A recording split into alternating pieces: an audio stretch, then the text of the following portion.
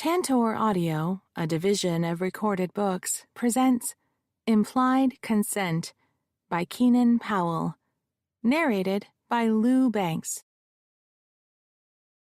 Chapter 1. I love the law. The law is my life. When I stepped out of the courthouse, microphones were thrust in my face.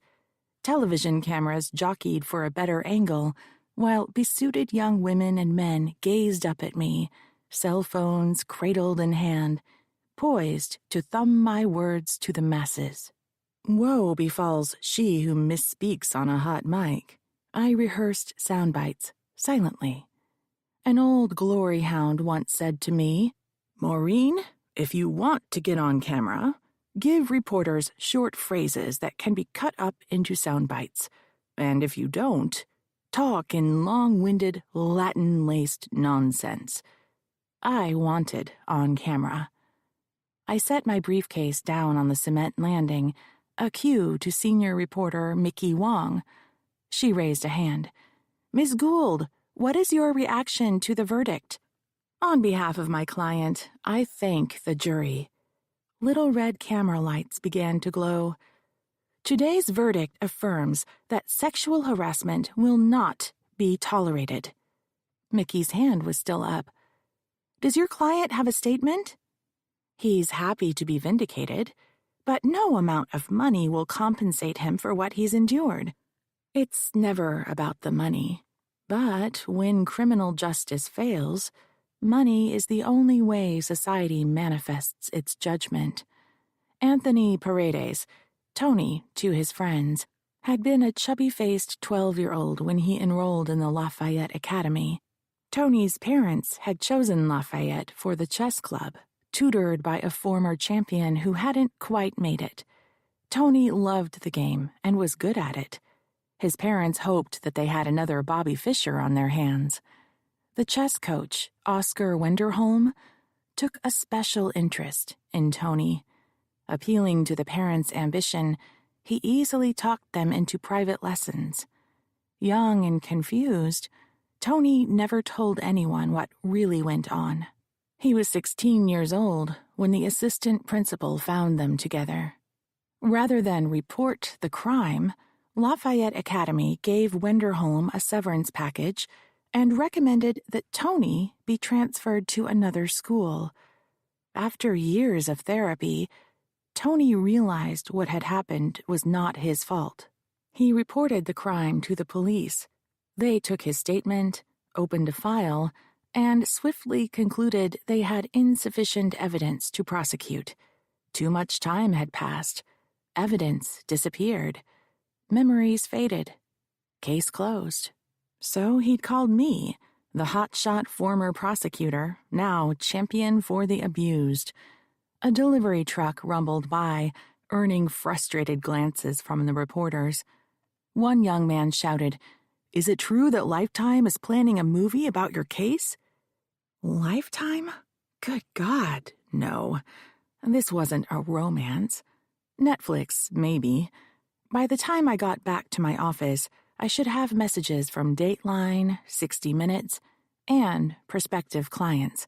Splashy winds always lit up my phone lines.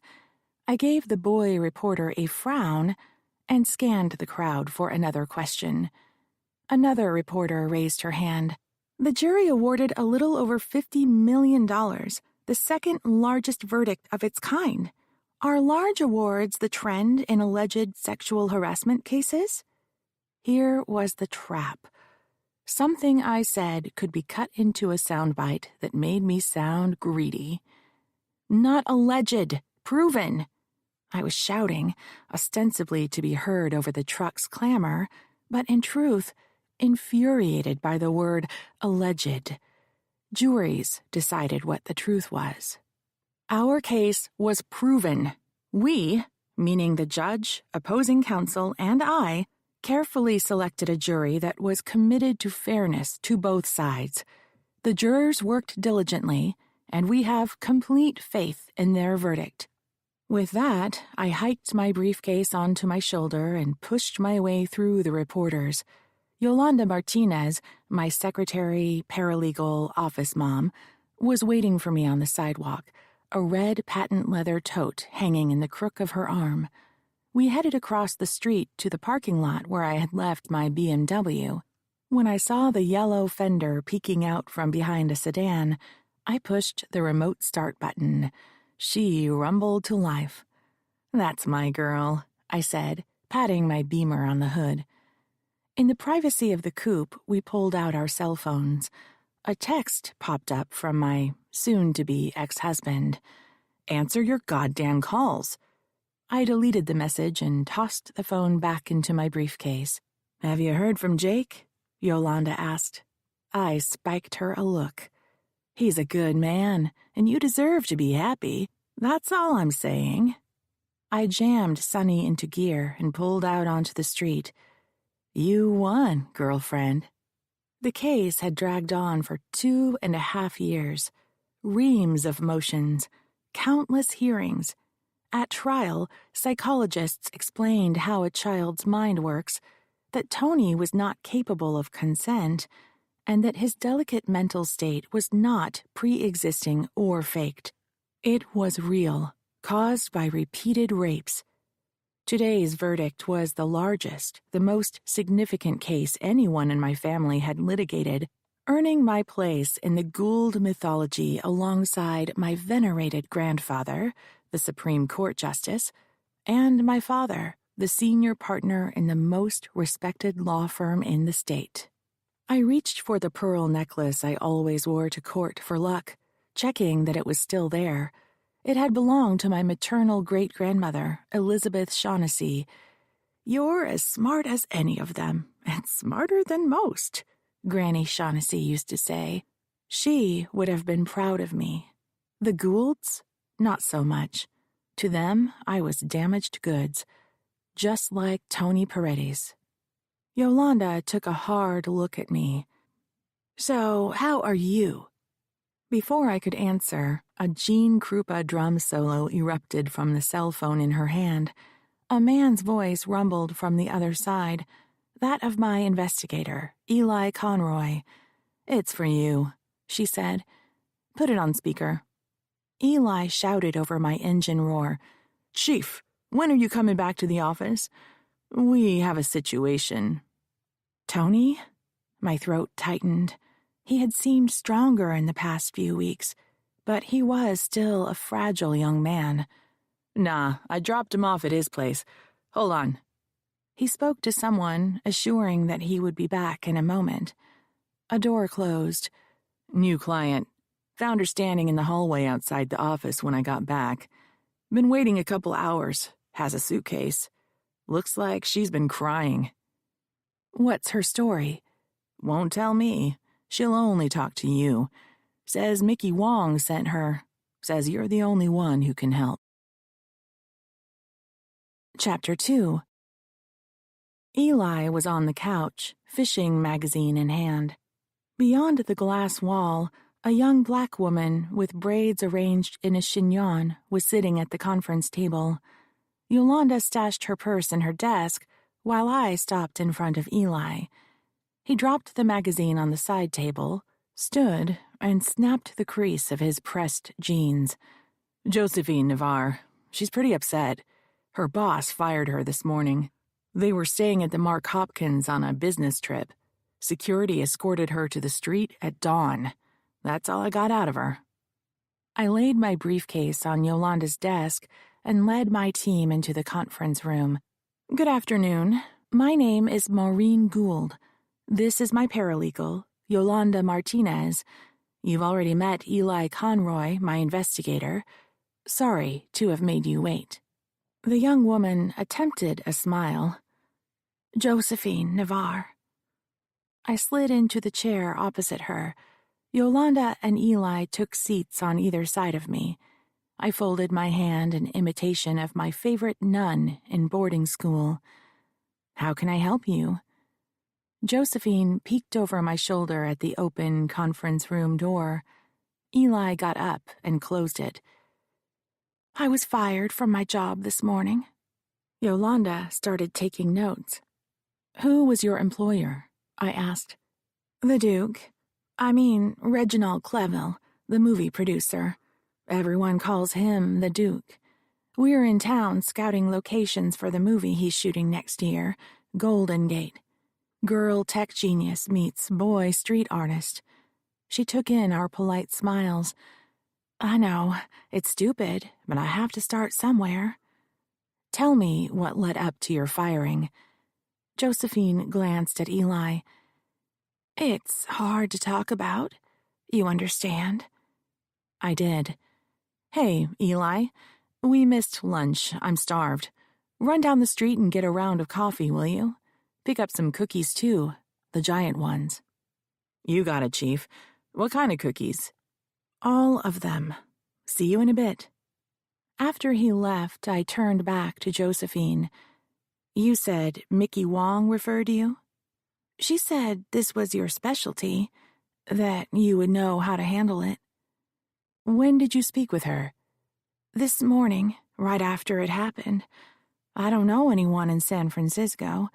She was on the TV news last night, talking about this big case you have, so I thought she'd know who I could talk to. I didn't know who else to call. I'm not the kind of person who goes running to a lawyer. I get that a lot. With periodic yammer about frivolous lawsuits, prospective clients need to show me that while other people might be gold diggers, they are not. They were really hurt. No problem. I'm not sure if I can help you. I might not be the right fit, or maybe you just need advice. I need to hear your story before we can decide what kind of assistance you need. But Mickey Wong said you were the only one who could help. I have nowhere else to go. She touched her suitcase. I can't go back to L.A. like this. My career is ruined. Something must have set Mr. Cleville off. Last night, we met some bigwigs for a late dinner. The Duke kept calling for more champagne, so there I was, sitting between him and another old guy, when the Duke slipped his hand between my legs and started groping my thigh. I have bruises. Do you need to take pictures? I wasn't sure I wanted the case yet. Maybe later. Tell me what happened next. Then the old guy on my other side started leering at me. I felt like I was on the dessert menu, so I told them I had to go to the ladies, but I went back to my room instead. I was kind of hoping the Duke was so drunk he'd forget about me. Did he? I wish. My phone rang around midnight. I had to answer. He's my boss. He sounded normal. He said the bigwigs had given him some ideas we needed to talk about, so I had to come to his suite. In the middle of the night? Day and night don't mean a lot in the movie business, so I went. When he opened the door, he was wearing a bathrobe. Yolanda looked up from her notes and gave me a side glance. Josephine caught her expression. Seriously, it's no big deal. I'd seen him prance around in the Buck before. Exhibitionist, whatever. I sat at the dining table where we usually worked. He said, "No, over there," and pointed to the couch. So I moved. He sat down next to me, opened his robe. Then he grabbed me by the back of the neck and shoved my head down. Do I have to say it out loud? She covered her mouth with one hand. Did he want you to perform oral sex? He made me, but I started gagging. Next thing I know, I'm on the floor and he's coming at me. So I kicked him. Maybe I shouldn't have done that, but it stopped him long enough so I could get the hell out of there. That's when I heard some giggling behind the bedroom door. It sounded like a couple of young girls. I went back to my room, laid awake, trying to figure out how to go home without making him mad. I could come up with a story, like my mother was in an accident. Then the landline rings. It was security, telling me they were in the hall and I had to let them in. One of them blocked the doorway, like I was going to run away, while the other guy watched me pack. Did they think I was going to steal the towels? As if. They steered me through the hotel, one on each side, like I was a prisoner. Then, when we got to the sidewalk, they told me I would be arrested for trespassing if I tried to come back in. Hell yes, I wanted this case. Yolanda will print our fee agreement. Do you need to take a quick break? Josephine shook her head. Yolanda left the conference room. A few moments later, I heard the printer grinding out paper. I don't know anything about lawyers, Josephine said. I mean, I know you go to court, but what exactly happens? We can file a lawsuit for damages. That means an award of money to compensate you for your lost income, your mental anguish, and to punish the wrongdoer. But I don't have any money to pay you. No worries, most folks don't. I can represent you on a contingency fee basis, where I receive a percentage of the recovery. It's all set out in the fee agreement. And how long does it take? It could be over next week if they settle, or go on for years. It depends on how the defendants want to proceed. Okay, fine, but I want this over fast as possible, and I don't want anyone hearing about this. Is there some way to keep it secret? Sexual abuse victims drown in shame. The only escape is to confront what happened, but that would put the spotlight on them. Like Tony Paredes, they're afraid of being blamed, so they're trapped with their secret. Abusers count on it. The scars on my arm began to itch. I rubbed my sleeve, trying to satisfy the urge to scratch. Josephine's eyes followed my movement. Bug bites, I said. Look, I've been working on sexual harassment cases a long time. I used to prosecute them, and as satisfying as it was to put bad guys away, I felt like I wasn't helping the victims. That's why I opened my own practice.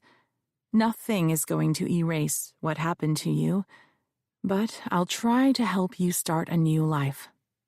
I just want it all to go away. The quickest way through is to make a settlement offer. Is that what you want? It might work. Hardly ever does, but it makes the clients feel better for having tried.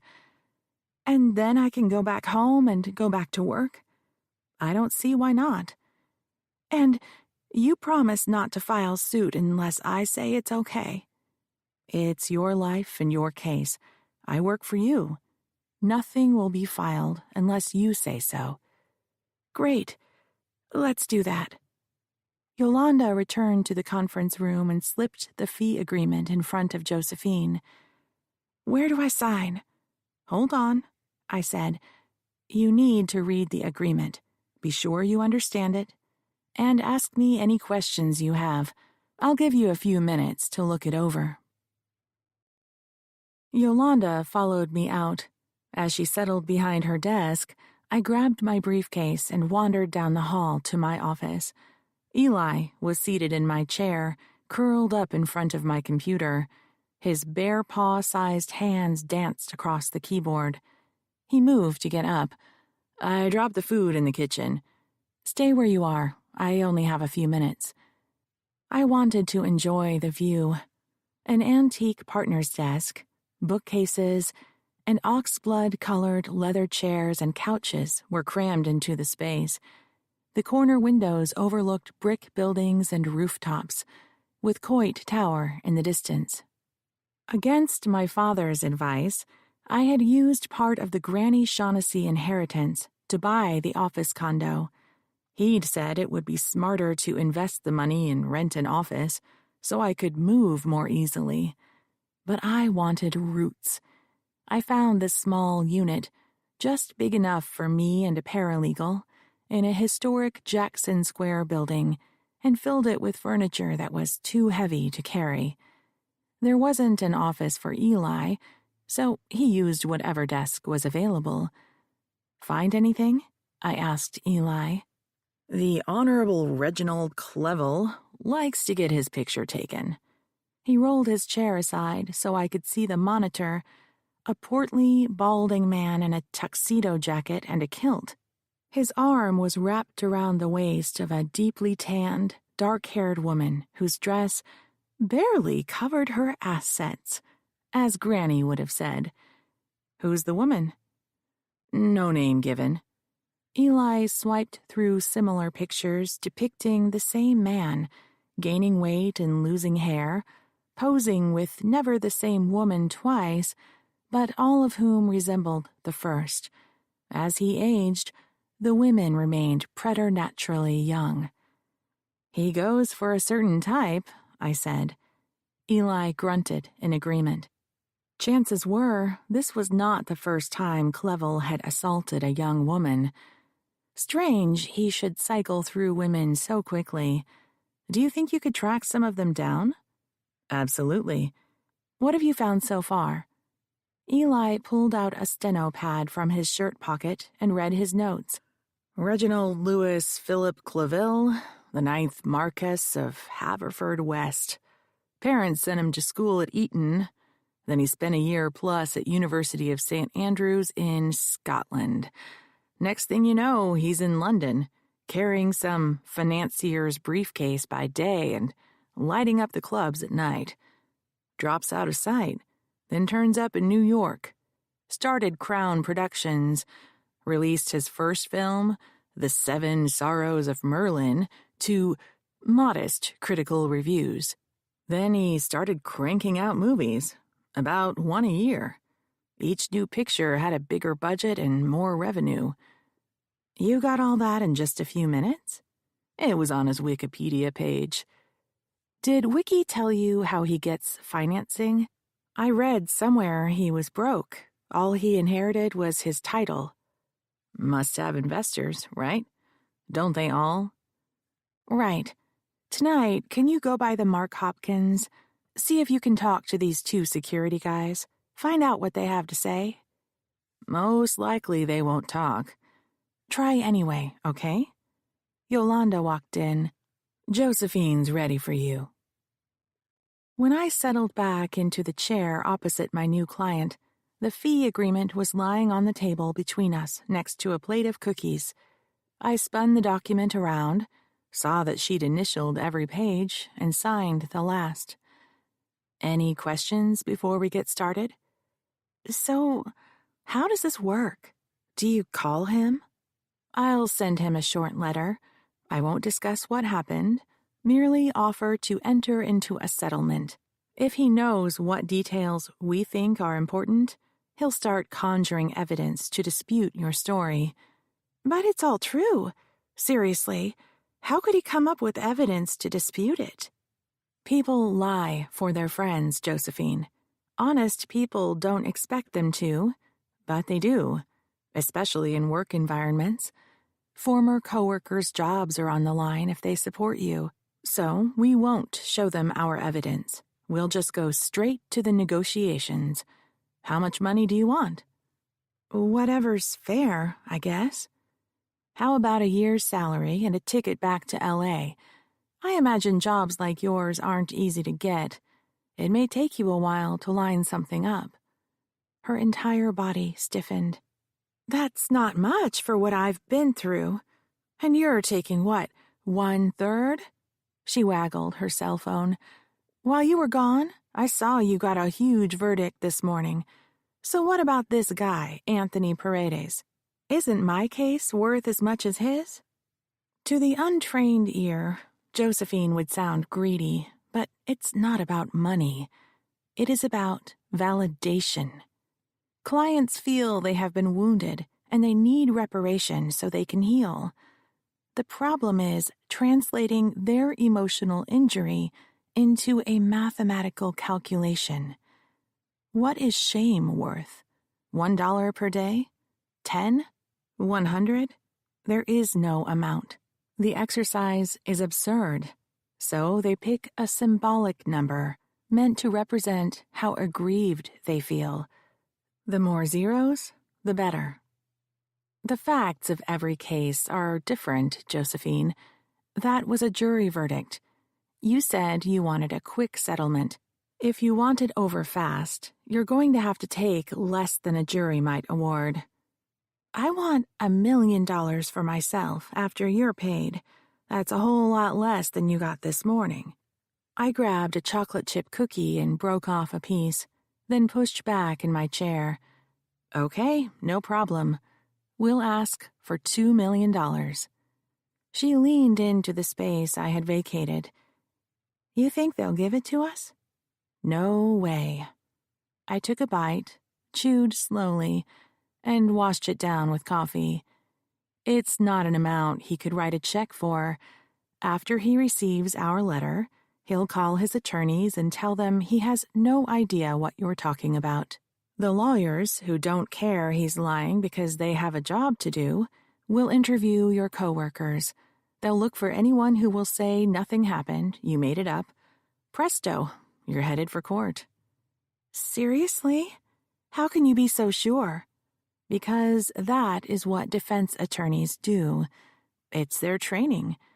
Our problem is, once they get to a witness, especially one who needs her job more than she needs to stand up for the truth, they will mold her testimony in his favor and lock her into it. I'd be surprised if anyone gets involved. That's the thing about Hollywood. When stuff flies, no one wants it sticking to them. Know-nothings are fine. They're better than coached witnesses. Meanwhile, the money guys get involved. At some point, they come up with a magic figure for what this case is going to cost them and what they're willing to pay to get out of it. When do we find out how much that is? Never. It's their little secret. So, honestly, opening with an amount that large, if you want to settle quickly, makes no sense. But if you're ready to commit to the long haul, we should file the case and discuss settlement offers later. Chapter 3. I don't know what the right choice is. Seriously, I want it over, but I don't want to walk away with nothing. I need money. I just got out of school and have all these student loans coming due. What would you do? Every client asks that question. If something like that happened to me, what action would I take? It sounded like a hypothetical on a college philosophy exam, a simple exercise in logic. Life wasn't that straightforward. Hard to say. Going into a legal battle is an intensely personal decision. It involves who you are, where you are in your life, where you're going, and how much you're willing to take on. Make no mistake, starting a lawsuit will be time-consuming and stressful. If you want to give the Duke an opportunity to settle fast, your only choice is to ask for a figure that is easy for him to come up with on short notice. I don't know. It's all so new. I had overwhelmed her with too much information. She was approaching mental paralysis. How about this? We don't ask for a specific sum. I'll just say we are interested in settling your claim for a fair amount. I like that. Great. Yolanda is going to settle you in a hotel close by while I get to work. The letter will be delivered this afternoon. I'll give you a call as soon as I know something. Meanwhile, don't talk to anyone, most especially the press. Not even Mickey Wong? Mickey was one of the good guys, but she was still a reporter. We had to lay ground rules before interviews in each and every case. Not now. Maybe later. Yolanda reserved a room for Josephine in a boutique hotel and put it on my credit card, then gave her a lift over there while I drafted the settlement demand. When Yolanda came back, I sent her up to the Mark Hopkins, telling her she could take the rest of the day off after she delivered our letter. I still had time to make my appointment. I parked Sunny in front of the Pacific Heights Victorian after cruising around the block to make sure my father's Jaguar wasn't nearby. This was my mother's home, inherited from Granny Shaughnessy. When my parents were married, she refused to leave. so my father had been forced to move into his wife's house. The door was opened before I rang the bell. "Good afternoon, Miss Maureen," the housekeeper said. She was new, meaning she'd been hired some time after I had gone to boarding school, 20 years before. I had met her a few times, but could not remember her name. I stepped into the shadowy vestibule, several degrees cooler than the outside temperature. "She's expecting you," the housekeeper said. She led the way up the sweeping staircase to the second floor, as if I were a guest in the house I had grown up in. I suppose I was. Poor little rich girl. Right, that's me. She led me to the master bedroom my mother occupied, separately from my father. He had moved down the hall some time after I left home. "Thank you, Emily." My mother's voice creaked from somewhere in the gloom. "Thanks, Emily," I said to the housekeeper, as if I had remembered her name the whole time. My mother had been born in the four-poster bed, now silhouetted by light streaming through the windows.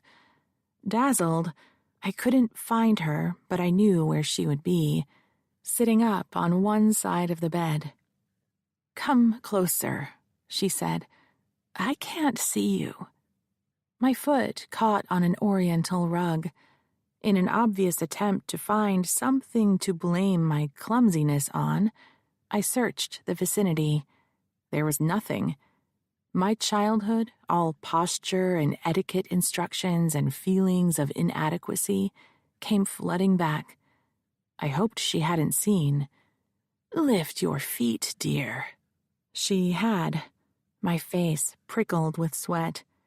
"Honestly, Mother, you should have this thing secured. It's an insurance nightmare." "As you wish. Now, come over here. Sit down."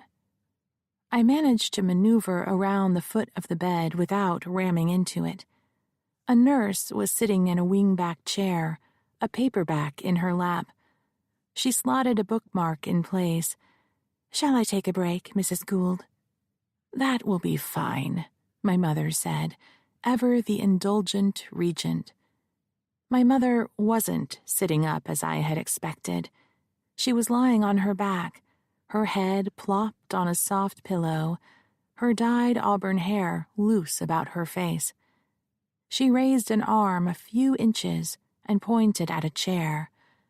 "Over there, dear, where I can see you." Her skin was ashen. "Are you okay?" I asked. "Just having a bad day.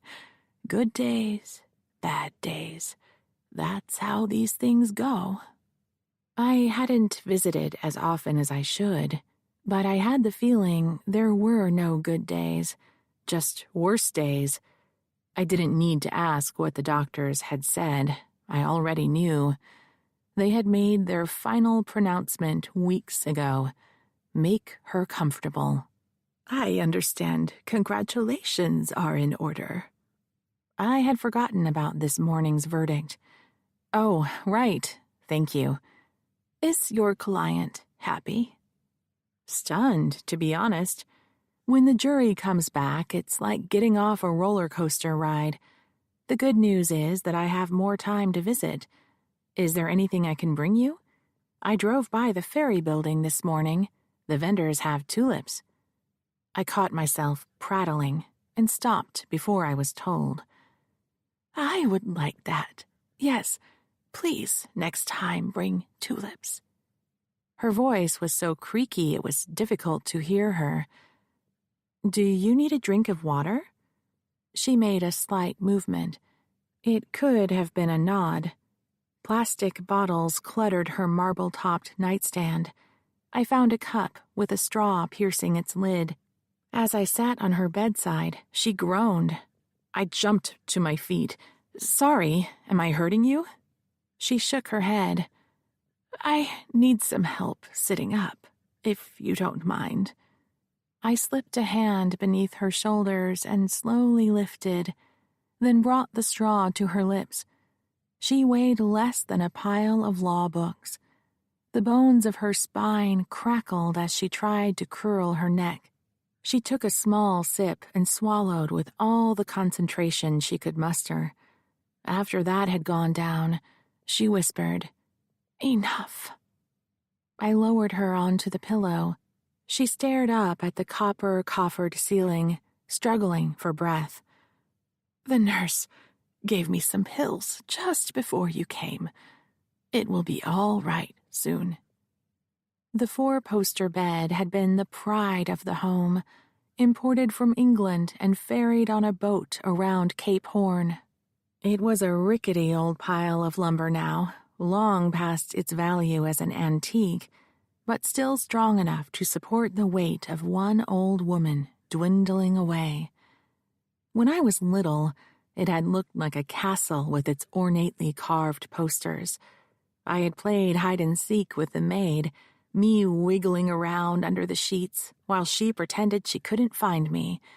It was so tall, pirates could bury their treasures underneath, safe in the knowledge their hoard was hidden, until that treasure, a forgotten half-eaten bologna sandwich, made its presence known. My eyes swept over the room. Upon the fireplace mantel were 2 silver candelabras, one with a small dent at its base. When I was little, I had stretched up to lift it. I wanted to look at the design. It was heavier than I expected, and I dropped it on the hearth. It bounced and clattered until it landed on a rug. I started to cry, worried that I would get into trouble. The maid comforted me by saying that no one would notice. Later, when my mother discovered the damage, the maid said she had knocked it over when dusting. My father had wanted to fire her, but my mother refused. I think she knew the maid had taken the blame to protect me. Something was amiss, but I couldn't put my finger on it. The room in all aspects seemed identical to how it had appeared in my youth.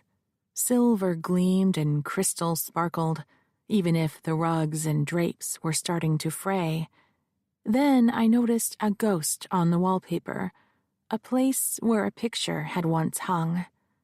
Growing up, I had been fascinated by the small Diego Rivera landscape over the bedside table. The story went that Rivera had been painting murals in San Francisco in the early 1930s, before the Golden Gate Bridge was built. One day, the city was enjoying atypical sunny weather. Granny, sensitive to his south-of-the-border need for light and warmth, rescued Rivera from his drudgery with her chauffeured Bentley, a picnic basket, and a bottle of Italian wine. They drove around San Francisco with the top down until he commanded the driver to stop. He clambered out, field easel in tow, and began a picture of the pre-bridge Golden Gate. The painting showed where the 2 peninsulas pointed to each other, with the brown hills of Marin County rolling away from blue bay waters. Thus they spent the afternoon, supping upon cheeses and wine, while he daubed oils upon a small board, and she witnessed his genius bring forth creation. After the light had faded, the chauffeur drove them back to his hotel. There, in the back of the Bentley sitting next to Granny, Rivera presented her with the painting. "A small picture para una bella dama, for a beautiful lady." Or so the story went. As a child, I wondered if the truth was more prosaic. As an adult, I toyed with the idea that the real story might have been more salacious. Granny had hung that small painting over her bedside table so she could see it the first thing in the morning and the last thing at night, and the strength of her personality was such that her descendants did not dare to move it. Now, in that place where the painting should have been, was a small oyster-colored rectangle. Where did the Rivera go? My mother's breathing had become regular. "Your father took it out for cleaning." How nice of Frank. One side of her mouth tightened. It was the gesture she made when she said, "Don't be like that, dear." For the life of me, I don't know why you use his first name. He is still your father. It started when you sent me away. A light breeze lifted the curtains, carrying in children's laughter from a nearby playground. She said, "You used to be Daddy's little girl." A long time ago. So it was. A few moments later, her body arched with pain. "What is it? Should I call someone?" "No, it will pass."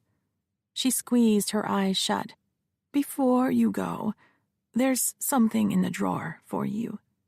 She nodded almost imperceptibly towards the bedside table. When I opened it, I found a manila envelope with my name written on it. "What's this?" "Don't open it now. Later, when the time comes." It had to be her will. I had assumed she appointed Frank as her personal representative. There was no need for me to have a copy. But she grimaced as she adjusted her position. "I'm so very tired, Maureen. So very tired." Should I hold her hand? I didn't know. We were never a demonstrative family, even in the best of times. I folded my hands in my lap. Sunlight glided across the floor in skewed shapes until only shadow filled the room. The door opened. A switch was flicked and the chandelier began to glow. The nurse crossed the room and stood beside my mother, taking her pulse. "She's resting comfortably." I heard quiet snoring. My mother's face had softened. The tension from pain, physical and otherwise, had drained away, and I could see why so many had remarked upon her beauty. Even like this, drugged and emaciated, she had a grace about her. "She'll sleep for a few hours," the nurse said. It was time for me to go. "I'll be back tomorrow." "I'm certain she will enjoy that." When I stood, the nurse said, "Don't forget the envelope. She said it's important." Chapter 4. My feet ached. All I wanted to do was kick off my heels and feel the cool concrete floor of my loft. As I slipped the key into the lock, the door drifted open. I was sure I had locked it that morning, both the knob and deadbolt. Not crossing the threshold, lest an intruder leapt out at me, I nudged the door open with my shoe. Germaine Greer, the Siamese my ex had given me, wandered across my view, flicking her tail, and sauntered down the hall. The sound of gliding metal reached me as an unseen closet door moved across its rails. Footsteps echoed. A man's low voice cooed. The cat purred. Jacob Kuhn, my soon-to-be ex, was in my home. I stepped inside and slammed the door shut. The cat hissed, thumped to the floor, and skittered away. I hoped she'd scratched him. He stepped into view, 6 foot, athletic, black hair, square jaw, lightning white teeth. He wore faded blue jeans and, on the broadest shoulders I'd ever seen, a San Francisco Police Department t-shirt, a memento of his time on the force before law school. I felt a tingle in the bottom of my stomach. "So, you're home," he said. "So, you're breaking and entering." "Technically, Red? No." He drew out the last word. "I have a key." Sparring with another lawyer was not what I had imagined for my evening, but arguing was who I was. He'd known that when he married me. "Technically, Jake, yes. Your name is not on the title, since I bought it before we were married." The judge said we were to set up a mutually agreeable time so I could get my stuff, but you don't return my calls. I was in court. Congratulations are in order, I hear. Jake rubbed the hand Jermaine Greer had scratched. That was what he got for coddling the cat that was supposed to be mine. He flopped on the couch and threw his feet on top of the coffee table, furniture we had picked out together. I dropped my briefcase on the floor, peeled off the blazer that was sticking to me, and dropped it on the granite counter of the combination kitchen-living-dining room. The open concept design was one big airy box with artistically swirled concrete floors and urban chic pipes overhead. I wasn't sure whether the pipes functioned or they were just a 20th century version of crown molding. I kicked off my heels and sent them flying across the room. Missed, he said. Wasn't trying. Wine? If you're buying. You pour while I change. I started unbuttoning my shirt before I walked out of the room. Need any help? I slammed the bedroom door. To say I was conflicted would be an understatement. The man still made my heart patter, but I had felt trapped by our marriage. It wasn't anything he did. By the time the wedding afterglow had burned off, he was just a normal man going about his business, hanging his clothes in my closet, taking showers in my bathroom, eating over my kitchen sink. Normal stuff. Whatever was wrong was inside of me. I stripped, hung my bra on a doorknob, then shimmied into an old, thin t-shirt and running shorts. Mixed signals, I knew. Wrong of me, without a doubt. But I yearned for the intimacy I had with Jake. It had been a long time. As I padded out in my bare feet, he followed my entrance, a wine glass held to his lips. I picked up the goblet he'd left on the coffee table for me and sat just within arm's reach. Hello, beautiful lady. Come here often? I took a sip of the Chablis. Just on weekends. It's Wednesday. He reached down, gripped my feet, and pulled them into his lap. I lay back on the couch while he massaged. Tell me about your day. I wanted to hear every monotonous, mind-boggling, ridiculous, bureaucratic protocol and umbrage-taking that came with working in the district attorney's office. We had met there when we were both prosecuting. Just your basic dragon-slaying stuff, Jake said, combing through spreadsheets, looking for assets buried in money laundering schemes, hunting for secret investors. I snorted. Someone's got to do it. I know. It's important work, but sounds funny the way you talk about it. I propped myself up on an elbow. Hey, what do you know about this movie, Golden Gate? How it's getting financed? Never heard of it. Do you know who's involved? Reginald Claville. I was just wondering where he got the money. Looking for deep pockets? Got a new case? If I did, I couldn't tell you. He squeezed my toe. I squealed and pulled myself to a sit. When he reached to brush my hair away from my face, I caught sight of his wedding band. Mine was in a jewelry box on top of my dresser. Could you take that off, please? I asked. It's just a ring. We'd had this discussion before, many times. It means something special to you, I get that. And I cherish how you feel about me. You're the only person who ever made sense in my life. But the ring makes me uncomfortable. It's like if we're married, we're not us anymore.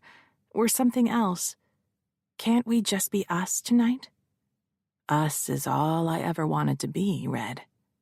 He pulled the ring off and slipped it into his pocket. Then he took both my hands in his own and kissed my palms. Chapter 5. The next morning, Jake was still asleep when I woke. I felt a tickle deep inside. Last night had been a new beginning. I wanted him to hold me again. I tugged on the sheet, most of which was wrapped around him. He twisted to look at me over his shoulder. Hello, you, he said sleepily. Hello yourself. He rolled onto his back and made room for me to snuggle. That's when I saw it. He had put his wedding ring back on during the night. I couldn't breathe. I pushed myself up and sat on the edge of the bed. I was dizzy. It's just a ring, he said. I gawked at the bedside clock. Oh my God, will you look at the time? It's 6 a.m. He ran a finger down my spine. I shrugged his hand away. Late for my jog. Since when do you run? He asked as I dived into the walk-in closet. I rummaged for trainers and found a pair on a shelf, brand new. I bit the tags off and tossed them onto the floor. I found some workout clothes in the bottom drawer of the built-in bureau and dressed. When I stepped out, he was pulling on his jeans. Got a long day, I said. Have to hit the office early. You know how it is when you've been in court for weeks. Lots of fires to put out. I can take a hint. Don't be that way. Me? It's just, I started. I would always love him, but the depth of intimacy he expected terrified me. I couldn't tell him why. I'm sorry. He whisked past me on his way out. Me too. Jake left so quickly, I didn't need to fake the entire jog. I settled for a brisk walk to the coffee pot. After I had showered and dressed, I lingered in front of the hallway closet, wondering whether I should bring a raincoat. I opened the sliding door to see Jake's banker box still on the shelf, with his high school athletic trophies poking out the top. He'd be back. When I passed the ferry building, the flower vendors had not opened yet. I made a mental note to send Yolanda at lunch to pick out a bouquet for my mother. I parked Sunny in a garage near my building, ran by a cafe and grabbed a raspberry mocha and the world's largest cinnamon roll, then went up to my office. After kicking off my heels, the first order of business was clearing the hundreds of emails and dozens of messages that had come in while I was in trial. When I got up from my desk to refill my coffee cup, Eli called. Went by the mark last night. And the security guys say there's company policy against talking about guests. Sort of what happens here stays here. And they don't want to get fired. So you got nothing. Nada. Sorry, Chief. I was still standing in the middle of my office, empty coffee cup in hand, computing our next step, when Yolanda came in with a messengered envelope. Inside was a letter printed on engraved stationery that bore the standard of Gould and Napier, attorneys at law. Only 2 Goulds practiced in San Francisco. I was one. The other was my father. Dear Ms. Gould, please be advised that our firm represents Reginald Claville and Crown Productions in respect to your recent demand letter. Your client does not have a valid cause of action. Additionally, as you will see from the enclosed contract, Ms. Navarre is bound by a non-disclosure agreement and arbitration clause. If she files suit, the court would no doubt immediately dismiss it. Sincerely, Ian Napier. My father had never entered into a case against me. Ian Napier was his partner, but the use of a minion didn't mean anything. Frank did not know the first thing about harassment cases. When I began prosecuting, he made it clear that sexual abuse law was distasteful. What happened in the privacy of one's own home or hotel room, or back of a car, or broom closet, was not a matter for the courts. The state could not legislate what went on between 2 people privately.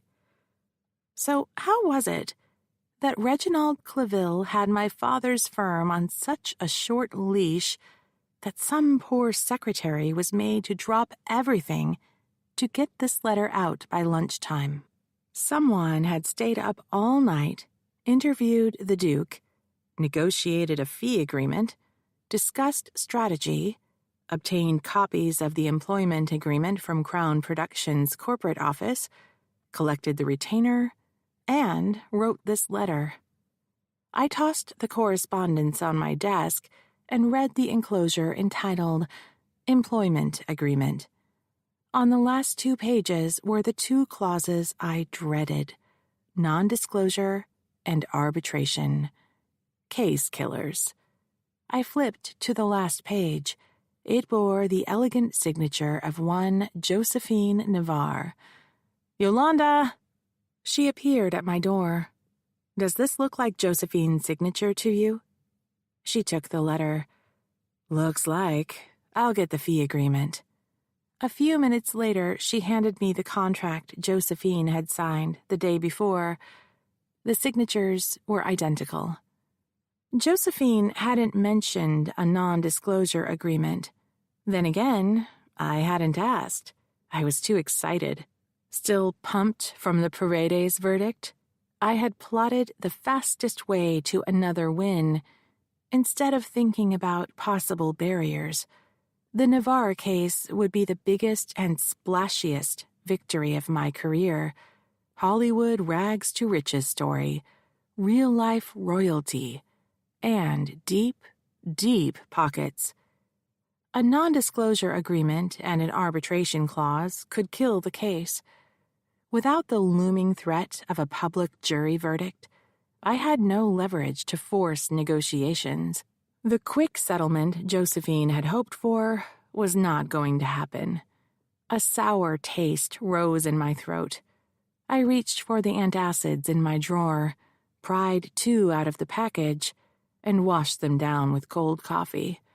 I pulled my heels back on. "Call Josephine. Tell her you're coming to pick her up." "When?" "Now would be good." Josephine arrived looking like the lead character in a television legal drama. She wore a short black blazer, white tank, pencil skirt, and 3-inch black patent leather heels, and carried a slender briefcase over her shoulder. After she settled into a visitor's chair, I offered her a copy of the letter and contract. "This came in an hour ago. Did you sign it?" She flipped through the agreement. "Maybe, but I can't be sure. I signed some papers when I was hired." "Did you read them first?" "What was the point? I wanted the job. They said it was no big deal. You know, industry standard." If she testified honestly that she hadn't read the agreement, she would be painted as a weasel, someone who would sign anything to sneak her way into Crown Productions. The defense would chant personal responsibility through the trial, arguing that when things hadn't gone as she hoped, it was everyone else's fault but her own. Juries love that stuff. What the contract says is you promised not to file suit if a disagreement arose. Instead, you promised to arbitrate. That means an arbitrator will decide if you have a case, and if you do, how much you're entitled to. It's binding arbitration, which means if you lose, there's no appeal and the case is over. So, no quick settlement, that's what you're saying? Exactly. Besides that, there is an NDA, a non-disclosure clause. You agreed not to discuss your employment with anyone. Josephine twined her fingers so hard her joints blanched. Am I in trouble because I came to you? Lawyers are okay, but from the defense point of view, you already violated the agreement when you talked to Mickey Wong. Then I'm screwed. Is that what you're saying? Not at all. The right judge could find that this agreement is not enforceable, but to get a decision like that, I have to file suit. Can't we make a settlement offer? We tried. They're not interested in settling quick. For all I know, the attorneys don't understand what happened between you and the Duke. He could be telling them anything, hoping you're too ashamed to tell the whole story. Or they do know the truth and they don't care. They're just taking marching orders. Why would they do that? How could an attorney defend someone who is guilty? Because that's what they're getting paid to do. So, it's over. Not yet. Listen to me. I can file a lawsuit together with a motion asking the judge to find that both clauses are unenforceable. I'm confused. Why would they put something in the contract if it wasn't legal? Those clauses might be enforceable if this was a routine wrongful termination case, but it isn't. It's sexual harassment. You didn't bargain to have someone put his hands on you. It wasn't part of your job. We can arbitrate if that's what you want, but I'm worried about the NDA. If you don't challenge it in court, and they ever think you told anyone, they would come after you for damages. You mean he could get money from me? Even if I win? Seriously? That's exactly what I mean. How much? The agreement says you will pay him $2 million. So he shoves my head into his whatever, then he fires me and throws me out in the middle of the night, and I end up paying him $2 million? Galling, isn't it? Look, Josephine, I'm a fighter. If it were me, I'd take this to court, challenge the contract, and ask for a jury trial. Or I can go home with my tail between my legs. That is your third alternative. It isn't right. No, it is not right. Clients need time to come to a decision. 10 minutes was plenty. Can I get you anything? I grabbed my coffee mug. She shook her head. I walked down the hall and told Yolanda to clear my calendar for the rest of the day, anticipating I would spend the afternoon drafting Josephine's court documents. I dropped my cup in the kitchen. When I came back, Josephine was composed. If the judge does what you said and he lets us sue, then the Duke might agree to a settlement. It could happen, but here's the thing. Hoping for a settlement is getting ahead of ourselves. Let's just get this thing filed. Do you agree? I agree. File the lawsuit. She remained in her chair. Is there anything else? Like, what am I supposed to do? I can't just stay in a hotel for however long this'll take. We have a lot of work to do, and I need you for a few days more. Then you can go back to LA. And what do I tell my mom? That your lawyer said you're a brave young woman, and she is honored to represent you. Chapter 6. After Yolanda took Josephine back to the hotel, I spent the rest of the day and well into the night drafting the complaint and motion to set aside the NDA and arbitration clauses. I wanted it filed and handed to opposing counsel first thing the next morning. I'd show Claville and Frank that for every swing they took at me, I'd hit them back harder. By the time the documents were assembled in neat piles on Yolanda's desk, my eyes burned so much I couldn't see well enough to drive home. So I dug out the pillow and blanket stashed in the supply closet and lay down on my couch for a few hours of sleep. The next thing I knew, Yolanda was standing over me. Ready for company? Disoriented and jittery, I pushed myself up. A takeout bag and a large paper cup were waiting for me on my desk.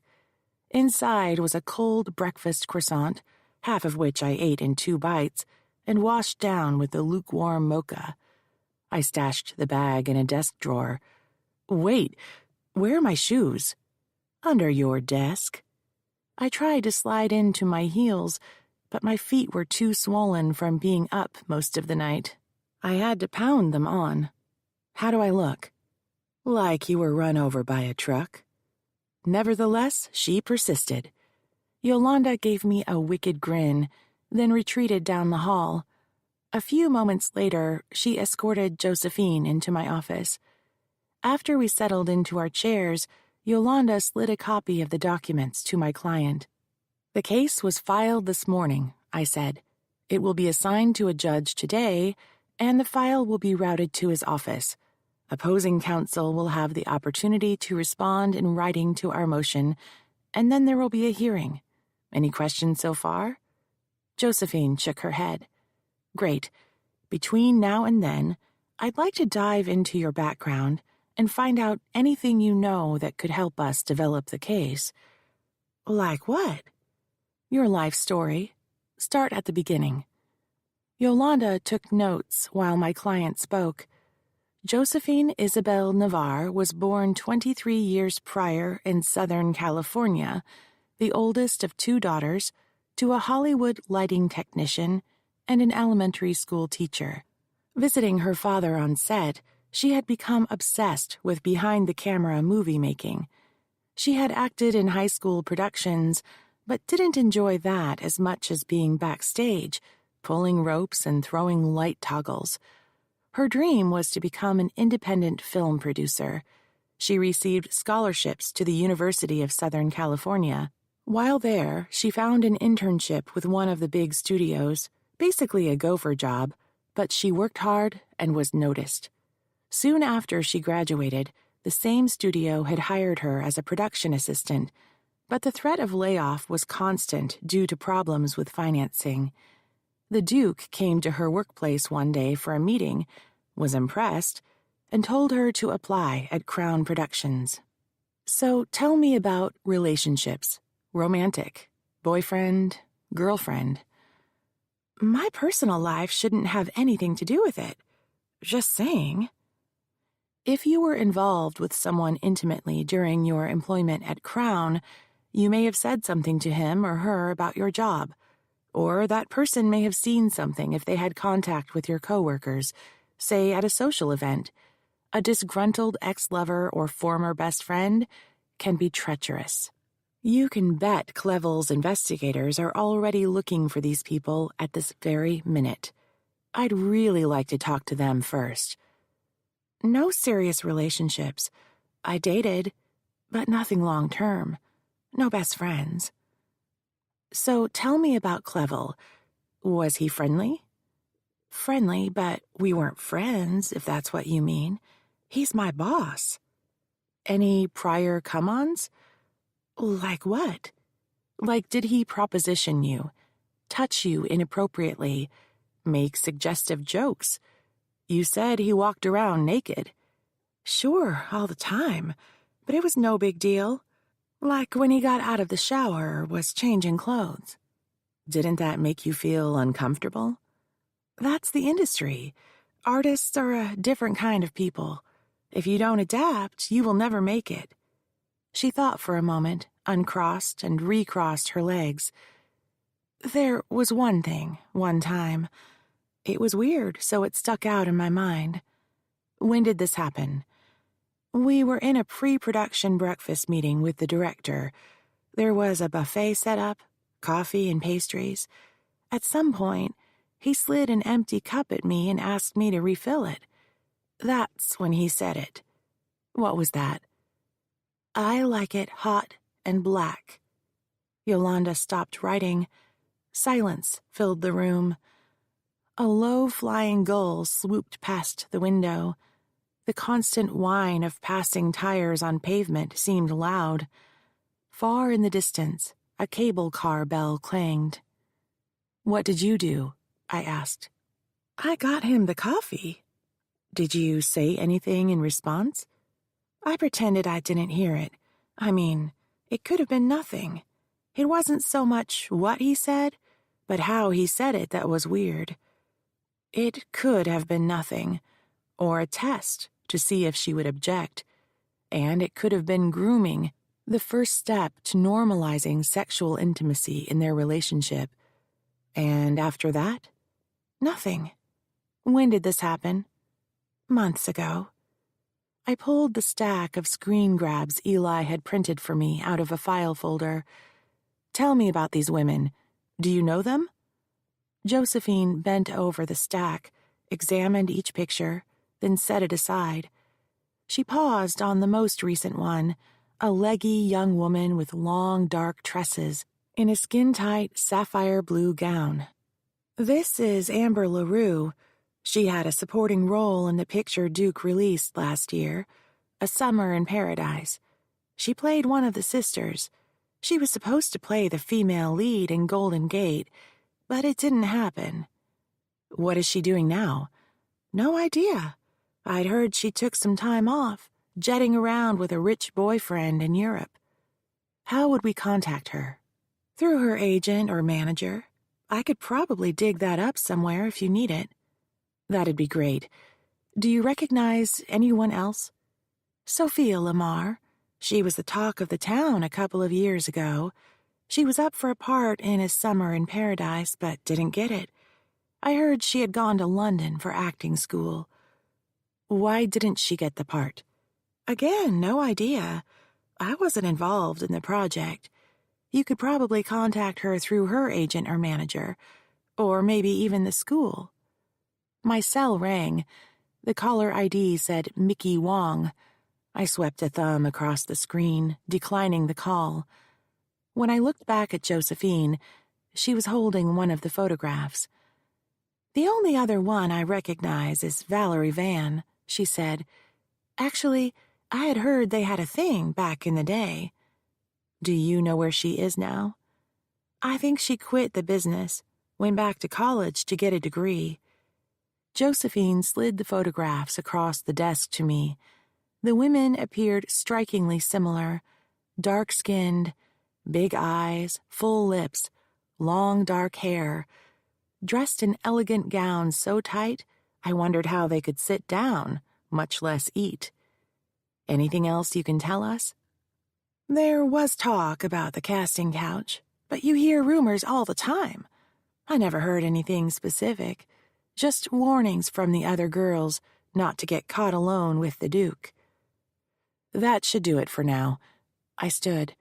Thanks for coming in, Josephine. I want you to sit tight at the hotel for a few days until we get our hearing date. Then you can go back to L.A. and fly up again if we need you. What am I supposed to do? If you think of anything else, make a note of it and give me a call.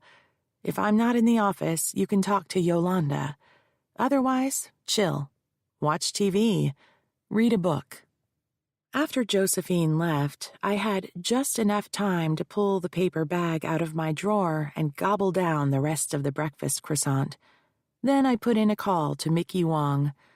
She answered with, Gould, you filed Josephine's case against Reginald Clevel. No warning. Not feeling the love. That was just this morning. I haven't had time to call. How did you find out? We watch for new filings. It's running on the evening news. You'll use her initials, right? You won't name her. Give me a break, Gould. I know my job. On the way out, I ran by the kitchen to grab the pink tulips Yolanda had waiting for me on the counter, then stopped by her desk. Give Josephine a call and let her know the press found out about the case. Mickey's running an item tonight. Let her know there's nothing I can do about the story, but she won't be identified by name. She isn't gonna like it. It's the best I can do. Just let her know. When I cruised by the mansion, Frank's Jaguar was parked on the street. I kept going. Chapter 7.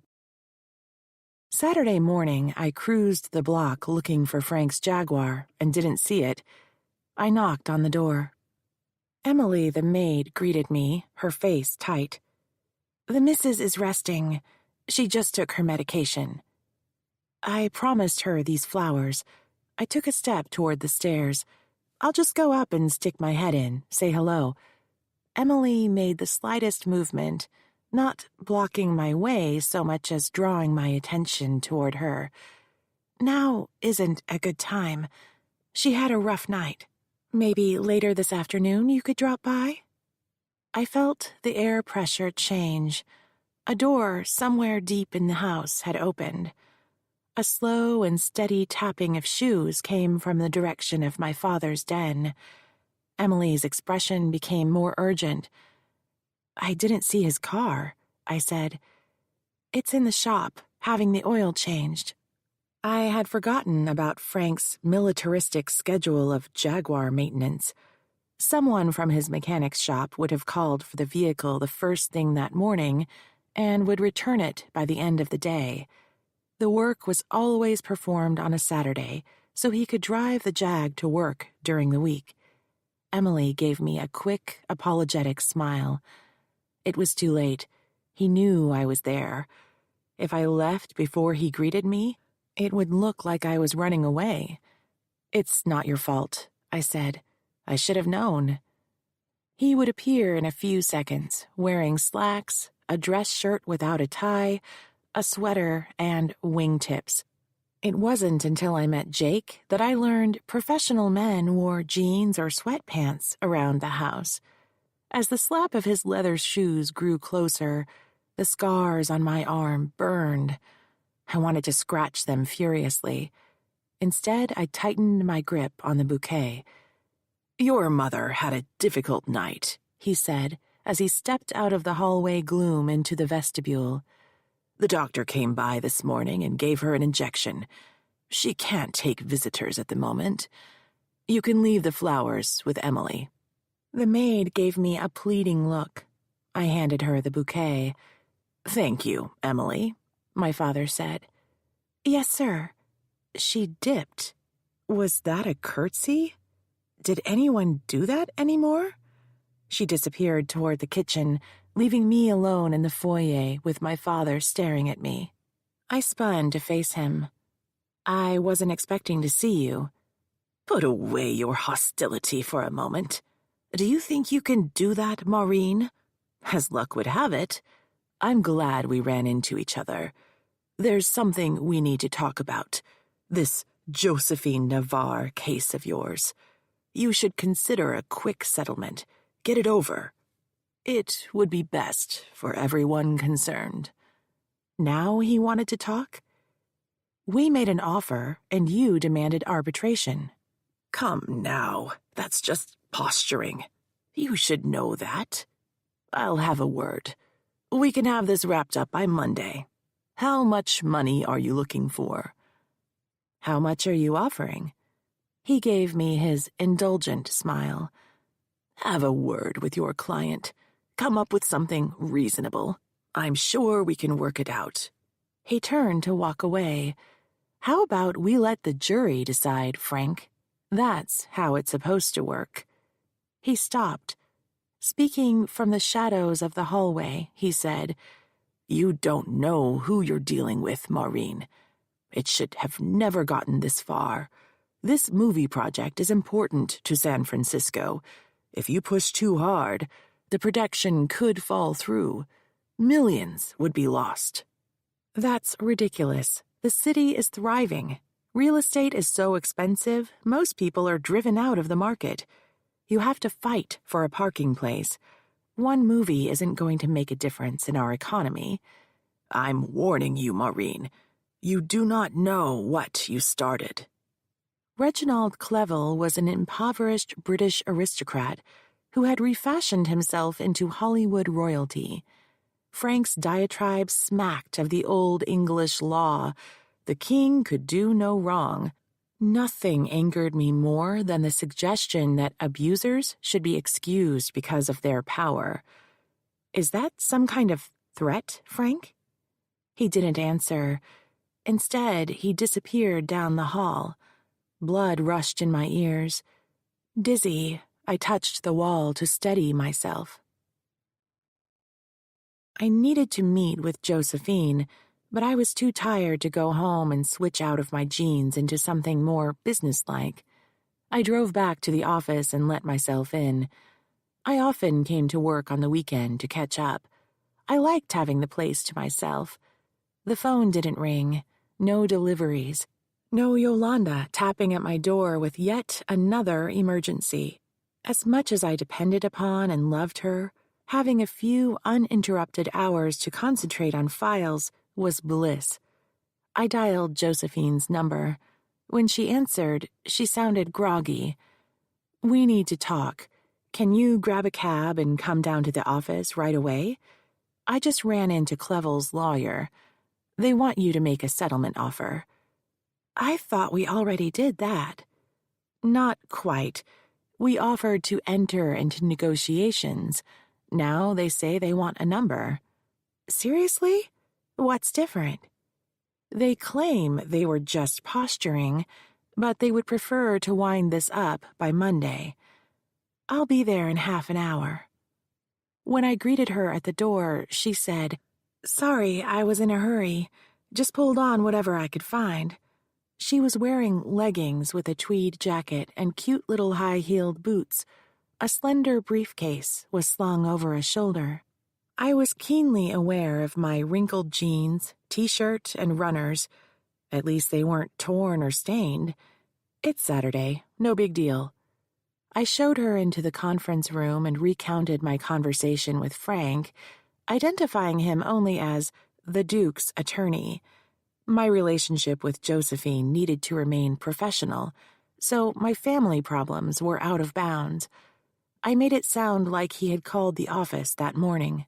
She didn't need to know that we were verbally sparring in my mother's home as she lay dying upstairs. "That's fabulous," she said. "I want this over with. I'm sorry I let you talk me into filing suit. It's going to get blown up all out of proportion. My life will be turned into a circus." Buyer's remorse was common. In the early days of a case, before the defendant responds and the court schedules hearings, plaintiffs feel like nothing is happening and wonder if they did the right thing. When you agreed to file suit, you were concerned about the non-disclosure clause and that you would have to pay them $2 million if you told your story. Have you reconsidered? I don't want this stuff getting out any more than they do. We can get a gag order, Josephine. It's pretty standard in these types of cases. The press would be prohibited from mentioning your name or showing your face. But once the case is over, the press can do anything they like? Is that what you're saying? Seriously, I don't want what happened to me getting spread around. Not in court, not online. Mickey Wong was not going to be happy if she didn't get an interview, an exclusive one at that. I'd have to make it up to her somehow. Josephine went on. "I get that this is an everyday thing for you, Maureen, but it isn't for me. This is my life. I want my life back. I've been cooped up in this hotel for days. I want this all to go away, and I want to go home." But what about the penalties clause? The $2 million if you tell anyone and they find out about it. That's just noise. I'm not worried about it. I'm not going to tell anyone. Ever. Okay, Josephine, okay. It's your case and I work for you. I'll handle it any way you want. How much money do you want me to ask for? I told you. Weren't you listening? I want $1 million in my pocket after you're paid. You get a third, so ask them for $1,500,000. That doesn't leave you any room to move if they counteroffer. Okay, fine. Then $2 million. I understand where you're coming from, but as your attorney, it's my job to consider the long game if we don't settle now. Here's the problem with sending a number that high this early in the case. They aren't going to agree to it. They want out cheap. My case is not cheap. I am not cheap. You just got the huge verdict against that school for that Tony Paredes guy. Everyone knows. $2 million is a deal by comparison. She reached for her briefcase. Do you need me to sign something, or can I go? After she left, I sent an email to Ian Napier, Clevel's attorney of record, and copied Frank, setting out Josephine's settlement offer of $2 million. Josephine called my office twice a day for news, and twice a day, I told her that I'd call her if I heard something. They never responded. The hearing was inevitable. Chapter 8. A few weeks later, I was seated at plaintiff's table with Josephine beside me, Eli in the pew behind us. Josephine had decided to fly home after our last meeting, and he had picked her up at the airport earlier that morning. A thick file waited on the judge's bench. At the defendant's table sat Reginald Clevel. Beside him, Ian Napier flipped through papers. In the first pew behind them were two men wearing conservative but expensive dark suits. One looked familiar. He was movie star handsome with square jaw, broad shoulders, and styled hair. The other was older, doughy, with a comb-over and thick glasses.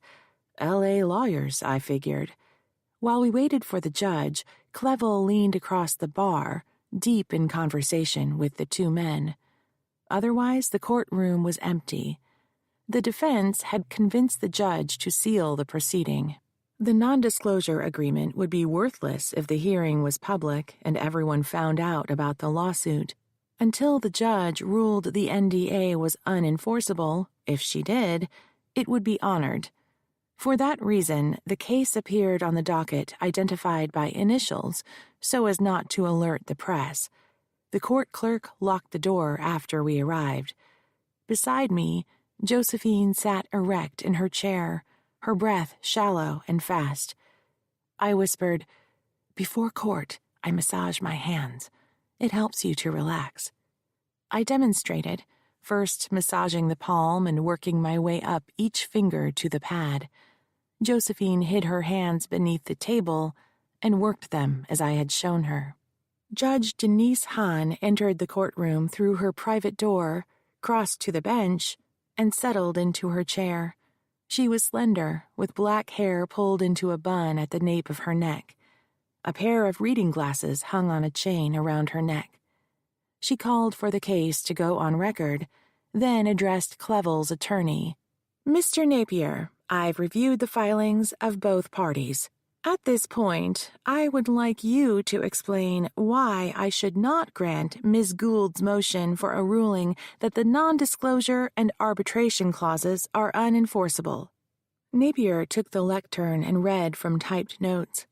"Your Honor, firstly, it's about the sanctity of contract. Parties are entitled to the utmost liberty to arrange their affairs according to their own judgment. Secondly, it's about personal responsibility. Ms. Navarre entered into the contract volitionally. Where would the society be if everyone were allowed to back out of their promises? We couldn't operate. Finally, my client detrimentally relied upon Ms. Navarre's promise to abide by these clauses when he hired her." Napier turned to the two attorneys in the gallery. They both gave him short nods. He went on, "Movie production is a highly competitive industry, Your Honor. If the particulars of a production are leaked, such as the script, an unscrupulous company could rush a similar story to the theater, thus capitalizing on Crown Productions' pre-release publicity and usurping ticket sales. By example, Your Honor, when a moviegoer has already seen one space opera, he is unlikely to spend his valuable time and money to watch another one anytime soon. Thus, the monetary value of the project hinges upon secrecy. Ms. Navarre's employment agreement is identical to all of those entered into by Crown Productions. The goal of the contract with Ms. Navarre is to protect the value of Crown's investment." "Thank you, Mr. Napier. Now the court will hear from Ms. Gould." As Napier sat down, Clevel greeted him with a pat on the back. I touched Elizabeth Shaughnessy's pearl necklace, remembering her words, "You're as smart as any of them, and smarter than most."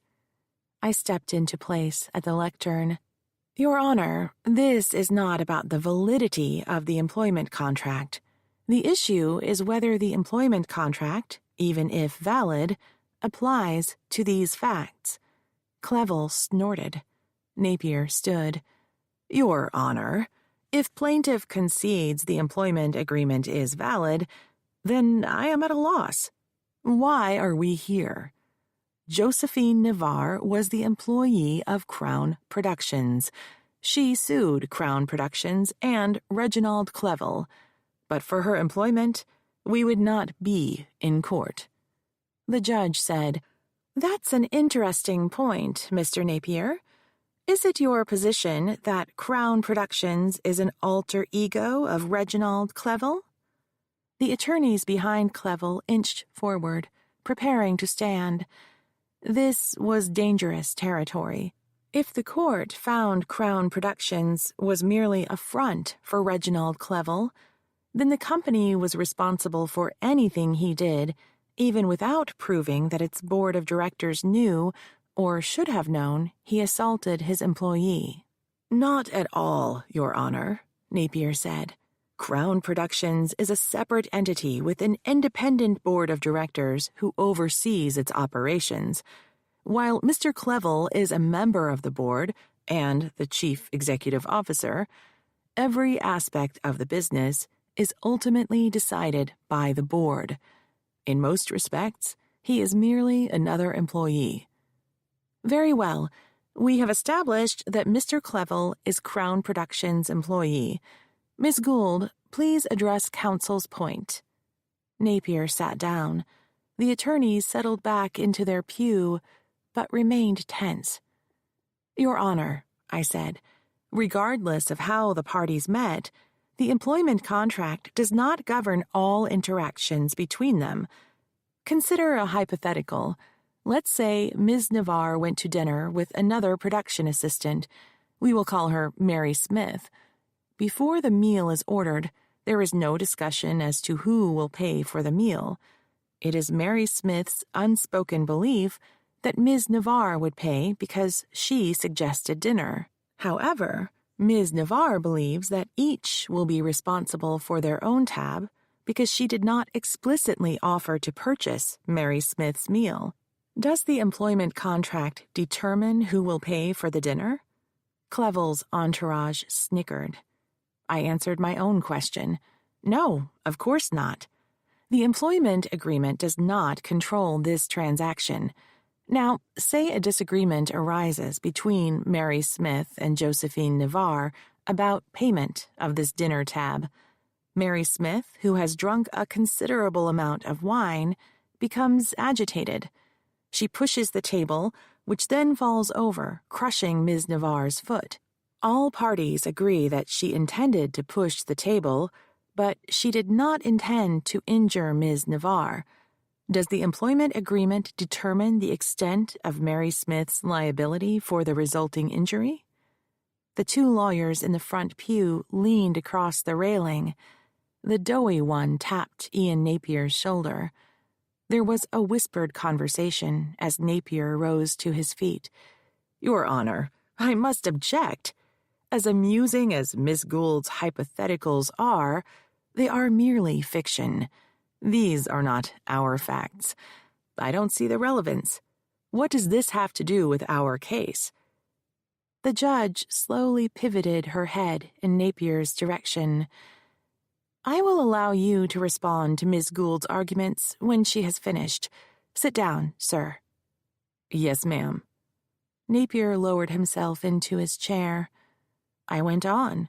Now assume that instead of pushing over the table, Mary Smith strikes Ms. Navarre across the face with the intent of causing her harm. Ms. Navarre falls out of her chair, strikes her head, suffers a subdural hematoma and a fractured jaw. Does the employment contract govern these acts? Napier was on his feet. Again, Your Honor, I must object. These hypotheticals are pure fantasy. The attorneys behind him were on their feet as well. The doughy one raised his hand. Your Honor, if I may be heard. State your name for the record, Judge Hahn said. Grant Houssier. I'm in-house counsel for Crown Productions, and beside me is Kenneth Vincent, our general counsel. He gestured in the direction of the movie star. In-house meant Houssier had an office in the same building as Clevel and worked exclusively for him. Vincent, however, would have other clients. Now I recognized him. Ken Vincent had been my father's associate when I was in college. My mother had invited me to dinner once when he was there. It felt like a setup. He was pleasant enough, but I felt no electricity. Eventually, he had moved back home to Los Angeles to work in the entertainment industry. No wife, no children. A confirmed bachelor who traveled extensively. Ken Vincent must have been the reason Clevel had hired Frank's firm. "Have you entered appearances in this case?" Judge Hahn asked. "We have not," Houssier said. "Then you may not be heard. Sit down, sirs." "Respectfully, I can have the entries filed later today," Houssier said, still on his feet. "On behalf of whom?" "We represent Crown Productions. Mr. Napier would continue to represent Mr. Clevel personally." It appeared a rift had developed between Crown Productions and Reginald Clevel. The movie company didn't trust Clevel or his attorney to protect them, and wanted their own lawyers involved. "Ms. Gould, what is your response?" "Justice delayed is justice denied" is not a cliché. Client stress is surreal. Josephine's commitment to her case had already fluctuated. From the corner of my eye, I saw my client picking at her cuticles. "Let them be heard," I said. "Very well. At the conclusion of Miss Gould's statement, gentlemen, you may make your argument. Now you shall all remain seated. I will not tolerate another disruption. You may proceed, Miss Gould." Ms. Navarre was hired as a production assistant. The judge held up a hand. "Did the employment agreement reference or attach a job description for this position?" The in-house counsel rifled in his briefcase and produced a sheet of paper. He stood, passed through the gate, and tried to shoulder his way to the microphone. I refused to move, which forced him to stand to the side. "For the record, Grant Houssier representing Crown Productions. I have the job description that is included in the employment package. The job titles match. If I may approach?" "Show it to Miss Gould," the judge said. Houssier handed me the piece of paper. The job duties included capturing footage, managing equipment, scheduling meetings, collaborating with others, and tasks as assigned. I handed the paper back to him. "Do you object to the introduction of this document, Miss Gould?" I couldn't see how the job description could hurt us. "No, Your Honor." Judge Hahn beckoned. "You may approach." Houssier crossed the well and placed the document in the judge's outstretched hand. "You may return to the gallery, Mr. Houssier." He walked past the defendant's table without making eye contact with Reginald Clevel. Judge Hahn slipped on her reading glasses and studied the paper. Then she peered over her lenses at Houssier. "I note that one of the job duties includes tasks as assigned." "Yes, Your Honor," he said. "Is it your client's position that when Ms. Navarre executed this contract, she agreed to provide Mr. Clevel with sexual favors?" Clevel launched out of his seat. "Never. Look at me. Do I look like someone who has to pay for women?" Napier grabbed Clevel's forearm. The Duke jerked away. Both L.A. lawyers were on their feet, whispering Clevel's name and pointing to his chair. He spun around and jabbed a thick finger into Grant Houssier's chest. The judge waited for silence before she spoke, like a teacher with an unruly class. The attorneys quickly gave her their full attention. Clevel, with no one engaging with him, faced her as well. "Take a seat, Mr. Clevel. You have an attorney speaking for you. I now put the question to all three defense counsel. Did the contract contemplate that Ms. Navarre would provide Mr. Clevel with sexual favors? Napier half stood. On behalf of Reginald Clevel, the employment contract did not include sexual favors, Your Honor. And counsel for Crown Productions, what is your response? Houssier stood. Prostitution is illegal in the state of California. Crown Productions did not agree to provide sex to Mr. Clevel. Very well, Judge Hahn said. You may be seated. You too, Ms. Gould. The judge folded her hands. It is the decision of this court that the cause of action pled by Ms. Navarre, sexual harassment and sexual assault, allege facts which, if assumed to be true, are beyond the scope of her employment agreement with Crown Productions. Accordingly, the employment agreement, and specifically the non-disclosure and arbitration clauses, do not apply to this cause of action. Ms. Navarre's motion is granted. The parties shall meet to schedule a trial date. Game on. The defense team exited the courtroom swiftly. When I had a chance to look at Josephine, she stared ahead. Are you okay? I asked. Eli was on his feet, twirling car keys around a finger, ready to take Josephine back to the airport. This is all your fault. I just wanted this over with. She picked up her briefcase and stalked from the room. Eli fell in behind her, giving me a reassuring look as he held the door open for our client. I pulled out my cell phone and turned it back on. Notifications of texts and calls buzzed, one after another. Jake had called, left no message, then texted to call him back. Yolanda had left several voicemails and texted that I needed to call the office as soon as I got out of court. I'd missed a call from a landline with a San Francisco number I immediately recognized, the Shaughnessy Mansion. Chapter 9. It was raining on the day of her funeral.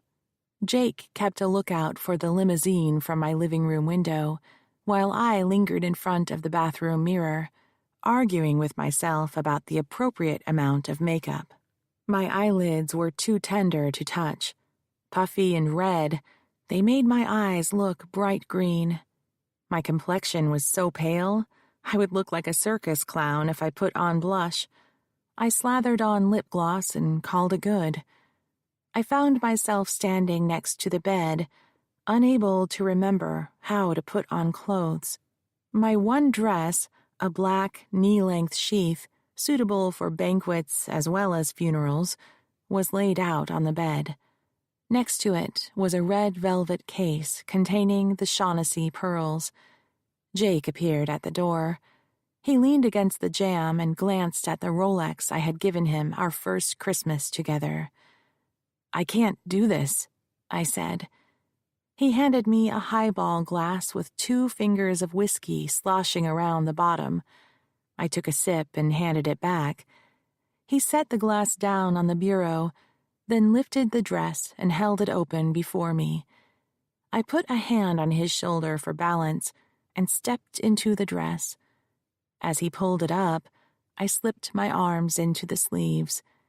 He stepped behind me and closed the zipper. I retrieved my drink and took a long sip. The cell phone in Jake's pocket buzzed. He checked the screen. They're here. I knocked back the rest of the whiskey. Shoes, he said. I slipped into a pair of low heels I had positioned at the foot of the bed. Are you good to go, Red? He reached an arm out to guide me from the room. We had taken 2 steps when I noticed my neck was bare. Wait, I said. The pearls. He retrieved the red velvet case and offered it to me. My hands were shaking. I can't. He flipped the case open, removed the necklace, and set the case back on the bed. I held my hair up while he draped the string around my neck and worked the fastener. When I heard the catch lock, I lowered my hair. He rested both hands on my shoulders. I'm right behind you." I reached up and squeezed his hand. "I know." It came out in a hoarse whisper.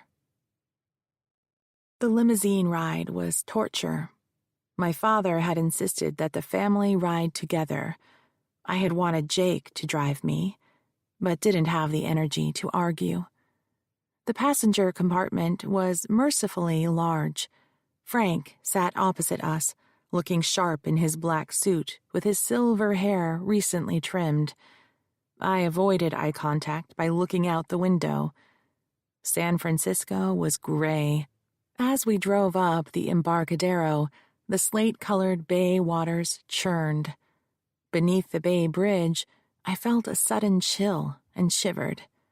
Jake rested his hand on top of mine. I was warm again.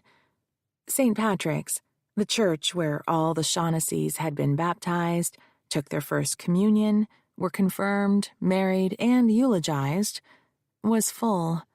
Those gathered watched my father as he led the way up the aisle. The mourners included my mother's girlhood friends and my father's business acquaintances. Ken Vincent sat with Ian Napier. Yolanda and Eli, my only allies, sat together. When we arrived at the front pew, I stepped in with Jake behind me. My father was forced to sit on Jake's other side. Mass lasted precisely 1 hour. A soprano performed Ave Maria. Frank read Corinthians 13, suggested by the priest. Ironic. On the ride to the graveyard, Frank was flicking his fingernails, a thing he did if he wanted to be elsewhere.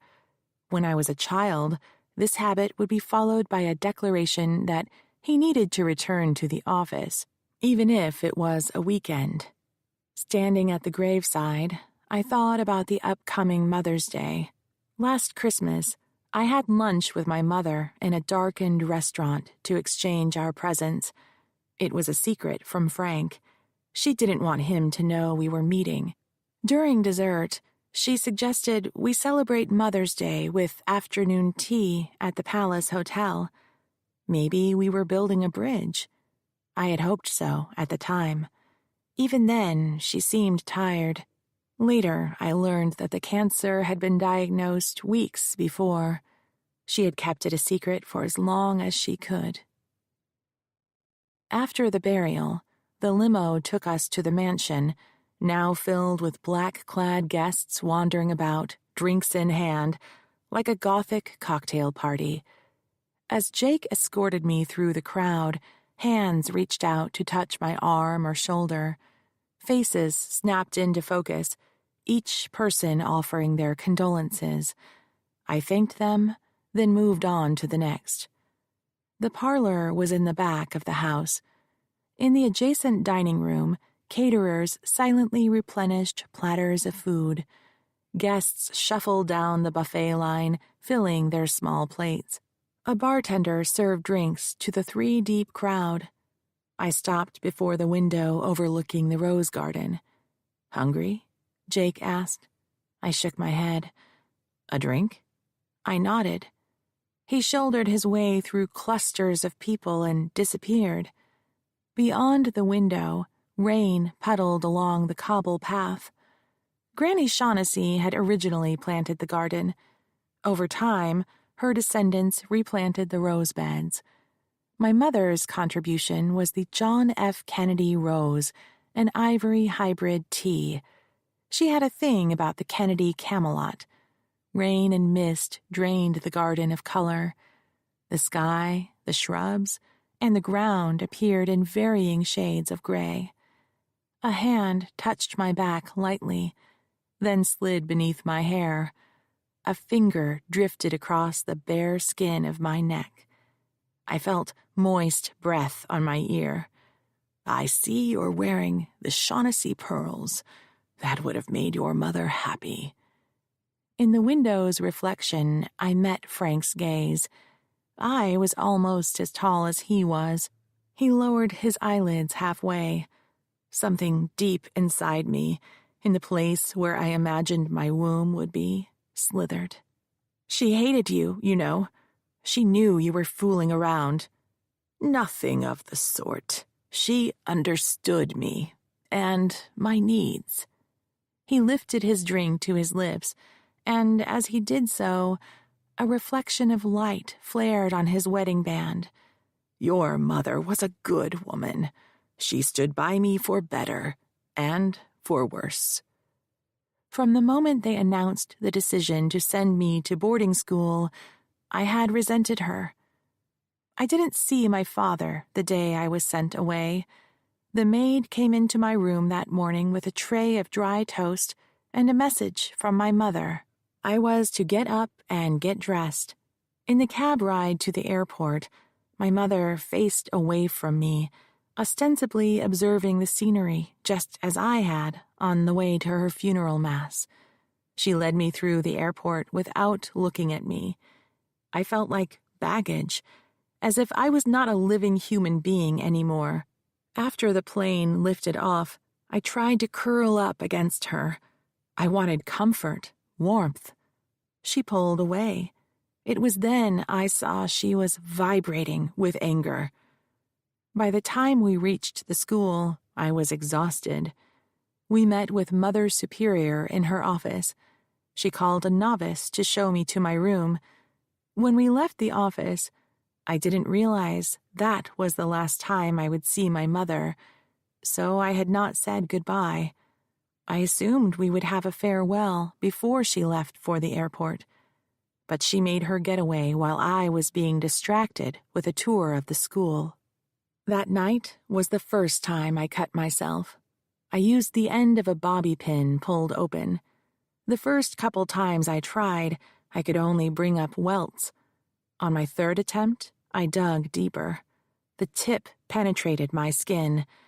A few seconds passed while I was mesmerized, waiting for something to happen. Would it hurt? During that moment, my fear vanished. So intent was I on the desire to witness every millisecond of the event unfolding. As glistening red beads oozed to the surface, a searing pain rushed up my arm, and I passed out. One of the other girls found me in the bathroom and shook me awake. She handed me a wad of toilet paper to mop up the blood and told me to go back to bed before the nuns found me. Later, it was hard to find anything suitably sharp because the sisters kept searching my room. If I hadn't managed to steal a knife from the kitchen or a pen from a teacher's desk, my fingernails would do. I found myself back in the present, in the mansion, pressing my forehead to the cold, damp window overlooking the rose garden. I touched my forearm, feeling the ridge of an old scar. At times I had cherished its bumps and grooves like badges of honor. Now I felt shame and disgust, with myself, with Frank, my mother, the nuns, all of them. "Join me in the library," Frank said. "We have business to discuss." He said it matter-of-factly, then drifted across the room and down the hall, confident that I would follow. I fell into step like an obedient puppy. In the den, he stood before a sideboard, pouring brandy into 2 snifters. "Close the door." The room had been the sanctuary of generations of men who had married into the Shaughnessy family. It was masculine, dark wood paneling and bookcases filled with fat, leather-bound books. The fireplace, blackened from use, was unlit.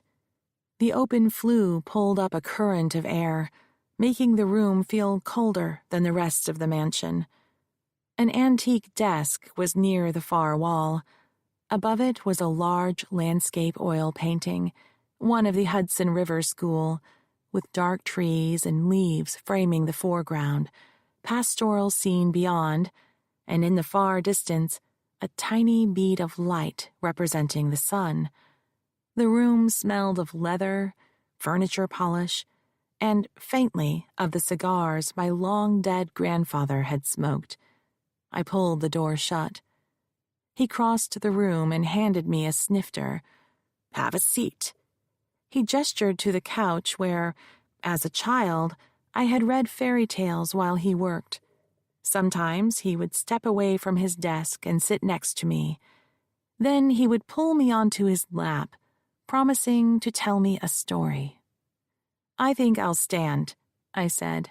"As you wish." He leaned against the desk. "It's about the house." The Shaughnessy Mansion. That was how it was always referred to. It was part of my mother's inheritance.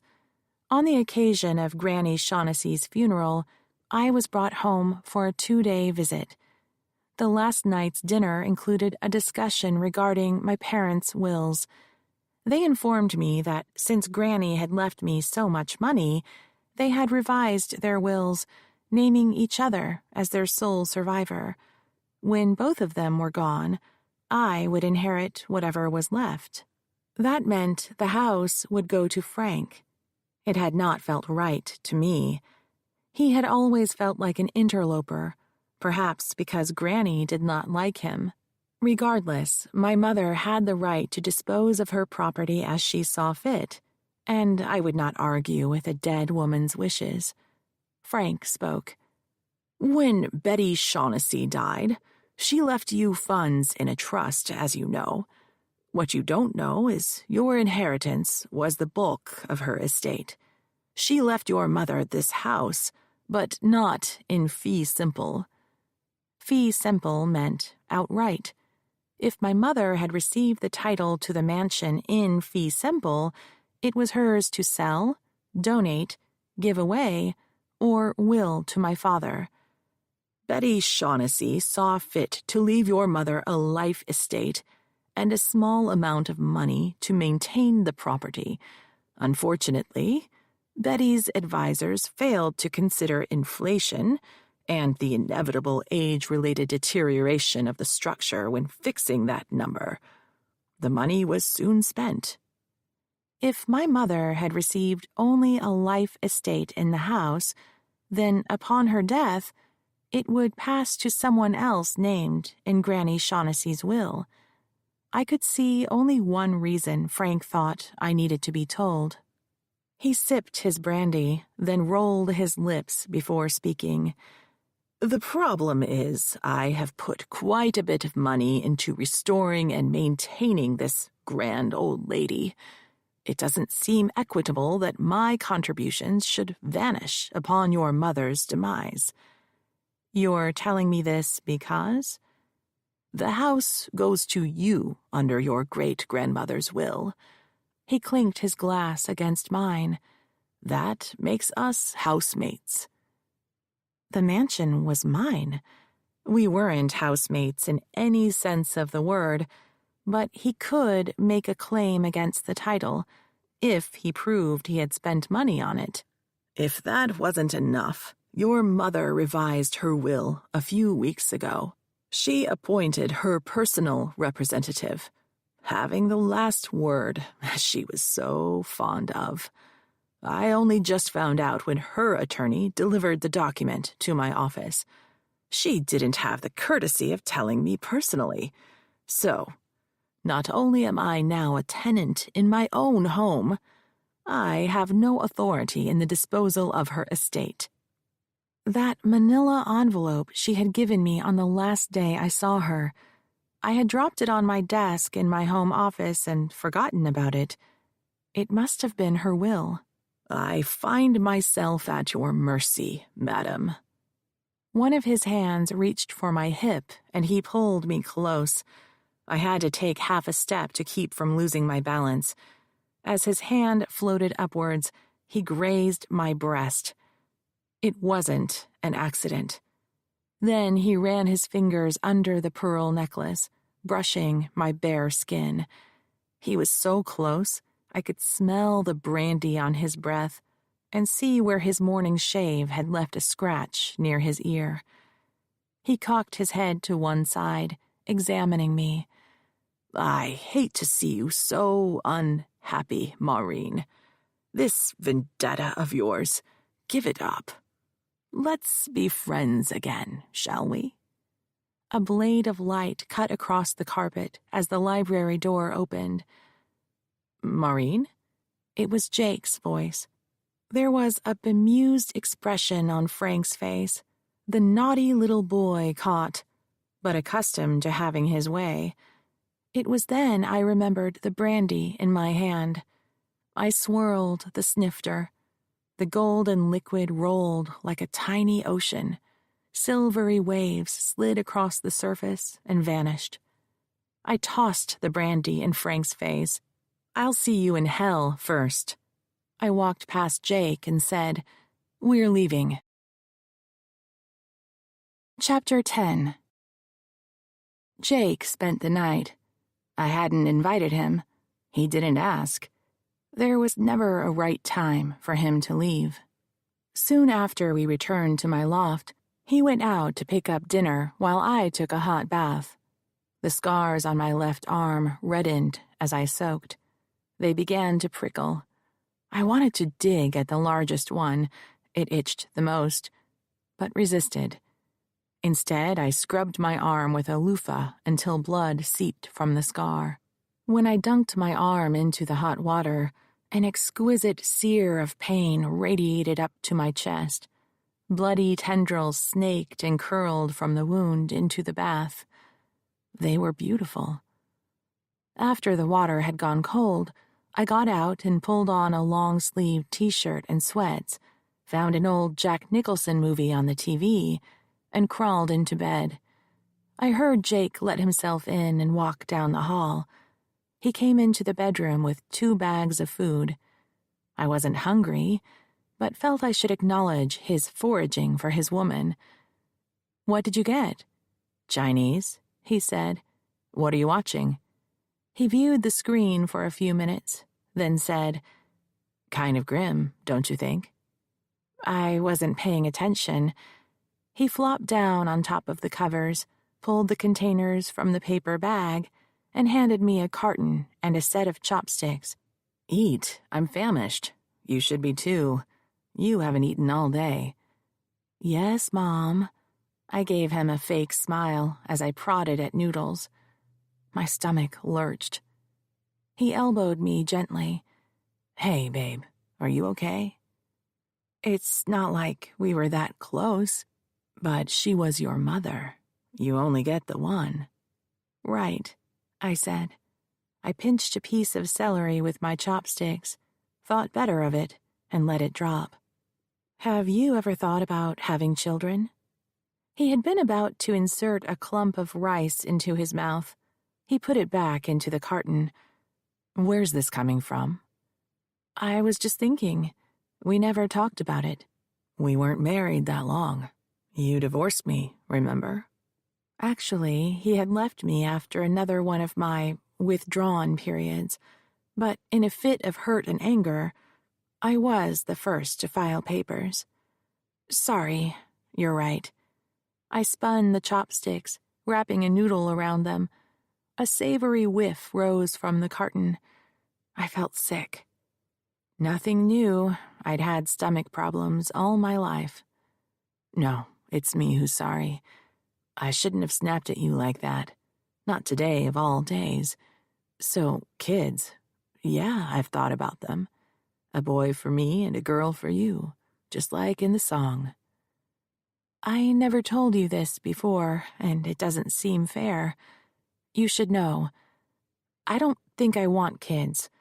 In theory, it sounds nice, but can you imagine sitting up all night with a colicky baby, then going to court?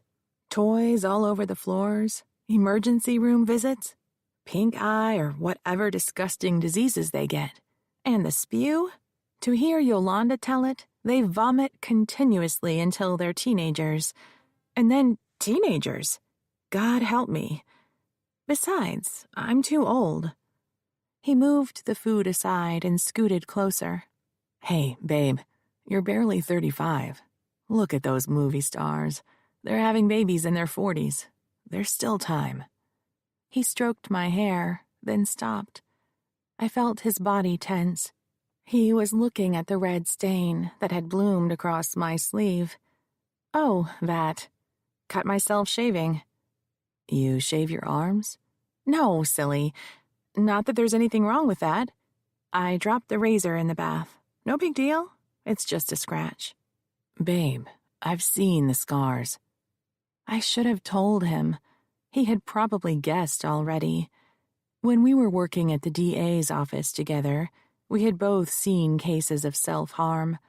He would have suspected the truth, not the details, but he would have the broad outlines. I groped for words, knowing that the first revelation would lead to question after question, until he dug so deep I didn't want to answer anymore. He was a lawyer, after all. When we did talk about it, he was entitled to the whole story. I wanted to feel safe enough to share it with him, or not care about the consequences anymore.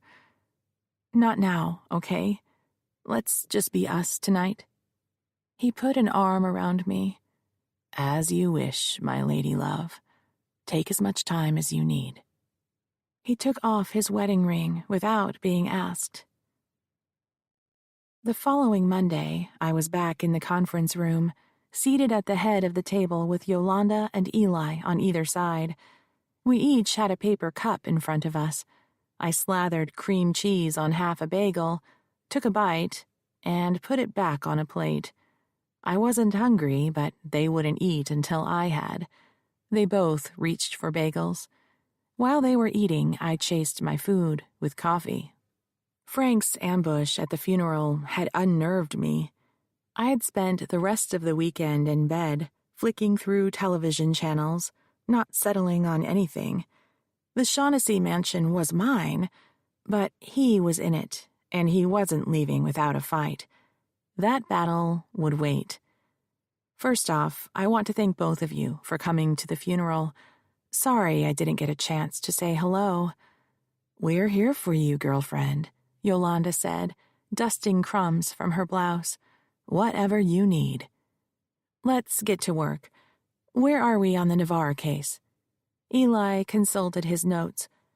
I've tracked down those 3 actresses Josephine identified from the online photos: Amber LaRue, Sophia Lamar, and Valerie Van. The first one, Amber LaRue, is in the British tabloids a lot. She's the girlfriend of some rich European guy.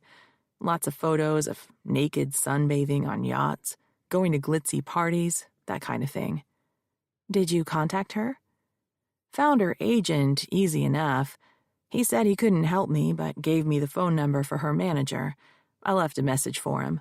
So far, no return call. Had better luck with Sophia Lamar. She's the one in acting school in London.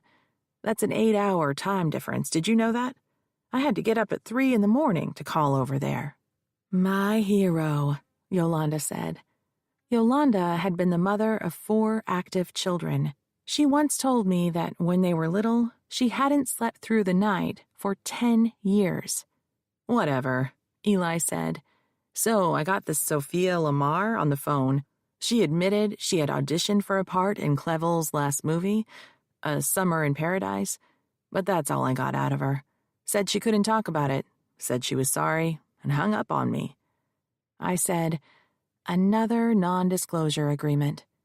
Could be. If you want, I can give it a couple of weeks and try again. Or maybe Eli's the wrong woman for the job, Yolanda said. What? He craned his head around to look at her, a little dramatically, I thought. Yolanda leaned toward him. Clevel attacked or tried to molest Josephine, right? We think these other 2 actresses saw something, know something, or were assaulted too. They won't trust men after that. If that happened to me, and if I was minding my own business an ocean away, and some strange man called up and started asking me questions, I wouldn't talk to him either. For all she knows, you were a spy for Clevel. Yolanda's right, I said.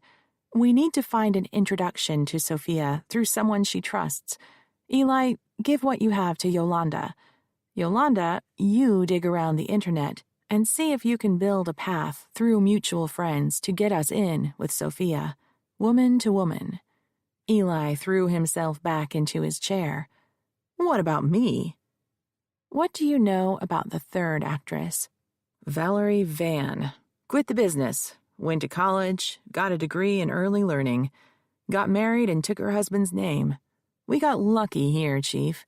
She's living down the road in Saratoga. Great work, Eli. You're with me. He stood. To where? Saratoga. In light traffic, Saratoga was just an hour south of San Francisco. I took I-280, opening sunny up as we launched from the on-ramp. 0 to 60 in 3.9 seconds. As I shifted through the gears, Eli braced his legs against the firewall. Are you okay? I asked. Going a little fast, don't you think?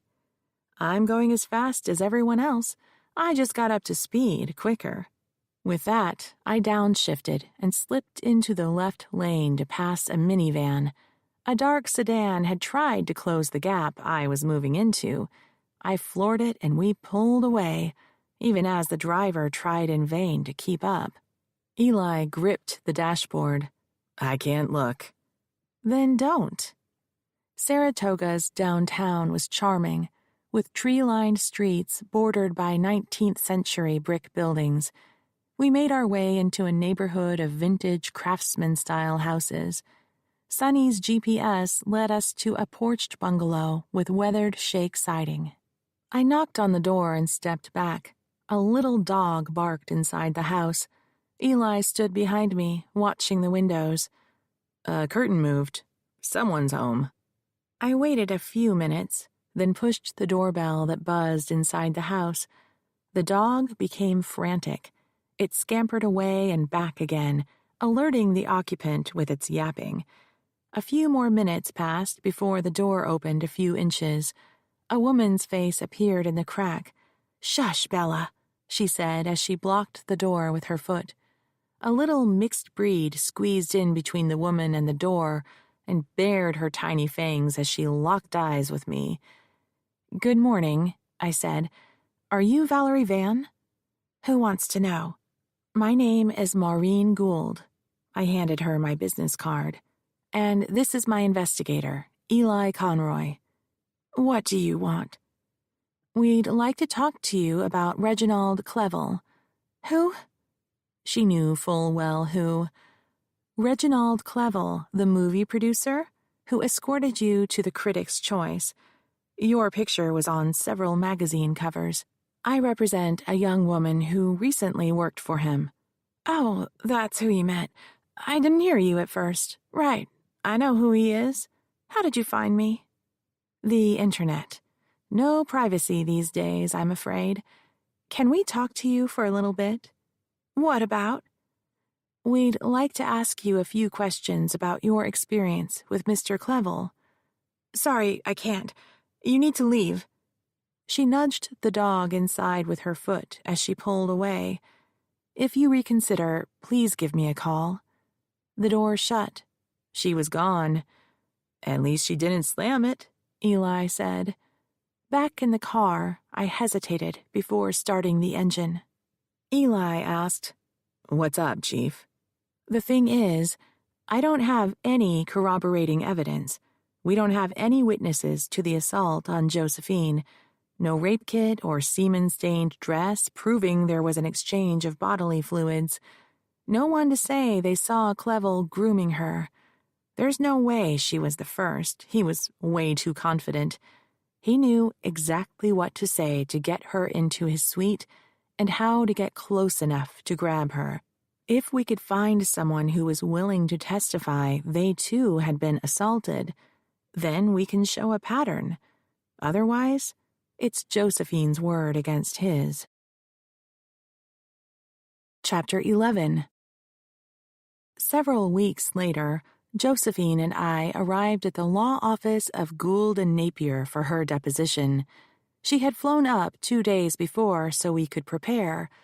Located in a mirror-sided office tower overlooking the Embarcadero, the reception area had a view of the Bay Bridge and Treasure Island through floor-to-ceiling tinted windows. Mid-century modern seating was arranged beneath an oversized painting of the Golden Gate Bridge. The air had a metallic odor so strong I could taste it. My heels echoed on marble tiles as I approached the reception desk. I searched the room to see whether Frank would pop out at me. He wasn't the attorney in this case, but it was his office. The receptionist, an expressionless young woman in a tight dress and stilettos, showed Josephine and me to a conference room where a court reporter was setting up her equipment. Tiny microphones had been placed before 3 chairs, from which a videographer draped electrical cords back to a recording deck. I showed Josephine to her chair at the head of the table, then dropped my briefcase in the adjacent chair with my back to the view. We had arrived early so I could stake out my territory. One of the dirty tricks big law firms play is to post opposing counsel, me in this case, facing the window so that he, or she, would become distracted by the view, while defense counsel grilled the witness. The big law firms think the little solo practitioners don't know what they're doing. We know. Water, coffee, tea? I asked Josephine. Water, please. I strolled the length of the conference room to a cabinet behind the court reporter, poured water for Josephine, and brought it to her. Then I went back to the cabinet to pour coffee into a tall black mug with the Gould and Napier logo written, of course, in gold. On the 3rd trip, I grabbed a box of tissues and placed that at Josephine's elbow. During depot preparation, Josephine had hidden her hands beneath the table and picked at her cuticles until they bled.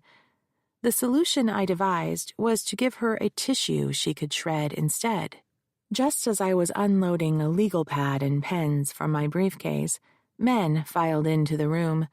Ian Napier first, followed by the 2 L.A. lawyers. Last was Reginald Clevel. Napier froze. The 3 other men clustered against the wall, waiting for a resolution of the present crisis. I had taken Ian's chair. "Good morning, gentlemen," I said cheerily. I clipped the microphone onto my blazer lapel. The men moved down the table, each taking a chair, with Clevel the farthest away. They all had legal pads and pens.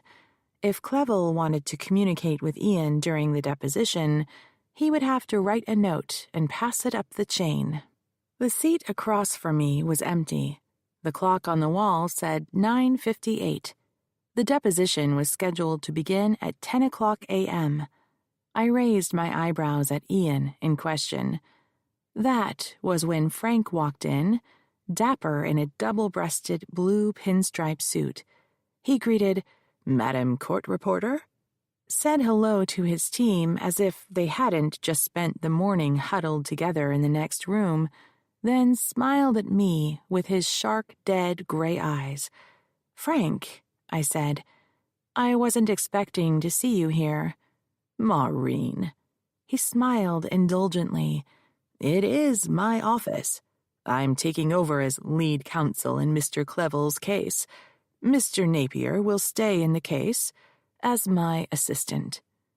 It appeared the defense team had suffered a crisis of faith. Having lost the NDA hearing, Clevel wanted the big dog barking for him instead. Why my father's firm had taken the case was a mystery, when its specialty was business law. Frank reached his hand across the table to my client. "Good morning, Ms. Navarre. My name is Francis E. Gould. I will be taking your deposition this morning." Josephine placed her long fingers in Frank's hand. "Gould? You mean like Maureen's last name?" "The very same," Frank said. "You'll be happy to learn that your fine counsel is my daughter." Josephine's head whipped around. I hadn't told her that Clevel's law firm was helmed by my father. It wasn't relevant to her case. I ignored her. We'd talk about it later. Frank sat down, clipped his microphone to his tie, and set his shoulders. "On record," he said, cuing the court reporter to begin. The court reporter pushed a lever on the tape deck. "On record." He opened with the usual background questions, trying to warm up the witness and accustom her to the question and answer format. With some clients, it worked.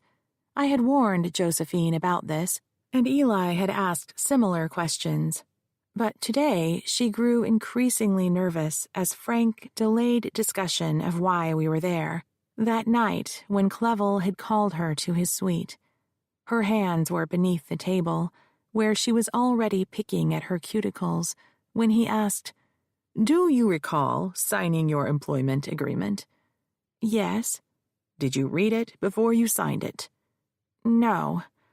"So you were unaware of the clause that prohibits you from discussing your employment. For ease of discussion, we will refer to it as the NDA clause."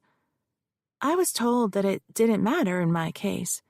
"That's not the question, Ms. Navarre. The question is, were you aware that you had signed a non-disclosure agreement?" "No."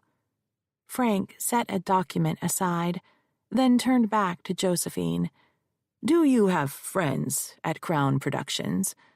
She grew still. "What do you mean by friends?" "As distinguished from people with whom you only interacted for work purposes." Josephine eyed me. I nodded. "Some of us would meet at a bar. Just about everyone went one time or another. I can't remember who. What are you trying to get at?" I had warned Josephine that it was routine for the defense to dig around for people who might testify against her. Clevel's attorneys were entitled to know who she might have talked to about her employment. If she didn't name her confidants, they would find out anyway. They probably knew already and were only trying to find out what she would lie about. Frank folded his hands. "Why don't you tell me what the term friends means to you? How about that?" Josephine reached for me. "Can we take a break?" Frank spoke before I could. "I would prefer you answer the question on the table first." "I don't know how to answer your question," she said. "That's my answer." I stood, and Josephine stood too. I led her from the conference room through reception to the elevator that opened onto Gould and Napier's office. I pushed the button. When the doors opened, a woman with a briefcase took a step back to allow us to enter. I pushed for the ground floor, and the doors closed. "What happened back there?" Josephine asked. I shook my head. The numbered lights ticked off the floors as we descended. After we stepped out into the lobby, I led her to the sidewalk. She pulled an e-cigarette out of her purse and started puffing on it. "We can't talk about the case in the building," I said. "For all we know, that woman on the elevator was a friend of Frank's." "Frank, your father? You call your father by his first name? Why didn't you tell me he was the Duke's attorney?" I had taken to calling Frank by his first name when they sent me away. He didn't feel like a father to me anymore. That was none of Josephine's business. I didn't tell you because he wasn't Clevel's attorney when we started this case. His partner was. Isn't that, unethical or something? For two attorneys from the same family to work on the same case? It would be a problem if I had discussed the case with him, but I haven't. So the answer to your question is no. You talk about me to people? Only my team. Anything I say to them is confidential.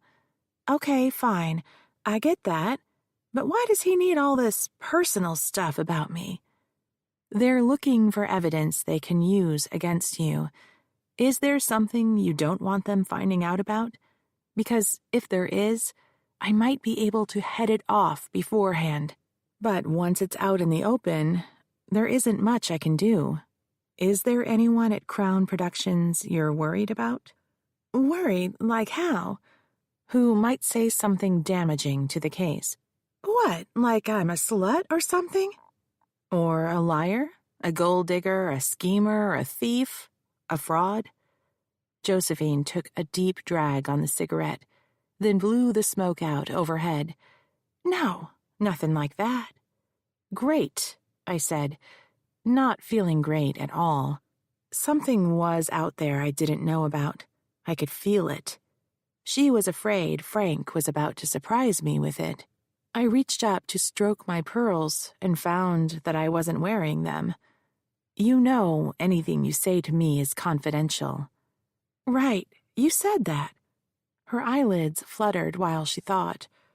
But do I have to answer all these personal questions? I can't object unless I have a reason. The only time I can instruct you not to answer the question is if you need to take the Fifth Amendment. She barked a laugh. Like a criminal or something?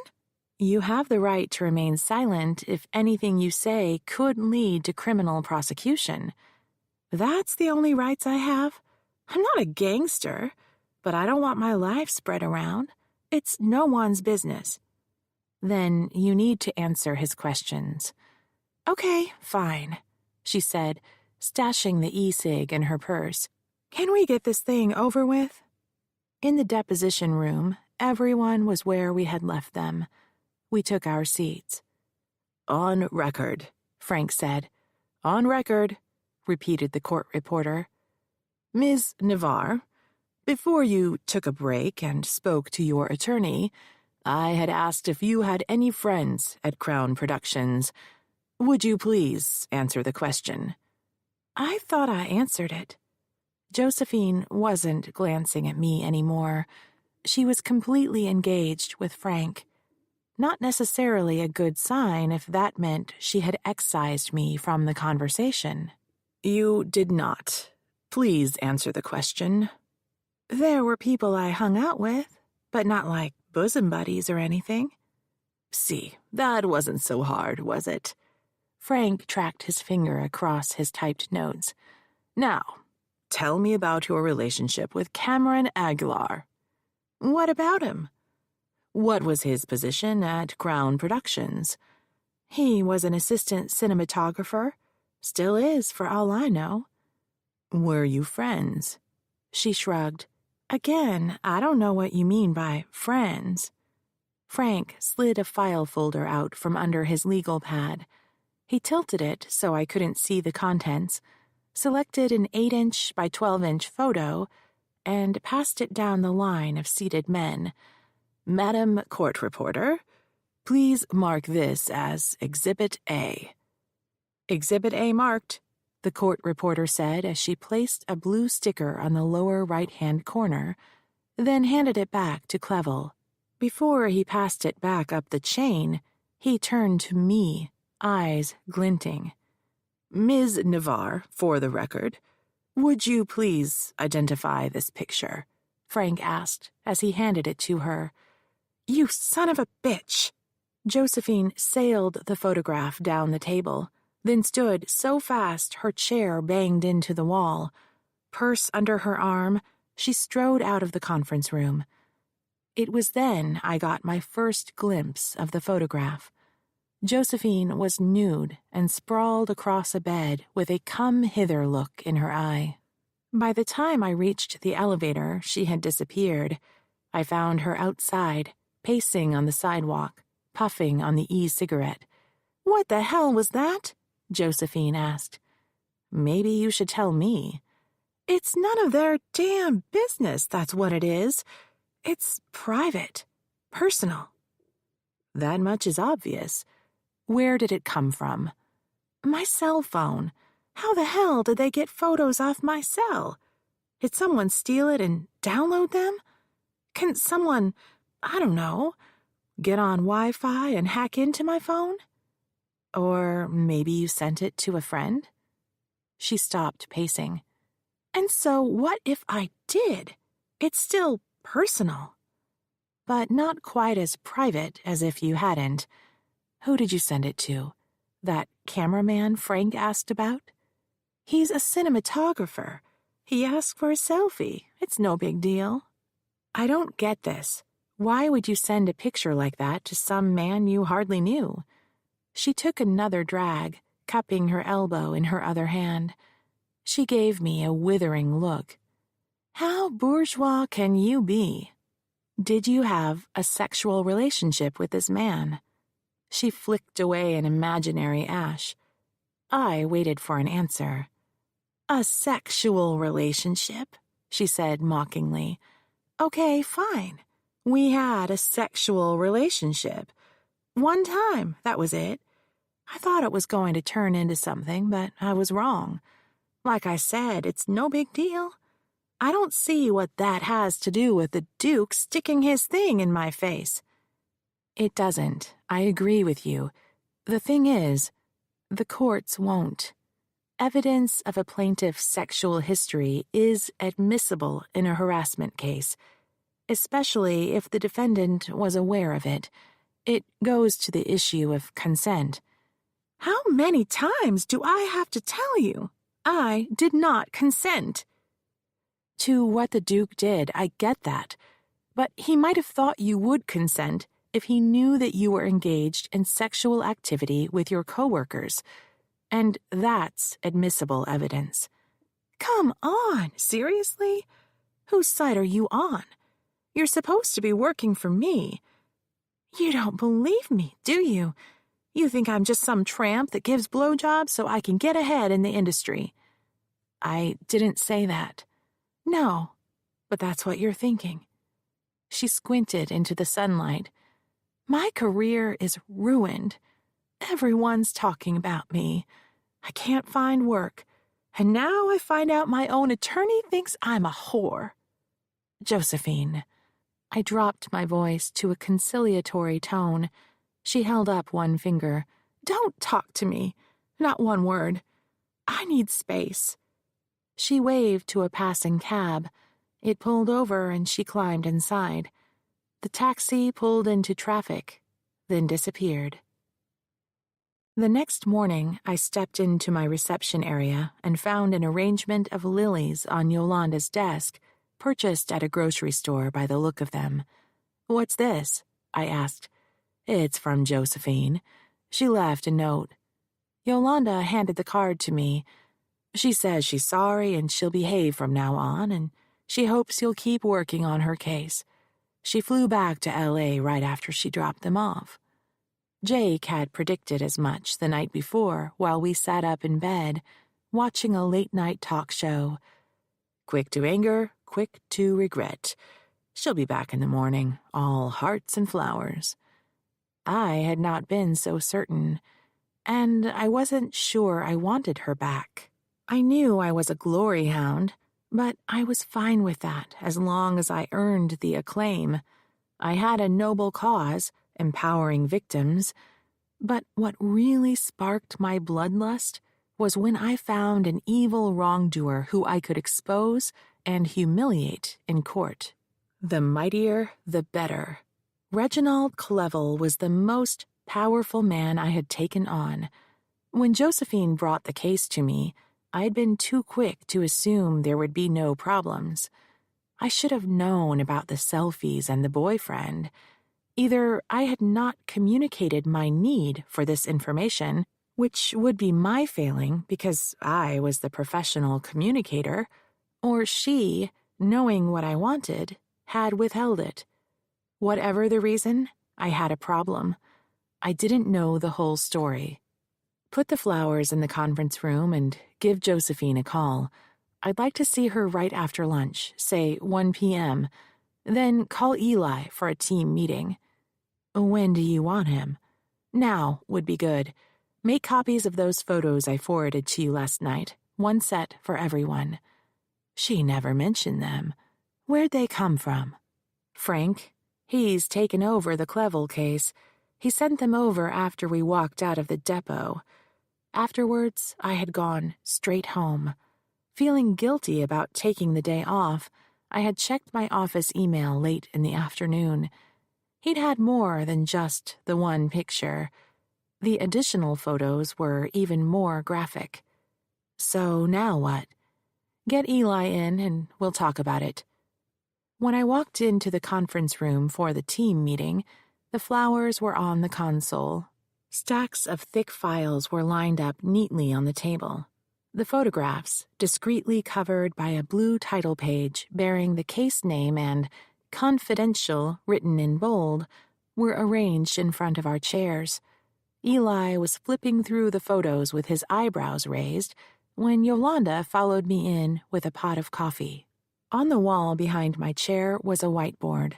I'd had cabinet doors installed to conceal it when visitors were in the office. Today, the doors were open to show the Navarre versus Clevel story map. Centered at the top, a photo of Reginald Clevel. A photo of Josephine was on his left. On the right were photos of the 3 actresses who had disappeared from Clevel's circle: Sophia Lamar, with London written under her name, Valerie Van, Saratoga uncooperative, and Amber LaRue, whereabouts unknown. I slid into my chair. So, as you know, Josephine walked out of her depot yesterday. She was upset when they handed her one of these photos. She's coming in this afternoon. We need to discuss how we're going to handle this new evidence and where we're going from here. Why didn't we get this stuff sooner? Eli asked. Both parties were required to exchange evidence early in the case, but the defense's disclosures had not included these photos, nor had it listed Cameron Aguilar as a witness. It was a ruse to fix their evidentiary problems. Eli gave a huff. I hate it when you use those 2-bit words. A ruse, a trick. However they got their hands on these selfies, they can't prove or won't admit where they came from. So they couldn't get them into evidence at trial unless Josephine verified they are authentic. They withheld them from our exchange because I would have gone to the judge to ask for an order excluding them before the deposition, thereby stopping them from fixing their problem. But the big payoff was humiliating Josephine with a dirty little secret. Bastards, Eli said. And there's another thing. Frank's taken over the case. You guys don't get along, do you? Eli asked. What does my relationship with my father have to do with it? It's not like you ever said anything, but I can tell by the way you talk about him. You hate his guts. So how's this going to play out, Chief? Business as usual, I said. Last night, after the deposition, the defense sent me a revised witness list with the name of this guy Josephine sent the photos to. The new witness list is at the bottom of the packet, Yolanda said. I flipped through to the document and read 15 names we hadn't seen before. Cameron Aguilar's name was buried in the list. This guy, Cameron Aguilar. Eli, I want you to find out everything there is to know about him. Then you need to start calling these witnesses and see if they'll talk to us. What do they know about Josephine's sexual history? Have they heard or observed anything about Clevel's interactions with other females, employees, actresses, anyone in that circle? You got it, Chief. You want me to call this Aguilar guy? After you've talked to everyone else, I want the calls started today. The word will get back to defense counsel that we are working the case. Let them worry about that. On second thought, don't call Aguilar at all. By the time you get around to him, he'll refuse to talk anyway. Save him for me. Gotcha, Eli said. Yolanda, now you. Did you get through to anyone who knows Sophia? Is she willing to talk to us? Her manager took my call yesterday when you were at the deposition. After I told her about what happened to Josephine, she called Sophia and then called me right back. Sophia will talk to you, but there are conditions. First, it has to be in person. Second, no video or audio recording. Third, you have to promise not to tell anyone what she said. It's totally off the record, confidential, and non-attributable. Well, what good does that do us? Eli asked. We'll get insight into his pattern so I'll know where to find more evidence, I said. When does she want to meet? Friday. Yolanda, book the trip for you and me. So what am I supposed to do while you're gone? Eli asked. He had been my investigator since I started the firm. Talking to witnesses had been exclusively his purview because he had been a cop. I had met him through Jake, who had been on the San Francisco police force before he went to law school. Eli didn't drink to excess, was responsible and intelligent, so I took him on. Young men found his oversized masculine presence calming, but he had the wrong effect on women. This wasn't the right case for him. He had to feel left out and insecure about his role when I assigned work to Yolanda that should have gone to him. I want you calling all those witnesses Clevel named and get everything you can on Cameron Aguilar. See if he has any recent unexplained influx of cash. Shiny new car, recent move to a better neighborhood, stuff like that. Also, look into Crown Productions, the board of directors, their backgrounds. I stood and wrote Eli's name on the whiteboard. Under that, I listed Cameron Aguilar, witness list, investigate potential witnesses. Under my name, I wrote Sophia with Yolanda. I made sure Eli's list was longer than ours, hoping to assure him that his contribution was vital.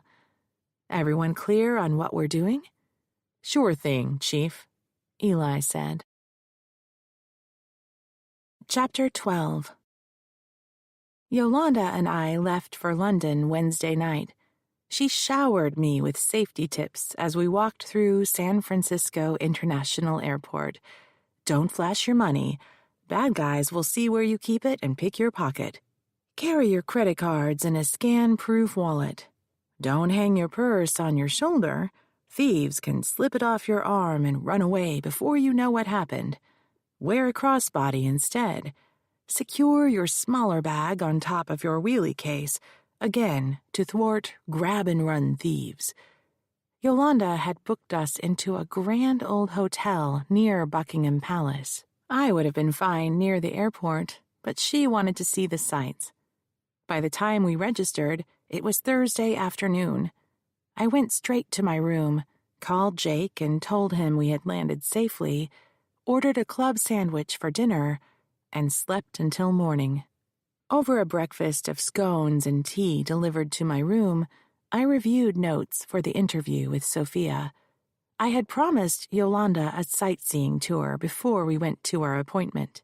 When we met in the lobby, Yolanda was sporting a new purple faux crocodile tote. I went shopping last night, she said when I noticed the bag, and I found a real British pub where we can eat, just down the street. She pulled out a tourist map. But first, I want to see the Tower of London. That's where Anne Boleyn lost her head, you know. I knew. I had spent a summer in London during law school while attending a course on international law. I hit the streets every day, soaking up history, much of which had been built upon the bones of discarded women. Anne Boleyn, Catherine of Aragon, Mary, Queen of Scots, Jane Grey, and Diana Spencer, just to name a few. I was firmly convinced the only reason Elizabeth I lasted so long was that she had never married. Yolanda led me down to the Thames. She stopped near the water's edge, dug around in her purse, and handed me her phone. Here, take a picture of me with that giant Ferris wheel in the background. It's the London Eye. No way! I heard about that. Did you know people make reservations weeks in advance to ride on that thing? She posed and smiled. I took a few pictures, then handed the cell back to her. She aimed her phone at me next and took several photos while she backed up and circled. "What are you doing?" I asked. "We're being followed." She dropped the phone back into her purple tote. I wondered if I had made a mistake asking her to assist in the investigation. Yolanda had always been wary, but letting her out of the office seemed to unleash her suspiciousness to the brink of paranoia. Witness interviews were hardly spycraft. Why would anyone follow us? I don't know why. I just know they are, she said, then began walking along the river. 2 big blonde thugs with crew cuts. They look like the Russian guy in that Rocky movie. Don't look now. I've seen them before. They were at the airport in San Francisco. I had to take several long strides to catch up to her. So, they were probably on the same flight. There must have been 300 people on that plane. And now they're following us. 2 popular attractions like tourists from all over the world are doing. During our short walk, I had already heard at least 3 different languages spoken.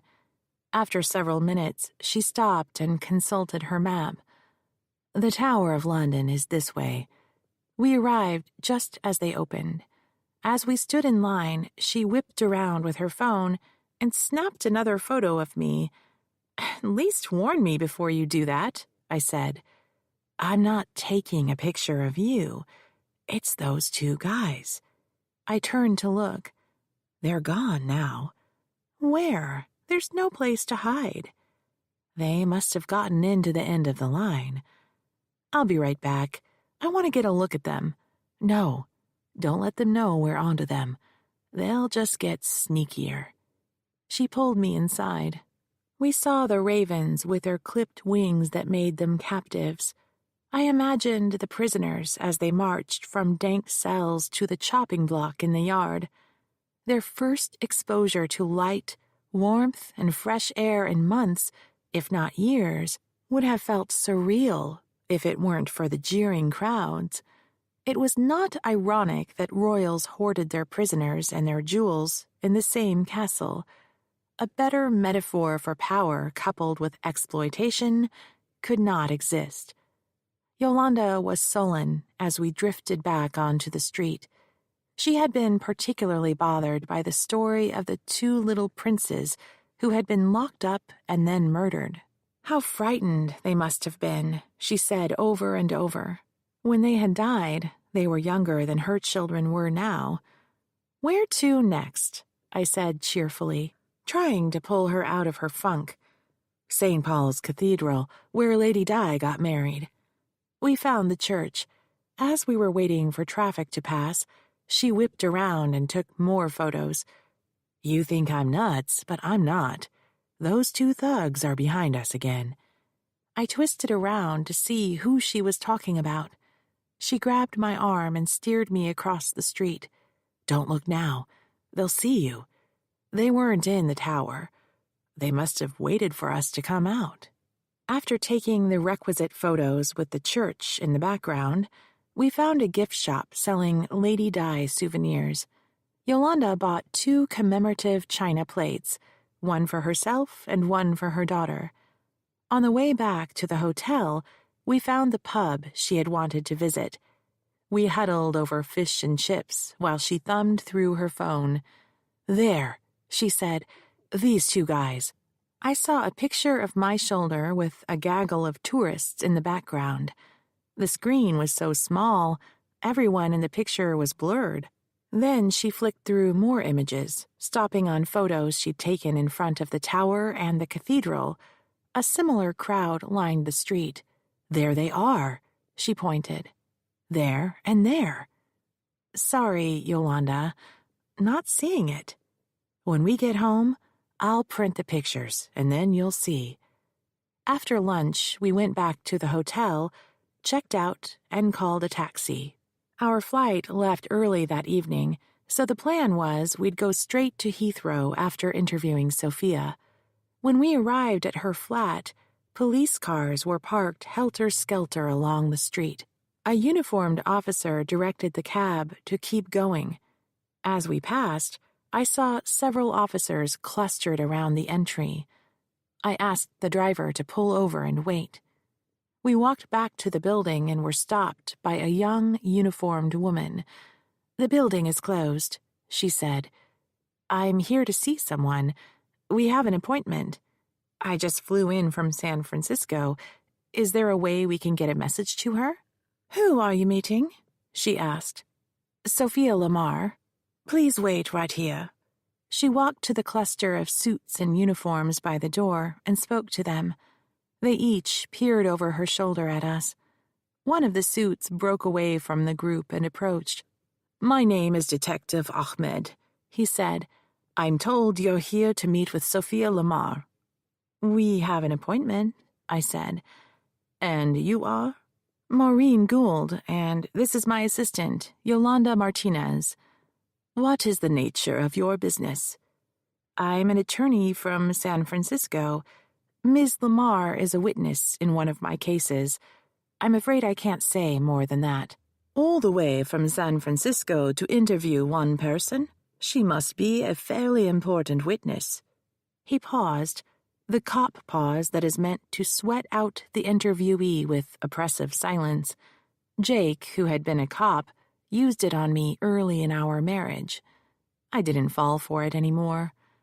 Instead, I used the time to consider our itinerary. If we couldn't get in to see Sophia this afternoon, we could call her and reschedule the appointment. Depending on her availability, we might have to stay in London another day, or even longer. We would need to reschedule our flight home and find hotel rooms. I'd almost forgotten Detective Ahmed when he spoke again. "I'm sorry to inform you that Ms. Lamar can't meet with you. Yolanda just talked to her yesterday to confirm the interview. Is she around? Perhaps we can reschedule?" He turned to Yolanda. "How did she sound when you spoke to her, Miss Martinez?" "Mrs. Martinez," Yolanda said. "She was nervous. She made us promise not to tell anyone we were coming, and not to record the interview." "Look, sorry to have bothered you," I said. "It's obviously a bad time. We'll call her and reschedule." I jerked my head for Yolanda to follow me to the waiting cab. "Just a minute," Detective Ahmed said. Then he lowered his voice. "I'm what you would call a homicide detective, Ms. Gould." Yolanda grabbed my forearm firmly enough to feel the scar ridges beneath my clothes. She frowned, looked at my arm, then up at me. I patted her hand. "Are you okay?" I asked. A third-floor window had its drapery drawn back. I could see several people milling around inside. "You're here about Sophia?" I asked. "Was she murdered?" "So it appears." "When?" Another suit broke from the gathering at the door and tapped Detective Ahmed on the shoulder. "Excuse me," he said. They stepped away and spoke quietly. Afterwards, the other man went back to the group, while the detective came back to us. "I must apologize. We're very busy right now, but I need to talk to you. Where are you staying?" "We were on our way to the airport right after the interview," I said. "Our bags are in the cab." "Tell you what, we'll bring you back to the station, have a chat, then you can be on your way." "We'll miss our plane," Yolanda said. She had never been away from her children for 24 hours before. "The flight leaves at 10. "No worries," he said. He lifted a hand, beckoning the young woman who we first met. "Mills, collect these ladies' bags and take them down to the station." Then he turned and joined the group huddled by the door. We were shown into an interview room, given tea and cookies. I texted Jake to give him an update. Yolanda paced the room, peeking out the door's small window every few minutes. Officer Mills came back after an hour to tell us Detective Ahmed was on his way. "We're going to miss our flight if we don't leave soon," Yolanda said. "How bad is London traffic this time of day? Our check-in is at 7. "Look," I said, "we'd be happy to give a statement. Is there anyone else around we could talk to?" Mills shrugged and left the room, closing the door behind her. "My kids," Yolanda said. She was starting to cry. "Nuts," I said. "Grab your stuff. We can do the interview on the phone." I took my wheelie in hand and started out the door. It was unlocked. I don't know why I hadn't tried to leave before. But won't we get into trouble? We're not under arrest. We haven't done anything wrong. Now, come on. You want to get home to your kids, don't you? I led her the way we came, down a hall, past a squad room, to a set of elevators. When the doors opened, Detective Ahmed stepped off. "Ladies, where are you going? We haven't had that chat yet." "We'll miss our flight," I said. "Your flight is at 10. "Check-in is 3 hours ahead of departure," Yolanda added. "Tosh, that's a suggestion only. We'll get you there in plenty of time." He steered us back to the interview room. Then just before he closed the door on us, he said, "I'll be along in a moment." "When's the next plane?" Yolanda asked. I opened my phone's browser. The next departure was early in the morning. The only tickets left were in economy class. 15 hours bent like a pretzel would be brutal.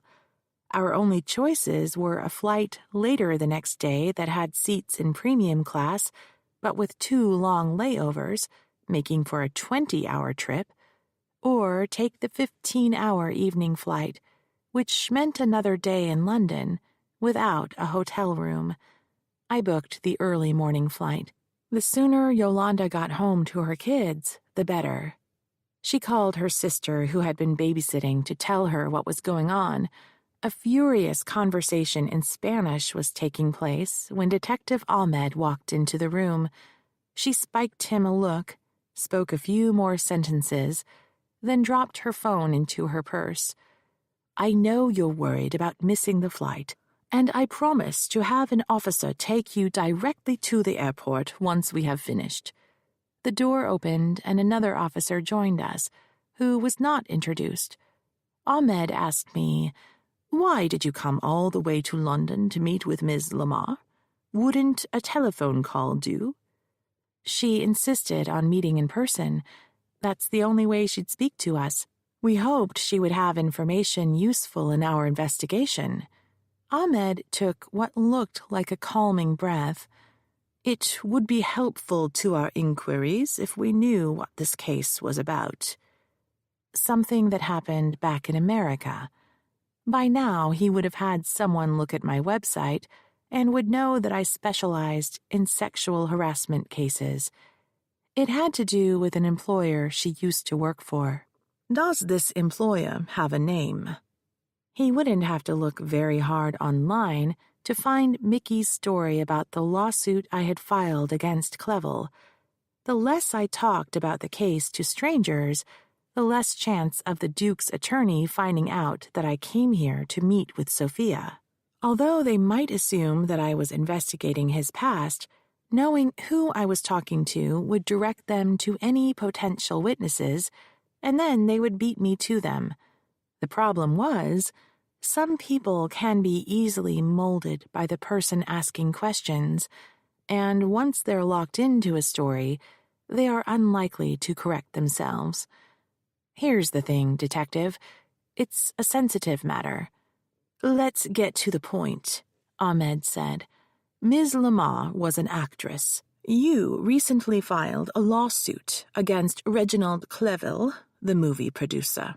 So what did you suppose she was going to tell you?" Sophia Lamar had worked with him a while ago and then left Hollywood. I represent a young woman, an employee of his, who he accosted. We believe this was an ongoing pattern with Mr. Clevel, so we're checking with women who had been associated with him in the past. "So you're looking for proof of prior misconduct. Isn't that character evidence? Can you get that admitted in the States?" "It depends on who the defendant is," I said. "I'm suing Clevel, but I'm also suing Crown Productions, which he is employed by. Prior misconduct would prove that Crown Productions knew Clevel had a pattern of sexually assaulting his employees." "Who knew you were coming to London?" "Just my team." "And who would that be?" Ahmed asked. "Yolanda and my investigator, Eli Conroy," I said. "Do you have a number for Mr. Conroy?"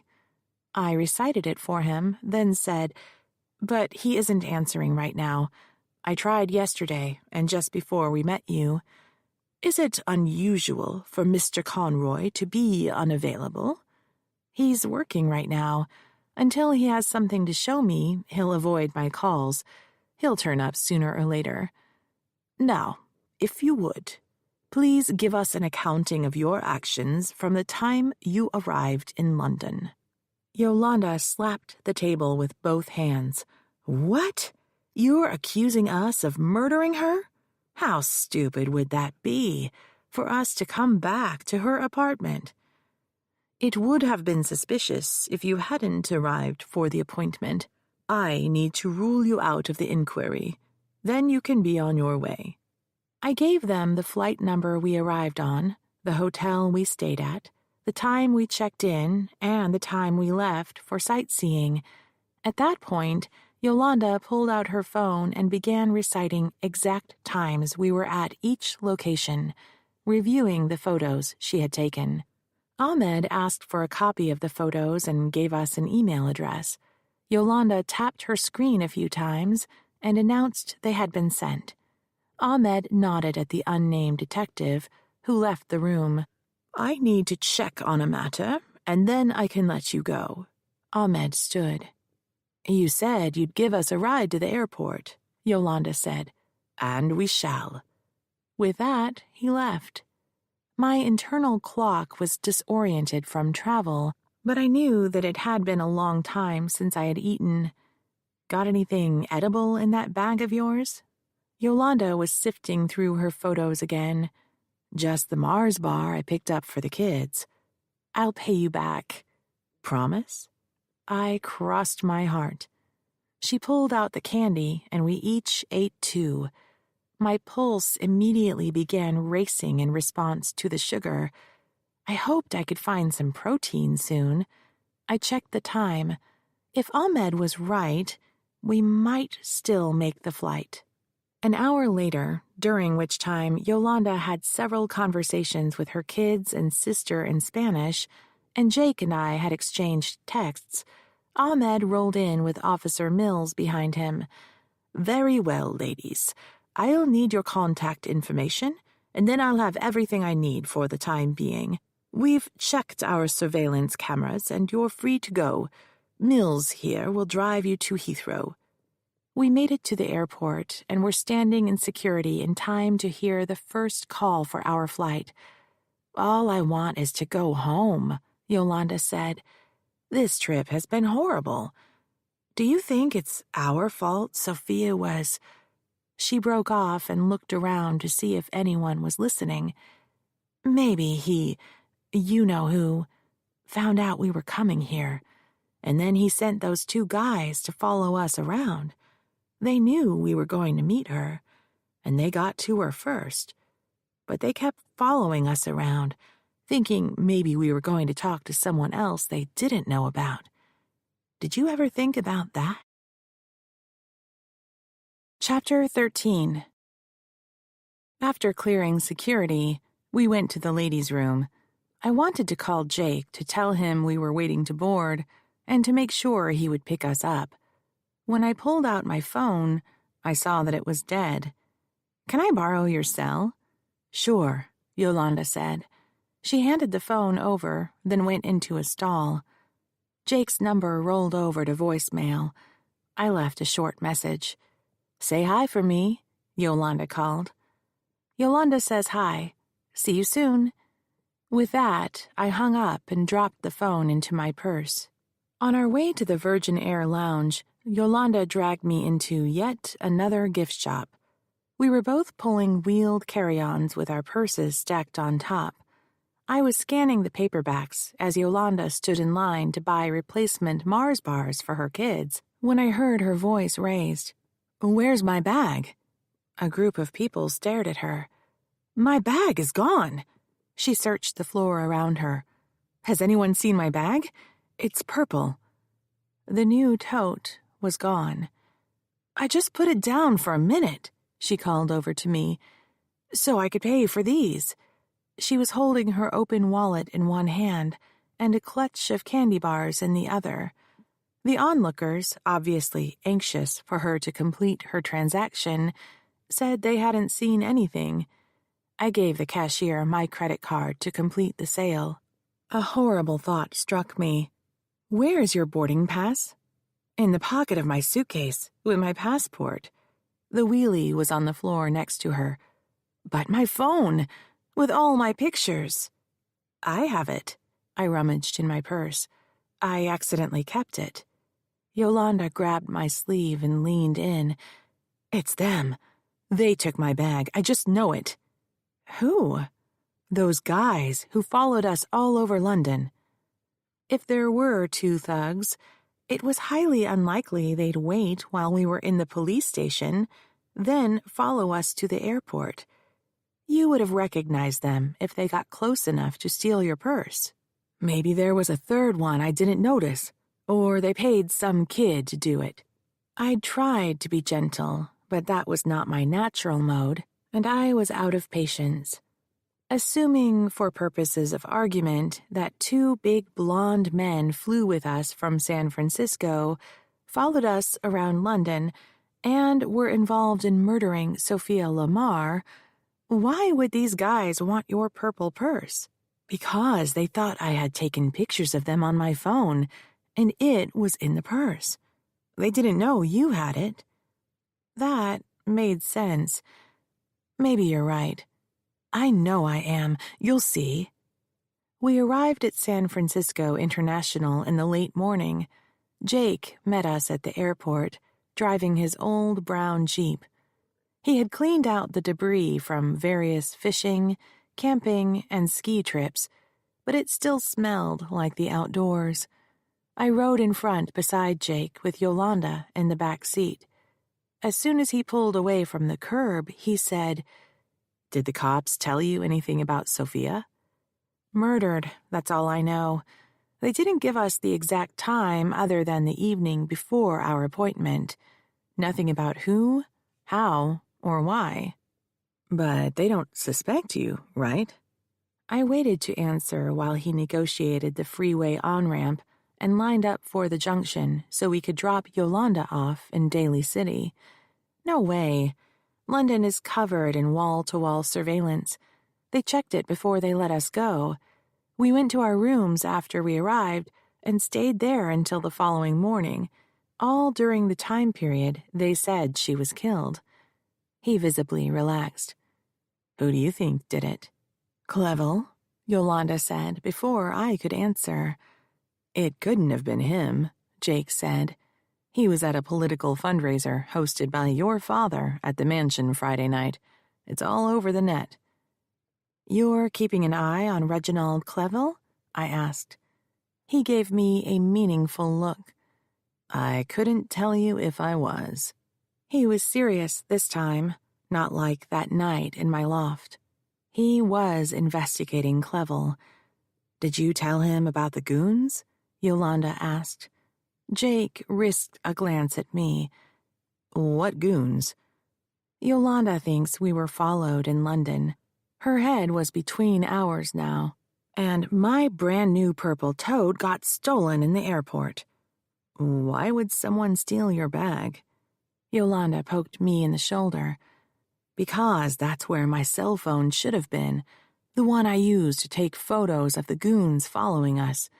But I gave it to Maureen and she dropped it in her purse." She poked Jake's shoulder. "We got him."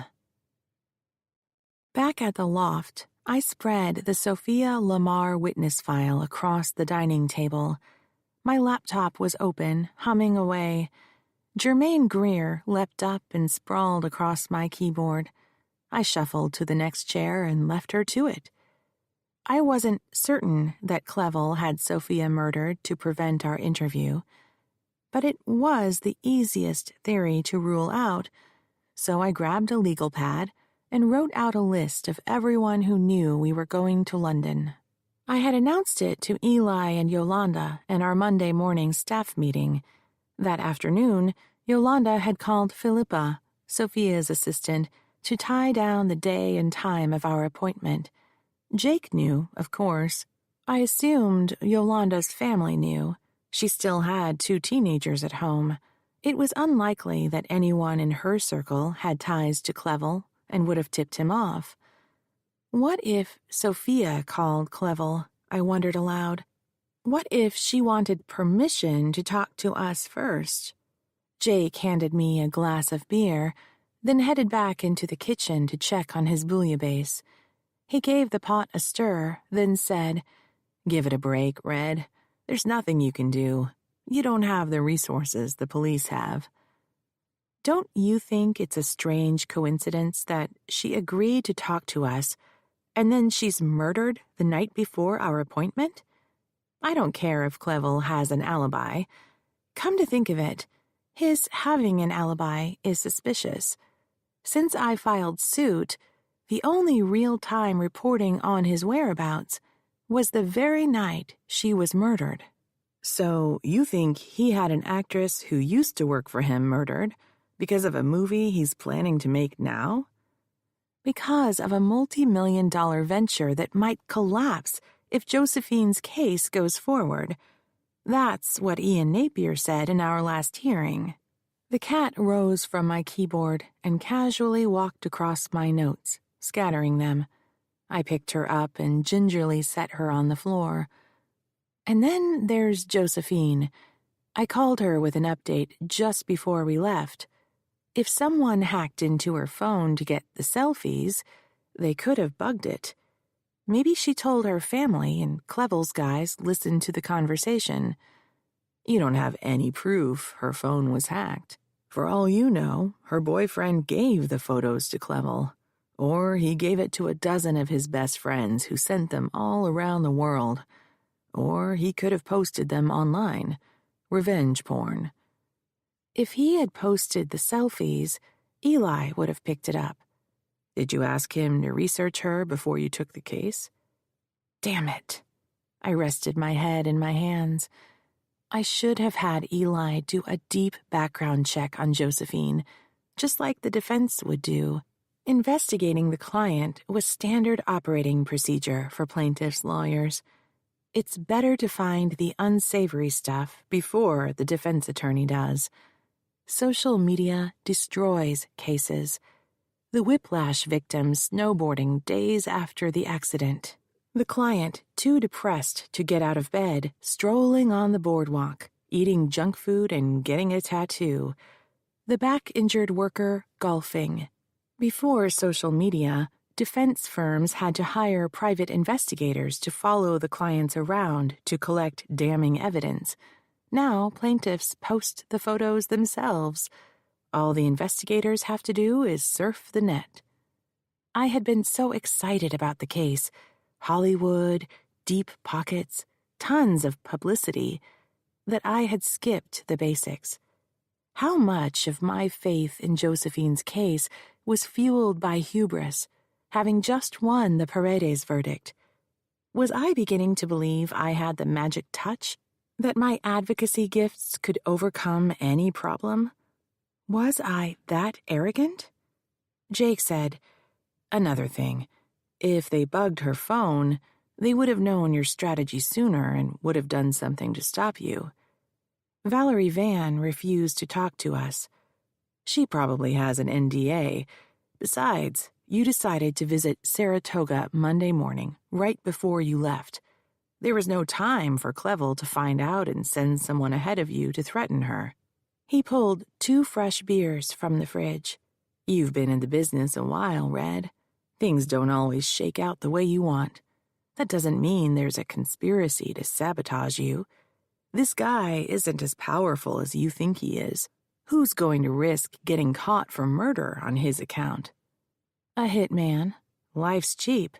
Clevel can afford it, I said. Maybe he was right. Do you think I'm paranoid? I think you're exhausted, overworked, and overinvested in this case. You need to take a break. I just spent 30 hours sitting on planes doing next to nothing. How many Julia Roberts movies can you watch? You are such a lawyer, he said. He came back into the dining area, stood behind my chair, and massaged my shoulders. I hadn't realized how tight they were until he worked his hands into them. I let my head drop back. Jake was a good man. He deserved children. He deserved a wife whose darkest secrets would not disgust him. My neck tightened. He quit massaging. Look, I talked to one of the IT guys in my office. He said Josephine's phone could have been hacked. It's easy enough to do. The hacker could have sent her an email with a link, and when she opened it, an app downloaded that monitored her device.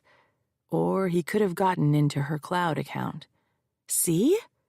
Or the boyfriend passed around the photos. I'll find out when I go to see him. Or she could have sent the photos to Clevel herself. Ever think about that? The case crumbled before me. What if Josephine had sent the selfies to Clevel? What if she was a willing participant in his sex games?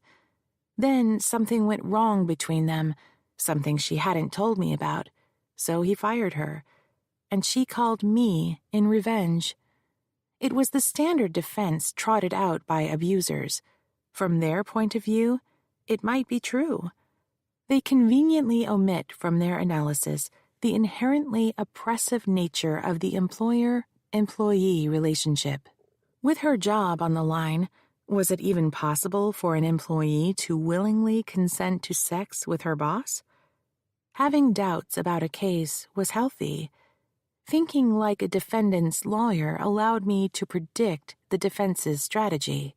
Every case had times when I wasn't sure if I'd win, but as long as I had enough evidence to pursue the claim, I plowed ahead.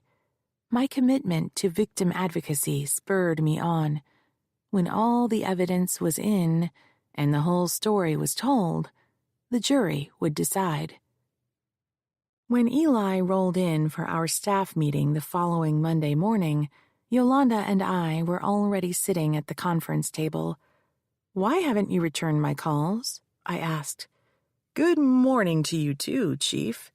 He wandered to the console, poured coffee, dumped a little pot of creamer and 3 packets of sugar into the mug, and stirred. "No donuts. Man, I could really use a donut. How was the London trip?" "Total bust," I said. Sophia was murdered the night before our appointment. Eli stared into his cup. "Murdered?" "You would have known that if you answered your phone," Yolanda said. Eli gave her a quick frown. "Who says it was murder?" "The homicide detective we met," I said. "How do they know it wasn't an accident or suicide?" "He wouldn't say. So where were you?" He didn't answer my question. "Why did the cops talk to you?" "They were at her flat when we arrived. Focus, please. What the hell happened to you? I called and left messages all weekend."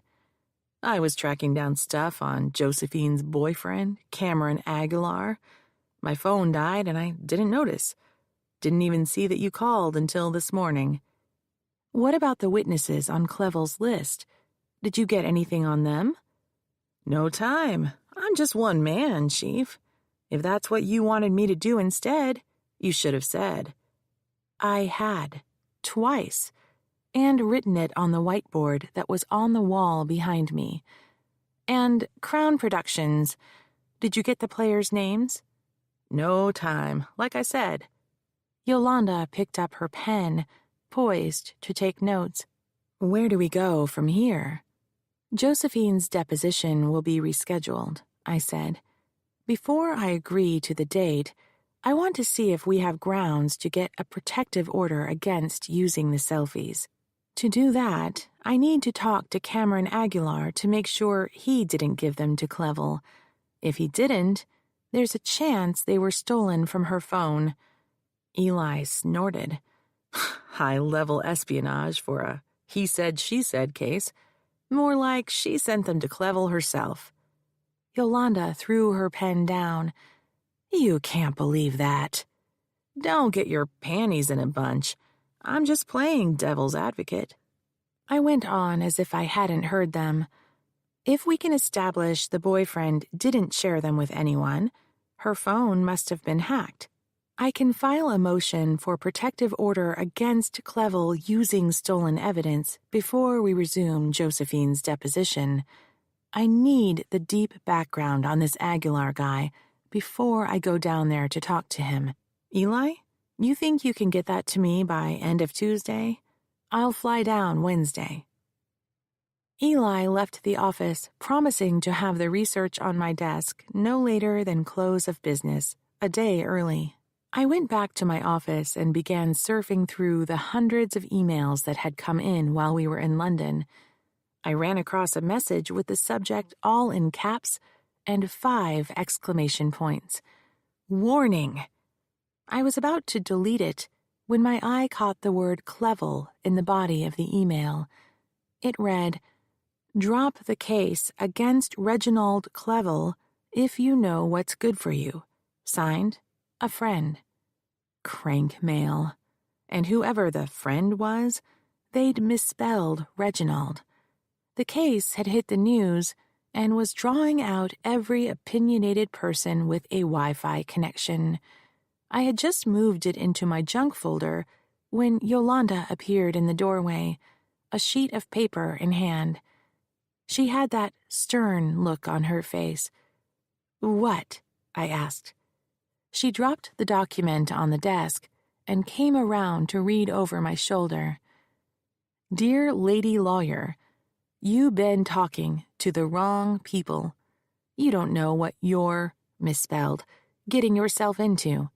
Drop the case against Reginald Clevel before bad things happen. A friend." At least the misspelling was consistent. "Where's the envelope?" Yolanda handed it to me. It had no return address, no postmark. The address was typed, as had been the letter. Someone must have slipped it through the mail slot while we were in London. "Who sent it?" Yolanda asked. "Cranks," I said. I didn't tell her about the email. She was upset enough. "It could be anyone." "How can you be so sure that Clevel didn't send it?"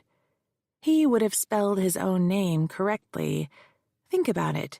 It's got to be someone in San Francisco who's mad that the production was stopped." "You didn't stop the production." "What is true doesn't matter. What matters is what people think is true. Clevel is telling everyone he can't make his movie here now because the lawsuit means that investors are withdrawing. He might move it to Vancouver or even make it in a Hollywood back lot.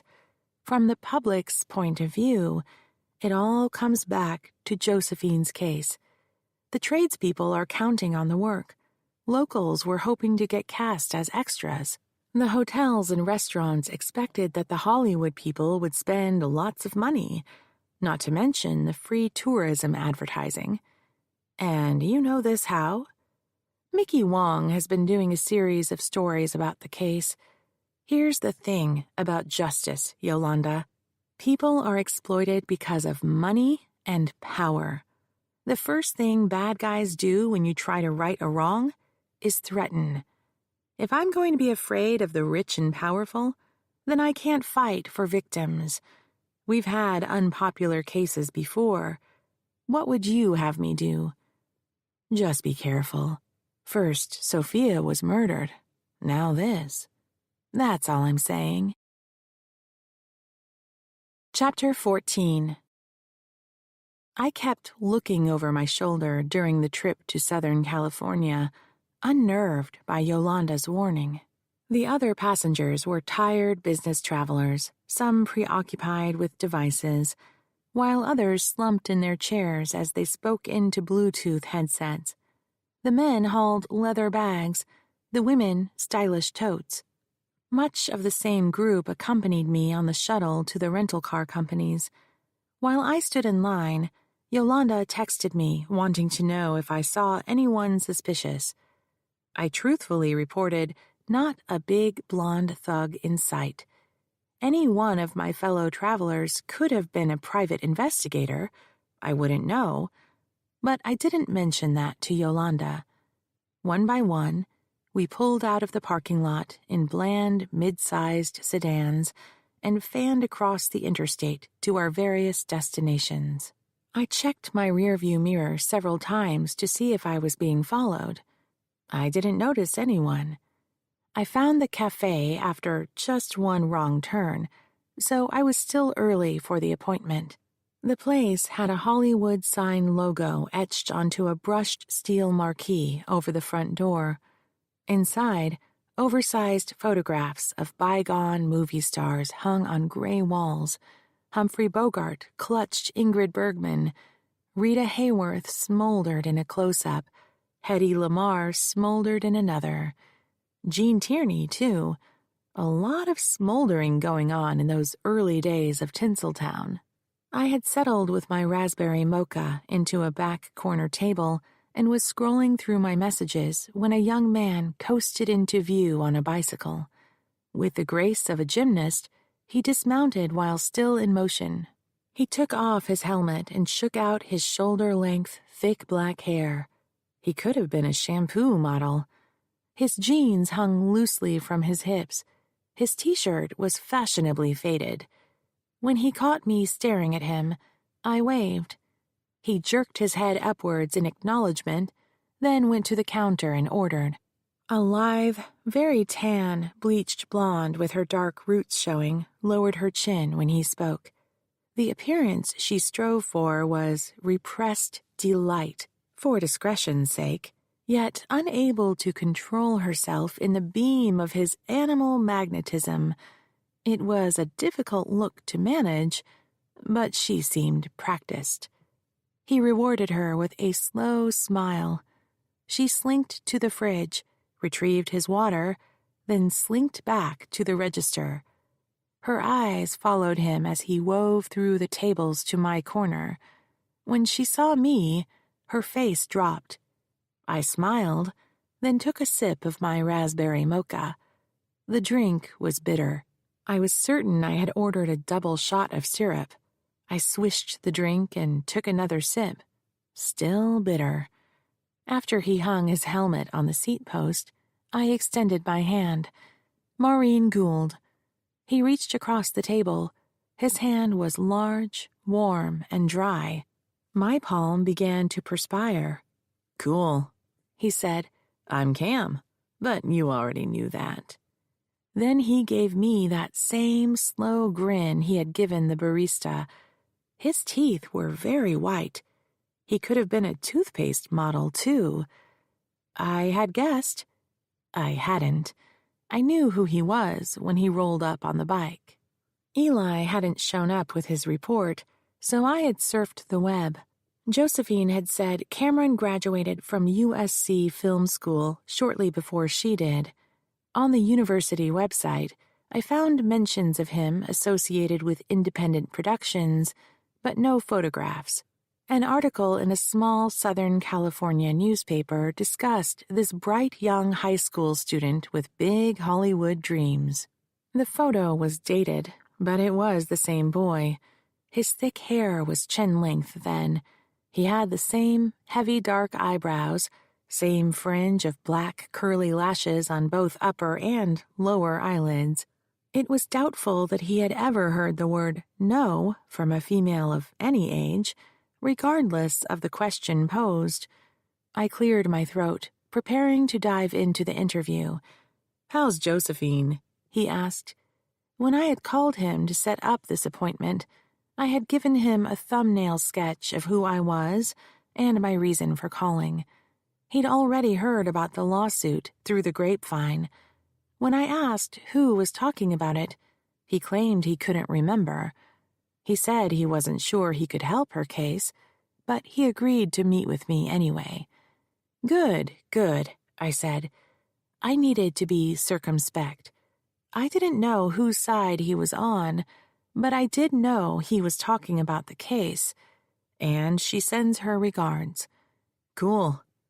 He unscrewed the cap of his water bottle and drank it half down. So, there was something you wanted to talk about? Can I get some background on you first? Are you currently working? He shook his head. There are some projects coming up. Hey, have Josephine give me a call. Maybe she could get in on them. He set the water bottle down, then nudged it a few inches to the side by sliding his fingertips along the table surface, leaving a trail of condensation. I felt an urge to mop it up with a napkin, but I wasn't his mother. I took another sip of my bitter, now lukewarm, coffee. When was the last time you worked for Reginald Clevel? He dipped a forefinger into the condensation puddle, then lifted it slowly, head tilted, as he studied the water's adhesion to his skin. When it broke, he dropped the finger into the liquid again. This he did twice more before he wiped his hand on his jeans. I had a gig with him last year. It's still in post-production. I'm not sure what they're calling it now. Josephine was on it too. You could ask her. That's where we met. So you work for Clevel regularly? Right now, I work for whoever calls me. It takes years to establish relationships and earn a reputation that can lead to steady work. So if he called me, sure, I'd take a job. If you were to support Josephine in her case against Clevel, are you concerned that it would hurt your job opportunities? He spun his chair away from the table and perched an elbow across the seat back. What do you mean by support? It's not like I saw something. I was never in the same room with Josephine and the Duke. If I did see him, he was passing through during a shoot, and I was busy working. I'd be surprised if he even knows who I am. Not sure how I can help you. Even if you didn't see anything between them, you could fill in some background for me. He casually flipped his hand into the air. That's cool, I guess. Whatever. For instance, had you heard rumors about the Duke? Like what rumors? Have you heard Reginald Clevel harassed his staff, sexually or otherwise? Nope. You sound certain. I'm not much into gossip. I go to the job, do my work, and go home. He claimed he wasn't into gossip, but he had heard about a lawsuit filed in San Francisco a few weeks earlier from a source he either couldn't remember because everyone was talking about it, or refused to name. But you socialize with people from the company? Well, I mean, it depends on what you call socializing. We go out for beer once in a while, sure. So you would know some of your coworkers pretty well. It was a safe bet. Again, not sure what you mean by that. He wasn't going to name names. He was setting himself up as the gatekeeper against my further contact with Crown Productions employees. Whether he was volunteering for the job to ingratiate himself with Clevel, or it was on direct orders, remained to be seen, but whatever I would get from him would have to come in the next few minutes. Let's talk about Josephine, then. You two had a relationship. Yeah, well, sure, we were friends. He began tapping his now empty water bottle on the edge of the table. You were close friends. What are you getting at? She texted you some pictures of herself. He began to color. Red splotches spread across his throat. So what? Women send me pictures all the time. It doesn't mean we're doing anything. I'd never sent a nude selfie to anyone in my life. Either there was a lot I didn't understand about the contemporary courting rituals of young adults, or Cameron Aguilar was lying. Women send you unsolicited nude selfies? Yeah, sure, all the time. He wasn't looking at me anymore. He was staring at a smoldering Marlene Dietrich hanging on the opposite wall. Did Josephine send you these photographs unsolicited? Hey, maybe you should ask her. He began to push himself to a stand. You know what? I've got somewhere to be. Wait. I placed a hand on his arm to stop him. I just have one more question. That lecherous smile spread across his face, and he sat back down. Did you share these photos with anyone? Yeah, right. Like that's going to happen. What do you think I'd do? Sit around the steam room with a bunch of Neanderthals drooling over pictures of naked girls? You got me mistaken for someone else. That's not who I am. Then who are you? He shrugged. Someone girls can trust. This time, when he stood, he tossed the water bottle across the room in a perfect arc, sinking it into a plastic recycle can. One more question, I said. That's what you said a minute ago. I lied. Are you willing to sign a statement that you never shared these photos? He gave me an indulgent look. Leave me out of this, okay? I don't want to get involved. Tell Josephine, good luck. Stacks of paper towered on my mother's bedroom floor. Bills, letters, contracts, warranties, and receipts. The detritus of her life I had unearthed during my search of the mansion. I had arrived mid-morning the following day, hoping Frank would have left for work already. When I stepped into the vestibule, the air was musty. It felt empty. No Frank. No Emily the maid. No other staff. If a mouse had scampered across the floor, I would have heard it. I didn't know what to do with the house now that it was mine.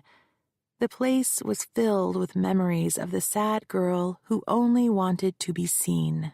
Yet it was all that was left of Granny Shaughnessy. Frank had no right to squat in my inheritance. He had refused to leave. A series of letters had passed between Ian Napier, acting as his attorney, and myself, regarding Frank's claim that he was owed money for maintaining the premises. He insisted that the mansion should be sold and the proceeds divided equitably, whatever that meant, arguing that he was entitled to at least half. Figuring my response would one day be filed as an exhibit in a lawsuit and read by a judge, I was circumspect. I would be happy to entertain his offer once he provided the documents supporting his claim. In the next letter, Frank offered to vacate if I paid him an unspecified sum of money. He had once told me the first party to call out a number always lost. The trick was to force the other party to commit to an amount that would become his floor or ceiling, depending on whether he was receiving the money or paying it. I wasn't falling for it. Again, I responded that I would be happy to review his evidence. In the third volley, Frank promised to move out once I paid him $500,000. It was a fire sale, he claimed. I laughed out loud and tossed the letter into the to-be-filed pile. I wanted Frank out of the house, but apparently not as badly as he wanted money, lots of it, without proving his claim. Time was on my side. That morning, as I wandered through the house collecting documents, forgotten memories came to mind. I saw grooves in the hallway floors where I had roller skated. In my father's den was the couch where I had read fairy tales while he worked. I found myself standing in the parlor corner to which I was banished while my mother painstakingly decorated the Christmas tree. I flopped on the couch and put my shoes on the table. No one was left to tell me I couldn't. I wandered into the kitchen, opened the fridge, and found a quart of milk long past its best-by date. Crusty dishes were in the sink. In the cabinet underneath, a rank smell rose from a garbage can so full the lid couldn't shut. Frank was fending for himself. It was then I noticed dust had settled throughout the house. A soft gray layer blurred the tables and the bookcases, the picture frames and the windowsills. In a corner of the French doors that led into the garden hung an elaborate spider web. The grass was shaggy. The now dim dining room table reminded me of my last night in the mansion. I had not eaten with the family for some time because I had been sick. That evening, I was in bed, dozing, when the maid knocked on the door. I knew it was around dinner time because I had smelled food cooking earlier. "Come in," I called. She softly opened the door and closed it behind her again. I've been sent to bring you downstairs. I'm not hungry, I said. She shook her head. Dinner was cleared away an hour ago. They want to speak with you. I pushed myself up. What about? Without answering, she pulled a robe from the closet and held it up for me. When the maid led me into the dining room, my mother was sitting at her end of the table. Frank was facing the liquor decanters on the buffet, his back to me. He was pouring himself a drink. The maid disappeared.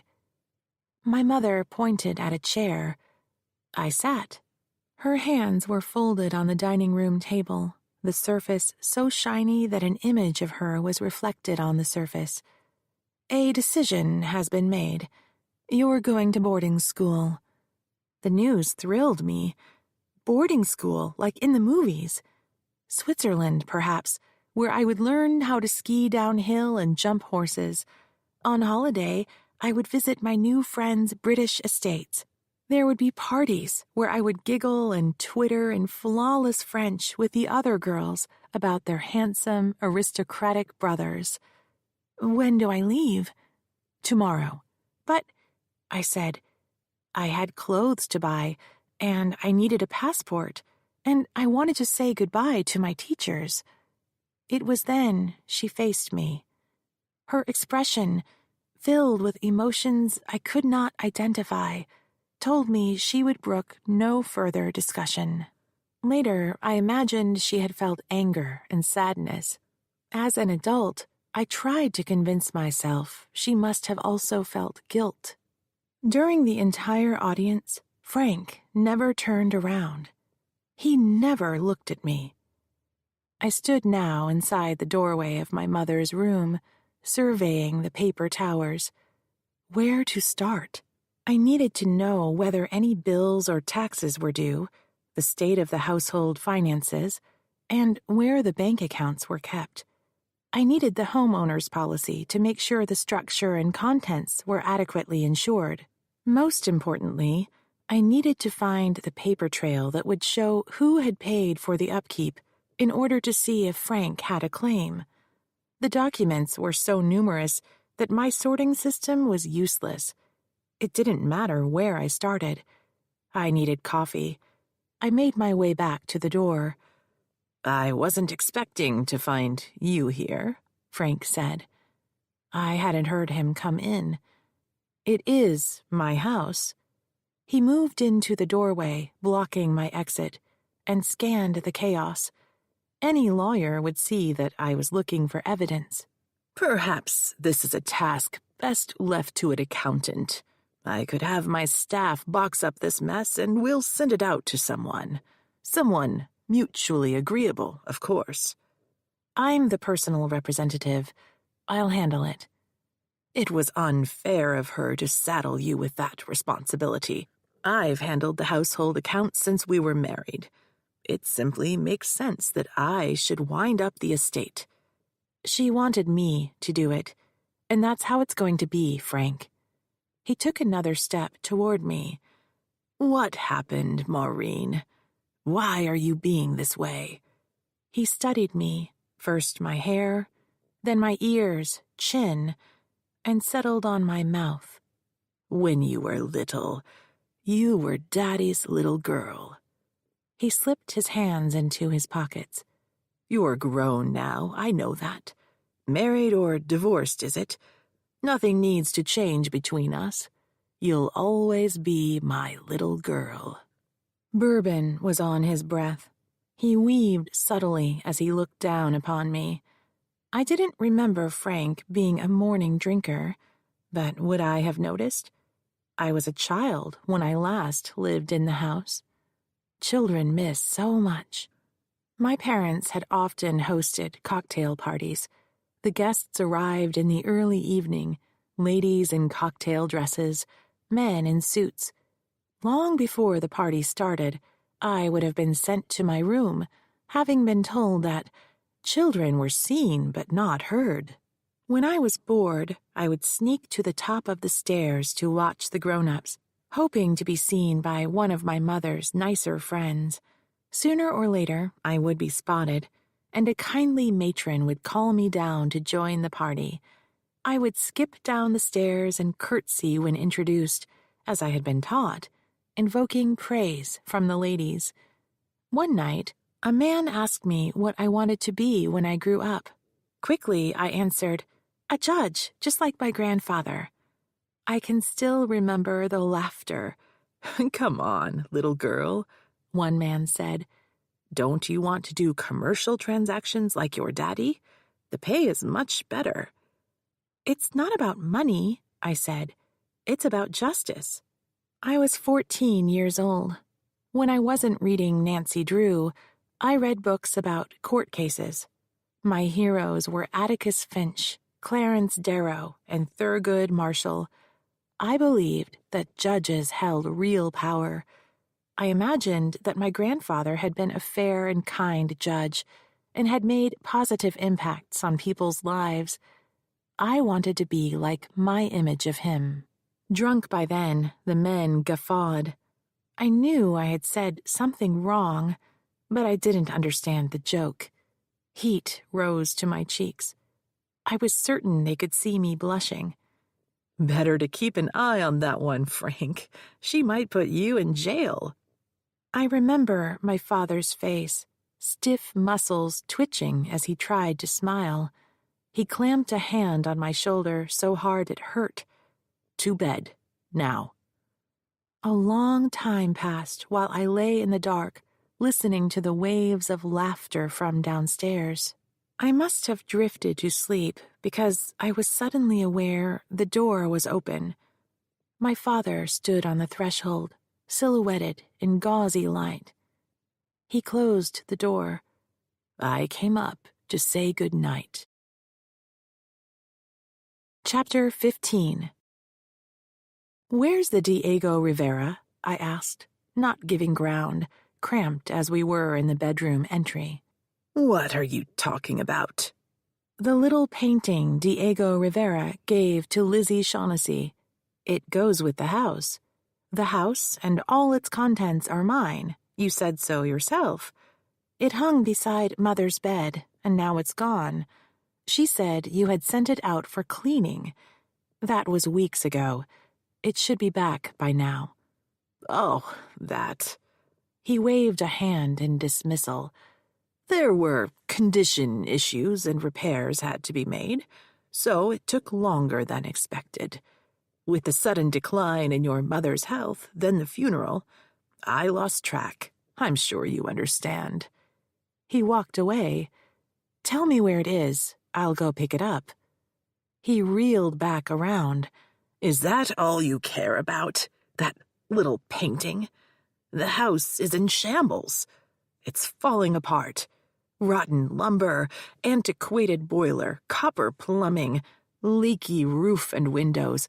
All these things need to be replaced. A complete renovation would cost millions. You can't afford it. Neither can I. You need to sell this place and everything in it. Let some tech billionaire take over this money pit. When the sale proceeds come in, I'd be happy to accept a return on my investment. After living here rent-free for 40-odd years." "And there you have it. It is the money. When it comes down to it, the only thing the high-minded Maureen Eugenia Gold cares about is wealth." A fine spray made me blink when he spit out the last word. He wiped saliva from his face with the back of his hand. "I gave you a name you could be proud of. The Goulds are a long line of respected lawyers and jurists." "And philanderers?" "Nonsense. Your mother was lucky to have me. I legitimized her in that shanty Irish family of hers. They got rich exploiting immigrant labor. Proud of that, are you? How many coolies suffered to fill the Shaughnessy coffers? And that tramp, Lizzie Shaughnessy, what a nightmare. My family told me not to marry your mother, begged me, but I was blinded by her money." He slapped me. The momentum pulled him off balance, and he threw a hand up against the door jamb to steady himself. I didn't move. My face burned where it had been struck. I felt tears well. I didn't want him to see me cry, even if they were tears of anger instead of pain, but I would not hide my feelings any more. "Show some respect, Maureen." He walked away stiffly. The front door slammed. His Jaguar roared. I was still standing in the same place as his Jag faded into traffic. Yolanda and I ferried 8 full banker's boxes back to my loft. We arranged the collection in the great room, 2 stacks against a wall, leaving the dining room table surface clear for sorting. I grabbed a box, flipped off its lid, dumped the contents out, and started sorting. Piles for bills, warranties, and tax records, and a pile for letters and greeting cards saved in their envelopes. My mother had pen pals throughout her life, mostly distant cousins and girlhood friends who had moved away. Some postmarks had faded with age, but the stamps had cost 4 cents.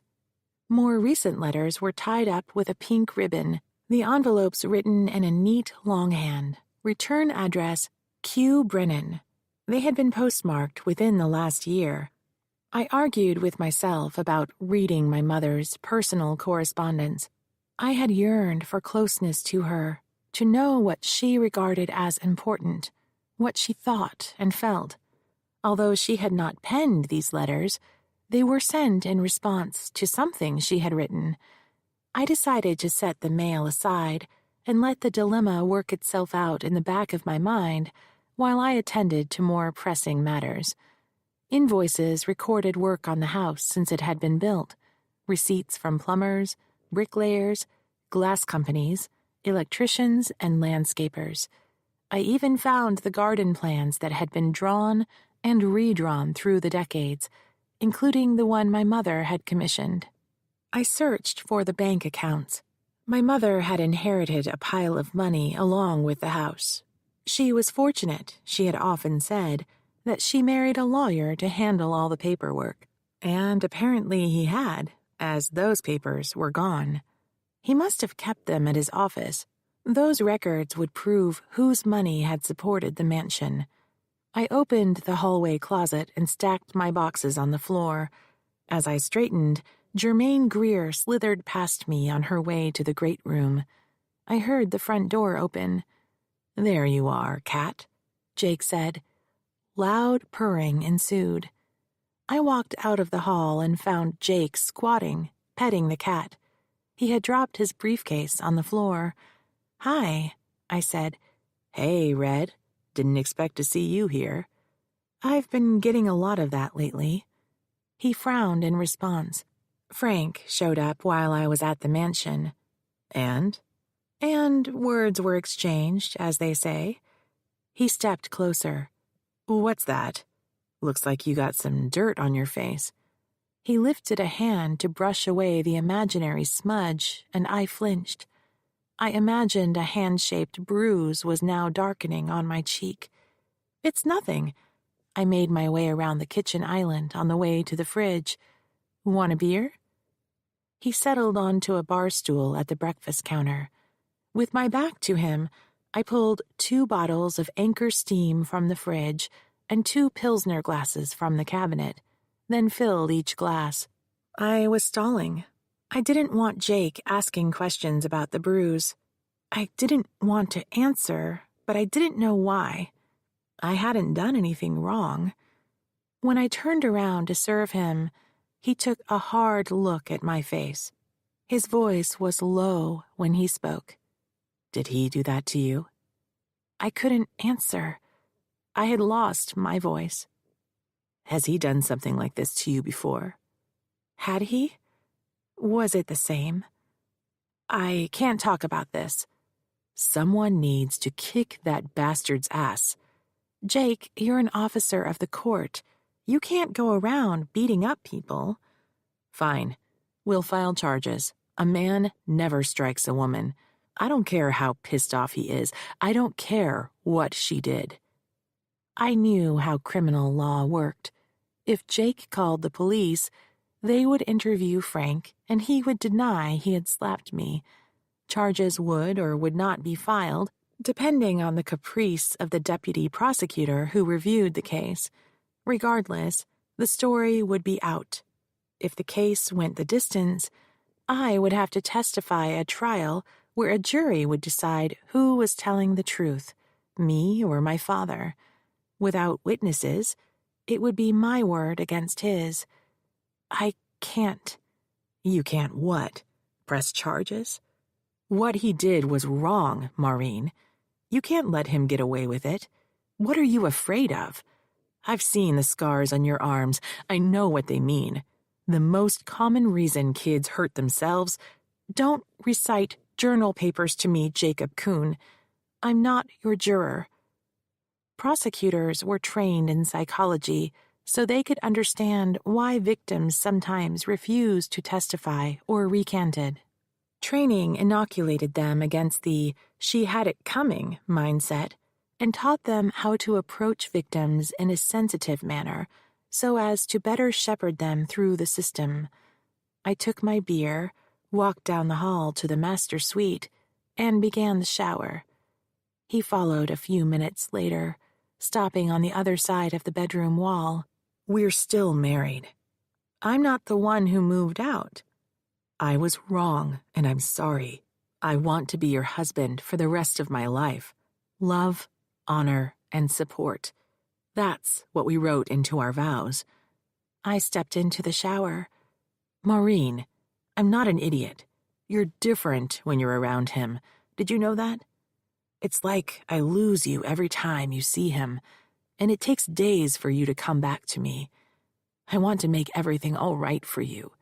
I want you to trust me. But you keep throwing up these walls. You've locked me out of your life. I couldn't tell him. The barrier that had built up between us was more bearable than admitting Jake into the secret. If he knew, there would be 3 people in our marriage: Jake, Frank, and me. When I was a child, I had craved oneness with Frank. I didn't know why the time we spent together was not to be spoken of, but I understood that my mother was shut out of our relationship. I was glad she was. I wanted him to myself. After the rape, I believed it was my fault. What had I done that made Frank do that to me? Intellectually, I knew that this was the source of my shame. I also knew that I had been groomed and had no way of knowing what to expect. Still, I couldn't forgive myself. And I couldn't share the secret with Jake. I was too afraid of what I would see in his eyes once he knew. Through the shower door, I could see a blurred image of Jake. Facing away from me, he reached for my cosmetic jars one at a time, examined them, and then replaced them in the exact spots where they had been. Mist curled up around me, the glass door sweated, and his image was gone. I stayed in the shower until the water ran cold. When I stepped into the empty bathroom, I heard him putter in the kitchen. The fridge door opened and closed. Pans rattled on the stovetop. That night, we ate dinner in silence. Over the next several days, I sorted my mother's papers on the dining room table, creating separate piles for household expenses, insurance appraisals, and property taxes. Her personal correspondence I put back into a box. Someday I might want to read them, but now it was too soon. I had thought all the banking records were missing, but I was wrong. Old-style ledger books from decades ago had been saved, showing my mother had inherited $2 million along with the house. Payments were made, yet the amount kept growing with accrued interest. The entries abruptly stopped a few years after my parents' marriage. She had also saved the bank statements, which corresponded precisely to the ledger. I suspected that the monies had been moved to another account. I called the bank, identified myself as the personal representative of her estate, and was eventually put through to Mr. Walsh, an old friend of my parents. I didn't have a chance to speak to you after the funeral, but I wanted to tell you how sorry all of us at the bank are to hear of your mother's passing. It would have been years since my mother had visited the bank personally, and I suspected that anyone she had known had already died, but I thanked him. To what do I owe the pleasure of this call? My mother appointed me her personal representative, and I need to pull together an accounting for the courts. I understand. We deal with this from time to time. So I need to have access to the household accounts. I found a ledger and statements from years ago, but nothing from the past 20 years plus. Yes, I see. I assumed the accounts were with your bank. They were? Were? Several years ago, your father decided to invest those funds. He felt that simple passbook interest rates weren't yielding a sufficient return, so he moved the money to an investment firm. He paused. Or so I was told. When was that? Back in the roaring 80s. He was quite right. The stock market was performing above expectations. My father's first Jaguar was a maroon 1986 Daimler. He had a photograph of it on the wall of his den. That was also about the same time he moved his law firm to one of the top floors of a financial district high-rise. Do you know the name of the firm? I'm sorry, Maureen, I do not. Oh, it appears I have a call coming in on another line. Again, allow me to extend my condolences. The line went down before I could say goodbye. I was staring at the blank screen of my cell phone when Jake walked in. Find anything interesting? My father took all my mother's money. Slow down, Red. What are you talking about? All of her Shaughnessy inheritance. He closed out her bank account years ago and told Mr. Walsh he was going to invest it. He probably did just that. Why don't you give him a call and ask for the accounts? You need it for the court, right? Right. I punched in my father's office number and was put through. If this is about your motion to exclude your client's pornographic photos, my response will be timely filed. It's not about that. It's about the Shaughnessy money. He sniffed. What about it? You took all the money out of the bank years ago. That's right. It wasn't earning enough interest, so I moved it into stocks and bonds. I need to provide an accounting to probate court. Of course. There's a problem with that, Maureen. The money was used up years ago, as I told you. She had over $3 million when you closed out the bank account. Between supporting that aging monstrosity of a house and unfortunate reversals in the market, the money was gone years ago. In fact, I don't have the accounts anymore. Then tell me where you invested the money, and I'll get the records from your stockbroker. He sniffed again. He passed away several years ago. I expect his records were destroyed long ago. Chapter 16. The trial was 8 weeks away. Josephine arrived at the courtroom 10 minutes early for the pre-trial hearing. She had driven up for the hearing, arriving late the night before. She slid a thumb drive across the table to me. I forgot to give you this. What is it? Videos from Clevel's investor parties. You wanted to know where the money came from, right? The court clerk entered from a back door and settled into her station. Do I have enough time to go to the ladies' room? Josephine asked. I checked my watch. It was 1:50 p.m. Frank and Clevel hadn't arrived yet. The hearing would start precisely at 2. If you hurry.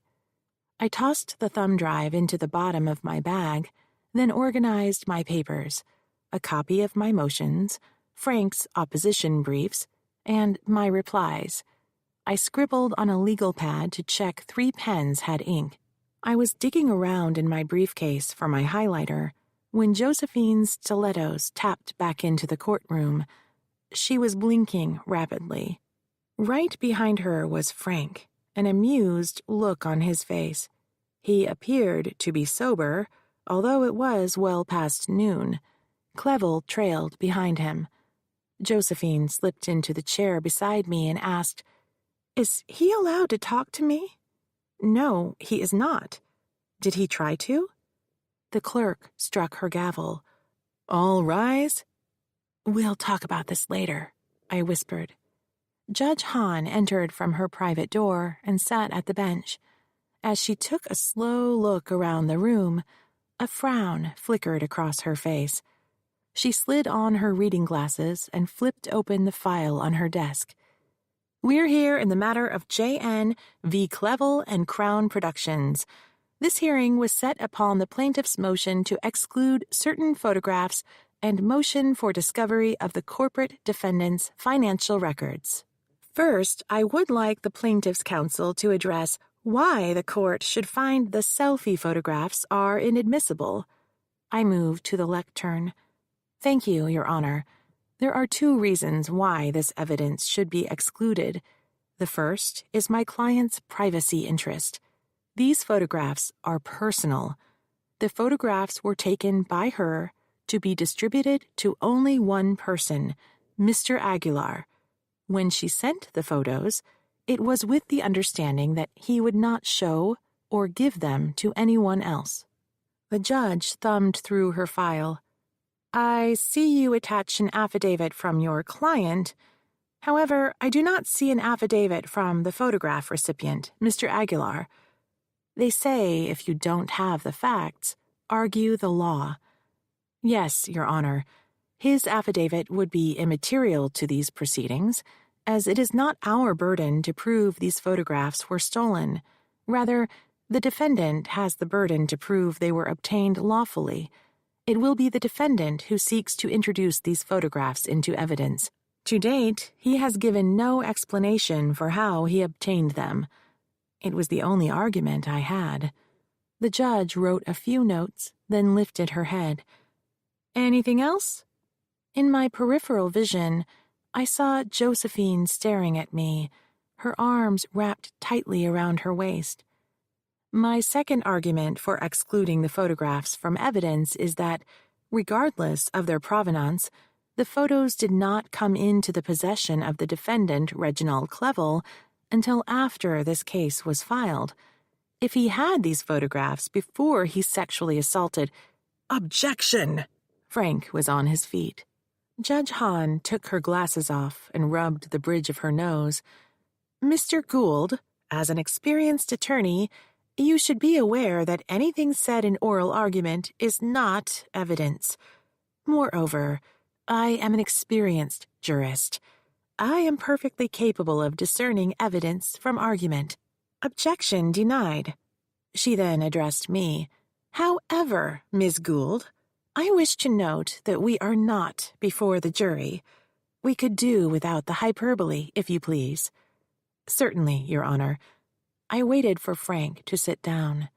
His interruption of my argument was meant to flex muscle for his client's admiration. A flamboyant gesture and nothing more. If it were any other attorney, I would have started speaking again while he realized how ridiculous he was standing there. But it was my turn to flex. I had the floor, and I wasn't going to resume until he sat down. Clevel was paying Frank by the minute to stand silently with the last thing on his lips, a flaccid and failed objection. Judge Hahn spiked Frank a look. He sat. As I was saying, there is no evidence that Mr. Clevel was in possession of these photographs before he assaulted my client. Clevel clutched Frank's sleeve. Frank ignored him. So if the defendant argues at trial that he believed that she would welcome his advances, a defense he suggested in his brief, He cannot support that belief, claiming he had seen these photos before the night in question. He didn't have them. That makes the photographs irrelevant to his defense. Very well, Miss Gould. Mr. Gould, would you like to argue? Indeed I would, Your Honor. As I settled into my chair, he took the lectern. First, I wish to address the provenance of the photographs. I strenuously object to the plaintiff's accusation that we stole the selfies. I have never been accused of stealing evidence in my entire career. I am insulted that such an outrageous allegation would be made against me or my office. We ask the court to find this argument is meritless and scurrilous, and we request the court to enter sanctions against plaintiff's counsel for making them. Mr. Gould, Judge Hahn said, as I instructed plaintiff's counsel, we could do without the hyperbole. Every attorney has a duty of good faith, meaning their motions must be supported in law and fact. Ms. Gould provided an affidavit supporting her motion. She satisfied her duty. There will be no sanctions. Continue. Yes, but the plaintiff has no proof these photographs are stolen. Your Honor wisely noted that there is no affidavit from the friend, Mr. Aguilar, supporting their argument. This lack of evidence is telling. There is nothing stopping plaintiff's counsel from flying down to Los Angeles, meeting with Mr. Aguilar, and obtaining an affidavit from him, if these allegations are true. He knew I had met Aguilar. I could tell by the way his voice shifted. Either he had someone following me, or Aguilar talked. The latter was more likely. Or maybe I was paranoid. Maybe some friend of his had spotted me in the airport, here or in L.A., and he surmised the rest. He went on, As for the relevancy argument, Your Honor, under the law of the state of California, any and all of the plaintiff's behavior at the workplace or amongst her coworkers is admissible on the issue of whether she consented to intimate advances. Clevel leaned across Frank's empty chair and plucked at his blazer. Clevel shook his head, mouthing, "No, no." He then pushed Frank's chair aside and rolled his closer to the lectern. Frank bent over for a whispered conference. The judge spoke. "Is there something you would like to add, Mr. Gould?" Frank patted Clevel's shoulder and resumed position behind the lectern. For the record, we are not conceding there was any kind of advance, sexual or otherwise, by Mr. Clevel to Ms. Navarre. The plaintiff must prove it occurred. However, for the purposes of argument, if Mr. Clevel had made intimate advances to Ms. Navarre, her behavior in and around the workplace would be evidence that he had a reasonable expectation she was amenable to the alleged advances. The judge's posture hardened. "Your implied consent defense."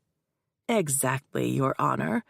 If my client made such an advance, the evidence will show that by her acts and statements, Ms. Navarre implicitly consented to sex with him.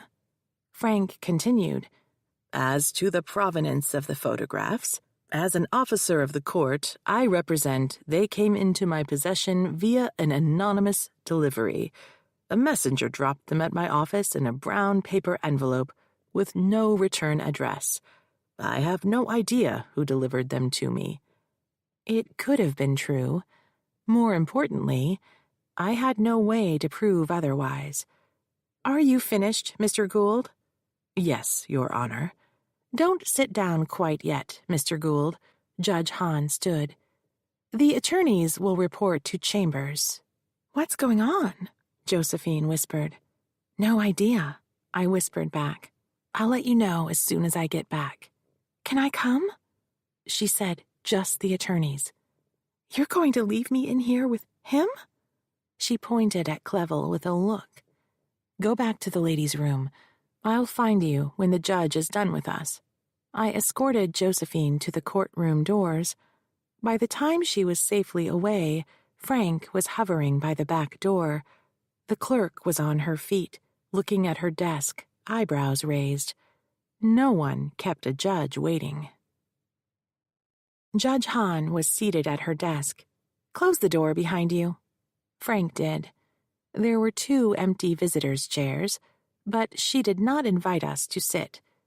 Judge Hahn said, "Before we discuss the case, I want to extend my deepest condolences upon the passing of Mrs. Gould." "Very kind of you," Frank said.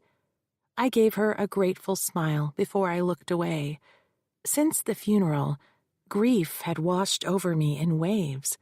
Some days I thought of my mother's death as just another event, like taking on a case or buying a car, as a result of which I had more paperwork. On other days, I was overwhelmed with the sense that the world was emptier. Even though we had not been close, every time I asked myself how my mother would react or what she would have thought, I remembered that she was gone. Judge Hahn took a deep breath, signaling a new topic. "Now, what am I going to do with you 2?" I declined to answer, but Frank jumped in. "This is a case that should have never been filed." Judge Hahn held up her hand yet again. "It was a rhetorical question, Frank. I don't require a response." On the ledge outside the window, a pigeon sat on her nest, oblivious to the office occupants. Sun glinted from the windows of the facing building. Street traffic rattled below. "Very well." She pulled herself closer to her desk. "I've read your briefing.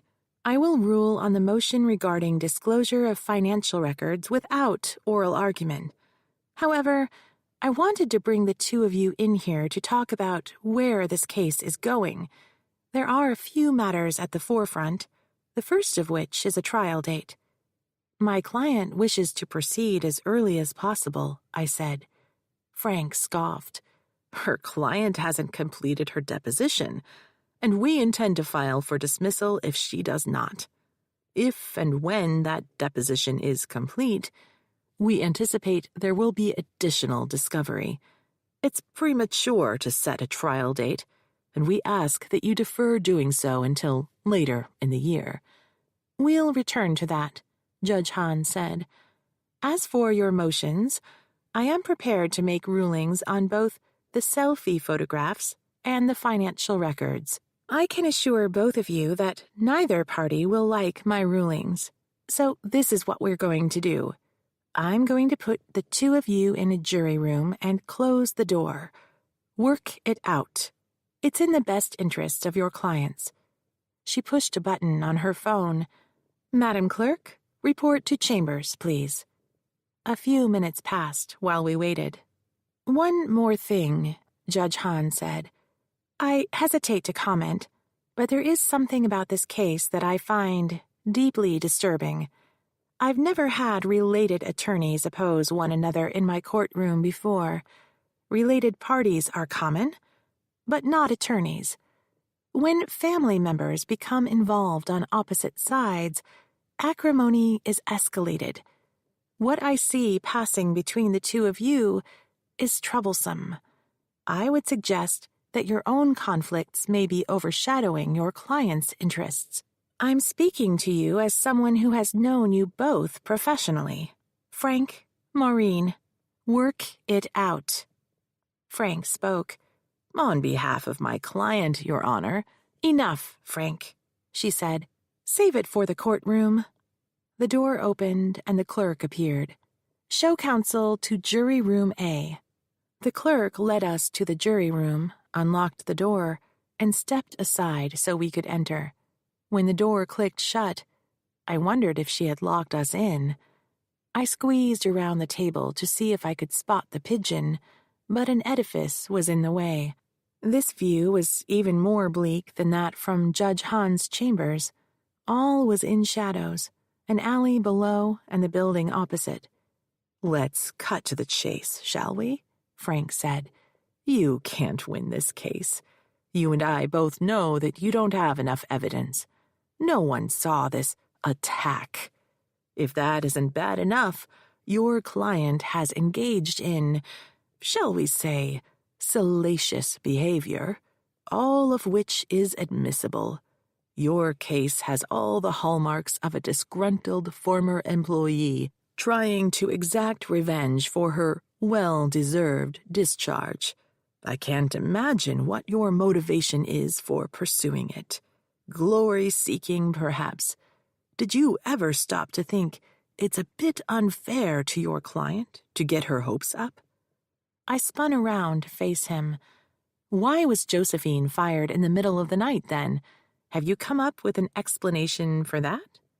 You're suffering from two incorrect suppositions, counselor. First off, your client wasn't terminated in the middle of the night. She was given her notice the morning after she disappeared from a work meeting. Second, it's your job as plaintiff to convince the jury that her discharge was wrongful.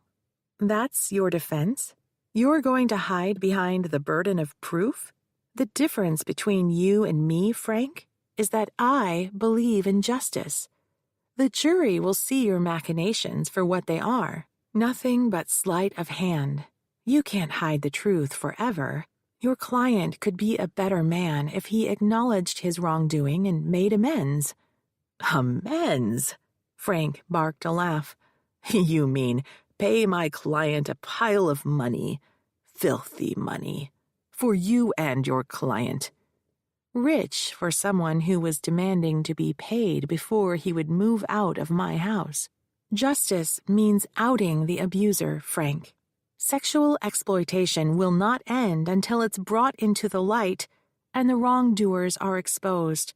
Clevel needs to bear the consequence of his actions. Oh, get off your soapbox, Maureen. He came around the table, trapping me against the window. The real difference between you and me is that I understand the true nature of men and women. You can't change nature, Maureen. You can't legislate it out of existence. Once you strip away culture, we are nothing but feral animals, no more evolved than dogs rutting in the streets. I understand this. I accept it. You don't scare me anymore, Frank. It was not me you feared, Maureen. It was your own nature. I planted a hand in his chest, forcing him aside. I'm out of here. I have a settlement offer, he called out. My hand on the doorknob, I spun around. Make it. My client is willing to pay 1 year's salary, expunge the personnel files of references to her dismissal, and provide a letter of recommendation. Your fees to be negotiated. There was a condition. I could feel it. If she signs a new non-disclosure agreement, and there will be no admission of wrongdoing. This is what you wanted, Maureen. A settlement. That's what you asked for in the beginning. You never meant to take this to trial. You were in it for a quick win. So here it is on a silver platter. Take it. Let's get this over with. I'll convey your offer. Chapter 17. Josephine was seated on a ladies' room bench, scrolling through her phone. What took you so long? The judge ordered us to talk to each other, see if we could settle the case. She lowered the phone. You didn't, did you? I can't without your agreement. But they did make an offer. Which is? 1 year's salary, your personnel records expunged, a letter of recommendation. But, and it's a big but, you must sign a new non-disclosure agreement, and Clevel will not admit that he attacked you. So I'm back where I started. What's all this been for, then? I didn't do anything wrong. He did. He's never going to confess. Not in a settlement agreement. Not when he takes the stand in trial. Not afterwards. So you're on his side now? No, Josephine, I'm on your side. But I am ethically obligated to convey any and all settlement offers to you. Also, I'm ethically obligated to advise you regarding the strengths and weaknesses of your case. Weaknesses? Seriously, now you say we have weaknesses? I have to be honest with you. The selfies are a problem. If we don't settle the case today, the judge will decide our motions. She didn't hint how she would rule, but she did say that neither party would be happy. The pictures might come into evidence. I can't predict how the jury will react. And we have other problems. I suspect Frank knows Aguilar refused to support your case. Sophia's dead. Valerie Van is scared to talk to us, and Amber is hiding. All of which means the only evidence we have is your testimony. It's your word against his. I told the truth. I sat down beside her. I know you did. Before long, everyone in the business will know that I sued the Duke. If he doesn't admit he did something wrong, then they're all going to think I was lying. I get that. I just need you to understand that you could have money now and get on with your life, or risk losing the case and paying Clevel's attorney's fees. You never mentioned that. It's in the fee agreement. I gave you time to read it and ask me any questions you had before you signed. I didn't read it. I just signed because you wouldn't help me if I didn't. And that's what you said about the non-disclosure agreement. You will have to testify about that, and if you testify truthfully, the fact that you didn't read the agreement plays right into their theme that you are out to get what you can, that you're not an honest person. So now my own attorney thinks I'm a liar? That's not what I said. Like I said, it's my job to explain the weaknesses of the case to you. If I didn't, I would be committing malpractice. You don't want a lawyer who can't or won't give you an honest assessment, do you?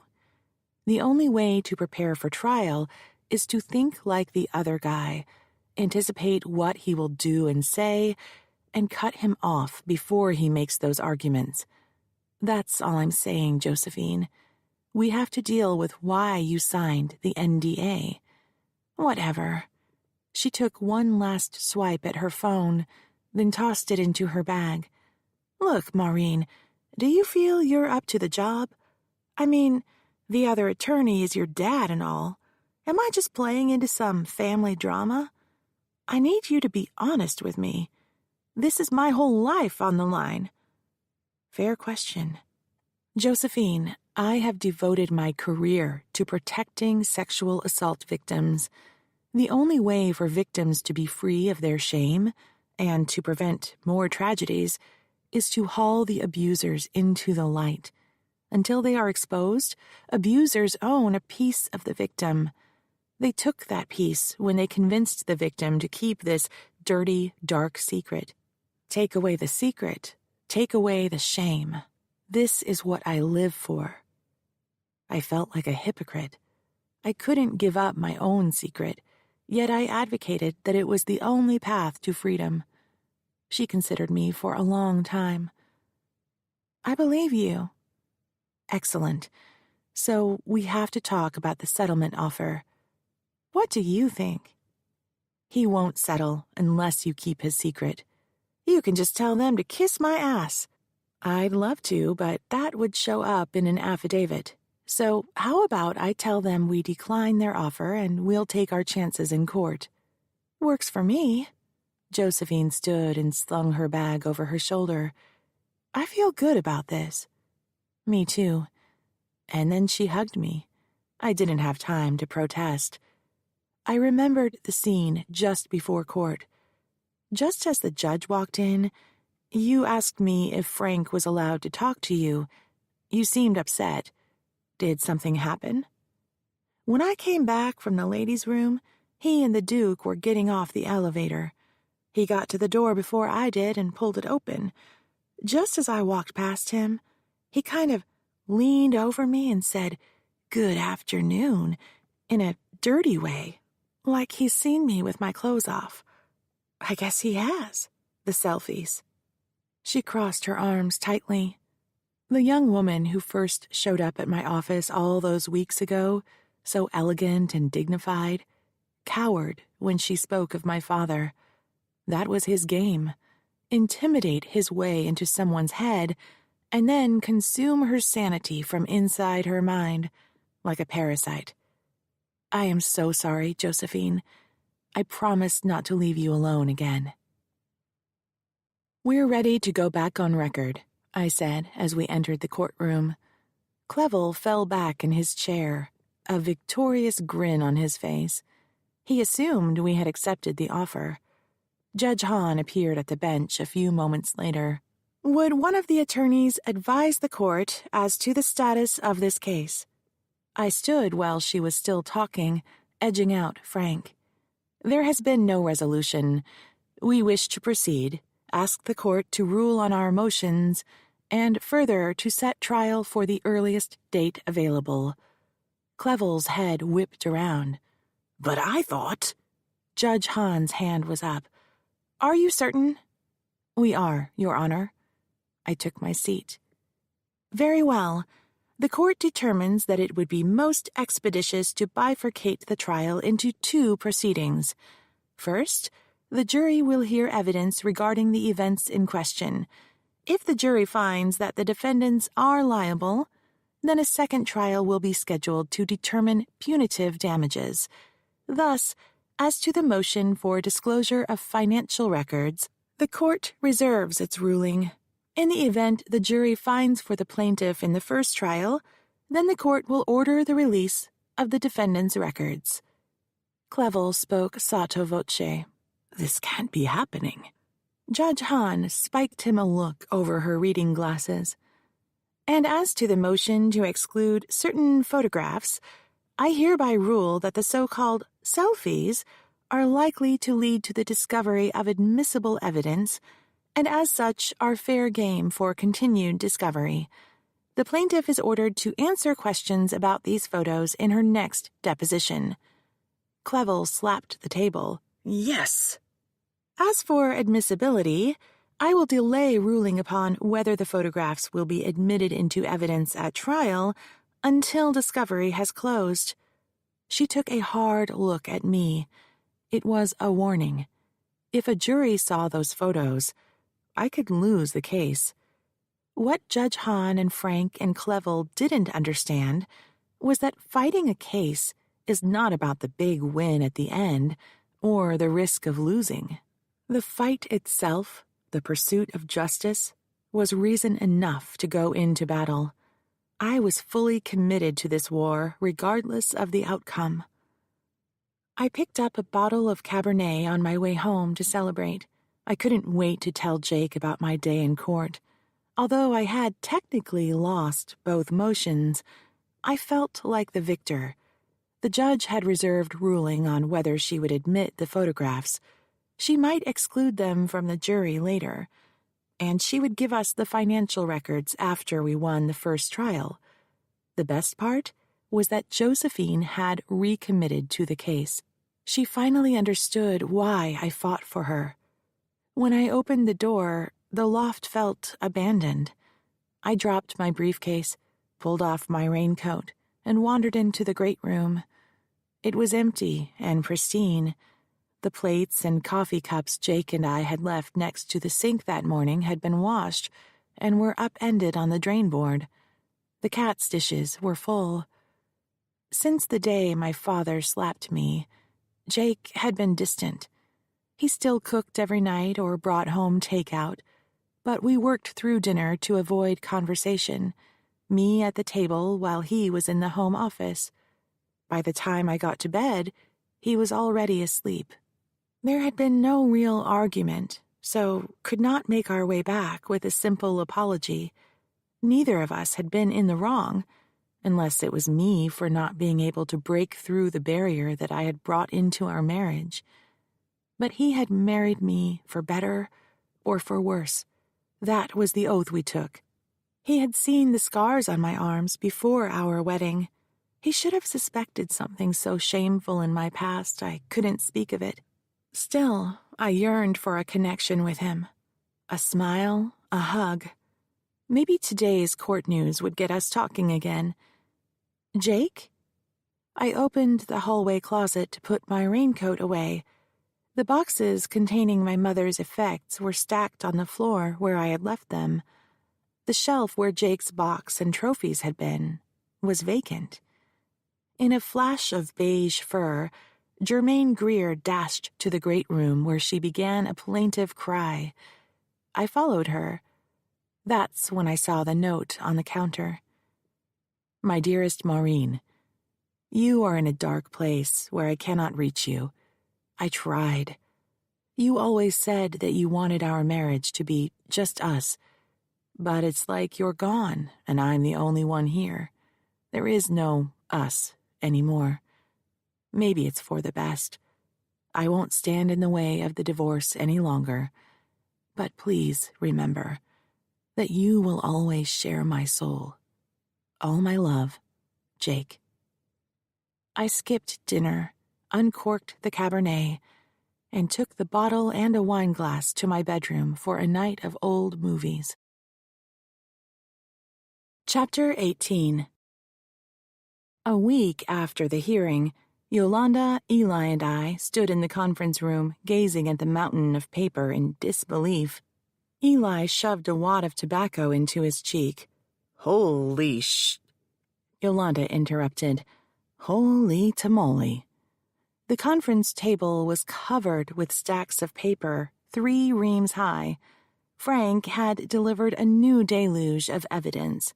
Piles of paper it would take days to comb through, discern what was there, what was important, and what was missing. There was one thing I could count on. The information I wanted, where Clevel got his funding, wouldn't be in that heap.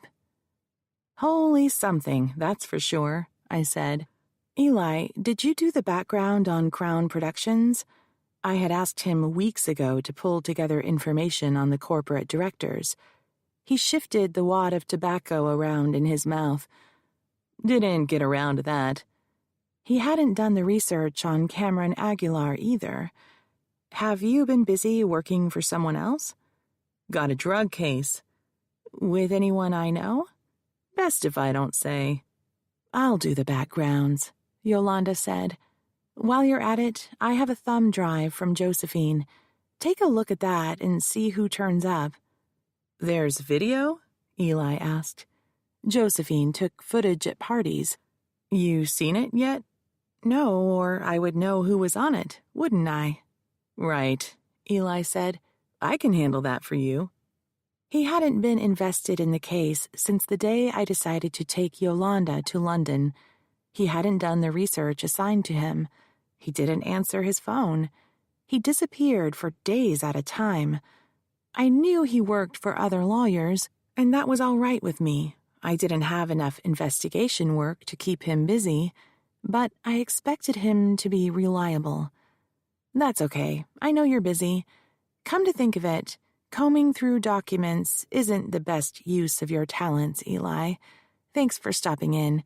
I'll give you a call if something comes up." "You're firing me in the middle of a case? That's the thanks I get?" I wasn't sure what thanks he expected. He was paid every time he billed. "It's not like that, Eli. It's just that I don't have anything for you to do right now. When something comes up, I'll give you a call. Promise." "Right." Eli launched a glob of spit into a wastebasket.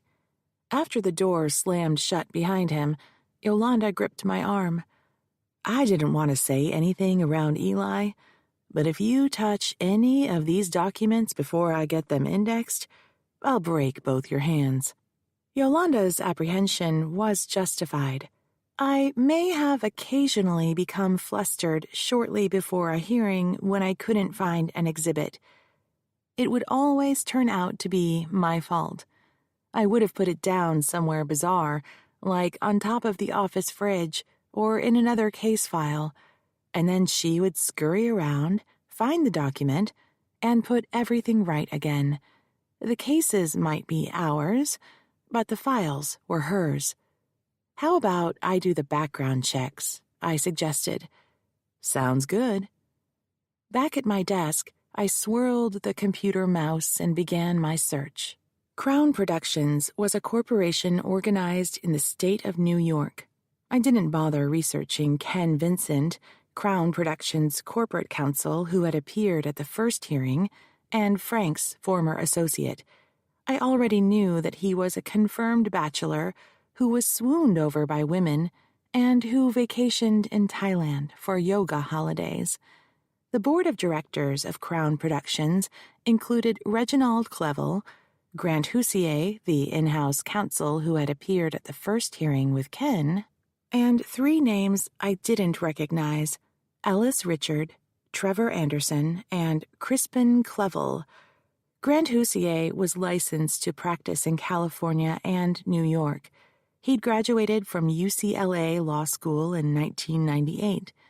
According to his alumni biography, he had worked at a firm specializing in business, much like Frank's, before Clevel hired him. He had homes in Brentwood and Malibu and drove a Jaguar. His wife drove a Mercedes. Trevor Anderson was a British national. He had a home in London, England, and a condo in Los Angeles. A Corvette was registered to him in California. Crispin Clevel was the Duke's younger brother. Unlike Reginald, his photo was not splashed across British gossip sites. His Hollywood Hills home was featured in Architecture Digest for its lavish old-world furnishings and art I'd read in the dentist office. According to his biography, he had served in Her Majesty's diplomatic service until his brother lured him to Hollywood. Crispin was the chief financial officer for Crown Productions. By the time I completed my online research, I had worked through lunch. It was mid-afternoon and I was starved. I decided to go home early. I grabbed my briefcase and stopped by Yolanda's desk on my way out. Yolanda peered at me over the monitor, her fingers hovering over her keyboard. Gone for the day? You don't mind? I don't know why I felt like I had to apologize to staff for leaving early. I like having you out of my hair when I'm doing stuff like this, she said, as she rested a protective hand on the pile of documents to her left. I should have this done in a day or two, and then we can start looking through them. Yolanda, you have no idea how much I value you. Go on with you, girlfriend. See you tomorrow. In my kitchen, I found a forgotten lunchbox-sized bag of stale pretzels. I polished that off and a microwaved dinner of chicken and green beans in an unidentifiable sauce, then tried to fill the hours of my new life without Jake. I had not realized how much of the housekeeping he had done, not that I had performed any chores more than occasionally. The loft was always spotless, so I had not given it much thought. But now cat hair was floating across the cement floor. I set the robotic vacuum to its patrol and began cleaning. With earbuds, I listened to 1950s and 60s rock music to boost my enthusiasm. I was on a step stool, wiping the overhead pipe fixtures with a long-arm dust mop, when the doorbell rang. My watch said it was 10:12 p.m. The bell rang again and again as I picked up speed. I pushed the intercom button and looked into the grainy camera image. Yolanda? Thank God you're all right. Let me in. I pressed the button to open the building's entry door, then stepped out into the hall to greet her. When she hustled into view, she was wearing blue jeans, an oversized sweatshirt, and sneakers. No makeup. There was a break-in at the office, she said. The security company tried calling you and there was no answer, so they called me. We need to meet them at the office, ASAP. Give me a few minutes to change. I was wearing yoga pants and one of Jake's old t-shirts. I was barefoot. Just put on a coat. No one will notice. I slipped on a pair of flip-flops and grabbed an old zip jacket from the closet. We piled into her VW hatchback, parked in a loading zone, and she sped through the streets as fast as one can speed through San Francisco. When we pulled up to the building, a safety green compact car with a flashing yellow light was parked in front. Standing at the door was a young man in a baggy brown uniform with an elfin-like face. His badge said Clinkheart. He introduced himself as Tim. He asked to see our identification before he would let us by. Yolanda jangled her building keys at him to show that she had a right to go inside. I thanked him for his thoroughness. Once we produced identification, he led us upstairs to my office. The door hung open, with no damage to the casing. The lock must have been picked. "Stay here," Tim said. He gestured with an open hand, the way a dog trainer signals his animal. His flashlight beam played through the dark as he moved out of our sight toward the conference room, back again into reception, then to the kitchen, and down the hall. A few minutes later, the overhead light in my office came on. "It's all right," he called. "There's no one here." When I flipped on the light switch, Yolanda whispered, "Oh my God." Her computer was on the floor, smashed. The monitor shattered. The couch and chairs were overturned, and the underside netting had been cut away. File drawers stood open and empty, the floor covered with their contents. Through the conference room glass wall, we could see the reams of Crown Productions' Discovery tossed about as if by a windstorm. Tim joined us in reception. "The back office looks about the same. You should make a list of everything that is missing or damaged for the insurance company, and you need to make a police report." "Who would do this?" Yolanda asked. "Kids high on something? Or maybe you got an angry client. You're a lawyer, right?" "Let's check the video surveillance." I pointed at the ceiling camera. "Oh, yeah, right," Tim said. "Let me call HQ and get them to email that to you." "On what computer?" Yolanda gestured to her broken tower. I edged around Tim on the way to my office. Paper tossed around. The couch and visitors' chairs upended, netting cut away. Bits of the computer tower scattered across the carpet. Monitor smashed. I joined the others in reception. I wrote my email address on a piece of paper and handed it to him.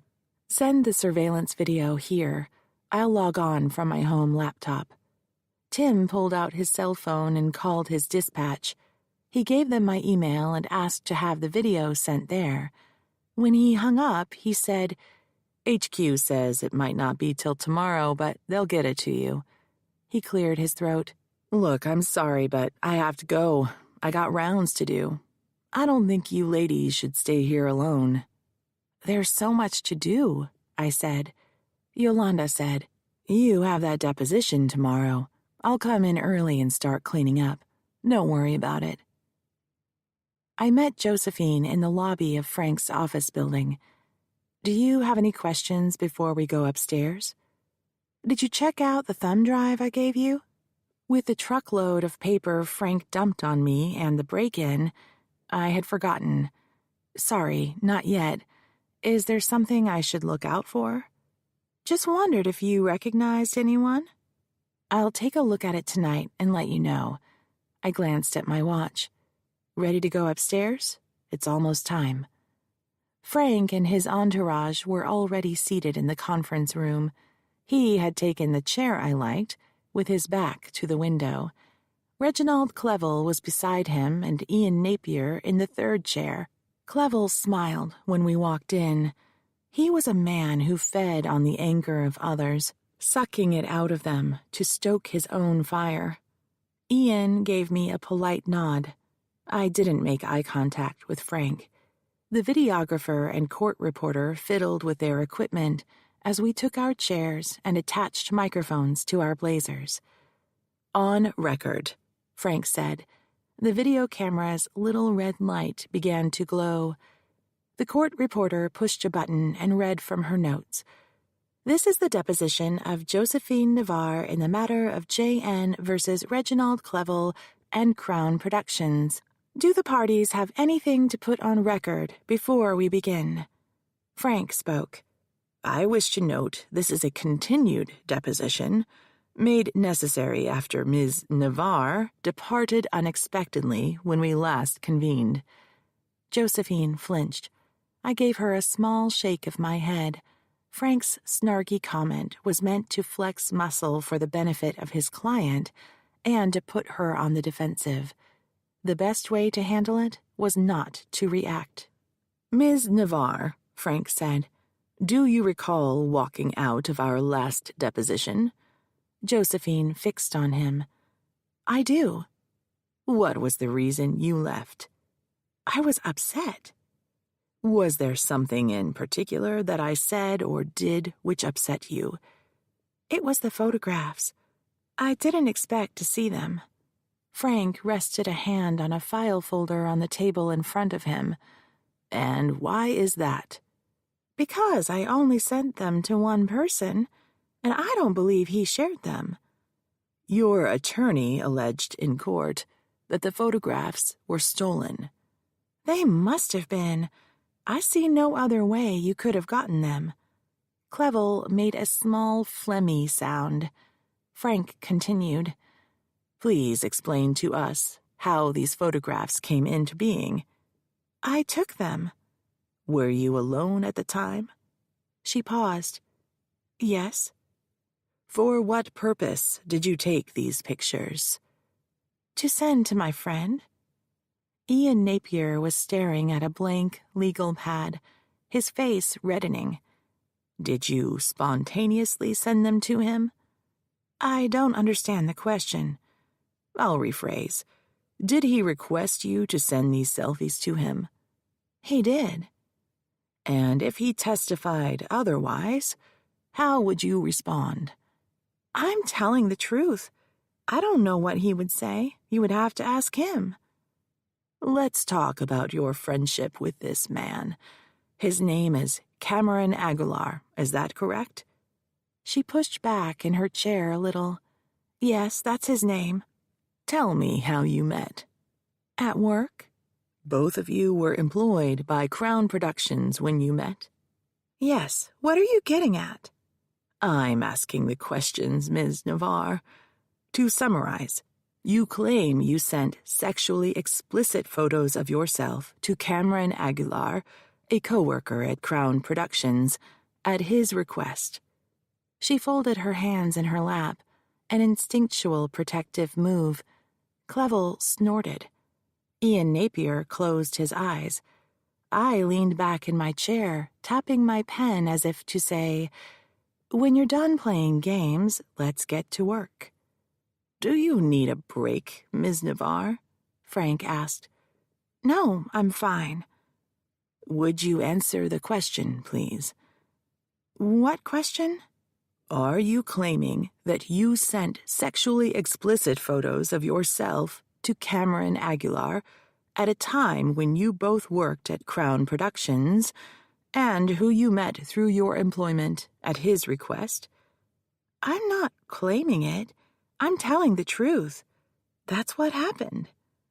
"Did you have a sexual relationship with him?" "I don't see how that's any of your business." Clevel choked down a laugh. "Let's take a break." Frank stood. "Counsel, I suggest you have a word with your client." As they left, Clevel leered at Josephine, then at me. I gave him a cold look in return. People like him couldn't stand to have their behavior questioned. His turn would come. His grin faded. "We'll be in reception if you need us," the court reporter said. She and the videographer stepped out. The door closed behind them. We were alone, but in a goldfish bowl for all to see. The wall that divided the conference room from the hall was glass. A secretary strutted by, and Josephine shielded her face as she spoke. "What's he getting at?" "We talked about this, remember? The nature of your sexual activity at work will be used to show that Reginald Clevel believed you would be receptive to his advances. And so, They can just ask me questions about what we did. Like intimate things.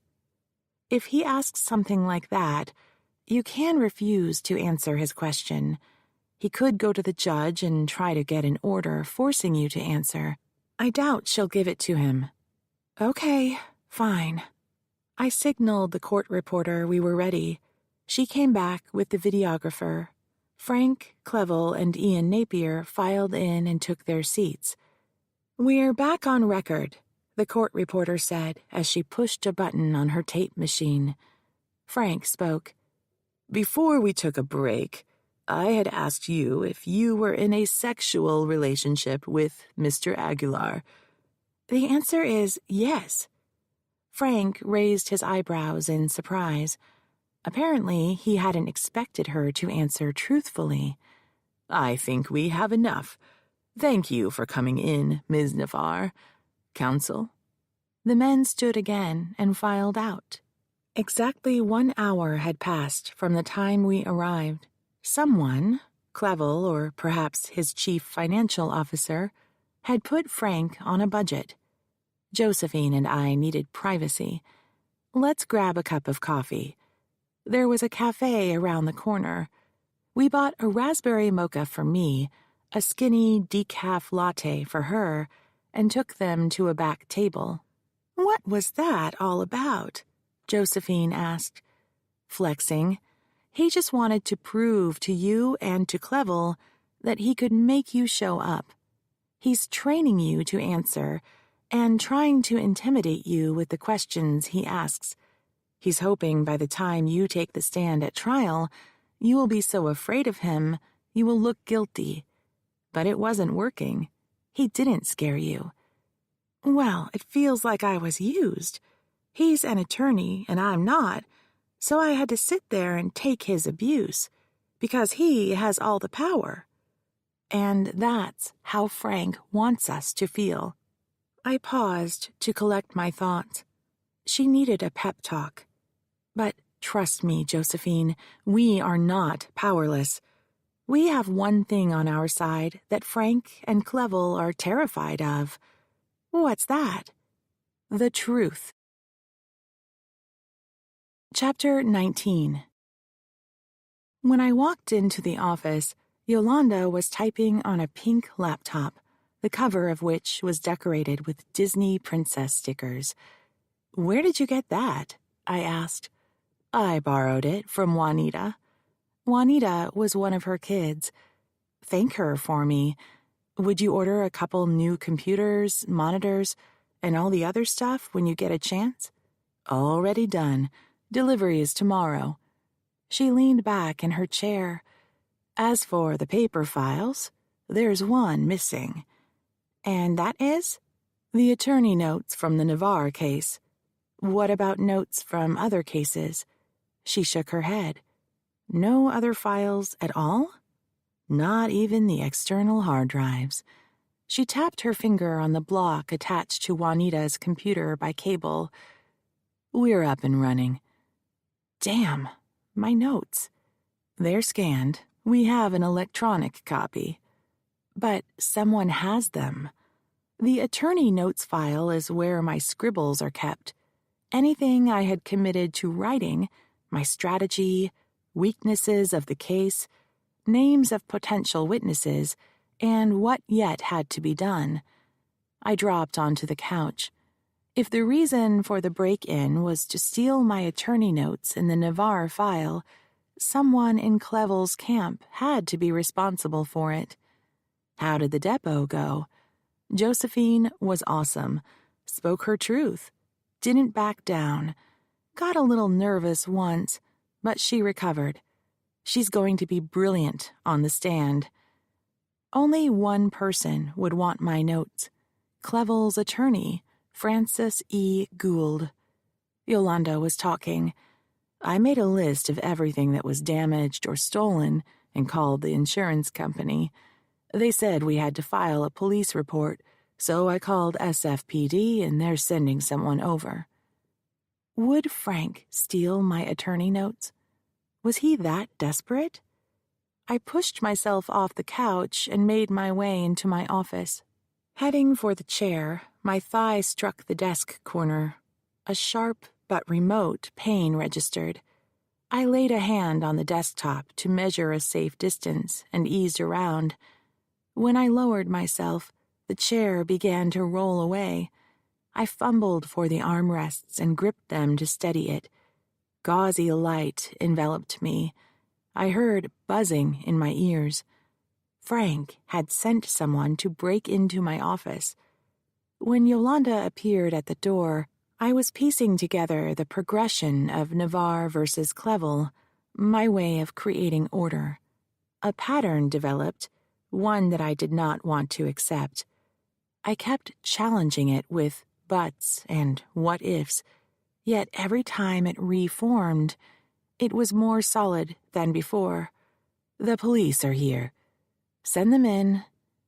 A uniformed officer stepped into my office, hat tucked under one arm, mid-30s, dark hair in a buzz cut. His starched shirt strained with gym rat bulk. The badge over his right shirt pocket said Tucker. Right behind him was my soon-to-be ex-husband, Jake Kuhn, wearing a charcoal pinstripe suit and diagonal striped tie, both of which I had picked out for him when we updated his wardrobe about a year ago. His hair had been trimmed. How was it he remembered to go to the barber when he always needed me to remind him before? No, it wasn't trimmed. It had been styled. That was new. I wondered who she was. I stood. To what do I owe this honor? When the report came in, a friend of mine was on the desk. Jake said, "You should have called. Are you okay?" Assistant District Attorney Kuhn wanted to sit in on the interview, ma'am, Tucker said. Is that all right with you? That's fine, officer. Thank you for asking. Have a seat. Tucker and Jake took seats in the visitor chairs. Yolanda perched on the couch arm and I settled in behind my desk. I gave the cop my complete attention, all the while feeling the side of my face warm as Jake stared at me. I understand you had a break-in last night, Tucker said. He pulled out a tiny steno pad, just like the one Eli used. Around 10 o'clock, they tripped the alarm. The security company should have the exact time. Jake stiffened. Did anyone come to the loft? Not our loft, not your loft. The loft. I parroted his neutral language. Why would someone come to the loft? Tucker put down his notepad. Excuse me, ma'am. Sir, can we focus on the office burglary for the time being? Was anything stolen? Just one file, Yolanda said. Jake twisted in his seat to look at her. Which file? She dropped her voice and looked him in the eye. The attorney notes in Navarre versus Clevel. He whirled around to face me. He knew as well as I did that only one person would be interested in that particular file. But how are you going to prove it? I asked. I was reticent to accuse Frank in front of a police officer. The next thing that would happen was Tucker would interview him. He would deny it, then file something in court saying I had made a false police report.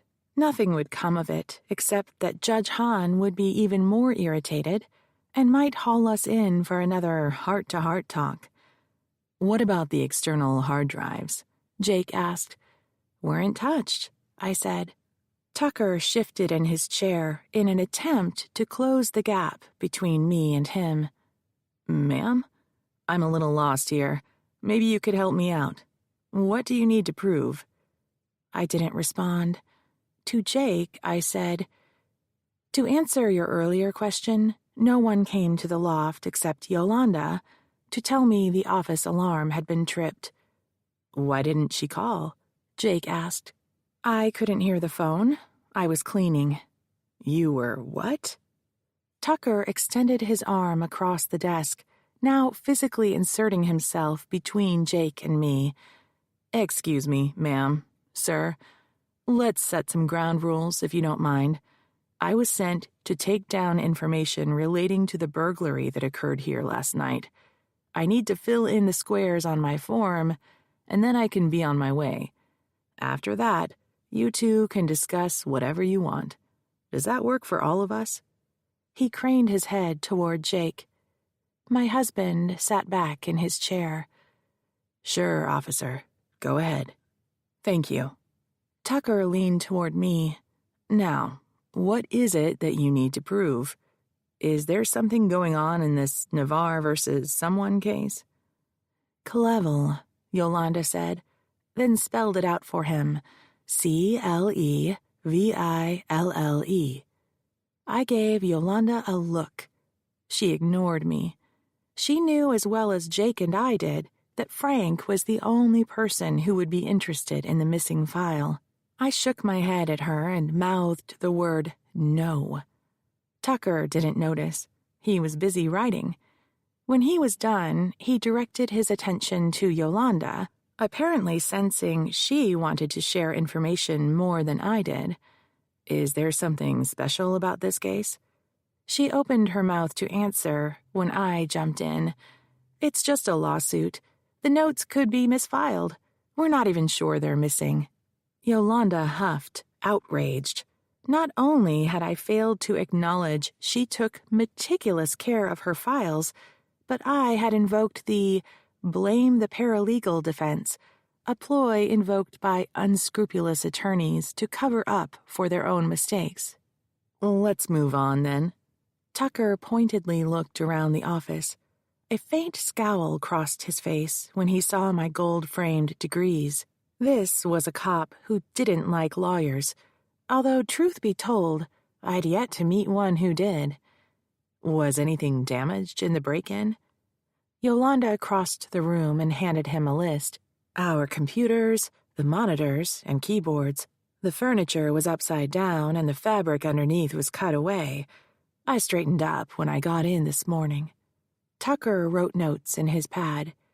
"Did you get pictures before you cleaned up?" "I did." She pulled her cell phone out of her skirt pocket. "I can email them to you."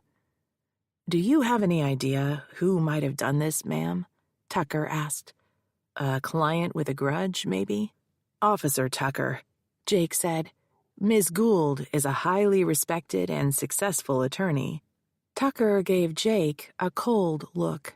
When they had met outside my office, Jake would have introduced himself, and Tucker would have recognized his name as the prosecutor who used to be a cop. To some police, Jake was the ultimate enemy. He had betrayed the Brotherhood when he went to law school.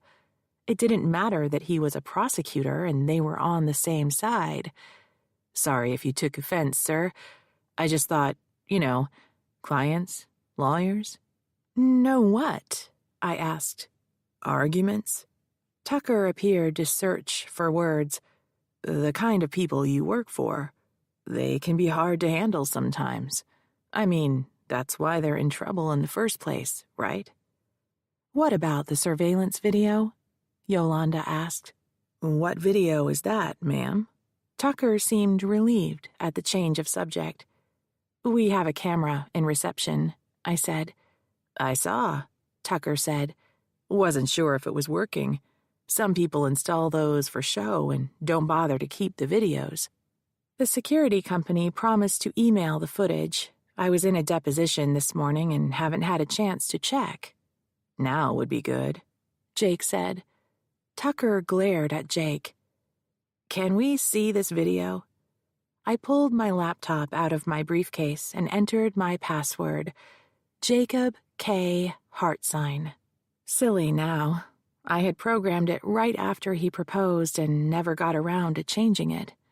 A password, like marriage, can be nothing more than a habit, maybe one that had grown obsolete with time. The computer booted up and new emails downloaded, including one from the security company. I opened it and spun the laptop around so everyone could watch the video. It began with darkness.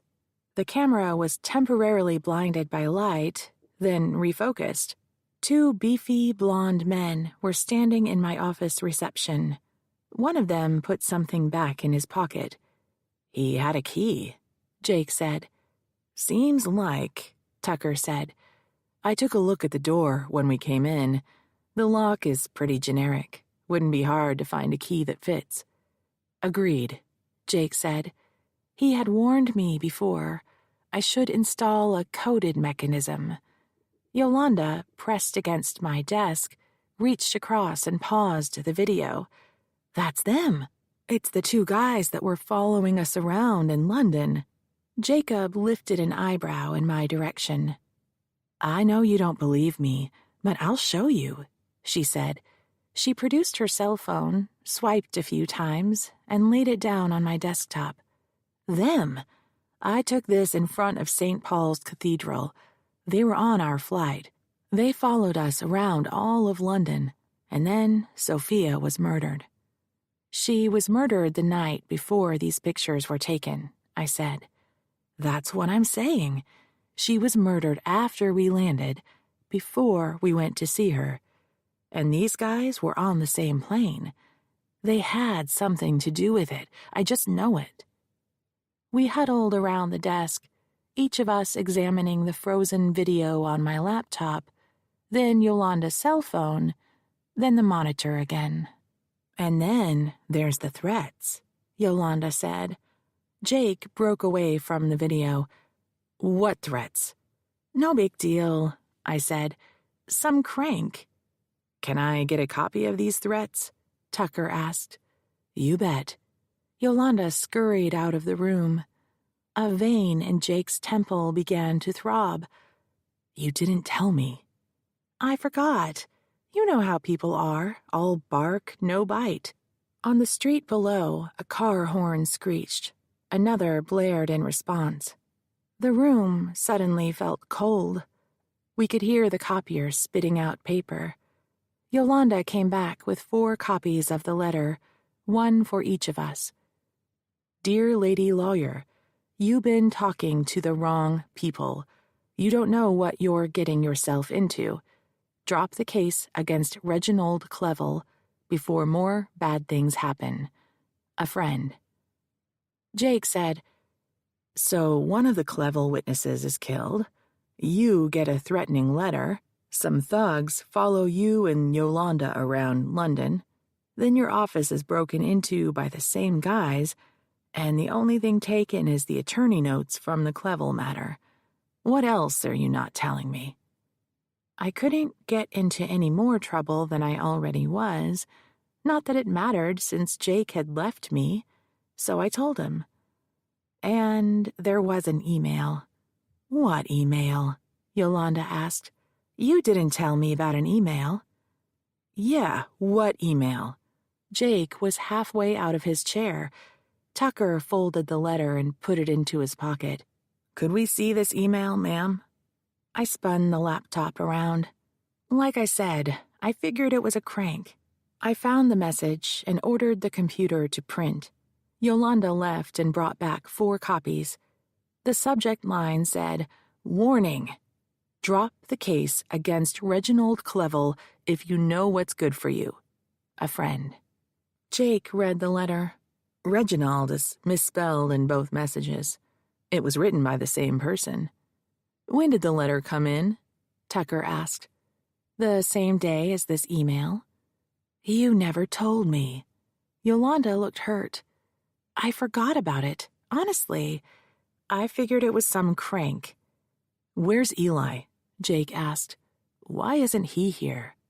More and more, I had begun to suspect Eli's loyalty. In Saratoga, Valerie Van had refused to talk to me and Eli. She was nervous and kept looking down the street. Eli was the only person who knew Yolanda and I were going to London to interview Sophia. Eli hadn't done the background checks I'd asked for. He had been argumentative and remote. He had a key to the office, and his spelling was terrible. He hasn't been around lately. Jake frowned at me. I hadn't told him about my employee problems, yet another secret from his point of view. Tucker put his folded copy of the email in the same pocket he had put the letter. "Who is this, Eli, ma'am?" "My investigator. He works part-time for me and picks up work from other attorneys, too. He used to be with the force." "I want him here," Jake said. "There's something going on and I don't like it. Someone needs to be here in case they come back." Yolanda folded her arms in an "I told you so" stance. I didn't want to talk about Eli in front of Officer Tucker. He'd question Eli. Whether my suspicions were right or wrong, Eli would blow up and quit. Then I would never be able to confirm or rule out that he was a spy. On the other hand, I was not immune to group paranoia. With the break-in, Yolanda upset, Jake worried, and Officer Tucker showing up, I might not be thinking clearly. Look, Jake, no one is coming back during the day. They're burglars. They skulk around under the cloak of darkness, and I'm not in any danger. I never was. If they wanted to physically hurt me, they would have come to the loft instead. Tucker pulled a business card out of his pocket, scrawled on the back, and slid it across the desk to me. "This has my cell number, email, and the police case number. If anything else comes up, please give me a call." Jake hung behind for a moment after Tucker left. "We'll talk about it tonight, over dinner." "Fine," I said. "Pick up Chinese." Chapter 20. An hour after Jake and Tucker left, Eli appeared at my door without warning. "Well, this is a surprise, stranger," I said. "Where's Yolanda?" "In the conference room, files everywhere. What the hell happened? Jake called me. Says there was a break-in last night." He dropped onto the couch. "He's overreacting." "He says he wants someone here all day. Make sure you're safe." I shook my head. "Honestly, Eli, I'm not in any danger. The bad guys just made a mess of the office and smashed up the computers." "They take anything?" If Eli was a spy for Frank and had given the thugs his office key, he would know they had the Navarre attorney notes. If I lied, he would know that I didn't trust him. If I told him the truth, then he would follow up with questions I did not want to answer. Nothing we don't have backed up. Honestly, there's no reason for you to babysit me. "Here's the thing, Chief. Jake's my buddy, and you're my friend. I don't want to see anything bad happen to you, so I'm just going to hang out here for a few days until this blows over, as a favor. Off the clock. Don't worry about it." "Okay, fine, if you insist. While you're taking up room, maybe you can help me kick around some ideas." I rocked back in my chair and twiddled a pen in the air for a few moments. I don't quite have a grip on the theme of the Navarre case. I need a phrase, something that will resonate with the jurors, lock into their minds, something unique but common sense. The rape culture has been around since the dawn of time. It's a primal thing. Why do you suppose that is, Eli? "That's just how men are, Chief." Not very catchy. Also, not true. Not all men are rapists. Jake isn't. You aren't. Eli tugged on a pant leg as he repositioned. "So, she's saying he raped her now?" Her story hasn't changed. I'm saying if she hadn't run out of his suite, I have no doubt he would have. As it is, he assaulted her. "But she was there. I mean, they were partying, drinking champagne, middle of the night. She had to know he wanted something. That's how a jury's going to see it." That's what I'm worried about. The jurors need to understand that because he was her boss and her job was 24/7, when he called her to his room, she believed it was for work. And because he was her boss, she had to do what he asked.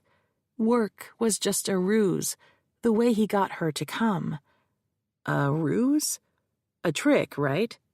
I had a specific reason for using that word.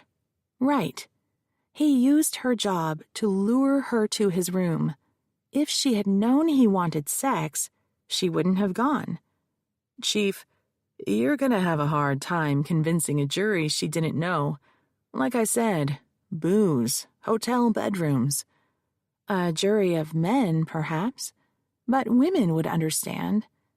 How do you mean? Sexual exploitation is ubiquitous. Oh, man, you and your lawyer talk. What? The power dynamic. It's everywhere, all the time. Male bosses ask female employees to do personal errands for them, pick up the dry cleaning, order flowers for the wife, make the coffee. Next thing you know, they're standing too close or patting their lap when she walks into the room. And then there's the complete strangers in public. Men who come up to women and demand a smile. Like we came into this world to decorate theirs? Women get it. We don't talk about it to men, but trust me, every woman you know has experienced it one way or another, over and over again. We learn to live with it. So what does dry cleaning have to do with rape? It's the same dynamic. Men think they have a right to control women. They test us in innocent ways, like the dry cleaning.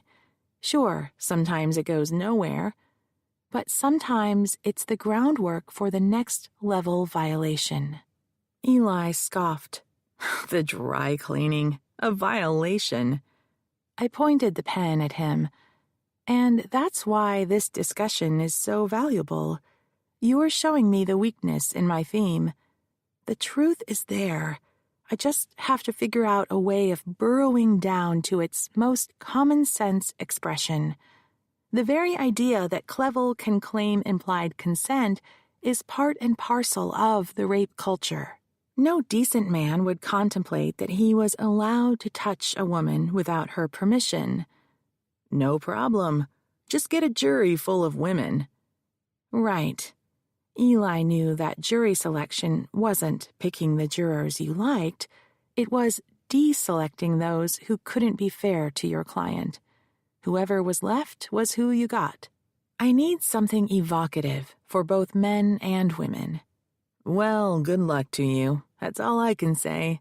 You're the brains of the operation. You'll figure it out. That was my plan. Thanks, Eli. I appreciate your confidence.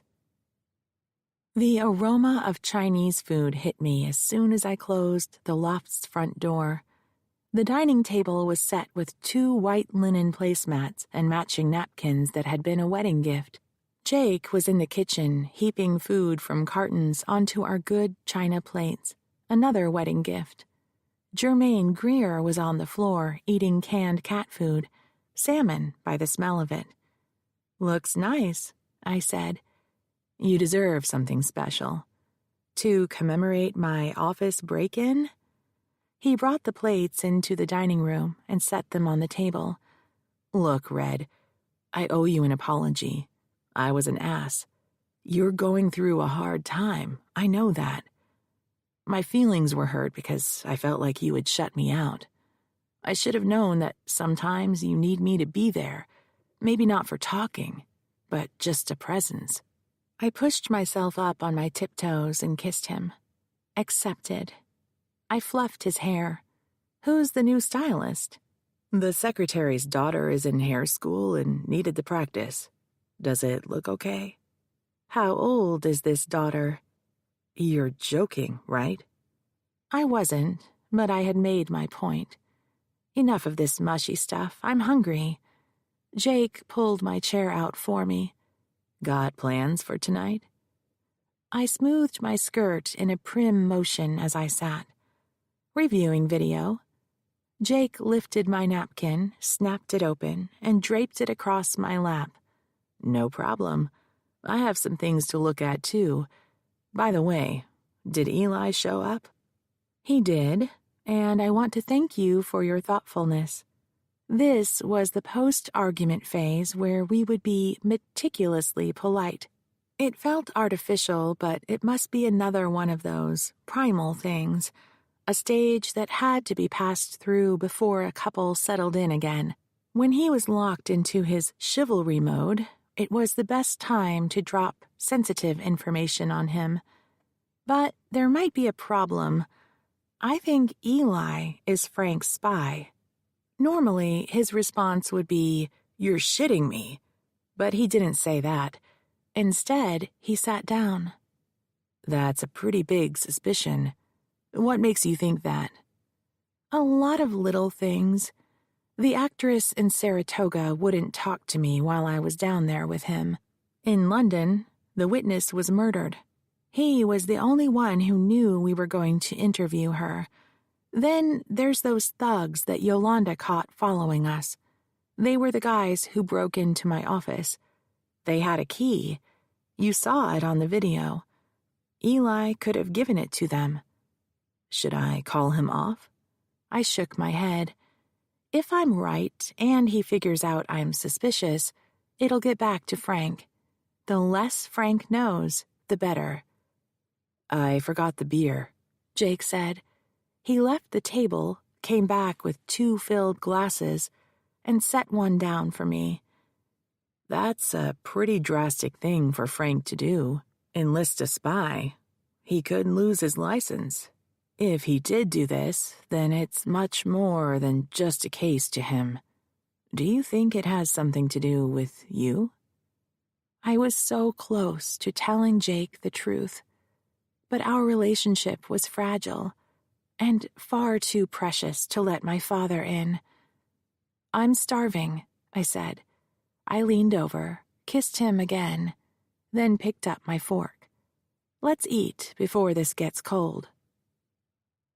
After dinner, Jake and I fell into our old routines, me on one side of the dining table, hunched over my laptop, and him on the other side with his.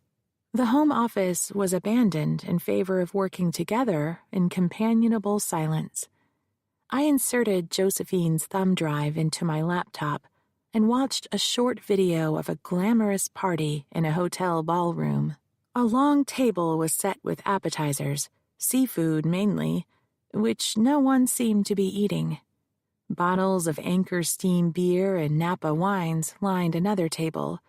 A slideshow of iconic San Francisco scenes flashed across one wall: the Golden Gate Bridge, Alcatraz, Coit Tower, Lombard Street, Victorian homes, and some of the best-kept secrets: statues, mosaic stairways, neighborhood parks. A crooner backed by a small band sang, "I left my heart in San Francisco." I recognized the mayor and the heads of San Francisco's tourism and film bureaus, then Clevel and his brother Crispin, whose picture had been in the Architectural Digest article. The crowd parted. That was when the tall, silver-haired man talking to Clevel turned his face to the camera. My father, Francis E. Gould. Beside him was his former associate, the movie star handsome Ken Vincent. Frank handed a small present to the Duke, who passed his drink to his brother, then tore off the wrapping. Frank said something into his ear while Clevel's head bobbed enthusiastically. He held the gift up for the camera operator, Josephine, I presumed, to record. She moved in for a close-up. It was the Diego Rivera painting, the one that had hung on my mother's bedroom wall. "Oh, my God!" "What?" Jake said, looking up. "The son of a bitch! I don't believe it!" "What?" he asked again and came around to my side of the table. I rewound the video and ran it for Jake to see the presentation and the close-up. "That's your father," Jake said. "When did this happen?" Josephine took it, sometime before she was fired, and came to me. "What's Frank doing at the party? I thought they didn't know each other until he took the case." That's what I thought. "You see what Clevel's holding up?" "A painting?" The painting that was hanging in my mother's room. Diego Rivera gave it to Lizzie Shaughnessy. Frank told my mother he had taken it out for cleaning. After she was gone, I asked him where it was, and he claimed it needed repairs and he would get it for me. The son of a bitch gave it to the Duke long before I noticed the painting was missing. He lied about it. Why would he do that? That's what I'm going to find out. Back in an hour. Hold on, Red. You're not going anywhere without me. Fine, but I'm driving. I called Josephine on our way out the door, and we agreed to meet in the bar of her hotel. Halfway out of my building, I went back for my laptop and the thumb drive.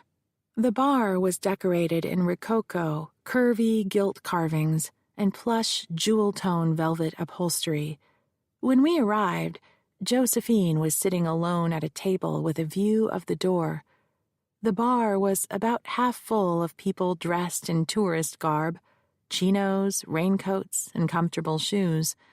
We made our way to her table, and I introduced Jake. Josephine already had a glass of white wine.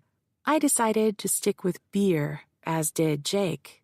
I want to talk to you about this video you gave me. I pulled out my laptop, fired it up, and inserted the thumb drive. What am I seeing? The party was at the Mark Hopkins. The Duke hosted it for his investors. The idea was to get them drunk, make them happy, and squeeze more money out of them. I queued the video up to the photo of Frank, Clevel, and the painting, and spun the laptop around for her to see the screen. That's my father. He's one of the backers. How can he afford to put money into a movie? Got me. He's your dad, not mine. But what I do know is that he's with some investment group, and he was given an extra piece of the movie because of that painting. Why didn't you tell me he was there? She took a delicate sip of wine. When she started speaking, her unfocused gaze was aimed over my head. First off, I didn't know your father was the Duke's attorney until the deposition. So how was I supposed to know the man in that video was your father when I first met you? There was nothing for me to tell. Then, after the deposition, I wasn't sure it was him. I mean, all old guys kind of look alike. And when I started to think maybe he was your father, I didn't know if you would believe me. So that's why I gave you the video. I figured if it was him, you'd know. And you did. So here you are. Her eyes fell upon me. When the waiter came with our drinks, I snapped the laptop closed. Jake dropped money on his tray, and the waiter went to the next table. It explains how Frank got onto this case so fast, I said. The minute Clevel got my letter, he called Frank. I turned to Josephine. That last party you were at the night you got fired, was Frank there too? He was in the bar. Was he in the hotel suite when Clevel accosted you? I don't know. All I know is that there were a bunch of people in his bedroom, and they sounded like they were having a good time. The doors from the living area to the bedroom were closed. He could have been in there. I can't picture Frank in an orgy with a bunch of old men. You think those guys were partying with each other? No way, Josephine said. I heard giggles. Girls. They sounded young. Real young. I was so distracted, I forgot where Sonny was parked, so I let Jake drive us back to the loft. When we arrived home, I flopped on the couch. He brought me another beer and one for himself, then sat down beside me. It's a lot to take in. He stole the Rivera from my mother. It's his word against hers. What he didn't say was, and she isn't around to testify about it. I could sue Frank, but the painting was gone. I'd never get it back. With my mother not around to testify, the chances were I wouldn't win. If I won, I'd have to hound Frank for the money equivalent. Or I could file a police report, but then we'd be back to the same problem as before. He would deny it and claim I had filed a false report. Without my mother's testimony, it was unlikely the DA's office would file charges. The break-in. It had to be him, you know it. No one else would be interested in my attorney notes. But that was the only thing they were looking for? Why turn the furniture upside down and cut away the netting? My notes were in a folder in the cabinet. They could have slipped in and took the file, and we might not have noticed it was missing for days. And even then, we would have thought it was just misfiled. I assumed they trashed the place to cover up for stealing my file. What if they were really looking for that thumb drive? Eli knew I had it. Frank stole the Rivera and lied about it to cover up the theft. Then Sophia is murdered. I can't honestly believe my father would have someone murdered just so he could win a case. Frank Gould? Wheeler-dealer, maybe. Betrayal and greed, sure. But murder? Red, don't let yourself spin out of control. All that stuff happened, but that doesn't mean they're connected. And there were girls at the Duke's party, Josephine had said. Young girls. My scars began to itch. I scrubbed my arm with the palm of my hand until it was numb. For the second time that day, I didn't know what I should do next. We finished our beer in silence and went to bed. When he put his arm around me, I pulled away. Sorry, not tonight. Nothing to be sorry about. He kissed me on the top of my head. Sweet dreams. With that, he rolled over. I listened to his breathing as it slowed. When I was sure he was asleep, I got up, pulled on his bathrobe, grabbed an extra blanket from the closet, and walked to the great room. Germaine Greer was curled up on one end of the couch. When I sat down, she lifted her head long enough to give me a nasty look, then went back to sleep. I curled up on the opposite side and wrapped the blanket around me. Frank had stolen the Rivera from my mother. When he told my mother he'd sent it out for cleaning, she believed him. I did too, because she had. But by the time I had asked him about it, he had already given it to Clevel. And he lied about it to me, too. Frank had broken into my office. It had to have been Frank. No one else would want my attorney notes files. Frank had jerked us around at Josephine's last deposition, just hauling us there to prove that he could. Josephine said it felt like being used. There were young girls at the party. The buried memory erupted into my mind on an endless loop. It started with me spying at my parents' cocktail party from my perch at the top of the stairs. One of the matrons called me down. A man asked me what I wanted to be when I grew up. A judge, I said, just like my grandfather. The men laughed at Frank. The cold look on his face. How hard he squeezed my shoulder when he sent me to bed. Me waking up to him in the doorway. I came to say goodnight. He'd closed the door and crossed the room. Vertical slats of light from street lamps shimmered on the ceiling and walls. As he approached, he stepped into one bar of light, then faded into the dark, then reappeared in the next bar of light.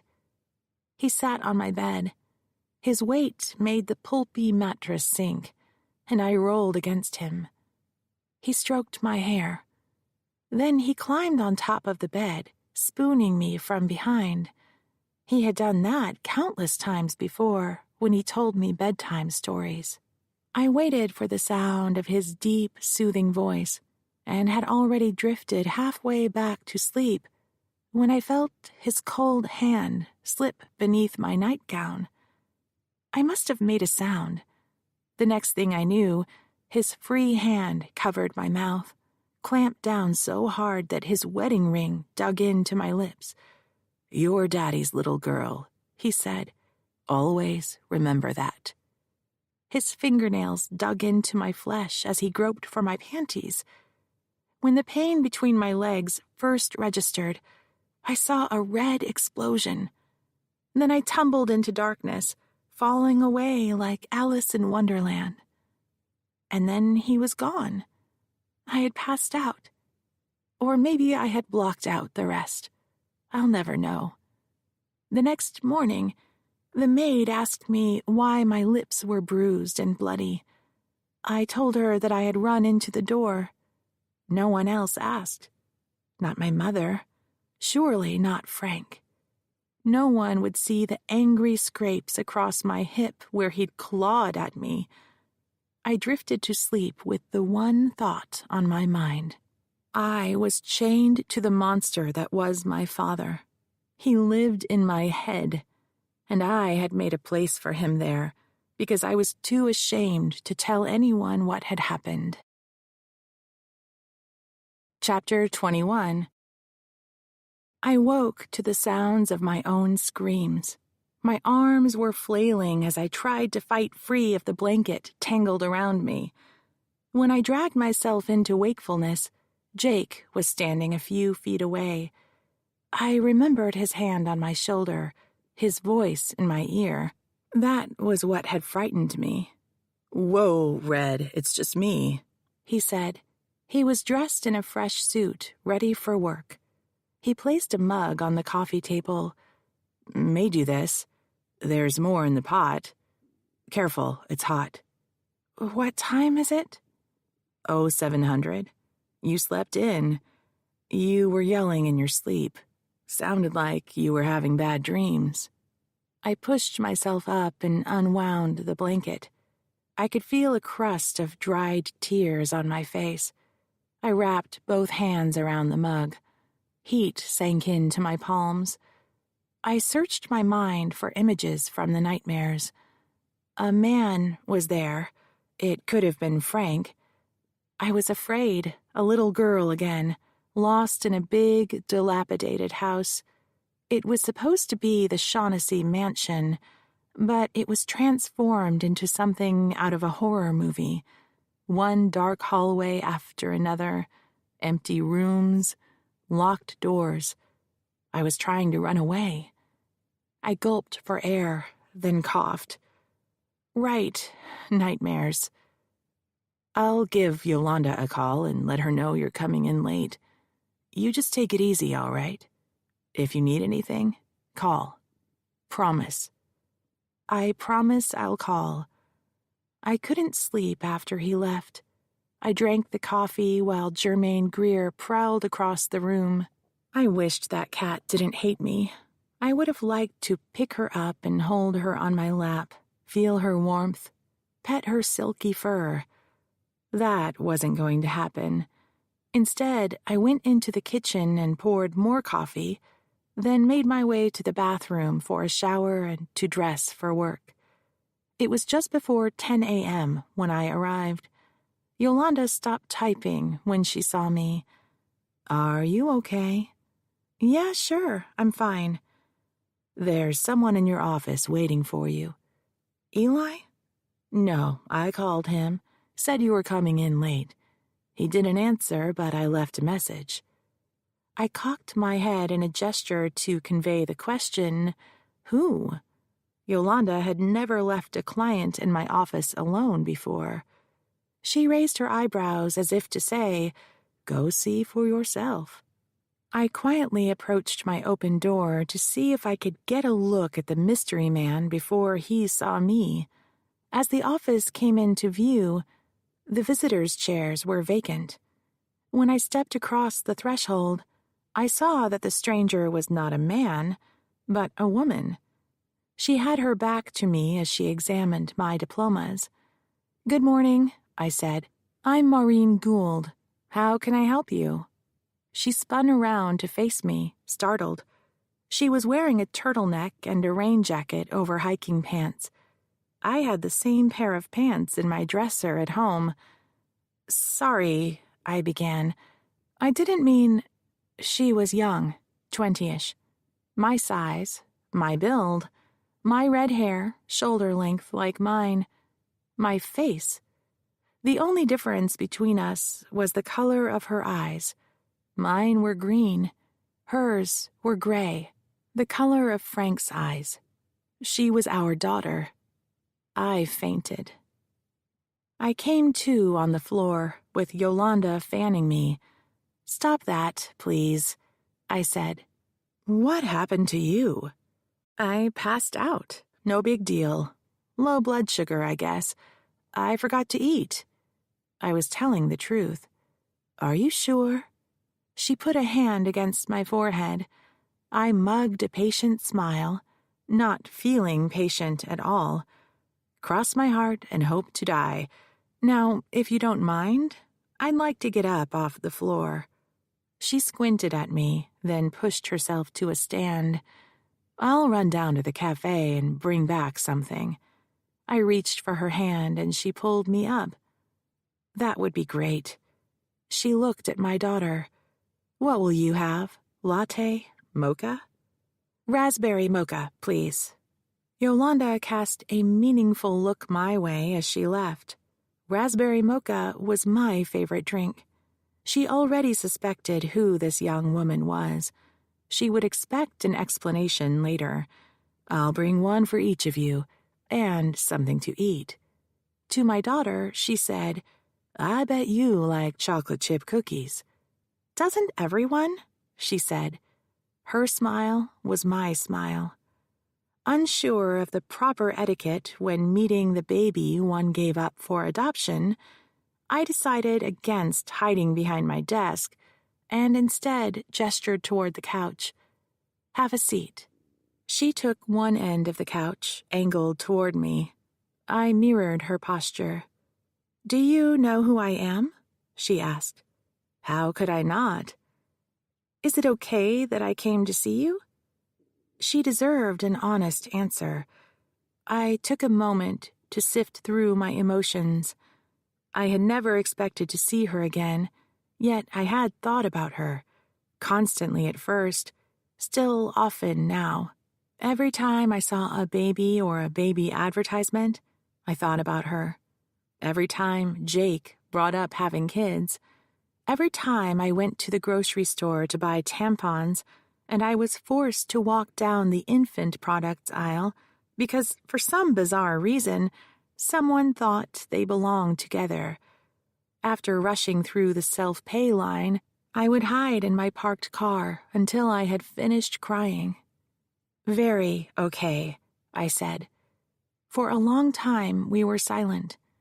From the street below came the sound of rubber tires wearing on asphalt, squeaky brakes, honked horns.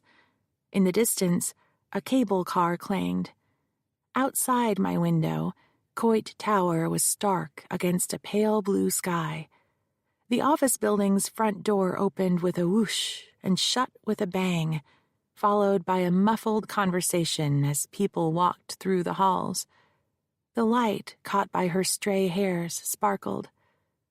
"What did they name you?" I asked. Quinn Brennan." "There's a fine Irish name," I said. In those days, the philosophy was to place a child with a family it could blend into so that no one would ever know the child had been adopted. My baby was predominantly Irish. Irish nuns had run the girls' school. It made sense they had placed her with an Irish-American family. "Where are they now, the people who raised you?" I couldn't bring myself to refer to someone else as her parents. "Gone," she said. "My mother... Oh, sorry. This is so awkward. I mean, the lady who adopted me died when I was 12. She'd had brain cancer, and her husband passed away last year. He had a heart attack. They were teachers. I grew up in New York State. Brothers? Sisters? Only child. Were they good to you? Very. I'm glad. I meant it. She had a tiny nose piercing. How did you find me? DNA, she said. I had always wondered who my natural parents were, so after my father passed away, I signed up on a website. That's how I connected with your mother." My mother? My mother signed up on a DNA website? She had kept it a secret. A feeling of regret washed over me that I had not known her better. But whose fault was that? She was the one who dumped me in a boarding school when she realized I was pregnant. "She was looking for me," Quinn said. Okay, totally blown away here. Let me get this straight. My mother signed up on a DNA website so she could find you, her long-lost granddaughter. "That's right. She seemed like a nice lady." My mother, a nice lady? I suppose she was well-mannered. She knew which fork to use. Even at the best of times, she was remote and cold with me. Even that last day together, after I won the Paredes verdict, our visit was awkward. "I'm sorry, by the way, I never got to meet her. After we connected, we started writing letters and she invited me to come to San Francisco for Mother's Day so I could meet you. And then, when I hadn't heard from her in a long time and one of my letters came back, marked deceased, I found her obituary online." When my mother suggested the Mother's Day tea at Christmas, it had struck me as an odd thing for her to do. She had to have known, even then, that she was dying. Apparently, one of the last things she wanted to do was bring us together. Her, my daughter, and me. A sob moved up from my chest. I took a deep breath, smothering it with air. The person whose loss had made me feel inadequate and incomplete was sitting right in front of me. And my mother had made it happen. "I was going to name you Betsy," I said.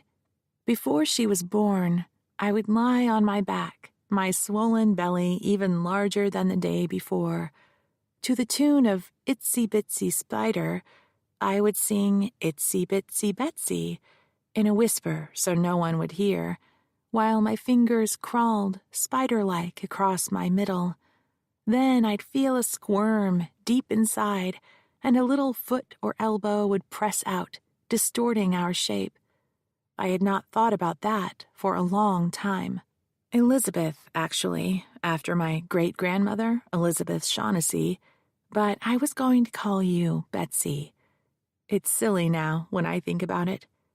I wiped my face, trying to refashion a less fragile expression. I was 15 when you were born. There was no way they would let me keep you. I don't think I even signed the papers. My parents must have. "They did," she said, fishing in the backpack at her feet. She unfolded a document and handed it to me. They had both executed the consent for adoption, my mother and Frank. He had given away his own daughter, so no one would know what he had done. "I hope this isn't too soon to ask," she started. "Ask away." "On my birth certificate and on the adoption papers, the box for the name of the birth father is blank. Oh, dear God in heaven.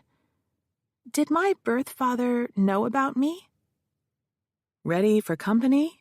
Yolanda called from reception. Look who was hollering in the office now. "Sure, come on back," I yelled. "Jake's with me." Her voice was closer now. I stood. Quinn saw panic on my face. She stood too. Yolanda stepped in and placed a coffee carrier on my desk, together with a grease-stained bag. Jake followed her in. "I just wanted to," he started, then stopped when he saw Quinn. An embarrassed smile flashed across his face. He didn't know what to do. He had assumed my visitor was someone he knew. "I'm sorry. I didn't realize you were with someone." I scanned the room, looking for a legal pad and paper. I could pretend she was a client, but he wouldn't buy that if I wasn't taking notes. But I wasn't fast enough, and he saw the resemblance. Family, Jake said. This is Quinn Brennan. She's visiting from out of state. Quinn, this is my husband, Jake Kuhn. That's great. Welcome to Baghdad by the Bay, Quinn Brennan. Will you be staying long? Yolanda passed between us, her head low, and handed Quinn her mocha. I'll get plates, she said, and left the room. Quinn said, I haven't decided. Have a seat. Jake gestured to the couch while he swung a visitor's chair around for himself. I took the armchair beside Quinn. He glanced at me, then asked, So, what does Quinn Brennan do other than visit family? I'm going to school. I have a semester left on my degree. What's your major? Political science.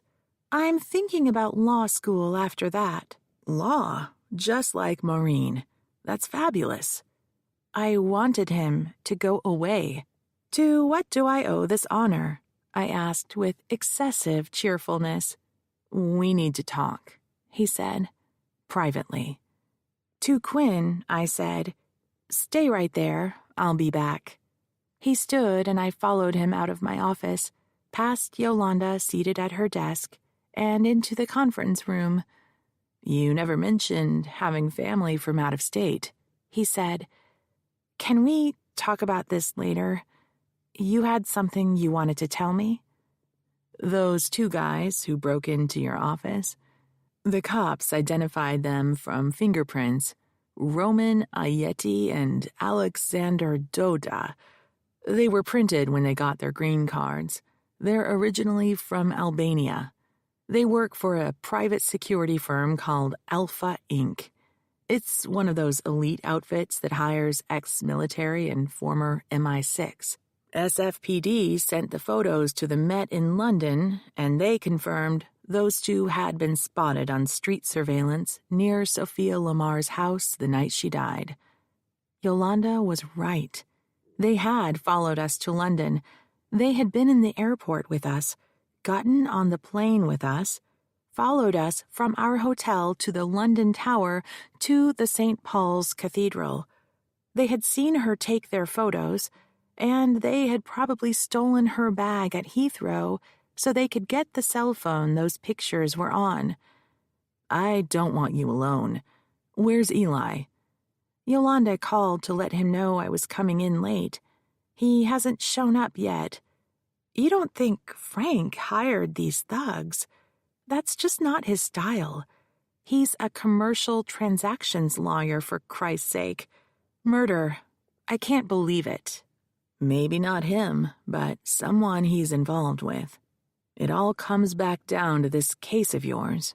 Speaking of which, who is with Josephine? If Sophia was a problem for the Duke, you would think Josephine would be next. I reached for the phone. He clamped his hand down on mine, preventing me from lifting the receiver.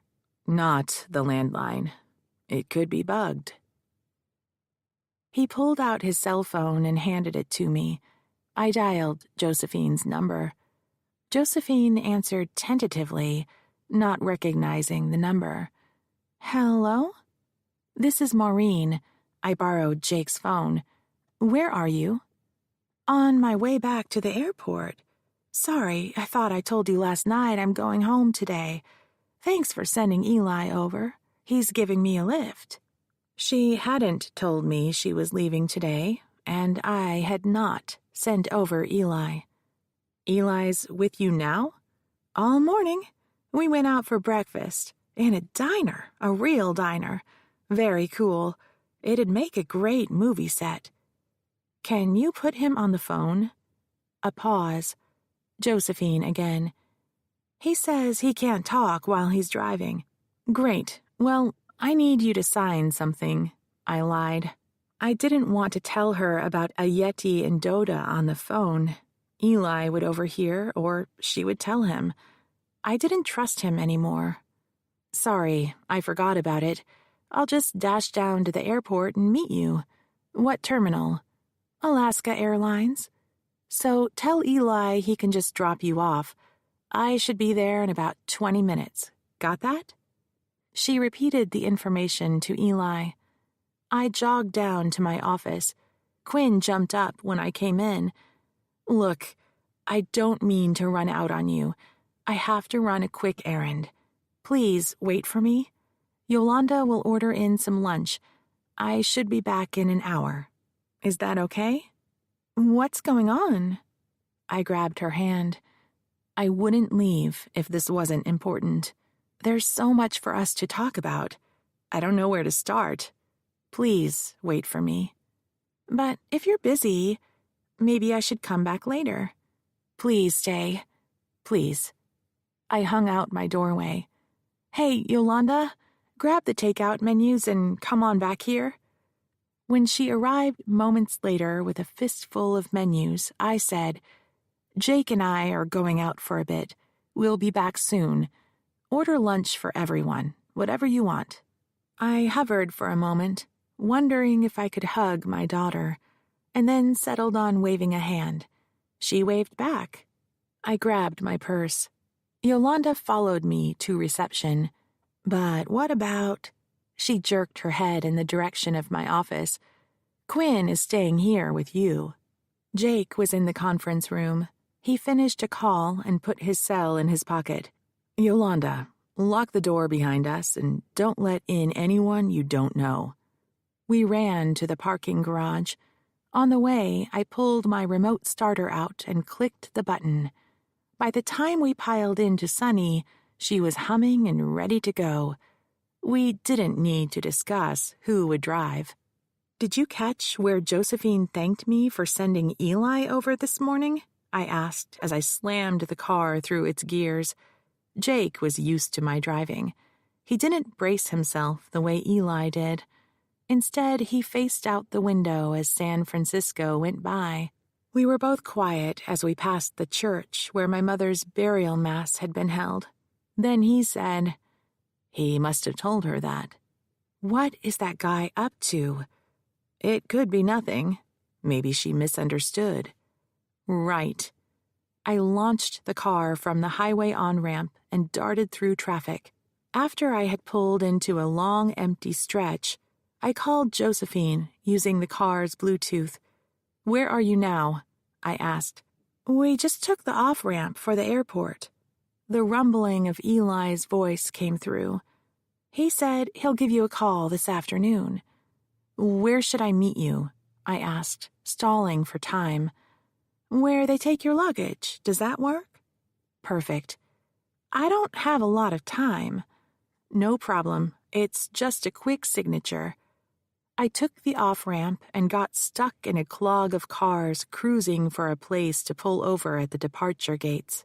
When we found Alaska Airlines, I angled into the loading zone and leapt from the car. Jake stayed behind.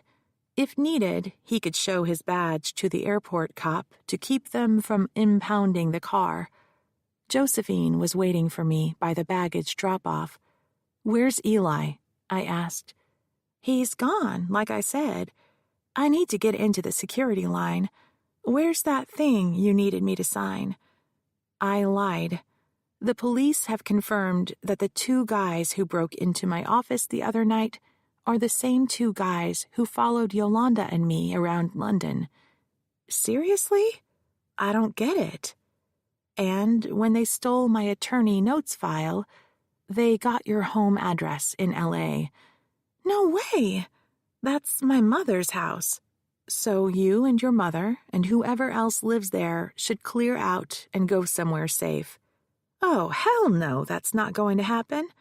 I'll call my cousin. He'll get his friends to come over. As long as my mom's cooking, they'll hang. Is he a cop or military? He's a football player. Running over big guys is what he does. I'm really worried about you. I'd feel so much better if you went somewhere they couldn't find you. What about you? Jake's a retired cop. We'll be fine. I'm much more worried about you. My mother won't leave her home, and I'm not leaving my mother. I'll call my cousin, and that's the end of it. The conviction in her voice told me argument was useless.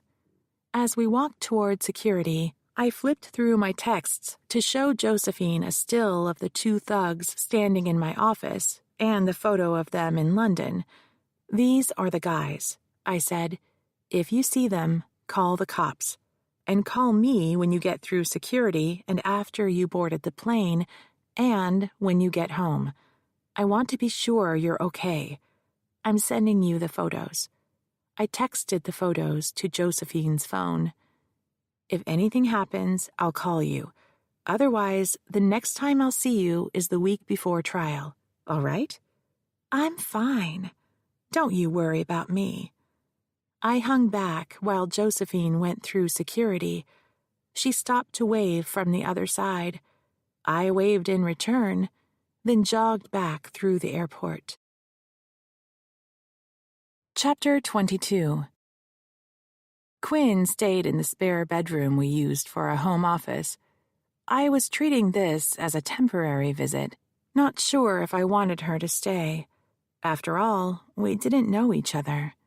She seemed tentative as well.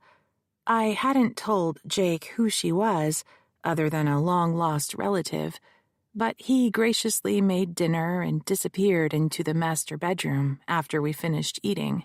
She and I sat in the great room with mugs of hot chocolate I had made myself, dazzling Jake with my hitherto unknown kitchen mastery. Mothers should make cocoa for their children, a belief I must have picked up from old TV shows. Before we left the office, I had secretly Googled a recipe and made an excuse to go by the grocery to pick up odds and ends, like milk, cocoa powder, and sugar. Jermaine Greer, curled up in Quinn's lap, purred while we sat shoulder to shoulder on the couch and paged through my mother's albums. We looked at sepia studio portraits of my ancestors, fading pictures from the silver mines showing tired workmen and debris, society page clippings including that of my parents' engagement and their wedding photos. "Why aren't there any pictures of you?" I hadn't noticed before. No portraits of me were hanging in the mansion, no albums of my growing-up years. Didn't most parents memorialize their children's first steps, Easter egg hunts and little white gloves and bonnets, birthdays and Christmases? I guess she got too busy after I was born. I flipped another page.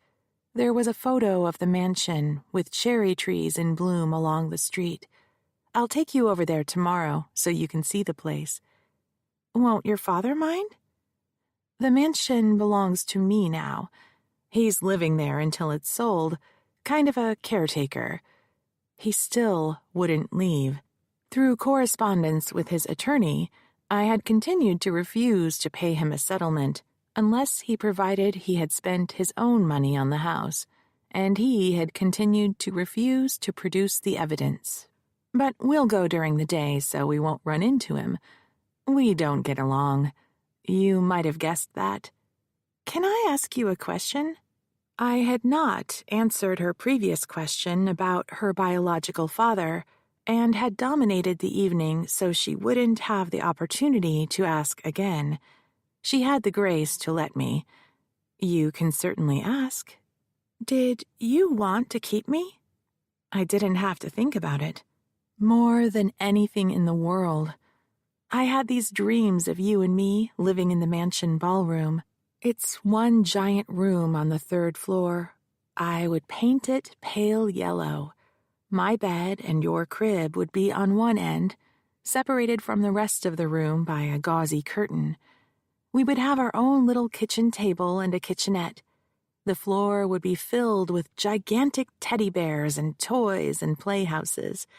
And we would have a big old rocking chair where I would sing to you and read to you every night until you fell asleep. After Mother Superior had told me what was happening inside my body, I daydreamed about my daughter and me crawling around together, playing hide and seek, going to the park, baking cookies, and doing all the things I had seen mothers and babies do on television, like drinking hot cocoa. "Did you ask your parents if you could keep me?" I didn't see them again for a long time. When Mother Superior told me I was pregnant, she also said the decision had been made to put you up for adoption. One did not argue with my parents' decisions. I closed the photo album.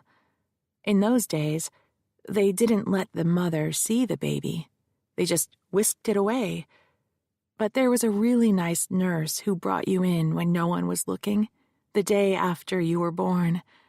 I had been sobbing constantly, and they gave me sedatives. Still, every time I woke up, I started crying again. So she brought you in and let me hold you for a few minutes. She said you had been crying too, that you were inconsolable. I'm not sure that was true, or if she said that to be nice. I pictured the scene, me in a flimsy hospital gown, shell-shocked by the violence of childbirth, in a room to myself on the maternity floor. On the walls were murals of children's toys, teddy bears and building blocks, the icons of a promised happy future for those other mothers who would go home with their babies. I felt like my heart had been torn out when my womb was emptied, leaving a hollowness inside me. Sometime later that day, the young nurse opened the door, carrying a bundle. When she laid you in my arms, you looked up at me with those big eyes of yours. You had the curliest black eyelashes I had ever seen. You were so tiny. I was afraid you'd float up into the air, so I put my hand on top of you to hold you down. I told you that I was your mother and that I loved you very much. And you smiled at me. The nurse said you did, although I've read babies don't smile when they're that little. And I kissed you on the forehead, just there. I touched a spot on my own head where I had kissed her. And then she took you away. We sat like that for a long time as the din from the city streets faded. I heard Jake take a shower, his nighttime ritual, then flip on the television, volume low, to watch a talk show. When Jermaine Greer leapt down from Quinn's lap and took her corner on the couch, I noticed my daughter had fallen asleep. I couldn't see her face as her head rested on my shoulder, but I could tell by how relaxed she was. "Quinn," I whispered. "It's time for bed, young lady." She stirred, groggily got her bearings, and then looked up into my face with those black, curly eyelashes framing her gray eyes. I must have fallen asleep. "Up you go, sleepyhead." I stood and pulled her up. "Do you need me to tuck you in?" That was stupid. I had gone too far with the mother thing. She smiled. "Thanks, no. I got it from here." We parted in the hallway. As she opened the door to her room, she caught me watching her. She came back, kissed me on the cheek, and said, "Good night, Mom." Mom. Thought I'd never hear that. Jake was still awake when I went into our bedroom. "Did you have a good talk?" he asked. "Absolutely." I went into the bathroom and changed into the t-shirt and yoga pants I slept in, then sat down on his side of the bed. "I need to tell you something." He muted the television and pulled himself to a sit. "I'm listening." "I hope you don't hate me. I couldn't tell you before. If she hadn't shown up, I don't know if I ever would have." I took a deep breath. "Okay, here it goes. Quinn Brennan is my daughter." Jake let a moment go by before he said, "I had figured that out for myself." "Don't be that way." "Sorry." He took my hand. "Do you want to tell me about it?" I told him the story of being abandoned in boarding school at 14 years old when my parents realized I was pregnant, that I was 15 when the baby came and they took her from me, and that I hadn't known where she was all this time. And that's why I didn't want children. I felt unworthy to be a parent. I was afraid that if we tried to have a family, something horrible would go wrong and I would lose you. No chance of that, babe. Jake pulled me into his arms. We laid down, spooning with me on the inside. A few tears slid out of my eyes. We were quiet for a long time. I could feel him thinking, is she staying? We haven't talked about it. Yet, he said. Yet. As I was drifting to sleep, I realized that Jake never asked who the father was. The next morning, we began our tour of San Francisco with coffee and bagels at the Ferry Building. Jake took the day off to keep an eye on us. After breakfast, we wandered through the bookshop and then the myriad of specialty stores, cheese, wine, bread, flowers, and we purchased the makings for spaghetti bolognese. When we were loading our bags into Sonny's trunk, my cell phone rang. It was Yolanda. "Morning," I said. "I'm taking the day off. Sorry, forgot to tell you." "No problem. Just thought you'd want to know. Mr. Gould called here a moment ago. He said you should call him back. It's urgent." Frank didn't have my cell phone number. I gave Jake the keys to my car and asked him to give Quinn the grand tour of San Francisco after they dropped me at the office. It would take them at least 2 hours to do the loop, more if they stopped for a walk around the sights. I loped up the stairs with a bundle of flowers and handed them off to Yolanda. "What are these for?" she asked. "Just felt like it." I grabbed my messages and went down to my office, closed the door, and settled behind the desk. My call to Frank was put through after an unnecessarily long wait. "Late for you to come into the office," was his greeting. "We have out-of-town company. Is there something you needed?" "My clients authorized me to make an offer." This juncture in a case, if it came, was painful. When negotiations had previously broken down, the chances the case would settle were unlikely, as one or both of the parties would have to shirk some pride to make it happen. I pulled a legal pad close so I could write down the terms. "I'm listening." "Your client suffers from the misapprehension that the jury will be sympathetic to her claims. Her claim that my client called her to his room in the middle of the night was not witnessed by anyone, even by her own admission. She can't prove that it happened. Nor can she prove that if he called her to his room, he used work as a ruse to lure her there." Ruse. That was one of the words I had planted with Eli. I had given him 2 unique words so that if I heard them again from someone else, I would know that he was the source. With 2 unusual words, there was no possibility of a coincidence. If Frank used the second word, then I would be certain Eli was a spy. "Anything else?" I asked. "This new wokeness, the #MeToo movement, is predicated upon a myth of ubiquitous male exploitation. You can't sell that to a jury.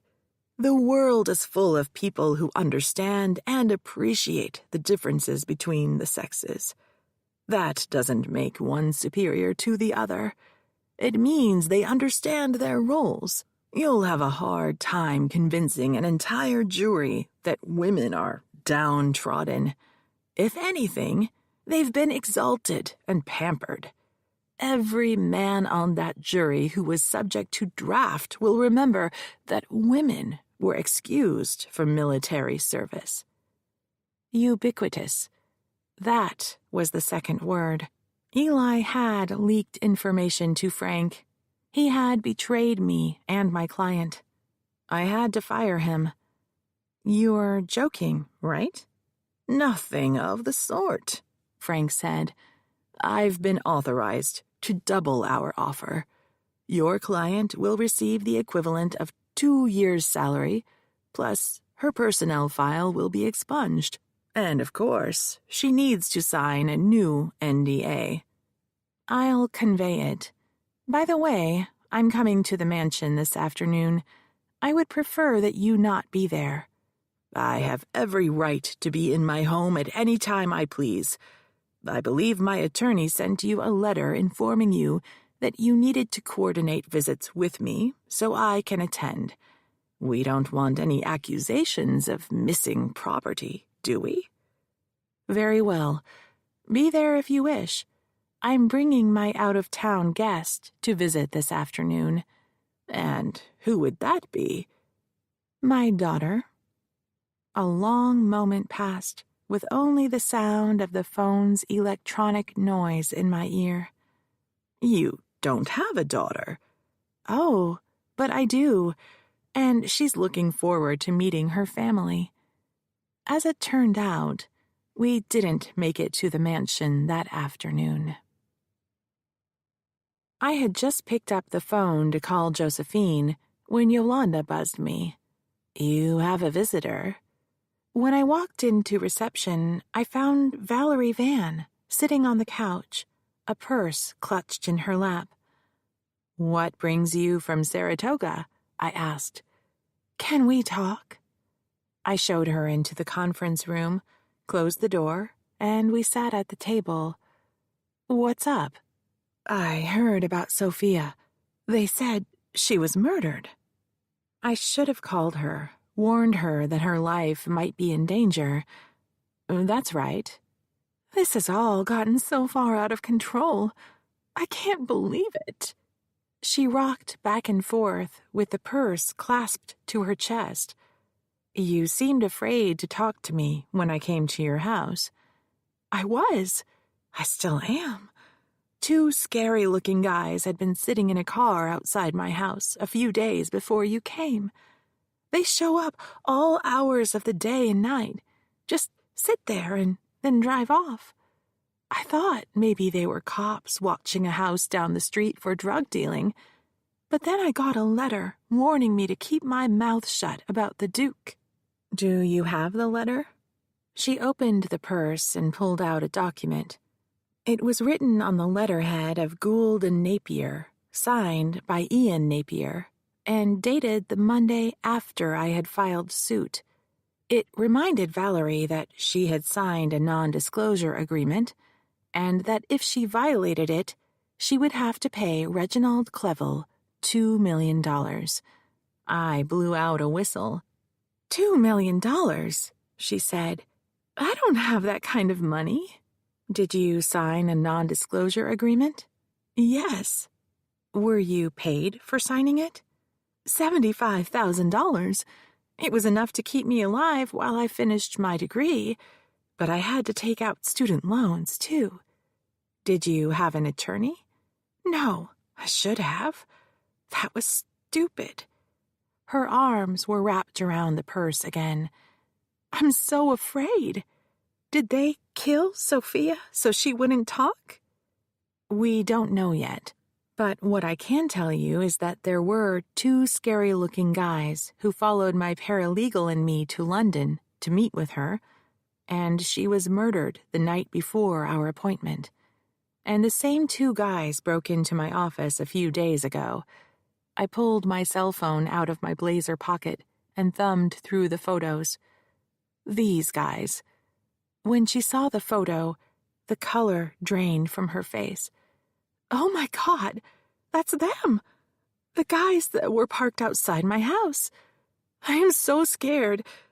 I don't know who to trust. You have choices. You can go to the police, or you can hire a lawyer, me or someone else. Do you want me to recommend some names?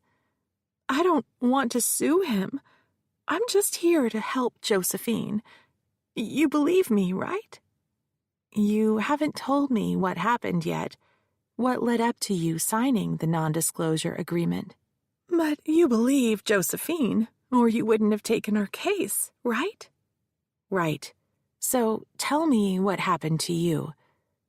I auditioned for a part in one of the Duke's movies. He said he liked me, that I had talent. He took me to industry events. Free publicity, he said. He had a new portfolio taken of me, wearing practically nothing. I was so embarrassed. But he said he needed pictures to show to his production team, and then they could pair me with the right leading man. There were dinners with investors. It went on and on for months like that. Then one night, he invited me up to his suite to read a new script. And that's when it happened. She was hyperventilating. Do you need a glass of water? She waved me off. No, I'll be fine. Just give me a minute. She put the purse aside and covered her face with her hands. Her breathing slowed. When she lowered her hands, her face was wet with tears. We read through a few lines. He talked about the movie he was going to make and how he wanted me to play the lead in it. But he still had to convince the investors I was right for the part. Then he said he had to go to the bathroom. We had been drinking a lot of champagne, so I didn't think anything of it. I heard the toilet flush, and when he came out again, he was wearing just a robe. That had to be weird. I exchanged glances with Yolanda, who was keeping an eye on us from her desk. Valerie continued. That's when I started thinking this wasn't right. But he didn't do anything right away. He poured another glass of champagne for each of us, and then sat down on the couch beside me. I was trying to think of an excuse to get out of there, and that's when it happened. I waited. He opened the bathrobe and shoved my face in his lap. He held my head down. I had no idea he was that strong. I tried to get away, but I couldn't. It was hard to breathe. I was afraid he was going to smother me. So I did what he wanted me to do. And when it was over, I got the hell out of there. It was exactly what had happened to Josephine. With Valerie's testimony, I could prove that long before Josephine Navarre had been hired, Crown Productions knew Reginald Clevel was a predator who targeted women under his control. Behind Valerie, I noticed the reception door open. Eli stepped in, spotted me with a client whose back was to him, and sat on the couch. "What are you looking for?" I asked. "I want the truth out. No one is safe until it is. He's just going to keep doing this to other women, forcing them. And then he's going to ruin their careers. And I don't want those thugs sitting outside my house anymore. I have kids. I have a husband." I hadn't told him what had happened. Last night, I read about Sophia and I couldn't take it anymore. So I told him, and he said I should come to you. You'd know what to do. If Eli spotted Valerie, he would tell Frank and his thugs before she made it back to her car. I motioned a writing gesture to Yolanda and for her to join us. When Yolanda arrived with a legal pad and pen in hand, I stood and gave my chair to her. "Valerie, tell Yolanda what you told me. She's going to type up your statement for an affidavit. We'll keep it under wraps until the trial in Josephine's case. And then I'll need you to testify." "Will he be there?" "He will. Are you willing to tell your story in front of him?" "Does he have to be there?" "I'm sorry. That's how court works. He's entitled to see you testify, and his attorney is entitled to ask you questions. I'll be there through the whole thing, and so will Yolanda. It's the only way to get the truth out. Can he sue me for libel? He can't sue you for defamation for anything you say in court. It's privileged. As for the NDA, we'll have to deal with it later. Fine, she said. I can't take it anymore. I'll do whatever I have to do to get it over with. I pulled the curtain closed across the glass wall so Eli couldn't see Valerie, and joined him in reception. "What's going on in there?" he asked. "Not to worry," I said. "What brings you in?" The conference room door opened. Valerie came out. "Excuse me," she said as she passed between Eli and me, then left the office. Yolanda mouthed, "Ladies' room," to me. "I gotta go," Eli said. "Wait," I called, but the door was already closing behind him. I followed, taking the stairs as fast as I dared. On the street, I caught up to him and grabbed his arm, stopping him. His cell was in his hand. "Who are you calling?" "No one." "Bullshit. You're a spy. You've been feeding information to Frank, and you're about to call him to let him know Valerie's cooperating with us." He guffawed. "You have no proof of that." "I know it was you. Sophia's murder. You were the only one who knew we were meeting her and when. Come to think about it, what about Josephine's sexting? You're the IT expert. You know how to bug someone's phone. Not only did you jeopardize my case, I could lose my license over this. You do understand that, don't you? Jesus, Eli. I thought we were friends." "Friends? Right." He took a step toward me. "I'm nothing but a grunt to you, doing all your dirty work, and look what I get paid. You talk all high and mighty about fighting the good fight, but it's all about money and glory to you. Your money, your glory." I held my ground. "So that's what this is about? Money? Frank paid you to spy on me?" "Not Frank," he said. "If it wasn't Frank, who was it?" "People you don't want to know. You need to drop this case, Maureen. You don't know what you've started. These are not nice people. They don't play by the rules. I tried to warn you." "You warned me. How?" "The letter, the email."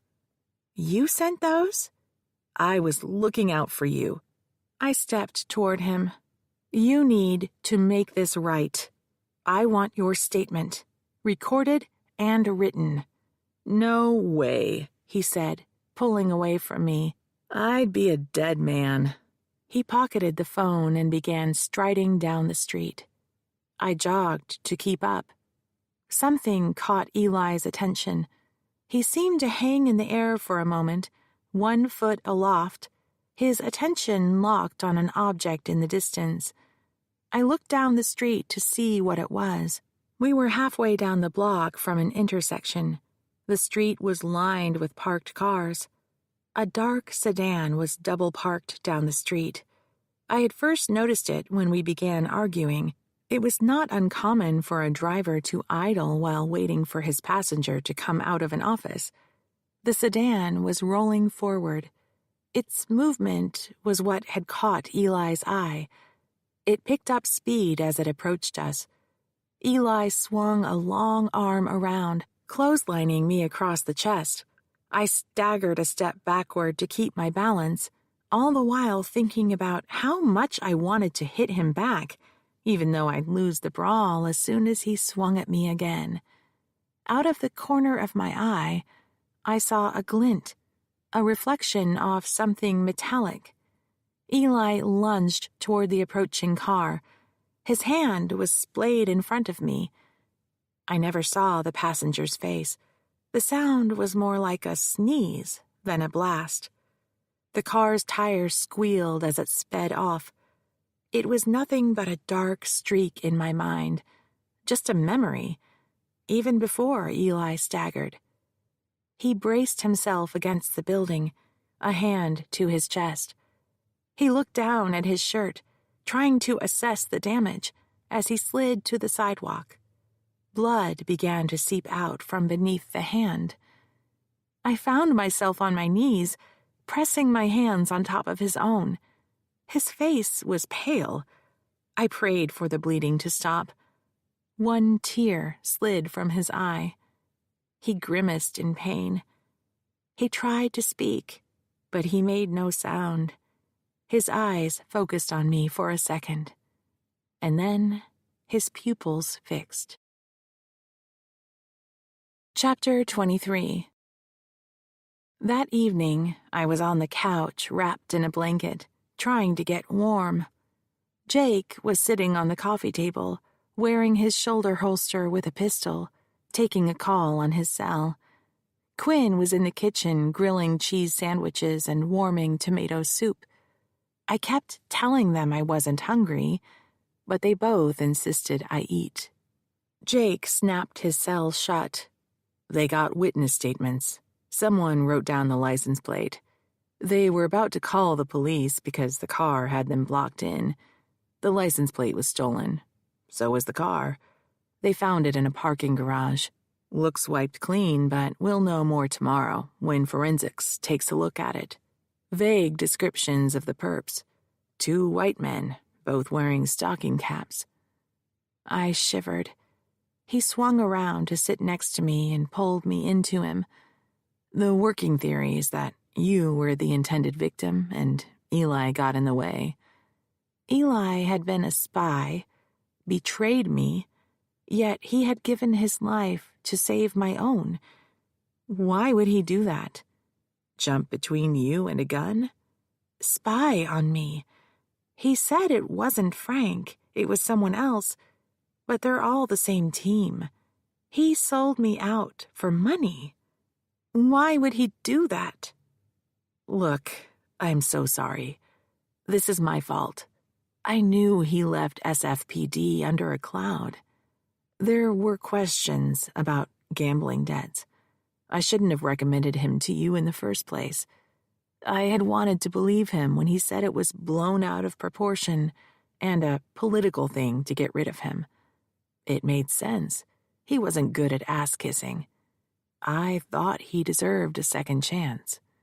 It's not your fault. Eli made his own choices. I feel like such an idiot. I should have figured it out sooner. He had to be the one who hacked into Josephine's phone and got the selfies.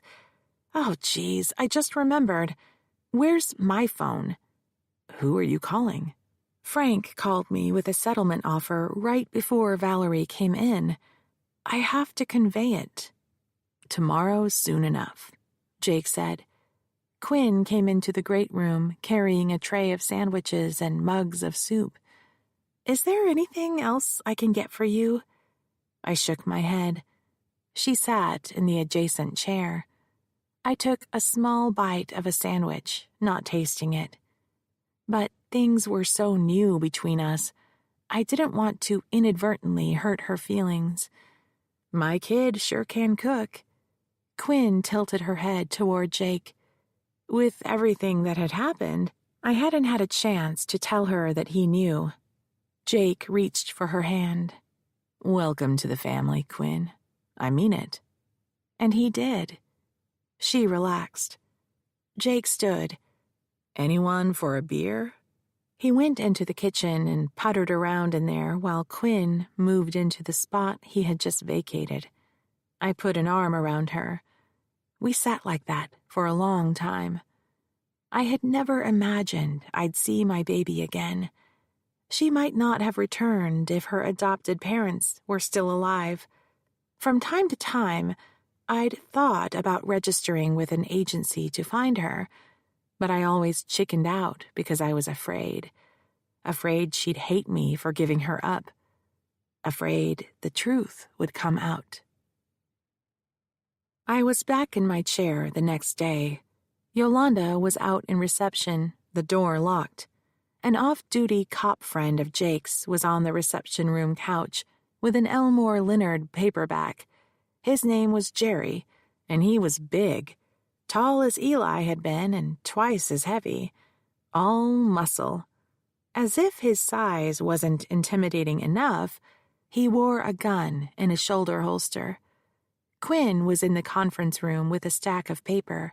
Yolanda had put her to work going through the piles of discovery Frank had delivered before the break-in. My phone call with Josephine was brief. I conveyed the offer.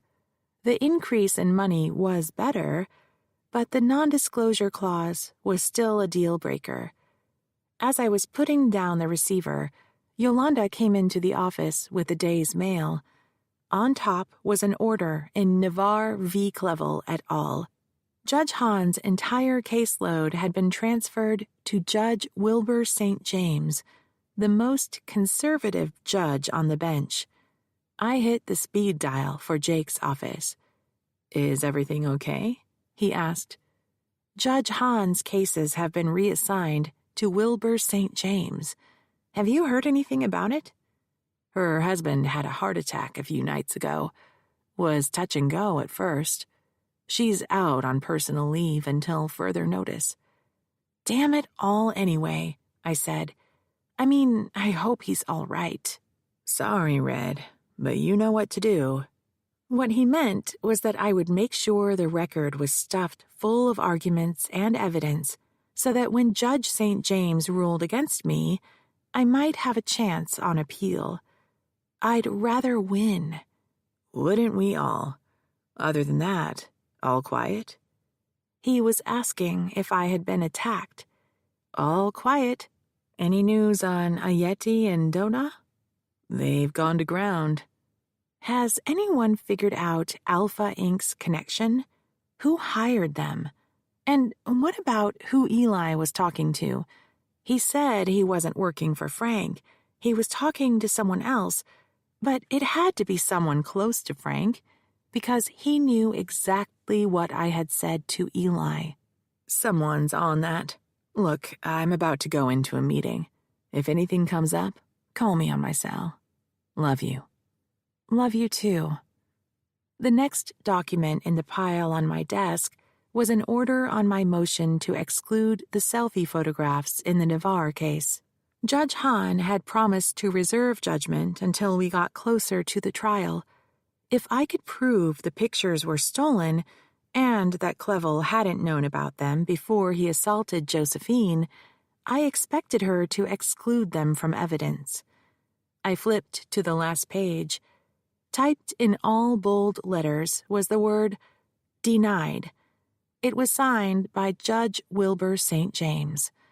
Figures, I said. The way things were going, I would lose Judge Hahn. She would have kept the photos out. I handed the order to Yolanda. Can't you appeal? Not until after the trial. The photos are coming in, and we have to deal with it. Hey, Mom? Quinn was standing at my office door, a single sheet of paper in hand. Hey, you, what's up? That morning, I had sat her down in the conference with the piles of Frank's evidence and asked her to look for Alpha Inc. Bingo! She waved a paper in the air. I found a year-old visitors list, people who security had permitted to go into the Crown Productions building. 2 visitors from Alpha Inc. named Roman Ayeti and Alexander Doda were signed in a bunch of times. She handed me the page. Sure enough, they had signed in to see Crispin Clevel 3 times. You have a knack for this, my girl. Go back and see if you can find more visits. I sent Jake a text. The Duke had contact with Alpha Inc. last year. A few seconds later, he texted back. Roger that. The police tracked down Eli's next of kin, an estranged sister who lived in Oregon. Her name was Susanna Conroy. She came into the office to pick up his final paycheck, pulling an old carry-on suitcase. She must have been older than him. Her salt and pepper hair was pulled back into a thick ponytail. The skin of unmade-up face was loose with age. She wore faded jeans, Birkenstocks, and a lumpy sweater. She had been a hippie chick. He was a cop. No small wonder they were estranged. After Yolanda sat her in my visitor's chair, she got straight to the point. "You were there when my brother died." I was. How much did she want to know? Planting images of death in someone else's mind without permission is not a kindness. "He was shot."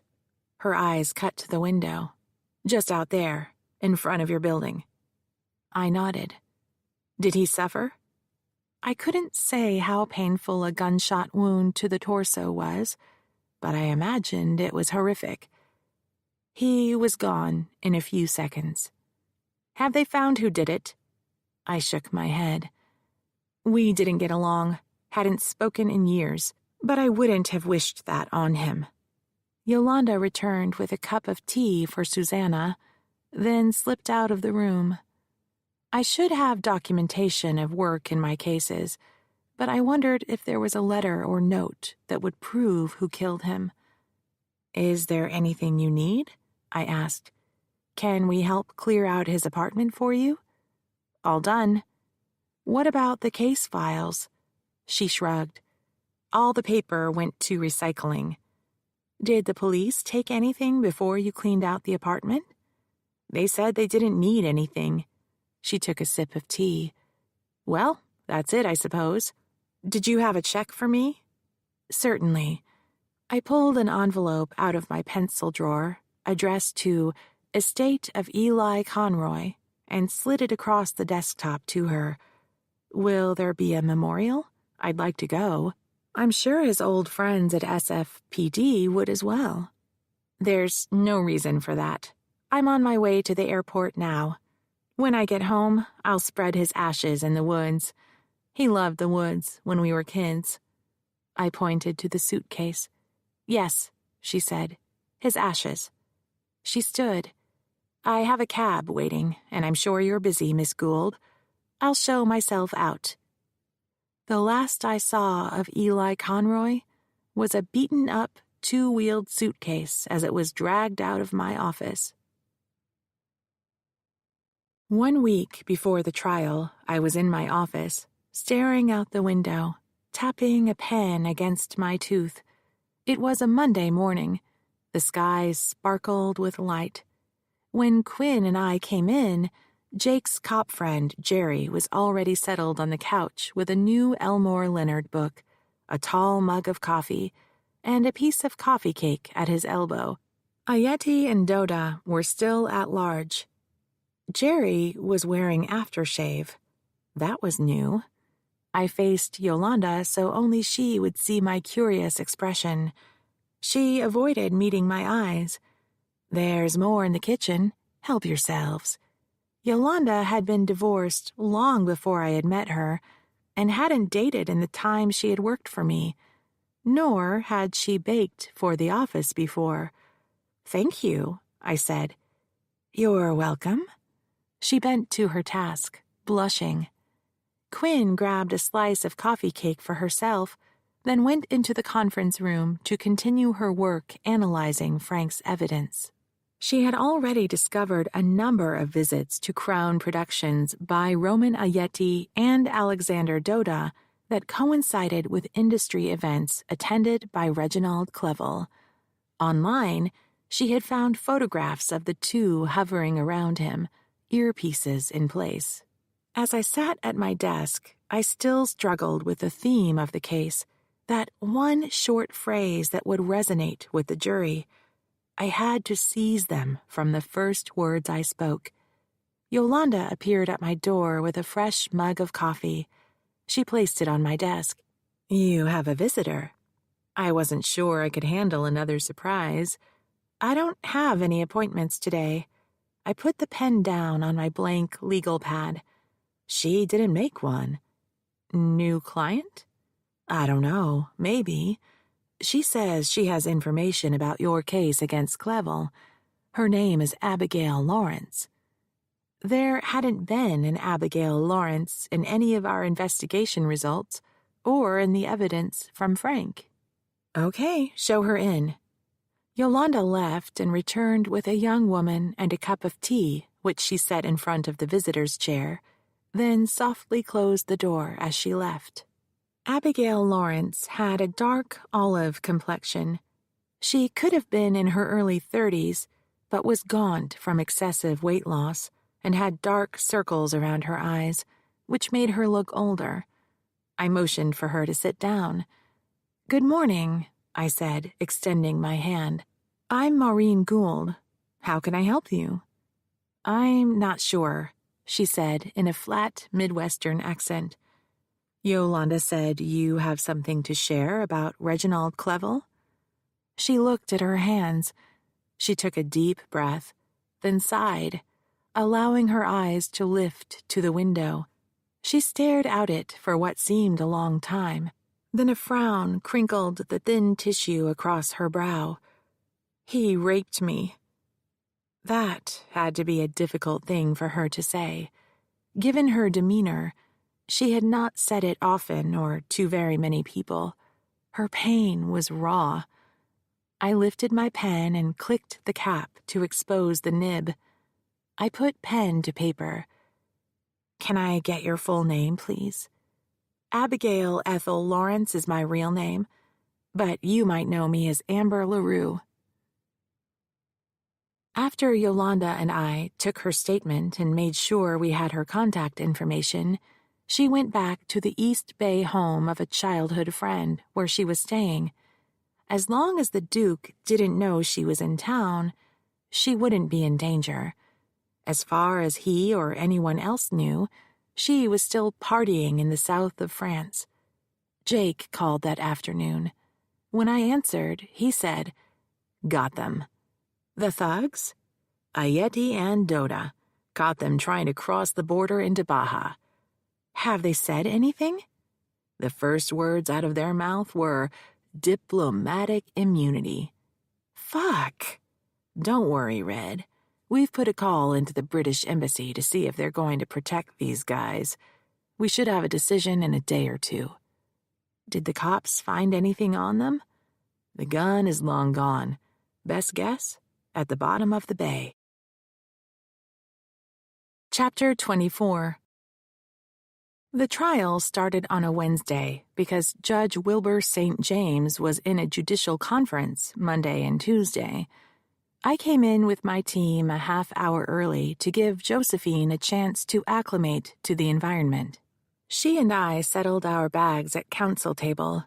Yolanda rolled the hand truck loaded with 2 boxes of files into a corner, then sat behind me in the first pew.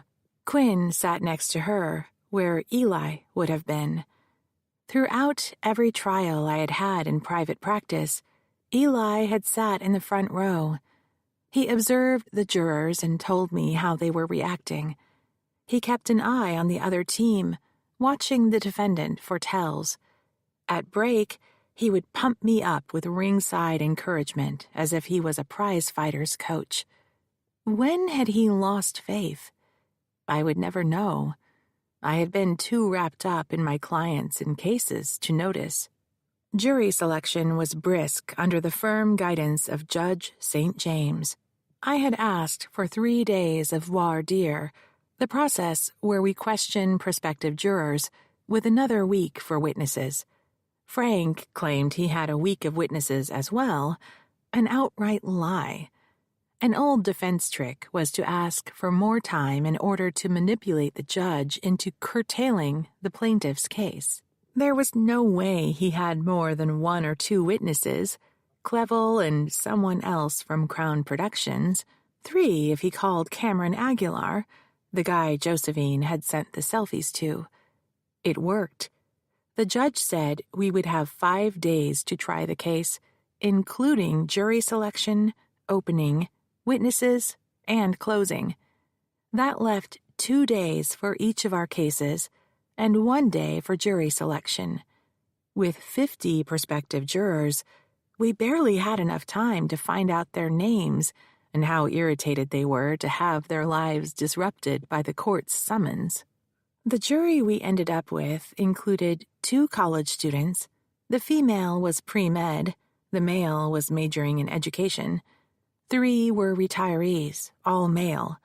We had 1 female executive secretary, a male engineer who wore horn-rimmed glasses, 2 fidgety young men from the financial world, an unemployed male actor who was temporarily waiting tables, a male dog walker, and a female parking lot attendant. The 2 alternates included an accountant and a divorce attorney whom neither Frank nor I had met. Despite Frank's best efforts to skew the jury toward older white males, we had a solid mixture of races: African American, Hispanic, Asian, Native American, and 3 who identified themselves as mixed race. Frank wanted jurors who liked the status quo, preferably white men and women who didn't see or acknowledge exploitation, who felt anyone could succeed, and those who complained were demanding special treatment. He also wanted numbers-type people, accountants, engineers, statisticians, who trial attorneys believed to be less amenable to emotional arguments. My approach was less knee-jerk than Frank's. I wanted people on my jury who had seen and experienced the inequities of American society. Numbers people could have feelings too. Mature white males might be aware of bias. By the same token, a successful black man could believe that he rose above his circumstance by virtue of hard work, and anyone who did not wasn't trying hard enough. Each person was an individual with unique experiences and beliefs.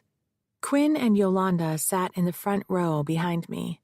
Together with Josephine, who sat beside me, they observed the prospective jurors. When I was concentrating on one juror, another might react strongly to what was being said, so having another observer was invaluable. I heavily relied on Josephine's gut reactions to the people who would judge her. She had strong, immediate impressions of those who would not listen to her story. I had learned after many trials that the client's instincts were accurate. Besides, this was her life, her story, her case. My job was to advise her, not to manage her. She had the final word as to who we rejected or accepted. We agreed on each decision. Quinn's presence disturbed Frank. I had not introduced them, but he had to know who she was. She resembled me so much at that age. He showed it subtly. He glanced at her when he was facing in that direction. He was anxious, working his jaw muscle. Every time he stood or sat, he smoothed his jacket and tie with quick, snapping motions. The knot of his tie was just the slightest bit tighter than he usually made it. I wondered what it was like for a man who had gotten his own daughter with child to defend a rapist in full view of the person created by his abomination.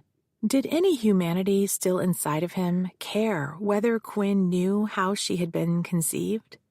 I hadn't told Quinn that he was her father, but she knew that he was her grandfather and that we were estranged. I was worried she would feel manipulated when she learned the truth. She was not there to harass Frank. She was there because I wanted her where I could see her and know that she was safe. Jake dished out pasta onto the last plate, smothered it with a puttanesca sauce, and handed the plate to Quinn, who ferried it to the dining table. I sat at the breakfast bar watching them cook, too exhausted to wander safely around a kitchen full of fire and knives. Jake topped off my goblet of red wine and Quinn's. I brought them to the table, and the 3 of us settled into dinner. "You've been pretty quiet all night," Jake said to me. "How's the trial going?" I had torn off a chunk of garlic bread and bit into it. I was starving. I wiped the butter dripping down my chin. "Got jury selection done. Tomorrow's opening, and I start my case. Any jurors you're worried about?" "There's an engineer. I've never bought into the thing about numbers guys being unfeeling, but this guy is impassive. All I know is his name and that he wears horn-rimmed glasses. There are 2 young men, both financial industry guys who can't sit still. They're both lost without their devices and a headset. I don't know if they'll be able to absorb our message in the old-fashioned way of watching and listening to real people.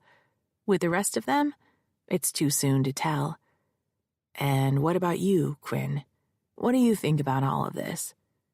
Quinn had been watching us talk.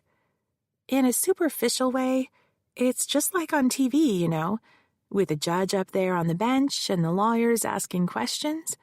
But you don't get how hard this work is, how much goes into it. On TV, you don't see all the stuff the lawyers are doing, like giving emotional support to their client on top of thinking about the evidence and how a juror might react. Jake gave me a wink. To Quinn, he asked, "Are you still thinking about law school?" It's so cool to see my mom in action. So, yeah, I might like it. Is there a law school around San Francisco? A bunch of them, Jake said. Stanford, where your granddad went. UC Berkeley, where your mom went. University of San Francisco is just down the street from here. Where did you go? Golden Gate. That's in San Francisco, too. I was still on the force when I started, and they had a flex program that worked out. I didn't have the resources to quit work and go to school full-time. If you're interested, let's take a day trip. Drive around to the different schools. See what you think. That would be totally awesome. Can we all go?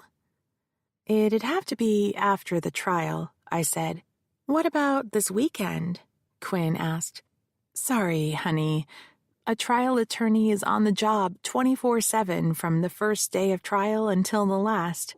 There's never enough time to do everything you need to do. Right after the trial? You got a deal. I pulled a chunk of the garlic bread and passed the basket to Quinn. Would it be a big deal to move your stuff out here? There really isn't that much. Just a few boxes. The house and everything in it was sold when my adopted dad passed away. All I really have is some pictures, clothes, and books. It's all in storage. I could have it shipped as soon as I find a place to stay. What? That's nonsense, Jake said. You're staying here with us, young lady. Really? Absolutely, he said. She looked from Jake to me. I won't get in the way?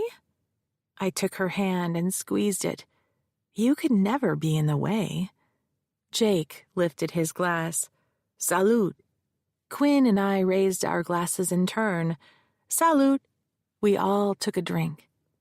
After we put our glasses down, Jake topped them off again. I don't like the idea of you being on your own until this whole Alpha Inc. thing is settled. We don't know who put those guys onto you, or if they got called off. For all we know, there's more of them. The 2 in jail still aren't talking. Any news on the diplomatic immunity? I asked. What's that? Quinn asked. I was strangling down a forkful of pasta, so Jake explained. A diplomat is immune from criminal prosecution. No way were these 2 jokers British diplomats. But it can extend to everyone on the embassy staff, not just the ambassadors. The feds are going to hold these 2, a Yeti and Doda, until the Brits make a decision. If immunity isn't waived, they'll be set free and there's nothing we can do to touch them. Even for murder? Quinn asked. Even for murder. So until we know what the situation is, I'd feel better if I knew you 2 ladies were in good hands, either in court, with me, or with Jerry. Chapter 25. Mickey Wong was sitting in the last pew when we arrived for court. We exchanged polite nods when my team and I entered the courtroom. Because I was plaintiff's counsel and this was a civil case, I made my opening statement first. I stood and took the lectern. As a general rule, I opened with a warm-up, but not today. I greeted each panelist, the 12 jurors and 2 alternates, in the eye, one by one, making sure I had their attention. After they coalesced into one organism, breathing in sync, I touched my pearl necklace for good luck and took my opening shot. Reginald Clevel is a rapist. Blunt and to the point. I still hadn't come up with the theme of my case, the storyline that would connect in a primal way with the jurors, so I decided to stick with the raw facts. Objection! Frank was on his feet. Clevel half stood with him. Approach. Judge St. James was ordering us to a sidebar so we could argue our dispute without the jury listening in. I threaded between the lectern and my table while Frank walked around. The Duke followed Frank. You may return to your seat, Mr. Clevel, the judge said. Counsel only. Clevel plucked at Frank's sleeve. Frank whispered something to him. Clevel gestured with an open hand at the judge. Sotto voce, he said, "He needs to understand." Frank gripped Clevel's shoulder, just as he had gripped mine that night at the cocktail party.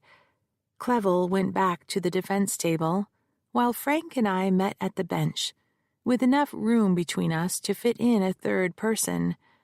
Judge St. James motioned us closer. I stood on tiptoes. Frank stayed in his place. The judge gave us a frown and flipped on the white noise machine to keep the jury from overhearing our discussion. Ms. Gould, the judge said, this is opening statement. The time when you set out the evidence you believe will be introduced. It is not the time for hyperbole. This was the first dispute of the case, and already he was making Frank's arguments for him. That is what I'm doing. I'm aware of Your Honor's concern for the disruption to the jurors' lives and the time constraints presenting the case, so I am making my best effort to set out the evidence as concisely as possible. If the court prefers a detailed recitation of the facts, I'd be happy to do that, but it was my intent to highlight the salient events so as to provide more time for witness testimony. Some attorneys drone on during argument when given the chance, afraid they forgot to say something important and wanting to make sure they leave nothing unsaid. Others won't stop talking because they are searching for some indication of agreement from the judge before they do. I had a 2-punch strategy. The first punch was delivered in the sidebar. I could have stopped talking after my first sentence, but Frank needed to see early and often that every time he talked, I would prattle on for as long as possible, eating up more time that could be spent on evidence. To keep things moving along, the judge would eventually deny Frank's more dubious objections, and Frank would get bored. Very well, counselor. See that you do. The judge motioned us to step back from the bench. I resumed the lectern. Frank sat at his table, patting the air in Clevel's direction with a "no big deal" gesture. Then I delivered the second punch. I repeated what I had just said so the jury could watch Frank's reaction as he was forced to sit through the words that had inflamed him. Reginald Clevel is a rapist. I took a sip of water, letting my words sink in. Frank resettled in his chair. The jurors watched him, then focused on me. Good morning, ladies and gentlemen of the jury. My name is Maureen Gould, and I am privileged and honored to represent Josephine Navarre. Josephine, would you please stand up for the jury? She stood and gave them a shy smile. Some smiled back at her. A few, notably the older females, including Mrs. Beatrice Templeton, a white lady in a cardigan in the front row, and Ms. Edith Chang, a Chinese lady in the second row, were stony-faced. These were the ones on alert for sneaky lawyer tricks. I had to earn their trust. "Thank you, Josephine," I said, and she resumed her chair. I turned back to the jury. This is her story. From a young age, this remarkable young woman dreamt of becoming a movie producer. She worked hard in high school. She won a scholarship to the University of Southern California. There, she distinguished herself and won awards for a short film she had written, produced, and directed. Even before she graduated, she was hired as a production assistant at a small studio. Her dream was coming true. From there, she envisioned working her way up through the industry until one day she would produce her own independent films. And then Reginald Clevel entered her life. He offered her a job. He recognized her ambition, and he took advantage of it. He personally took her under his wing.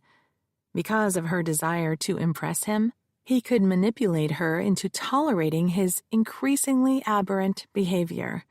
His plan culminated on a trip up here to San Francisco to scout locations for an upcoming film.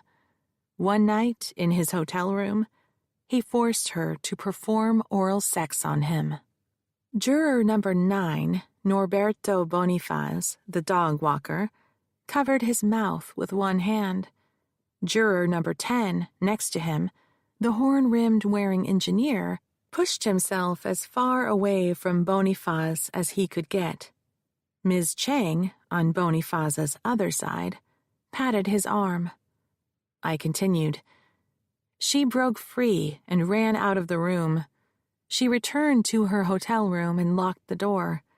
That very night, even before the sun rose again, he sent hotel security to escort her from the premises. He fired her. She was left on the streets of San Francisco at dawn, with nothing but her suitcase. He didn't even provide her with a ticket home. He just threw her out like garbage. "Objection!" Frank again. "Sustained," the judge said. "Move on, Ms. Gould." Frank was right. The garbage remark was hyperbole, but no one won or lost an appeal because of an overly dramatic opening argument. And you will learn that this wasn't the first time Reginald Clevel preyed upon women in his orbit. You will hear from witnesses that long before Josephine Navarre was hired, this was a pattern, and that Crown Productions knew. Objection! Judge St. James took in a deep breath. Approach. When we were gathered, the judge leaned in to Frank. Articulate your objection, Mr. Gould. There is no evidence whatsoever of prior acts. The judge turned to me. And your response? As I set out in my brief, we have 2 witnesses who will testify to prior sexual assaults. Objection! Mr. Gould, you do not need to object during argument. This isn't evidence. Still, Your Honor, I wish to make it perfectly clear for the record that my client denies there were assaults, and we object to the use of that term in this proceeding. I snorted. The party who picked the language won the battle. Clearly, Frank's strategy was to force me to use words so neutral that the acts I described sounded clinical. This coming from a man who wanted to introduce erotic selfies. He was hoping to censor me and save all the drama for himself. I opened my mouth to respond when the judge held his hand up. Mr. Gould, the judge said, did you file a pretrial motion asking for specific language to be disallowed during these proceedings? No, Your Honor. but the language is so inflammatory that it should not be permitted in any case. Your argument is deemed waived for having failed to assert it timely. Your request is denied. The scoreboard read Maureen 2, Frank 1. Exception, Frank said. You don't need to voice exception, Mr. Gould. This is not the 19th century. Your record has been made. Frank said, We request a stay in the proceedings so we can file an appeal of this ruling. Request denied. Step back. The judge flipped a switch, and the roar from the white noise machine died away. I stood behind the lectern and waited for the jury to settle down. The constant interruptions had distracted them, the two young financial guys in particular. The one in the front row faced backwards, mouthing something to the one in the back. But I also noticed that some of the jurors leaned into me, anxious to hear what I had to say next. As I was saying, the jury snapped to attention. Crown Productions knew about Reginald Cleville's pattern of sexually assaulting young women. They protected him. They defended him. Time and time again, they paid off his victims in exchange for non-disclosure agreements. They shielded him with the cloak of secrecy these agreements gave them and drove these young women from the movie business. In that way, they were complicit.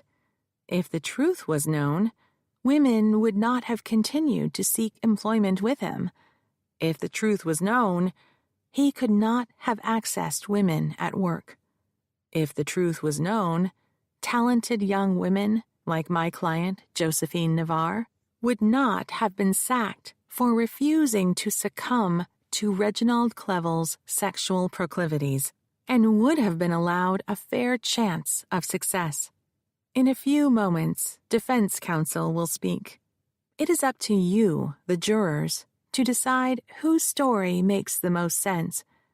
I ask you to hold me to the promises I have just made you, that I will prove my case with the evidence that I just outlined.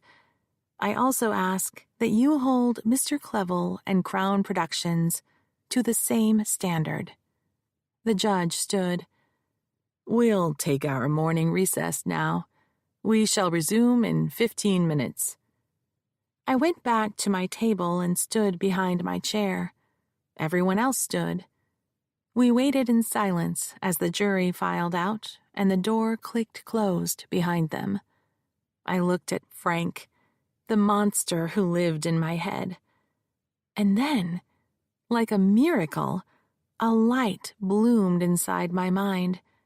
That was the moment when I knew how I would explain the elemental nature of rape and rapists to the jury. I had my theme. Cleville and Frank swept from the room. Mickey rolled out of the courtroom behind them, her notebook and pen in hand. Josephine was weeping. Did I do okay? I asked. She shook her head. You were great. It's just so hard to hear the whole thing told like that. You know, I try not to think about it, but I get these little flashes and I just hadn't put it all together like you did. How did you do that? It's like you know what happened better than I did. She wiped underneath her eyes, then examined her mascara-covered fingers. I must look hideous.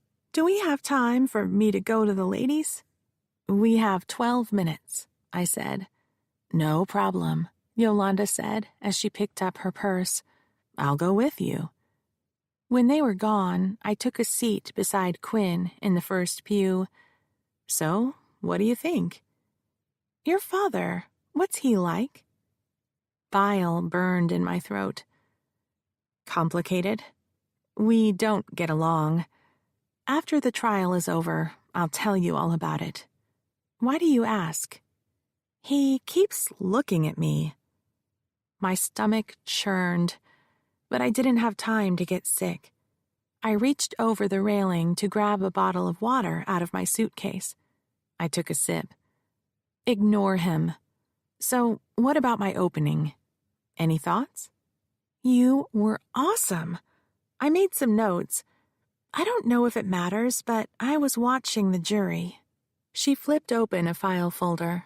On the left side was a map of the jury box with each chair numbered. Beneath that was a legend listing the numbered jurors, correlated to their seats. Each was identified by his or her gender, age, and race. To the left of the numbers were tiny photos of most of the jurors. Where did you get the pictures? Facebook? Just about everyone has an account, or a friend or relative who does. That explained the noise I had heard late last night coming from her room, the home office, where we had a small desktop printer. I had thought she was printing off law school applications. Quinn had a legal pad of notes on her lap. I noticed that juror number 3, Mrs. Templeton, was shoved back on her chair. She's the one wearing the cardigan.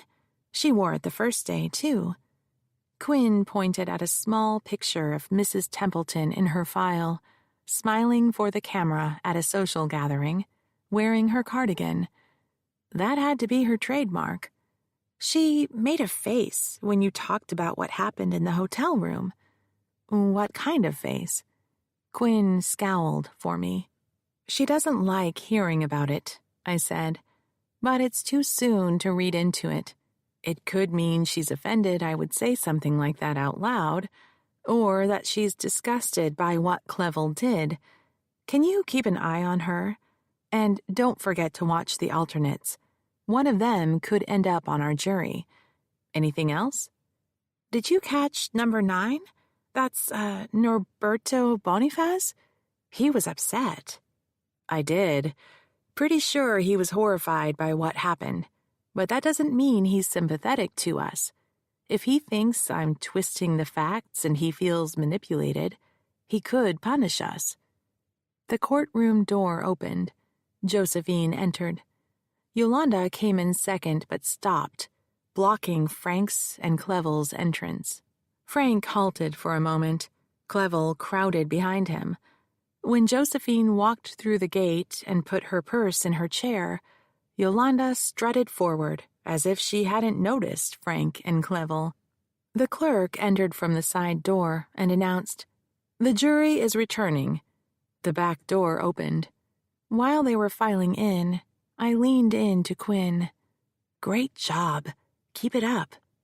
Then I stepped through the gate and took my place standing beside Josephine. "Are you okay?" I asked. She took my hand and squeezed it. "One last thing before he starts talking. No matter what he says, do not react. Got me?" "Gotcha," Josephine said, and let go of my hand. Chapter 26. After the courtroom occupants settled into their chairs, Frank took the lectern. "Ladies and gentlemen of the jury, my name is Francis E. Gould, and this is my client, Reginald Clevel." He swept an arm in the defendant's direction. I rolled back so I could watch the Duke.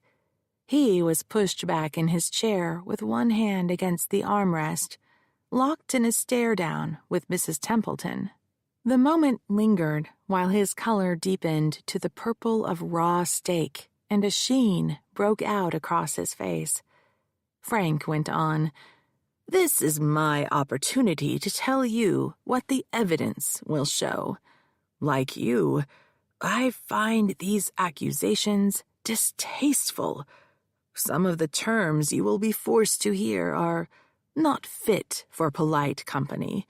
Forgive me, I'm just an old-fashioned man. I was raised in a different era, so you will sometimes see me embarrassed by the things that will be said in this courtroom." He was aiming his remarks at Mrs. Templeton, who I was now thinking of as Cardigan Lady. She had been skeptical of me, but she wasn't warming to him either. If anything, Her expression hardened even more. She didn't like being pandered to. As awkward as this is for me to say, I must. Reginald Clevel is not a rapist. The dog walker, Norberto Bonifaz, stared at Clevel, whose color had lightened to medium rare. The others were trained on Frank. This case is about greed. It all boils down to money. Josephine Navarre wants to get something for nothing. You will learn that she obtained a job at Crown Productions in the same manner that anyone else does. She applied for it. She was interviewed by someone in the Human Relations Department. Ultimately, a person far beneath Mr. Clevel in the corporate structure decided to hire her. He had nothing to do with this. He was not even aware of her existence until she came to work on the Golden Gate project. Here, Mrs. Templeton examined Josephine, and I could feel Josephine's composure waver. Then the juror turned her attention to Frank. She was his canary in the coal mine. He was speaking to her, using her as his gauge of what worked and how to pace his remarks. When he had her attention again, he resumed. At first, Ms. Navarre worked hard, as everyone else in Hollywood does. But as time rolled on, there were concerns about her reliability. She began coming into work late. There were gaps during the workday when she could not be found. She was spoken to on 2 different occasions and given warnings. The third event occurred on the night she was fired. There was a meeting of investors at the Mark Hopkins Hotel. That evening, Ms. Navarre appeared high-strung. Not long after it began, she excused herself to go to the restroom. Her co-workers had made remarks in the preceding months about her frequent visits to the ladies' room, and there had been suspicions, but no one had ever seen Ms. Navarre using drugs. Regardless of what you may have heard about Hollywood, Crown Productions has a zero-tolerance policy regarding drug usage. If Ms. Navarre had made it known that she was using, make no mistake about it, she would have been terminated immediately. The financial guys shifted in their chairs guiltily. Josephine slipped her hands under the table and began picking at her cuticles. From that day to this, she never gave a reason or excuse for failing to return to the Mark Hopkins meeting. She simply disappeared. This was her 3rd offense. She was terminated the following day for unsatisfactory job performance. She was unreliable. It was as simple as that. Now, juror number 8, Ms. Chang, a 50-ish executive secretary, looked from Frank to Josephine, then to Clevel. She was the same one who'd attempted to console Norberto Bonifaz when he was upset during my opening. My guess was that either Miss Chang or Mrs. Templeton would be elected foreperson. Some juries see it as a clerical position and will defer to an administrator like Ms. Chang. Others see it as a power position and will align themselves with the strongest personality, who I guessed was Mrs. Templeton. Frank slipped one hand into his pants pocket. Then, the next thing you know, Josephine Navarre filed suit against my client, Reginald Clevel, claiming, of all things, that he accosted her.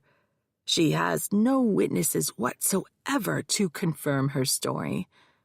If it was true, that would be a serious matter and a crime. Wouldn't she report him to the police? One would think so, but she did not, because it wasn't justice she sought, it was money. Instead of calling the police, she ran to an attorney, made these wild accusations, and filed a multi-million-dollar lawsuit. Reginald Clevel will not stand for this. He came to this country penniless, with little more than his own blood, sweat, and tears. He built an entertainment empire. Crown Productions is a multi-million-dollar corporation that provides salaries to more than 50 full-time employees, plus casts and crews. His movies generate revenue throughout the industry, from publicists all the way down to the teenage girl who sells popcorn at the theater. Workers depend upon the earnings his projects produce. Reginald Clevel will not see his good name disparaged. He will not see his enterprise destroyed. And he will not write a check to every young woman who tells a story. If word spread, it would open the floodgates to countless false claims. Frank slapped his hand on the lectern, startling Norberto Bonifaz. This extortion must stop, here and now, with you. Frank gathered his notes and stepped to his table, where he was greeted by a handshake from his client. Judge St. James spoke. Ms. Gould, are you prepared to call your first witness? I need a few minutes to set up, Your Honor. I could have spent the first hour questioning Josephine without showing exhibits, but I wanted a chance to settle her before she went on the stand. The judge would call a short recess if I hinted at technical matters. Nothing bores the judge or jury quicker than watching someone fiddle with equipment. Very well. The judge stood. We will take our second morning break now. Expect to be back in the courtroom in 15 minutes. Frank and Clevel remained at their table. Josephine, Quinn, and I left the courtroom, while Yolanda stayed behind to set up and test the computer and projector. Down the hall were a few conference rooms set aside for use during trial. I found a vacant one and ushered my team into it. Josephine was trembling. He's lying. He lied about all of it. Why did he say those things about hiring me? I said, workplace sexual harassment occurs when a supervisor who has the authority to hire, fire, or discipline a subordinate takes an employment action because of sex. We said he hired and fired you. Given his history, he probably hired you because he wanted to hit on you. Then he fired you when you refused. It's classic sexual harassment. What about this stuff about her disappearing at work? Quinn asked. That's new. Is there any truth to it? I asked Josephine. There were times when someone couldn't find me, but that was always because I was with the Duke. He'd hunt me down when I was working on something and insist that I drop everything and follow him. He wanted me to take notes or do something stupid that he really didn't need me for. I kind of felt like he was just dragging me around to show off. So, yeah, I wasn't where I was supposed to be. But later on, I'd explain what happened, and it was like, no big deal, because he's the boss. And the coke thing? That's just fantasy, Josephine said. I don't use drugs. Any drugs? She lifted her Versace bag for us to see. Do you think I could afford this purse if I was using drugs? No way, Quinn said. But I have a question. Why didn't Frank talk about the selfies in his opening? I liked how Quinn dived in and wasn't afraid to ask questions. Because he's saving them for dramatic impact. He expects us to paint a pure as driven snow picture of Josephine, and then he will make her look like a promiscuous druggie. I don't get it, Quinn said. If Mr. Clevel claims he didn't do anything to her, and that there was nothing sexual in their relationship, who cares if she's an adult woman responsible for her own sexuality? That was my little girl talking. My heart was full. Good point, I said. 2 things. Frank's betting not everyone will see it that way. We do have some apparently conservative people on the jury. Like Mrs. Templeton, Quinn said. Who's that? Josephine asked. Cardigan lady in first row, I said. I'm not sure she likes me. She's suspicious of everyone, and will be careful to come to a decision. Not to worry. I'm betting that when she does, she will be a powerful influencer on the jury. It's not about liking, so we can't charm her. It's about telling a story that makes sense and rings of truth. You mentioned there were 2 things, Quinn said. What's the second? Frank's working a fallback defense. If the jury believes the Duke came on to Josephine, then she welcomed it. Ew. Ew is right, Josephine said. I reached for the door handle. Okay, guys, we need to get back. Are we good? The jurors were in their box, tensely waiting for the big show to begin. Mickey was in the back pew of the court. The bench was vacant. The court clerk rose from her station, tissue box in her hand. She crossed the well, something she had not done before, and drew the jurors' rapt attention. She set the box on the small table in the witness stand next to the microphone. She produced a water pitcher that had been stashed behind the chair, half-filled a plastic cup, and set that on the table as well. Then she walked back across the well and took her seat behind a bank of computers. The entire ritual was performed and observed in silence. The judge entered from the door behind the bench and eased himself into his chair. He surveyed the room, then said, J.N. V. Clevel and Crown Productions is now back in session. Counselor, please call your first witness. The plaintiff calls Josephine Navarre. Josephine stood and crossed the room to the witness stand. She was wearing her court suit, black blazer and slacks, black heels, white silk blouse. Her braids were pulled into a chignon. She was sworn in, took her seat, and instructed to attach a small microphone to her blazer. I waited for her full attention before I began direct examination. Ms. Navarre, please state your full name for the record. Josephine dipped her head toward the microphone on the desk. Josephine Isabel Navarre. And just to be clear, you are the plaintiff in this case. I am. Would you please tell the jury in your own words why you decided to file suit against Reginald Clevel and Crown Productions? Josephine addressed the jury as we had practiced during trial preparation the week before.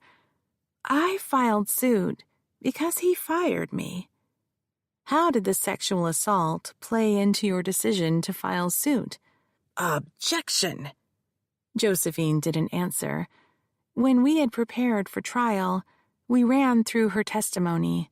Seated around the conference table, Jake had played Frank's part, while I was myself, and Yolanda was the judge. Quinn played the role of a juror, so that Josephine would become accustomed to someone watching her. Judge St. James said to Frank, State the nature of your objection. The question calls for facts not admitted into evidence. Sustained, the judge said. He bent toward Josephine. That means you should not answer the question, ma'am. Yes, sir. We had anticipated this particular objection, and that was fine by me. The jury's interest would be piqued. The question was still in the jurors' heads. Had he sexually assaulted her? I resumed. Let's back up, shall we? When you obtained employment at Crown Productions, what was your career goal? I wanted to become an independent producer of films. I still do. Before obtaining the job at Crown Productions, what efforts had you taken to reach your goal? It started back in junior high. She smiled. Her hands flittered in the air as she described her past. I took videos of my friends, pretending I was interviewing them, and then downloaded them onto my laptop at home and edited them into little stories with some voiceover. Stuff like a day in the life of a 12-year-old ballerina. I put them up on YouTube and they got a lot of likes. Then in high school, I took every elective I could find related to performing arts. I worked backstage in our theater productions. We had a film class. For my term project, I submitted a production with an all-female cast of the chess scene from The Seventh Seal. That's a Bergman film. Objection. Grounds? The witness is giving a narrative. Judge St. James' gaze lingered on Frank longer than he needed to. Frank was right. I was supposed to break up her story into questions and answers, but it would go more quickly if he didn't interrupt. Very well. Sustained. Your next question, Ms. Gould. After graduation, did you apply for film school? Objection. Leading. Frank came from the school that a lawyer should object at every possible opportunity, breaking up the cohesiveness of the testimony. Another group believes that constant objections irritate the jury. The fact was, Mrs. Templeton had just sent Frank a disapproving frown in a schoolmarm kind of way. She wanted to hear the story without his interruptions. I'll rephrase, Your Honor. Ms. Navarre, following high school, what steps did you take toward your goal of becoming an independent film producer? Josephine remembered to face the jury.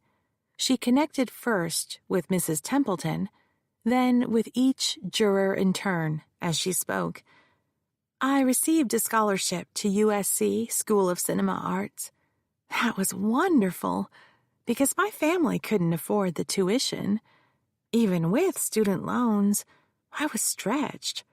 I had to work part-time to make ends meet. What kind of jobs did you work? Theater, bookstore. Then I got a job waitressing, which paid better because of the tips, but it's hard work. At the same time, I did an internship with a small independent producer. I didn't get paid. I worked for credits. It was an incredible opportunity. How did your education at USC advance your career goals? I learned everything there from the ground up. For my senior project, I wrote, produced, and directed a short film about the Great Recession of 2007 to 2009. That's when subprime mortgages led to a housing bubble that crashed. It had a huge impact on working families in Southern California. My focus was on how 5 different individuals recovered from losing their jobs and their homes and having their credit destroyed. There was tragedy, and yet there were stories of resilience. I won a few awards for that. And after you graduated, did you obtain employment in the film industry? My internship led to a job, but it was a small company and they were seriously strapped for cash. We didn't know from one day to the next if we were still in business.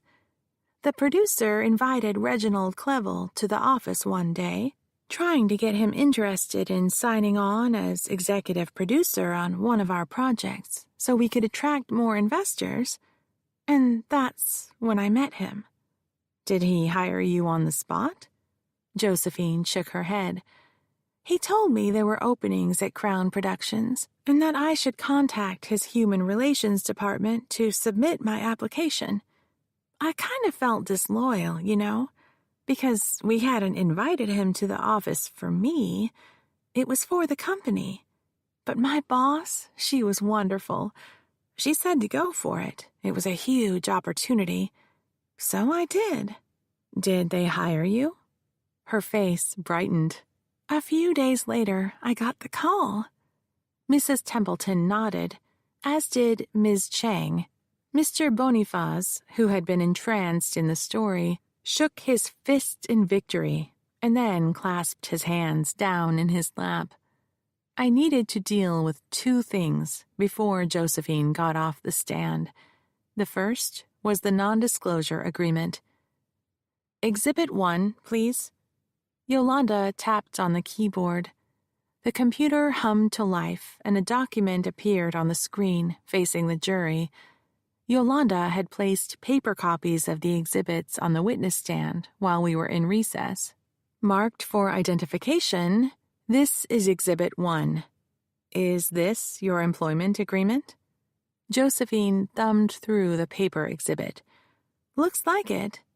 On the last page, is that your signature? Page 4 appeared on the screen. It is. There is some language bolded just above your signature. Would you read that aloud to the jury? Yolanda tapped on the keyboard again, and the language on the screen was highlighted. The undersigned hereby agrees that... Objection! Grounds? May we approach? Frank asked. The judge waved us forward. When we were standing before the bench, he activated the white noise machine. What is the objection? Judge Hahn previously issued a ruling regarding the non-disclosure agreement. She set it aside. It's null and void for the purposes of this case, and, as such, it's irrelevant. The judge raised his eyes to me. Response? The terms of Ms. Navarre's employment are very much relevant, Your Honor. We are showing that the conditions of the workplace environment encouraged secrecy and, in turn, sexual harassment. At the time she was employed, she was under the threat of a heavy fine, $2 million, if she talked to anyone, co-employees included, about Your Honor. In her deposition, Ms. Navarre testified that she hadn't read the NDA before she filed suit. How could it possibly be relevant to her employment if she didn't know it existed? I wasn't finished speaking, because everyone in Crown Productions was subject to the same NDA clause. Our claim isn't just against Reginald Clevel, it is also against Crown Productions. Its culture gave Reginald Clevel carte blanche to exploit women in his employment. Crown Productions knew about his serial abuse. These NDAs were one of the devices that they used to protect him and to oppress his victims. Very well. You may proceed with your question, Ms. Gould. While we had been arguing about the language, the contract was displayed on the screen, with the NDA clause highlighted for the jury to read. So, if Frank didn't want them to know about it, he was too late. After I resumed my position at the lectern, I again asked Josephine to read the paragraph aloud. The undersigned hereby acknowledges that any and all matters relating to her employment, job duties, and business of Crown Productions are confidential, and hereby agrees that she will not disclose said confidential information. In the event of disclosure, intentional or otherwise, she will pay the sum of $2 million to Crown Productions. Mrs. Templeton's mouth dropped open. Norberto Boniface swayed when the number was read. Mrs. Chang frowned. Other jurors wrote notes in the legal pads on their laps. Did you read the clause before signing it? Josephine's hand trembled as she lifted the half-filled cup. She managed to put it to her mouth without spilling, but appeared to have reconsidered trying to drink. Instead, she tilted it enough to moisten her lips and then, with both hands, set the cup back on the witness stand. To be honest, I didn't. Now I know I should have. Mrs. Templeton and Ms. Chang seemed to stiffen. Why did you not read it? Because I was told when the contract was handed to me that this was standard operating procedure and that if I wanted a job in the movies, I had to sign it. Ms. Chang wrote a note on her pad. In your first job at the small company, were you required to sign a non-disclosure agreement? No, there was nothing like it. Objection. The judge motioned for us to approach. Quickly, Mr. Gould. When we were lined up before the judge, Frank said, The plaintiff's terms of employment at another company prior to Crown Productions has no relevance to this case. Response? She was told that the contract was industry standard. The fact that she wasn't required to sign one at another movie studio is evidence that it was not. Hearsay. Mr. Gould, the judge said, any statements made by Crown Production employees are not hearsay. Evidence Rule 1222. Still, it's irrelevant. Overruled. After the lunch break, you may ask your question again, Ms. Gould. Step back. As we walked to our tables, the judge informed the jury that we were taking a 90-minute break for lunch and would resume at 1:30. Mickey picked up her satchel and left. When I talked to her later that day, she told me that she had asked Frank and Clevel for an interview during one of our breaks, and they had both refused. Chapter 27. Josephine was back on the stand, microphone clipped to her blazer. The Crown Productions employment agreement was up on the screen, the non-disclosure agreement clause still highlighted. You may continue your examination, Ms. Gould, Judge St. James said. Ms. Navarre, I remind you that you are still under oath. Josephine nodded. I cleared my throat for the jury's attention. Ms. Navarre, after you went to work for Crown Productions, how did things go? At first, it was great. I mean, I liked the people. We had exciting projects. We were all enthusiastic and worked well together. What were your duties? I did whatever anyone wanted me to. I followed around one producer and did what he asked, made calls, set up meetings, made sure things that needed to be done were getting done, stuff like that. Then the Duke noticed me. Mr. Clevel, I mean. You had met him before. Did he seem surprised to see you? Not at all. He congratulated me for getting the job. During the first few weeks I was at the studio, he was out of town, so I hadn't seen him. When he came into the office, it was like a tornado. Some people got out of his way. Others were sucked into his wake. One day, he pointed at me and ordered me to follow him. The producer I was working with was like, whatever. We all worked for the Duke. He was the boss. We did what he said. That's what I had been told. So I followed him. What did he have you do? At first, nothing. I just followed him around. Then, when it was all over, I'd go back to work on the project he'd taken me away from. And then? Objection. Grounds? Judge St. James asked. Frank pushed himself halfway to a stand. Was that a question? I didn't hear a question. Please restate your question for counsel's benefit. Judge St. James said. You were saying the first few times he asked you to follow him around, you weren't given anything to do. Did that change? Little by little. I was told to carry around a clipboard and make notes of everything he said to everyone.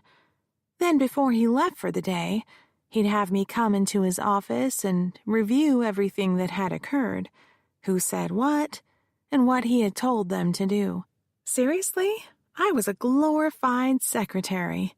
Not even that, because I didn't do any typing or filing. I just took notes. But I was learning the business. It was an incredible opportunity. I felt so lucky. When he took you away from other projects, were there complaints? After he left, I'd report back to the producer I was working for, and he would ask me where I went. So after I told him, he always said, "Okay, cool." That was it. It wasn't like Mr. Gould said. She jerked her head to Frank. I wasn't reprimanded or anything, because the Duke was the boss. Everyone did what he told us to do. Was there a time when things changed? Objection! The question is vague.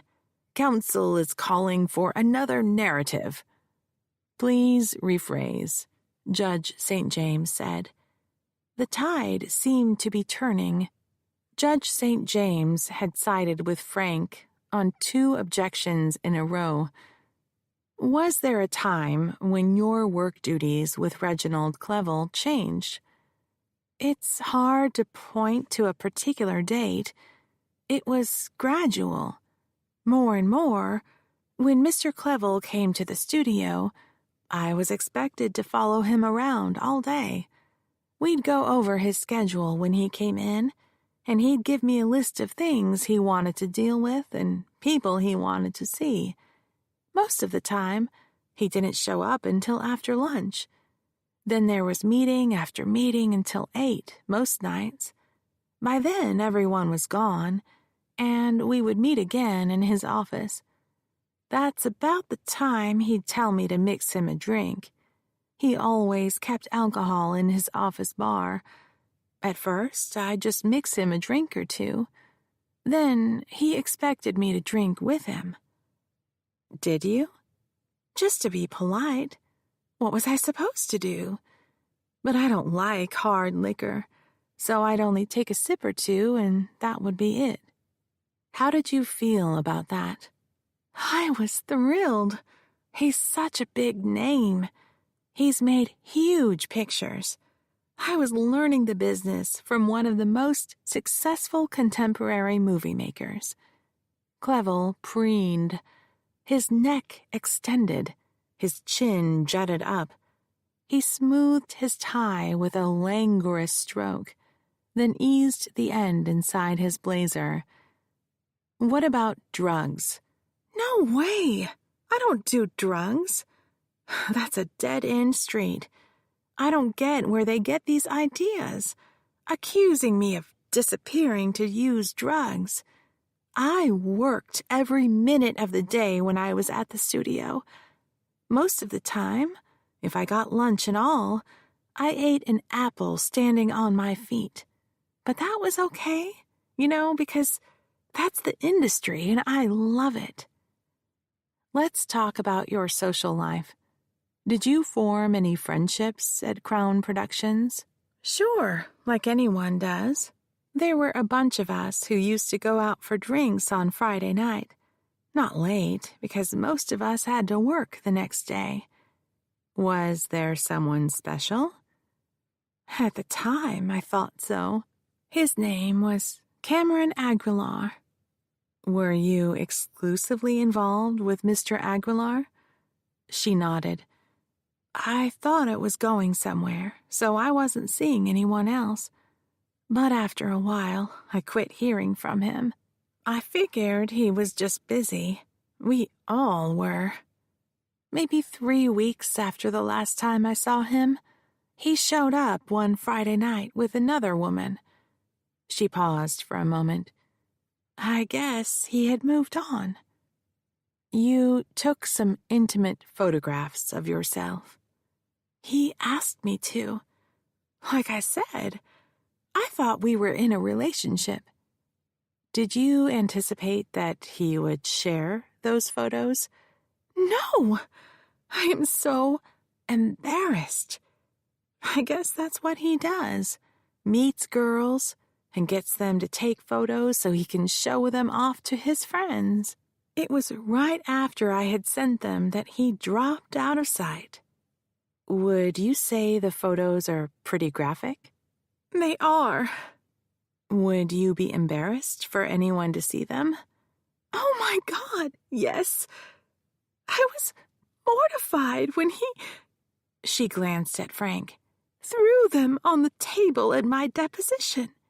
It's bad enough that they exist, but to be in a room full of men drooling over them, I ran out. Her voice broke.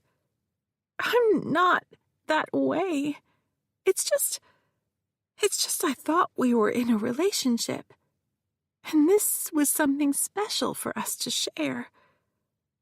And that is why I will not be showing these photos to the jury, I said.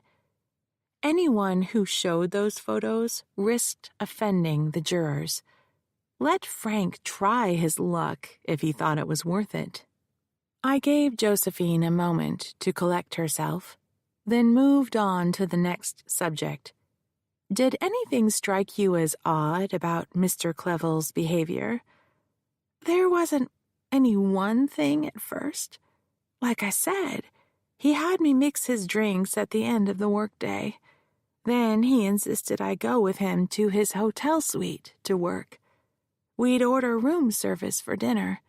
Sometimes a director or another producer would show up, and the meetings would last late into the night.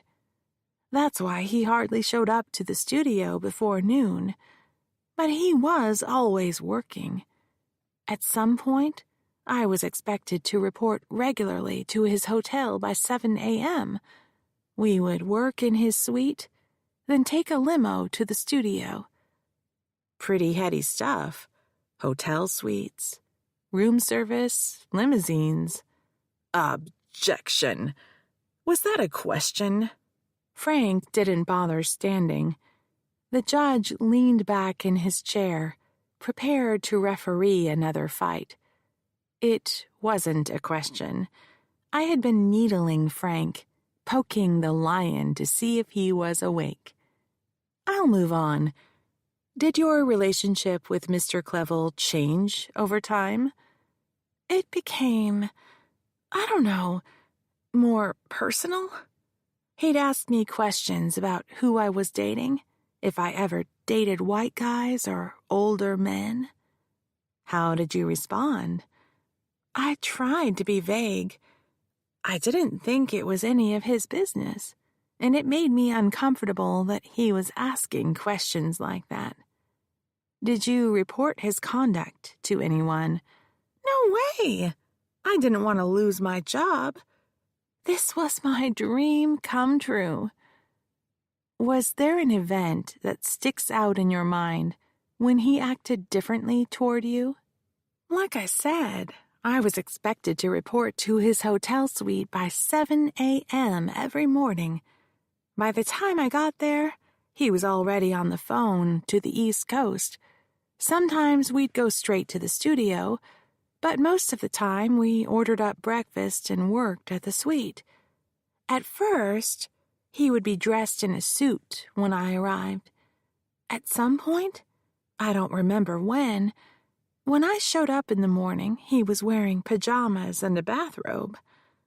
And then it was just a bathrobe. How did you know he wasn't wearing anything? I could see his chest and legs. And then one day, he opened the robe, pulled it tighter, and retied his belt. I could see everything. Are you saying he exposed himself to you? I heard Frank stirring to stand. Mrs. Templeton gave him a warning look. Yeah, I mean, Yes, that's precisely what he did. He made a little joke out of it and apologized. Sorry, I forgot you were here. And what did you do? Nothing. I couldn't move. I didn't know what to say. I mean, what do you say when someone does something like that? I was thinking, maybe it was an accident. I didn't want to make a big deal out of it if it was. Things were going so good. He said he was going to bring me to San Francisco to scout locations, and he kept making promises about how great my future was going to be. Did any particular phrase strike out in your memory? He kept saying, "Stick with me, kid, and you'll be farting in silk shorts." Mrs. Templeton pressed her lips into a thin line. Norberto Boniface snorted in disgust. I know, it was stupid. But when he said stuff like that, I thought it meant I would get a promotion. And he promised that when we got to San Francisco, I could tell him about the films I wanted to produce. Did he ever make time to talk about your ideas? She shook her head. No, never. What happened when you came to San Francisco? I ran around during the day looking at locations and brought him back pictures and video. Then one night we had an investors meeting at the Mark Hopkins Hotel. That's where we were staying. We met in the bar. Who was there? Mr. Clevel, 2 men I didn't know, and Mr. Gould, his attorney. Judge St. James interrupted. Ms. Navarre, do you mean the gentleman sitting at counsel table with Mr. Clevel here in court today? Yes, sir. He was there. The judge stood. We stand in recess. Ladies and gentlemen of the jury, this break will be longer than usual. You may retire to the jury room. The jury filed out. When the door clicked shut, Judge St. James sat down. You may be seated. Ms. Navarre, please remain in the witness stand. We're back on record. The clerk pushed a button on her desk, observed her monitor for a moment, then gave the judge a nod. Before we go any further, I want Ms. Gould to outline for us the anticipated testimony from Ms. Navarre outside of the jury's presence. Ms. Gould, please enlighten the court. I was still standing at the lectern. Your Honor, my client identified Mr. Francis Gould as one of the attendees of this investors' meeting. It was during this meeting that Mr. Clevel reached his hand beneath the table and groped her. I did no such thing, Clevel said. The judge raised his hand. Mr. Clevel, this is a proffer. That means counsel is telling me what to expect. Her proffer is not evidence. It remains to be seen whether this testimony will be introduced. I continued.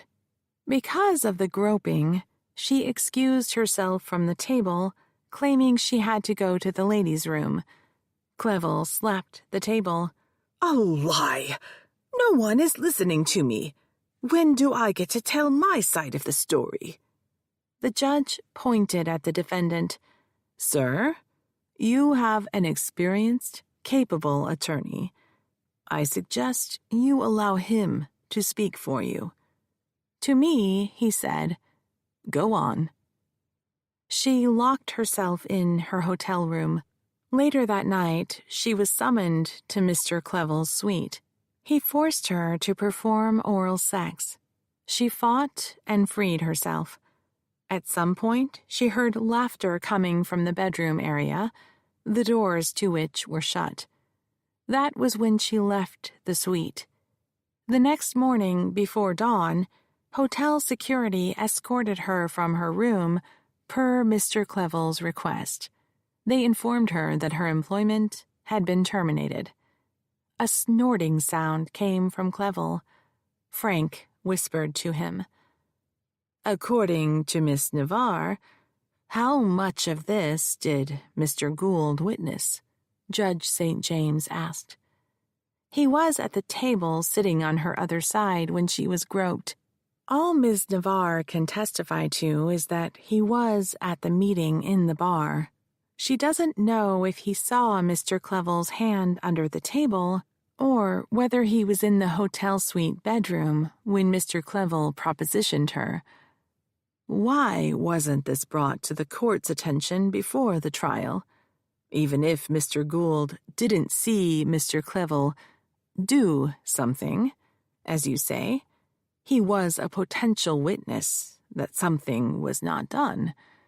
The rules are clear that an attorney who is a witness cannot represent a party. I felt that it was incumbent upon Mr. Gould to disclose the conflict.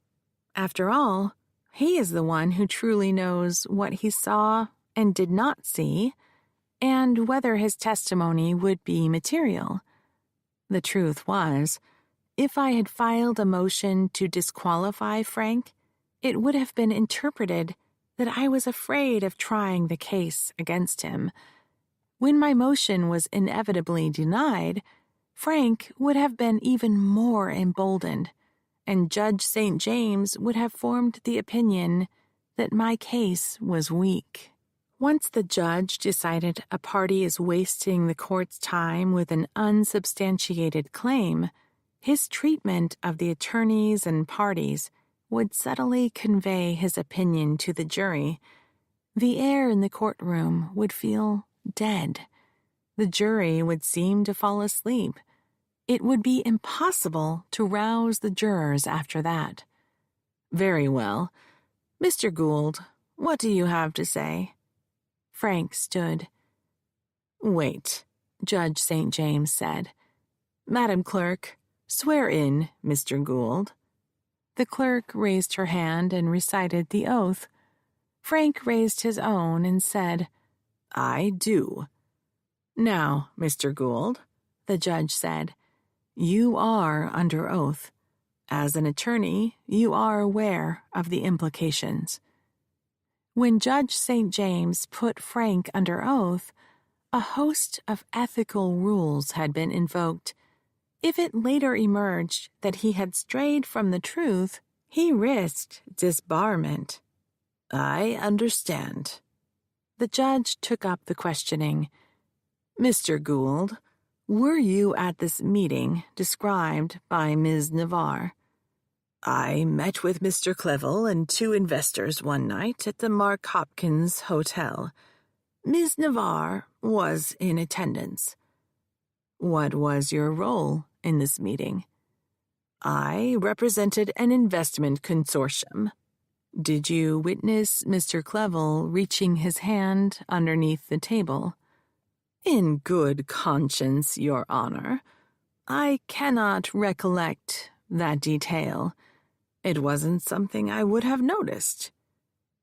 Did you witness Mr. Clevel touching Ms. Navarre in any way? Not that I can recall, Your Honor. Do you remember Ms. Navarre leaving the meeting? No, Your Honor. I was only vaguely aware of her presence. She could have left, as stated, and she could have made an excuse. But if she did, her departure did not make a significant enough impression upon me to remember. In your opening, you stated that she was nervous during this meeting. Where does this information come from? Mr. Clevel will testify to that. Did you attend a gathering in Mr. Clevel's hotel suite later that evening? No, Your Honor, I did not. At the time, my late wife was gravely ill. When our business was concluded, I went straight home. Very well. The judge stood. We'll stand in recess. The parties shall assemble in 30 minutes when I render my decision.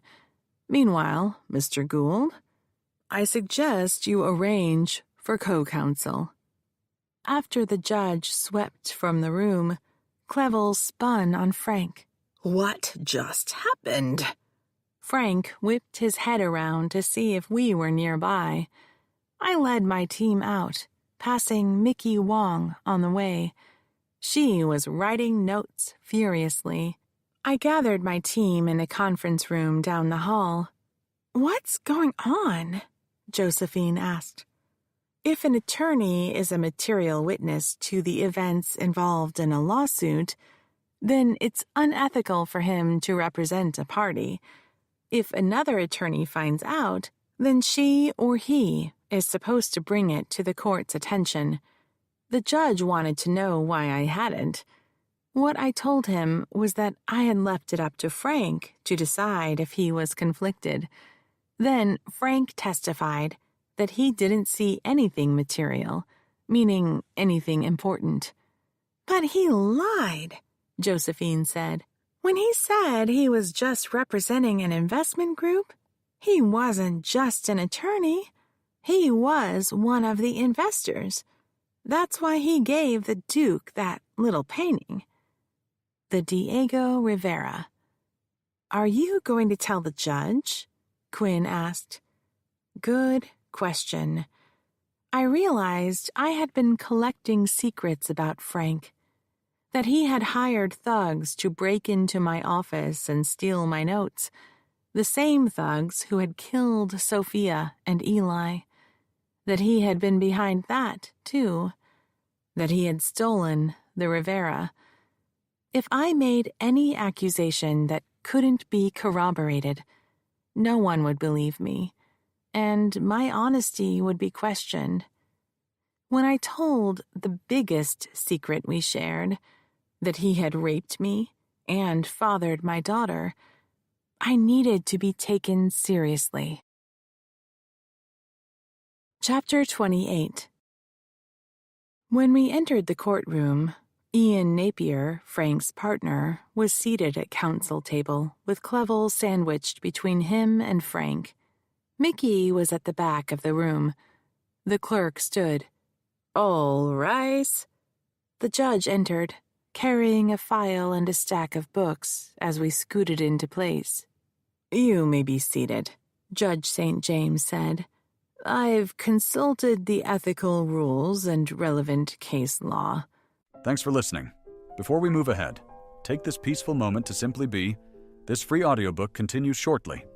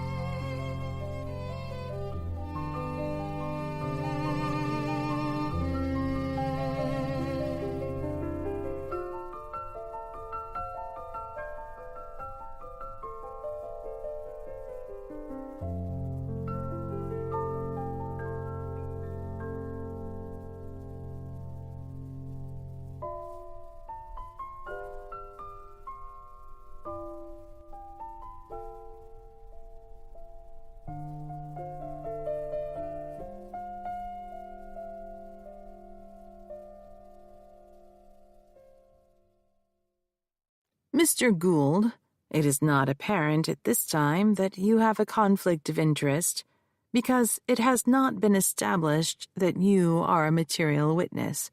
Nonetheless, I have concerns. Mr. Clevel, have you been advised of the nature of Mr. Gould's potential conflict of interest in that he cannot both be a witness and an advocate in these proceedings? Ian whispered in his client's ear. Clevel said, "Yes, Your Honor." "Do you waive this conflict of interest?" Ian nodded for the Duke's benefit. Clevel said, "Yes, Your Honor." "Very well. Then I find that, on behalf of Mr. Reginald Clevel, the conflict is waived. Now, as to Crown Productions, we have a problem." Frank stood. "Your Honor, Mr. Clevel is the Chief Executive Officer of Crown Productions, and as such he is empowered to waive the conflict." The judge tapped his pen on the desk. "I presume there is a board of directors?" "There is. Mr. Clevel is also the chairman of the board."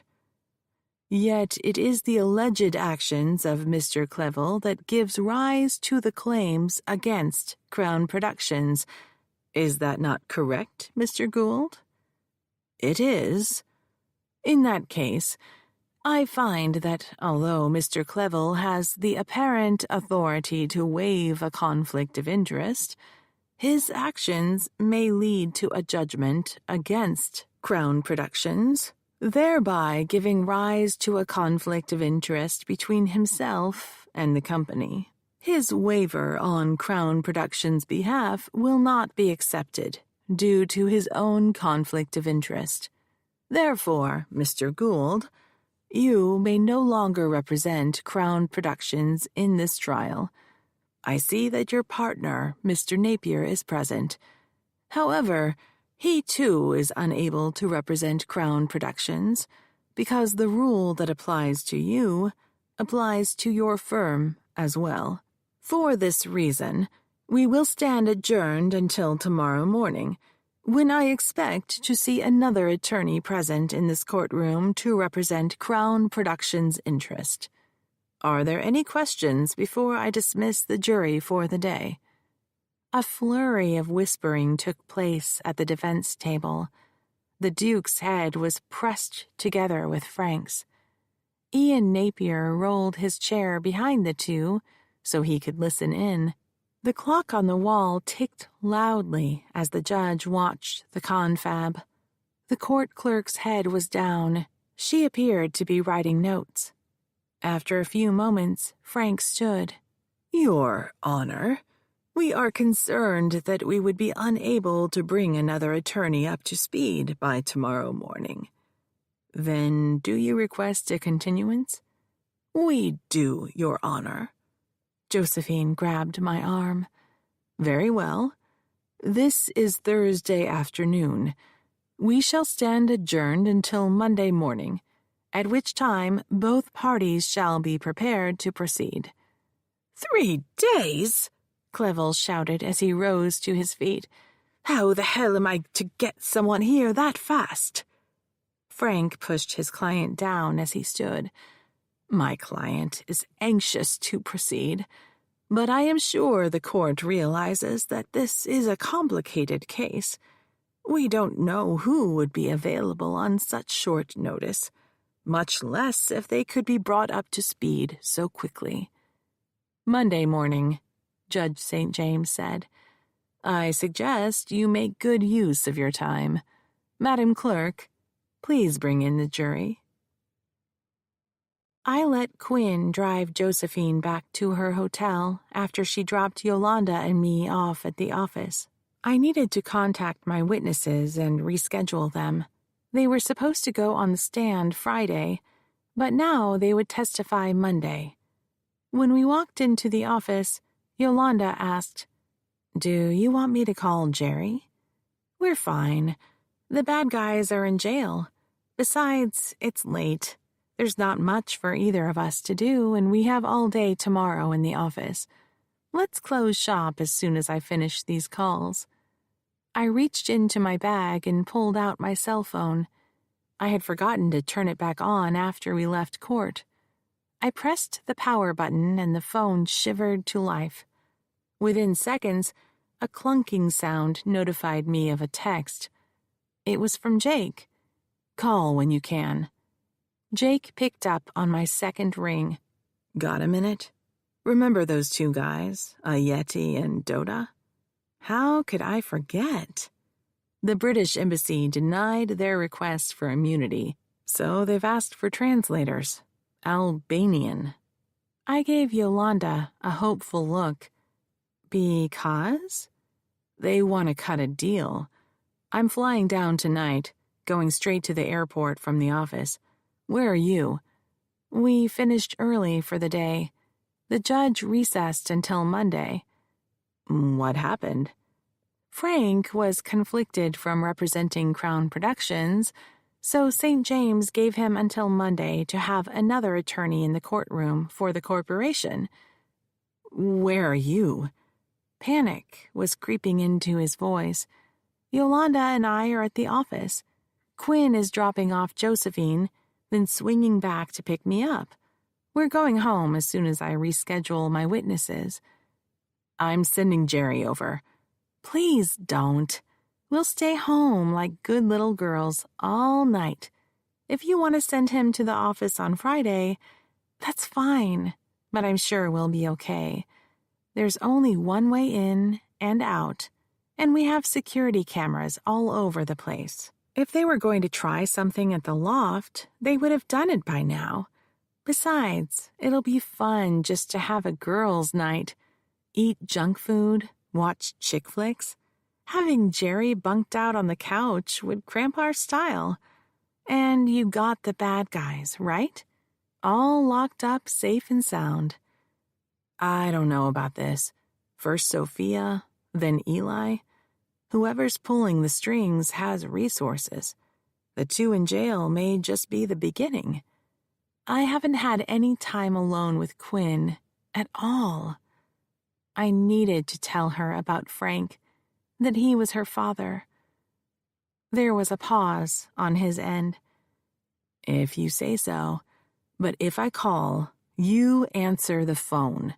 And if you don't, I'll have someone busting down the door. Thanks, sweetie. I appreciate it. It took a few minutes to telephone my witnesses and explain to them the new schedule. When I finished, Quinn was waiting for me in reception. Yolanda had already gone for the day. We ran by the grocery store to pick up cookies, ice cream, sundae fixings, potato chips, and frozen pizza. That night, we flopped on my bed in our pajamas, surrounded by bowls and boxes containing a feast of salt and sugar in all their wondrous manifestations, and watched a series of meet-cute, live-happily-ever-after movies. We cried and laughed together. We recited our favorite lines to each other. There was never a right time that evening to tell her the truth. Jake called to wish us a good night. He had arrived in San Diego safely and was settled in his hotel room. They were still waiting for Albanian translators. Southern California had plenty of Albanian-speaking people, but finding someone certified for legal translation was proving difficult. Jake would hang around to see what came up. We promised to stay in the loft unless Jerry was with us. Friday, we went into the office. Yolanda and Jerry were already there, she behind her desk, he at his post on the couch. As always happened during trial, a stack of telephone messages and emails had accumulated.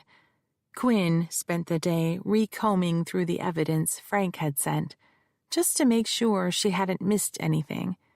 Jake called to report that they had found translators on the East Coast who were flying to San Diego. It would be Saturday, at the earliest, before the authorities were allowed to speak to Yeti and Doda. Late that afternoon, I received a text from the Palace Hotel confirming my reservations for Mother's Day tea. I hadn't made the arrangements. My mother must have. I called Quinn into my office and told her about the text. "Do you want to go?" I asked. She seemed eager but tentative, waiting for a cue from me. I went on. "Have you ever been to afternoon tea? Little sandwiches, tiny cakes, crumpets, clotted cream. Sounds awesome." "Brilliant," I said. "We have a table for 3. I promised Jake we wouldn't go anywhere without Jerry. Is it okay with you if we bring him along?" "Sure, why not? Yolanda too?" I could ask, but chances are she would want to spend the day with her kids. That Sunday, a besuited Jerry, the hulking mass of manhood, escorted Quinn and me to tea at the Palace Hotel. It wasn't the event my mother had planned, but it was a nice break from real life. She would have wanted to tell Quinn old family sagas, her favorite being Elizabeth Shaughnessy's life story. Would she have said something about sending me away when she discovered I was pregnant? Would she have apologized to Quinn? To me? I would never know. I was grateful for the distraction when a waiter appeared and gave us charming explanations of the history of afternoon tea and a description of the offerings. A string quartet played in the corner. The dainties were just what I had expected. A variety of crustless sandwiches, cucumber, smoked salmon, watercress, scones so tender they almost fell apart when clotted cream was dolloped on top, little cakes and cookies.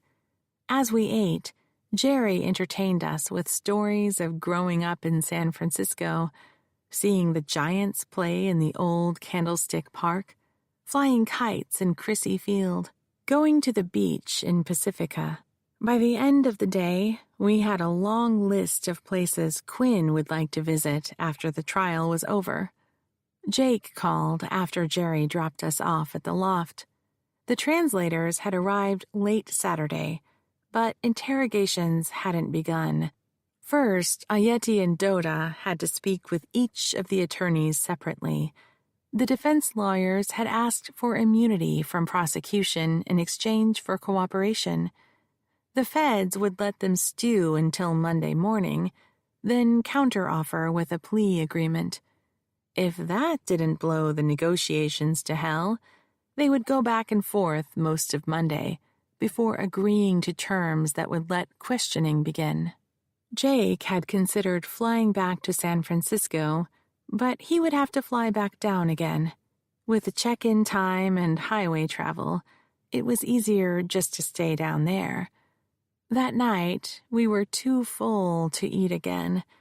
I was at the dining table on my laptop, tinkering with the script for my remaining questions for Josephine, when Quinn came out of her bedroom.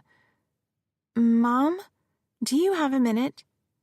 It still sounded funny having her call me Mom.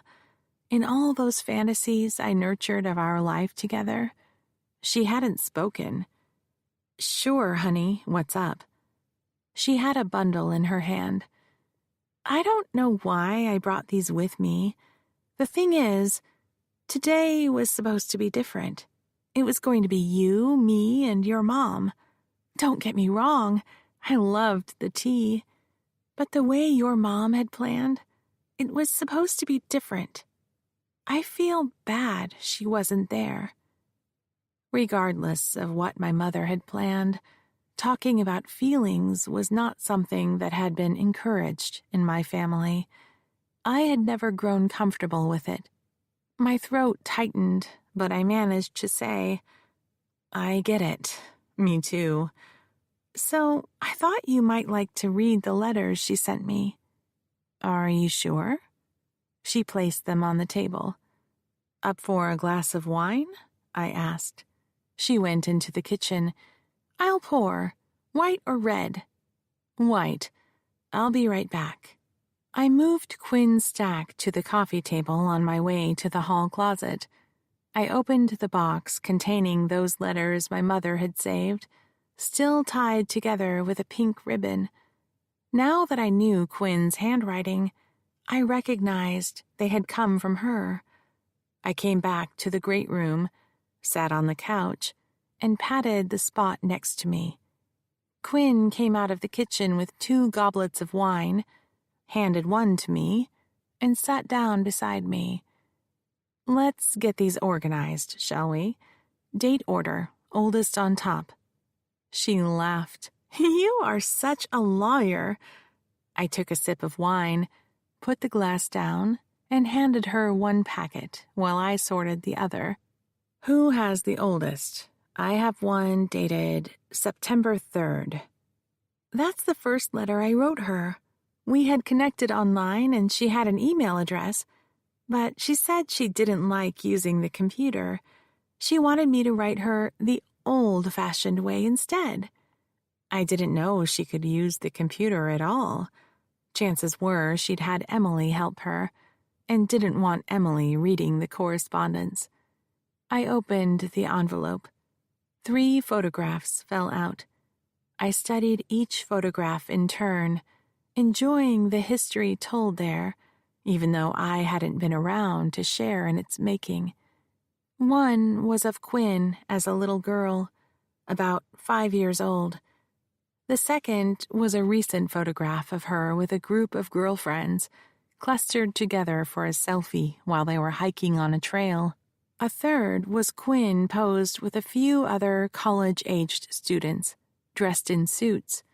Debate team, she said. We won. Funny, I was thinking about law school even before I knew you were a lawyer. It's in the genes, I said. You've got the mind for it. You think so? Always questioning, examining, testing the evidence. If you don't mind having people tell you that you're wrong all day long, you'll be fine. Her brow furrowed. But hey, there's all kinds of law. You don't have to go into trial practice. You can make your career anything you want it to be. I want to help people. Quinn picked up the letter, and we read it together. Dear Mrs. Gould, thank you for responding to my email. I can't tell you how excited I am to meet my birth family. I have so many questions. According to the DNA, you are my maternal grandmother. Can you tell me about my mother? Is she still alive? Did she have more children? Is she happy? What about my birth father? Do you know anything about him? I am enclosing photographs. I thought you might like to see what I looked like. Is there a family resemblance? Yours truly, Quinn Brennan. Oh, yeah, there's a family resemblance, I said. You could have been my twin. I felt warmth emanating from Quinn. You think so? For sure. Where's my mother's response? Quinn shuffled through the pile and handed me another envelope, this addressed in my mother's hand. Dear Quinn, what a delight it is to hear from you. I often wondered how you fared. I hoped that your adoptive family were nice people. We were told that they were well-to-do, a physician and a college professor. Please always know that we wanted what was best for you. It was impossible for your mother to keep you. She was 15 years old when you were born. Your mother is well. She is an attorney and practices law here in San Francisco. She is quite successful. I am very proud of her. She has helped so many people. She married a nice young man. He's a lawyer, too. They do not have children. She appears to derive happiness from her work. As for your birth father, I have nothing I can tell you. We suspect it was a boy at her school. Best, Mrs. Frances E. Gould. I could feel Quinn staring at me. A boy at school. I had never said that, and nothing of the sort had happened. Before that night of the cocktail party, I had not so much as kissed a boy. What did the other letters say? We went back and forth about our lives. She told me about the Shaughnessy mining fortune and the mansion. I told her about my adopted family, school, stuff like that. I dropped some hints that I'd like to visit. She dug around in the pile again and pulled out another envelope addressed by my mother. Here's the letter she wrote inviting me to come for Mother's Day. Dear Quinn, I am sorry for the delay in responding to your last letter.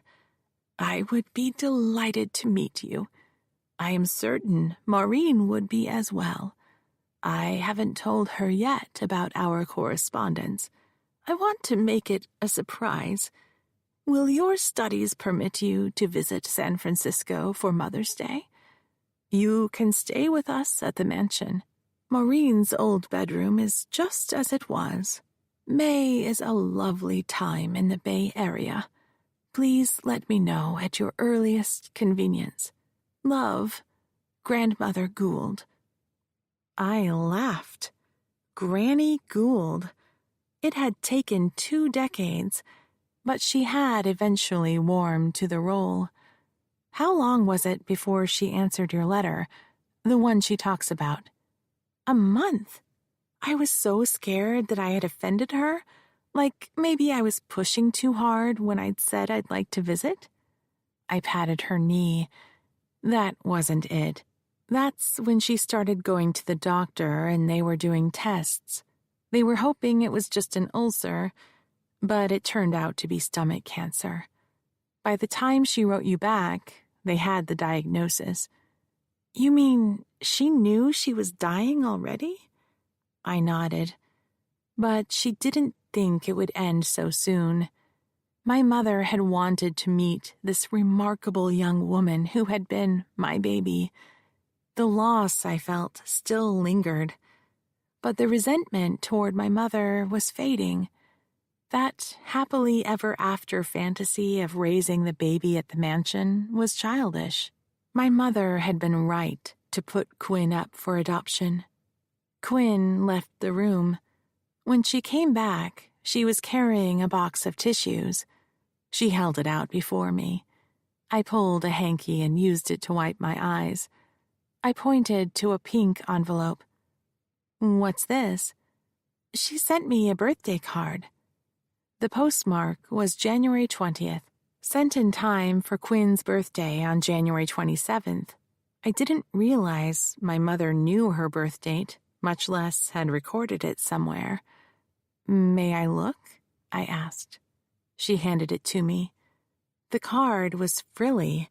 The cover said, "To Granddaughter with Love." Inside were lines of poetry about the celebrant's birth, brightening our lives. In my mother's hand was a note. Buy yourself something nice. Love, Grandmother Gould. She sent me a check for $1,000. Wow. After I was sent away, my mother routinely sent me checks for my birthday and Christmas, or handed them to me after I moved back, but never that much. I returned it. I didn't feel right taking money from her. That's not why I had made contact for money. Besides, I had money inherited from my parents. Not a lot. It was just enough to get through college, even with student loans. I looked because I wanted to know you and the family. She sent the airfare back to me a second time, with a word that it would make her happy if I accepted the money, and said it was to make up for all the birthdays she had missed. So I used it to pay for my plane ticket. My throat tightened. I was going to lose control completely if we didn't stop this conversation soon. How late is it? 9:30. I don't know about you, but I'm totally done for the day. Early morning is the best time for me to work anyway. Let's say we go to bed. I'll try not to wake you when I get up, but be ready to leave by 7:30, okay? I want to find a good parking spot since we're lugging around the files. I had brought the 2 banker's boxes of case files home with me for the weekend. Boxes full of paper soothed my anxiety. Computers were great, when they worked right, which was never when I needed them. So I had assembled old-fashioned trial binders. "Sure thing," Quinn said.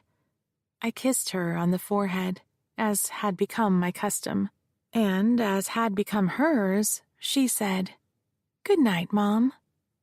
While I readied for bed, I pushed thoughts of my daughter and my mother out of my mind. Scenes of the next trial day replaced them. Finishing Josephine's testimony, bringing on my witnesses, and the relentless nipping of opposing counsel, Francis E. Gould. The final thought I had as I drifted off to sleep was that in my mother's letters to Quinn, she had never mentioned Frank. He was an unacknowledged presence looming over the correspondence. She had to have known the truth. Chapter 29. Josephine was in the witness stand. Mickey was in the back pew by the door. The judge was on his bench, the jury in their box. Clevel was at the defense table, now flanked by 3 lawyers, Frank, Ian Napier, and Ken Vincent, who represented Crown Productions. I pitied the man who ended up sitting with my father and his wretched client. I was at the lectern. "Ms. Navarre, when we last met, you testified about an investor meeting at the Mark Hopkins. Let's pick up there. Was any alcohol provided?" "There was always alcohol, all day long. The Duke, Mr. Clevel, drank Bloody Marys in the morning, wine with lunch and dinner, and mixed drinks from afternoon on. Whenever there were people around to entertain, like these investors, he ordered the most expensive champagne on the menu. Do you know if he had been drinking earlier that day?" "He had. I went to his suite that afternoon to show him the photos and videos of different locations, and by the time I arrived, he had a highball. He asked me to mix him another, and I did." "Did he appear intoxicated?" "He never did. Or maybe I never saw him sober. I don't know." "Objection," from Frank. The judge. Overruled. "Did he tell you what to wear to the investor meeting?" "He did. I have a short black halter dress he had seen me wear at one of the parties. Before we left L.A., he said to bring it. That afternoon, he told me I should wear it." "Did he make any other requests?" "He told me not to wear pantyhose." Mrs. Templeton made a tisking sound. Ms. Chang raised her head from her notes. She studied Josephine and then Clevel.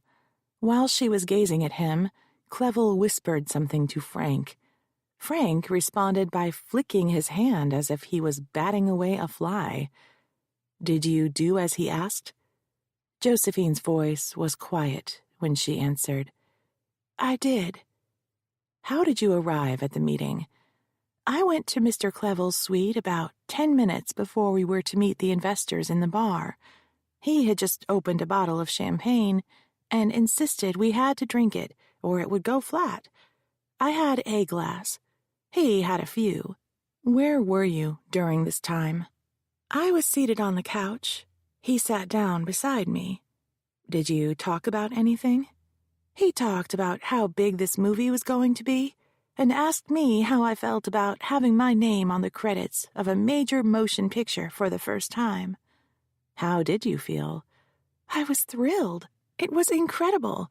I thought all my dreams were coming true that night." "Did he talk about anything else?" "He said that where my name would be, how high on the credits, depended on what my job title was by the time we finished the movie. He said if I played my cards right, I might be listed as an assistant producer under his name. It's a huge leap. As an assistant producer, I would have a lot more responsibility and more pay, and from there, I would be in line to start producing my own projects. And he knew that you wanted to be a producer?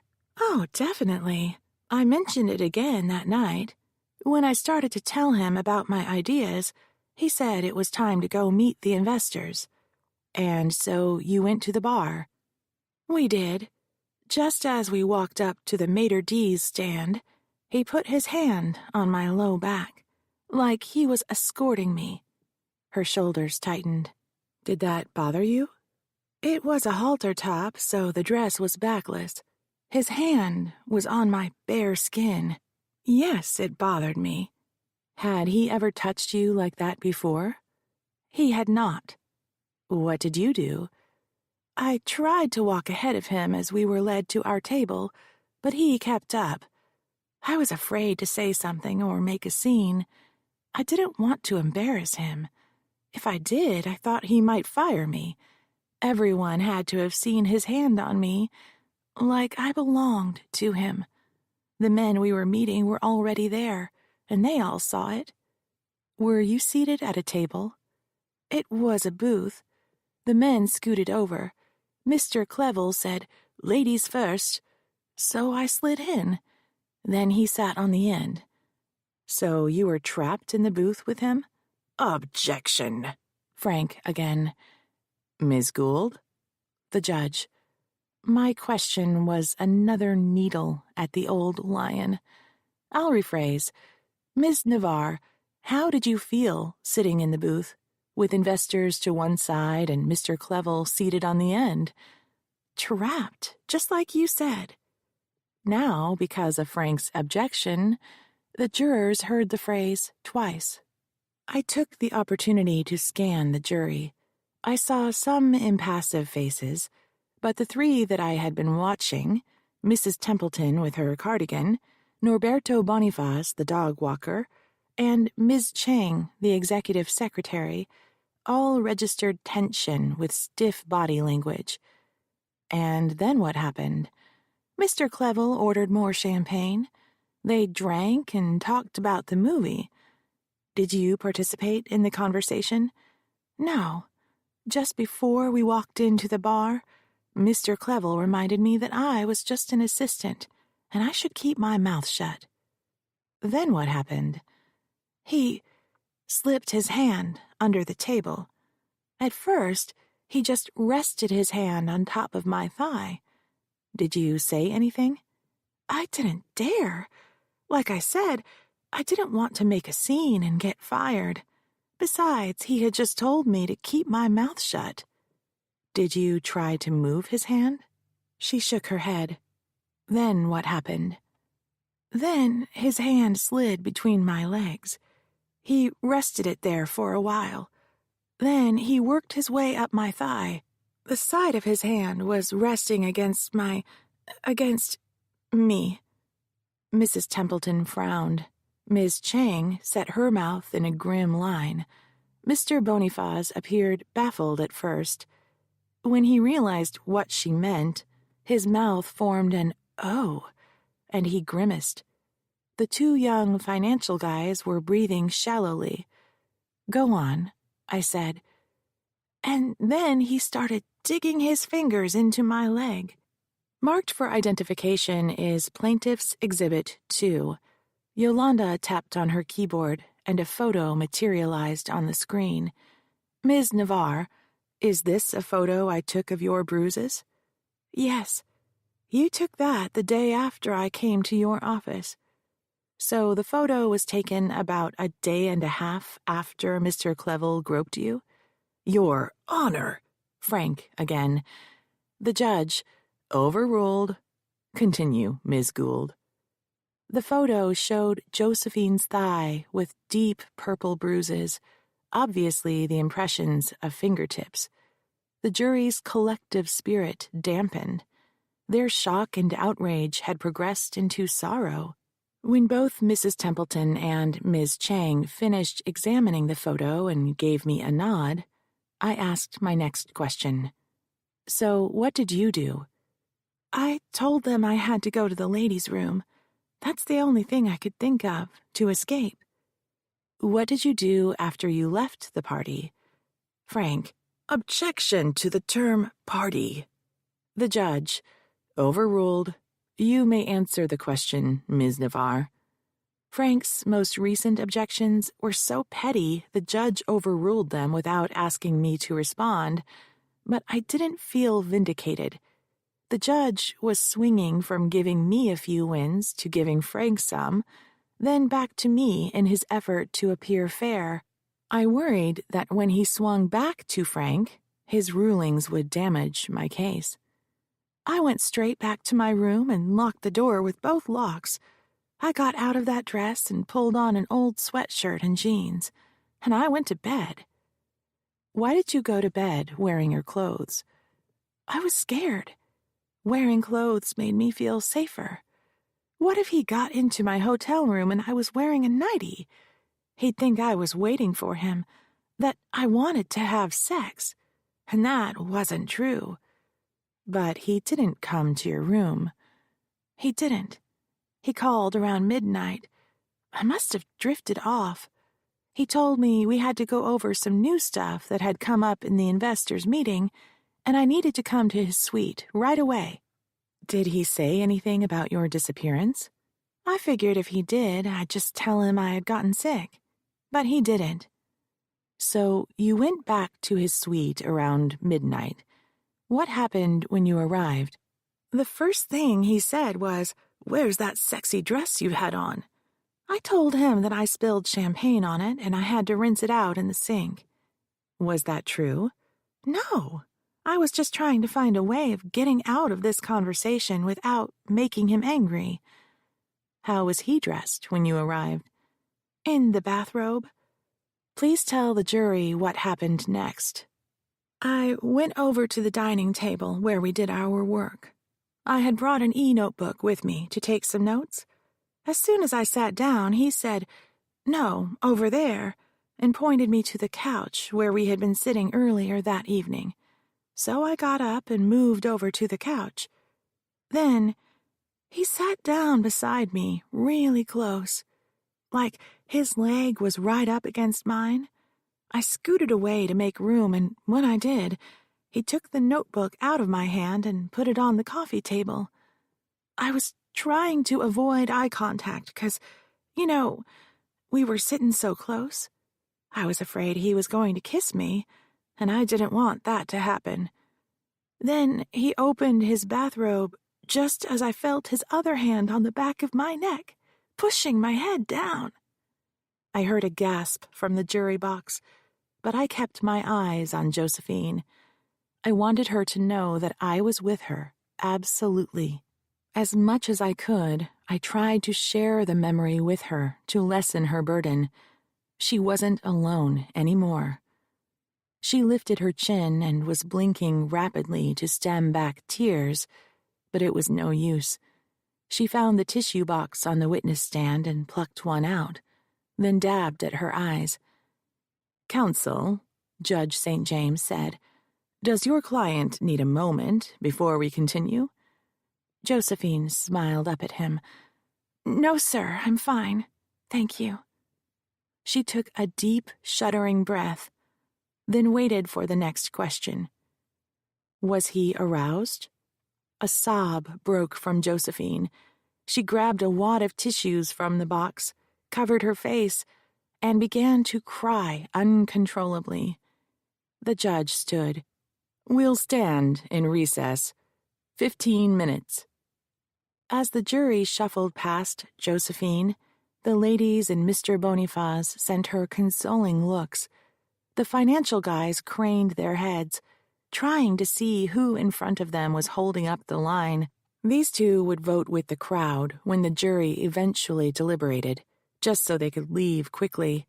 The engineer alternate juror scrutinized the room, first making eye contact with me, then over at the defense table, then at Josephine, his expression blank. He was weighing the evidence. The others focused on the door on their way out.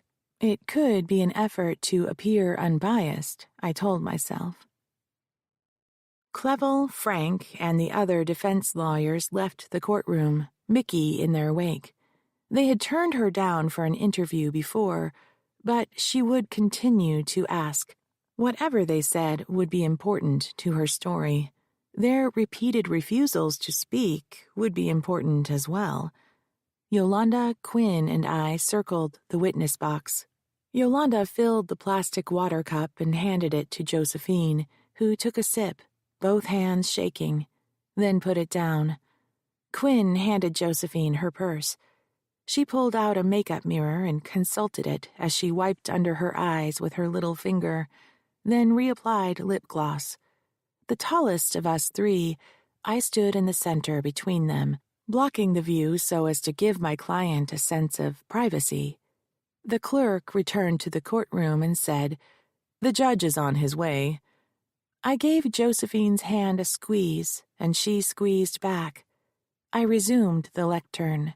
By then, Frank, Clevel, and their entourage were in place, as was Mickey Wong. The judge came in. Still standing, he signaled the clerk, who pushed a button. A few minutes later, the jury filed back into the room. When everyone was seated, the judge announced, "We're back on record.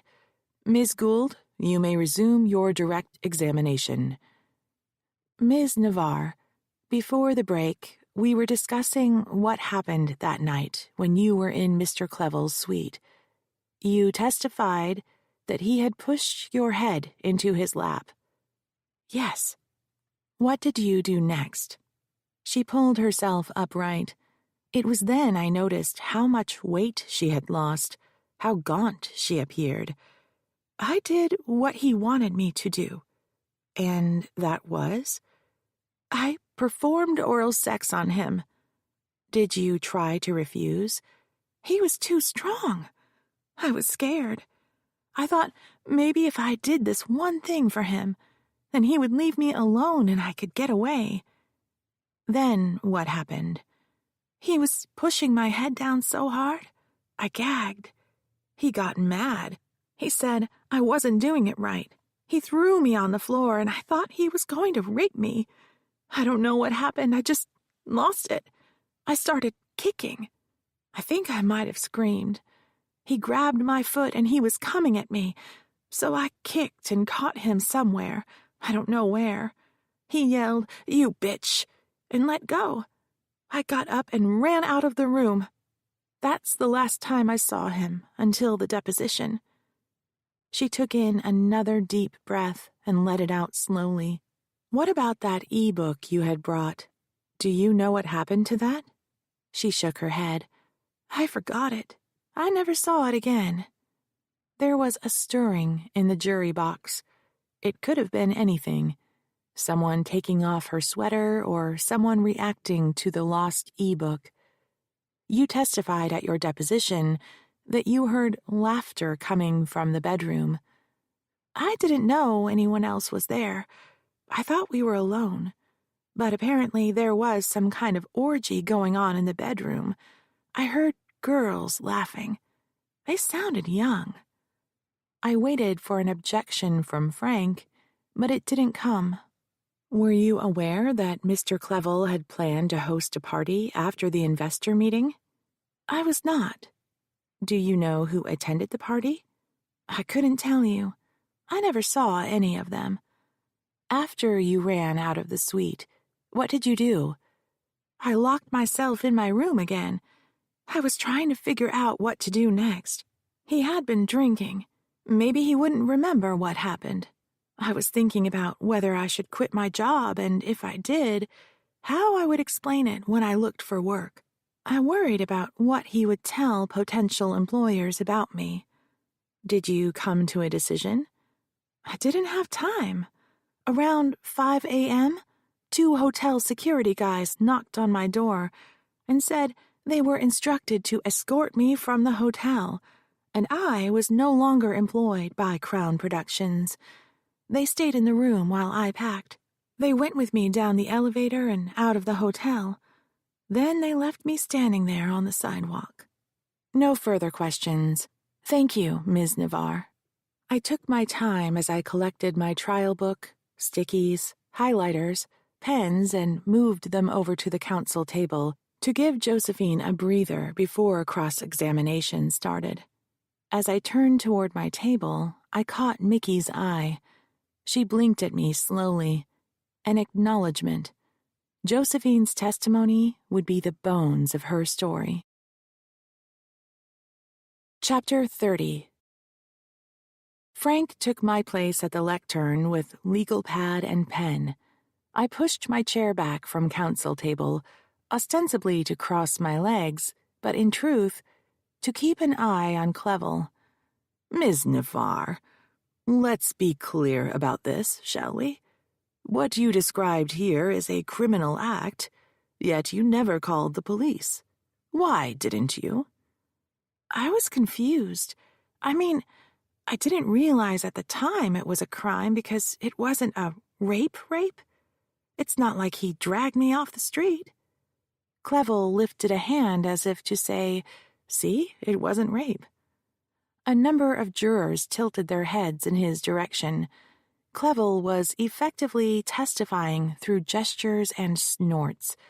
I could do little to keep him from acting out, so I focused on Josephine, hoping to guide their attention to her. He would have his chance to tell his side of the story when he was on the stand under oath. You mean it wasn't a stranger attack? Frank asked. That's right. And, in fact, you were never raped, were you? If you mean sexual intercourse, no, but... You had known Mr. Clevel for several months before this night? I could have objected. She should have been allowed to finish her answer. But if I protected her, the jury might conclude I was shielding her from telling the truth. Josephine was a strong woman. I had to give her a chance to prove it. She faced the ceiling while she appeared to calculate how long she had known Clevel.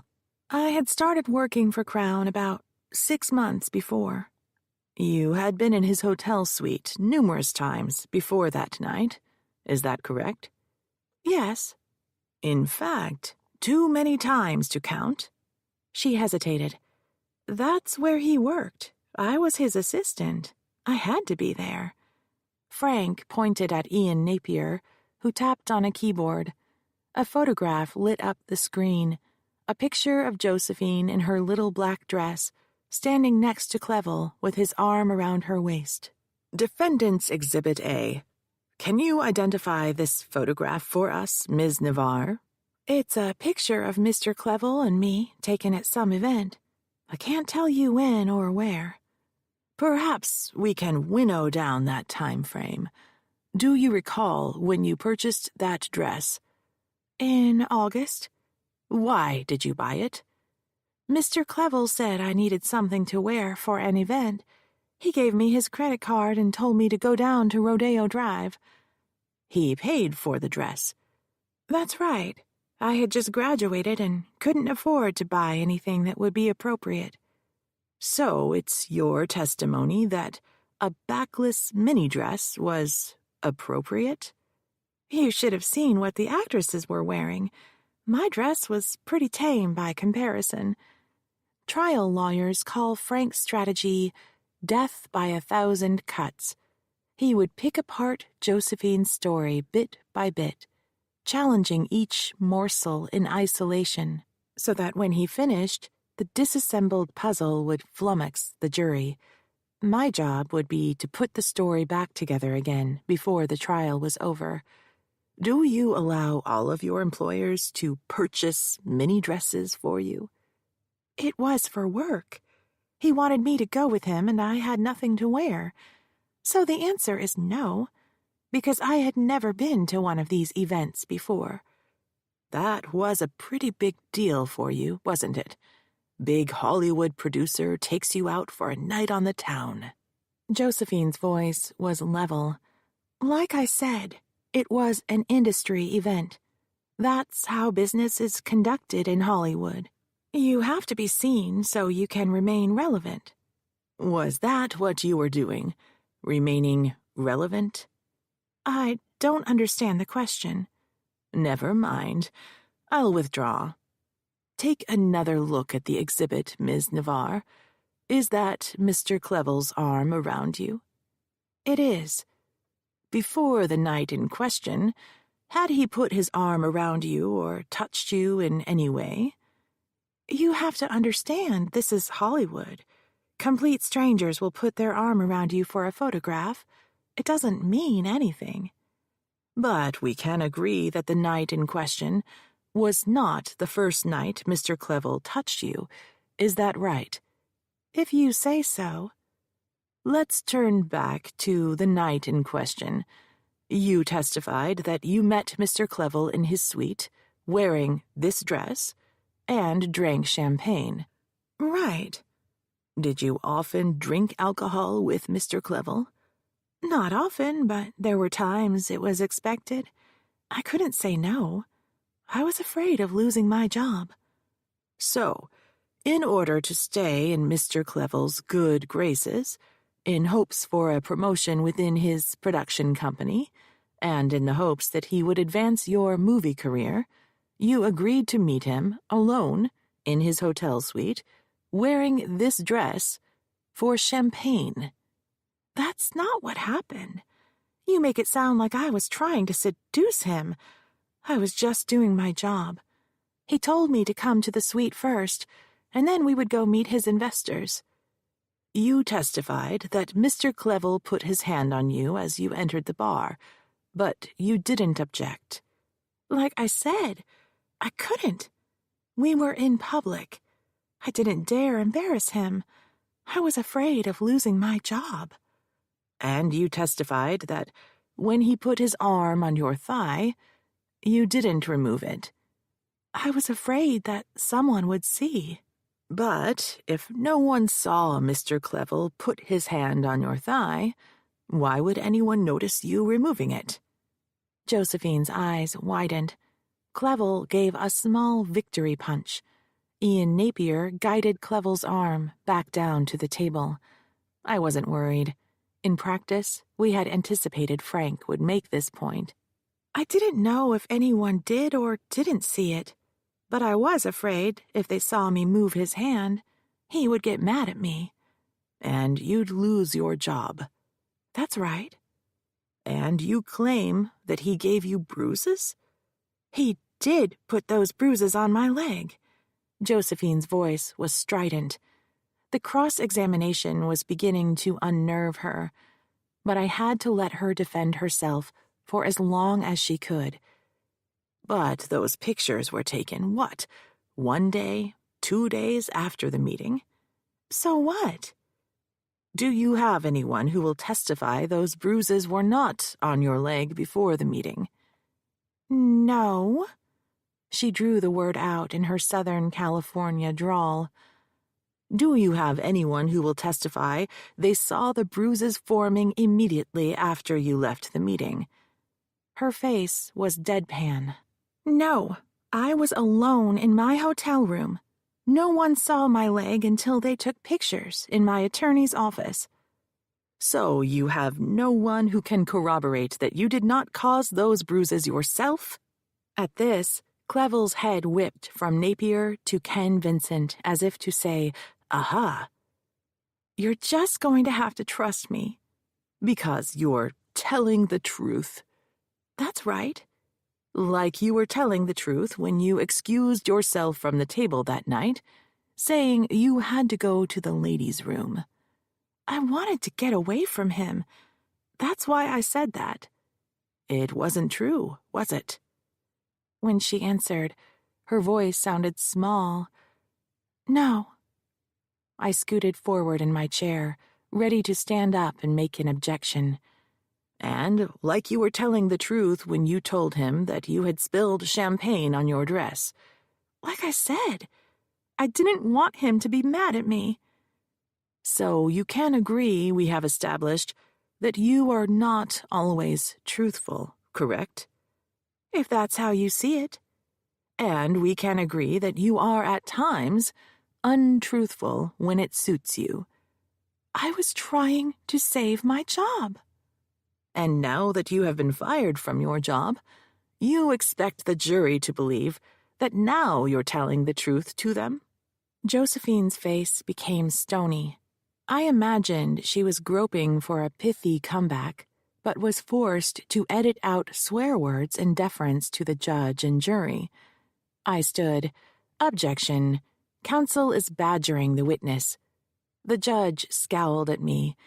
Badgering the witness was not a proper objection. Some TV writer had made it up. I wanted to give Josephine a moment to breathe. To my surprise, the judge said, "Move on, Mr. Gould.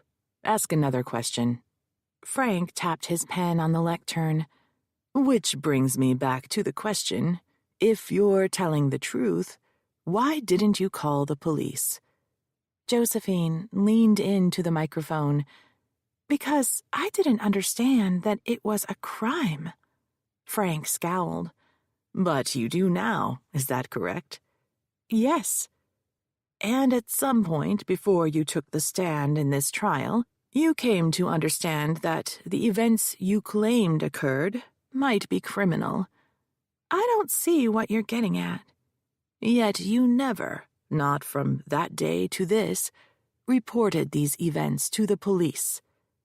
Josephine looked at me with doubt in her eyes.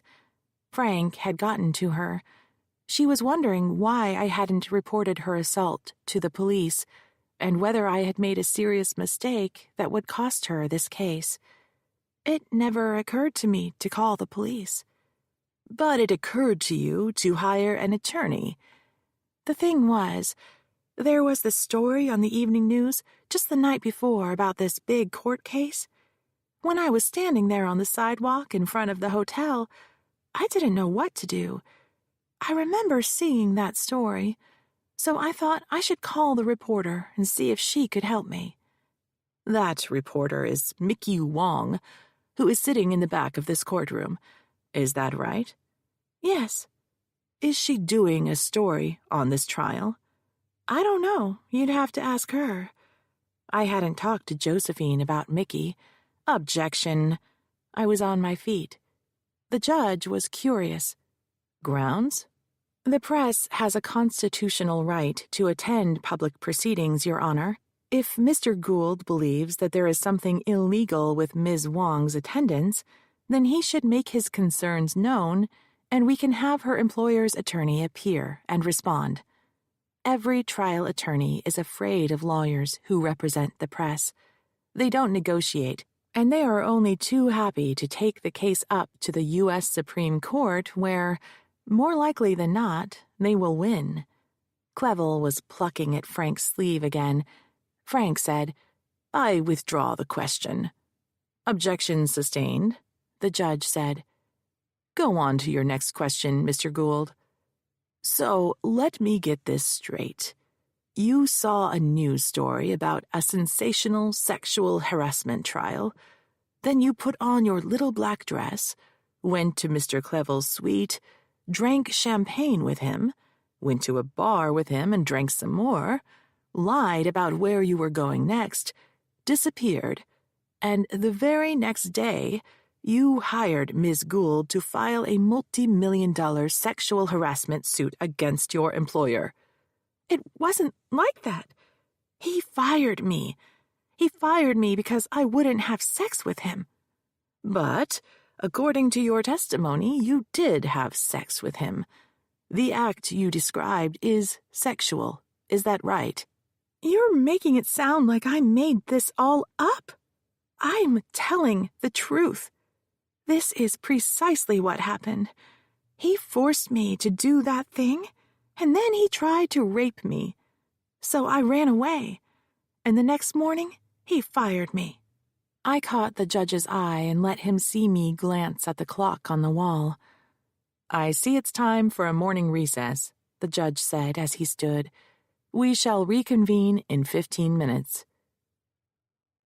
The break was just long enough for everyone to go to the restroom.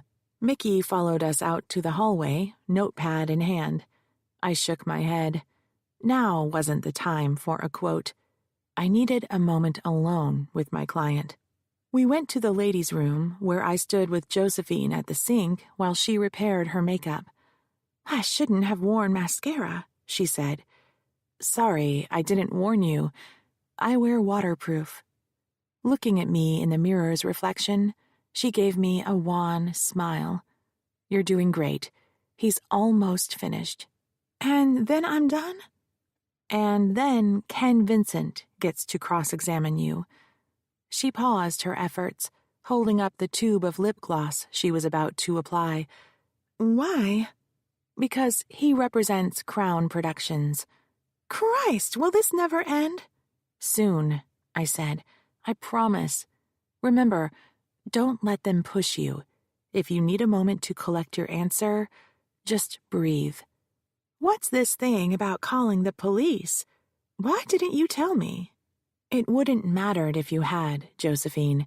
I used to prosecute these cases, and I know. They wouldn't have charged Clevel because you didn't have any corroboration.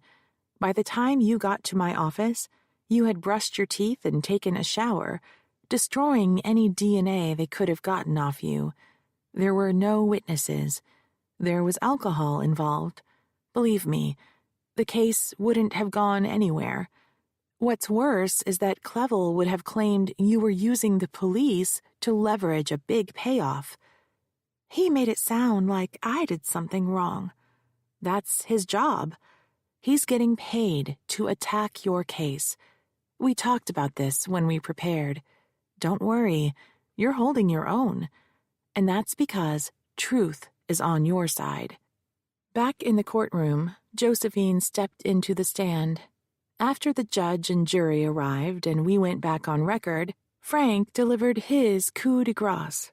He dropped his voice and in a slow cadence said, "The truth is, Ms. Navarre, this is all about money, isn't it?" "It's about justice." Frank scowled again. "You didn't ask for justice. You asked for money. Lots of it. Millions, in fact. You think the jury should give you millions of dollars after you voluntarily performed a sex act for Reginald Clevel." I knew she was ready for this question. Josephine took a deep inhale, faced Frank full on, then exhaled. "I filed this suit because Reginald Clevel exploited me for his own personal gratification and then tried to destroy my career when I wouldn't satisfy him. I want him stopped.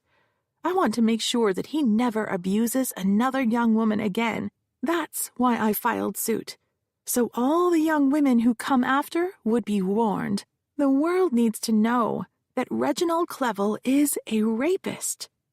Clevel was stunned by her answer. He spun around to Frank, palms upward as if to say, "What are you going to do to fix this?" "Objection," Frank said. "Non-responsive." "On the contrary," Judge St. James said, "you asked the question. You must now live with the answer. Are there any more questions for Ms. Navarre?" "Not at this time, Your Honor." Frank sank into his chair, while Clevel chattered into his ear. "Mr. Vincent, does Crown Productions care to cross-examine the witness?" I did not dare look at the jury, but I sensed energy swell from them, wrapping itself around Josephine and me. Even if I had the jury, that didn't mean I had the judge. He could still destroy my case. And if I had the jury now, that didn't mean I would have them when they deliberated. We were a long way from a verdict. Anything could happen. Ken Vincent took the lectern. "Ms. Navarre, my name is Kenneth Vincent, and I represent Crown Productions. I have a few questions for you." Josephine waited. "On the evening in question, when you attended the investor meeting at the Mark Hopkins Hotel, was there any other employee from Crown Productions at that meeting?" "No." "And just to be clear, there were no other Crown employees in attendance during any of the events that you described on that day, besides yourself and Mr. Clevel?" "That's right." And did you inform any other employee at Crown Productions about Mr. Clevel giving you his credit card to purchase a dress? No, I didn't think I had to. Was anyone else from Crown Productions with you when you worked in the hotel suite? No one. I don't see what that has to do with anything. Thank you, Ms. Navarre. I have no further questions. The judge's head jerked up from his note-taking.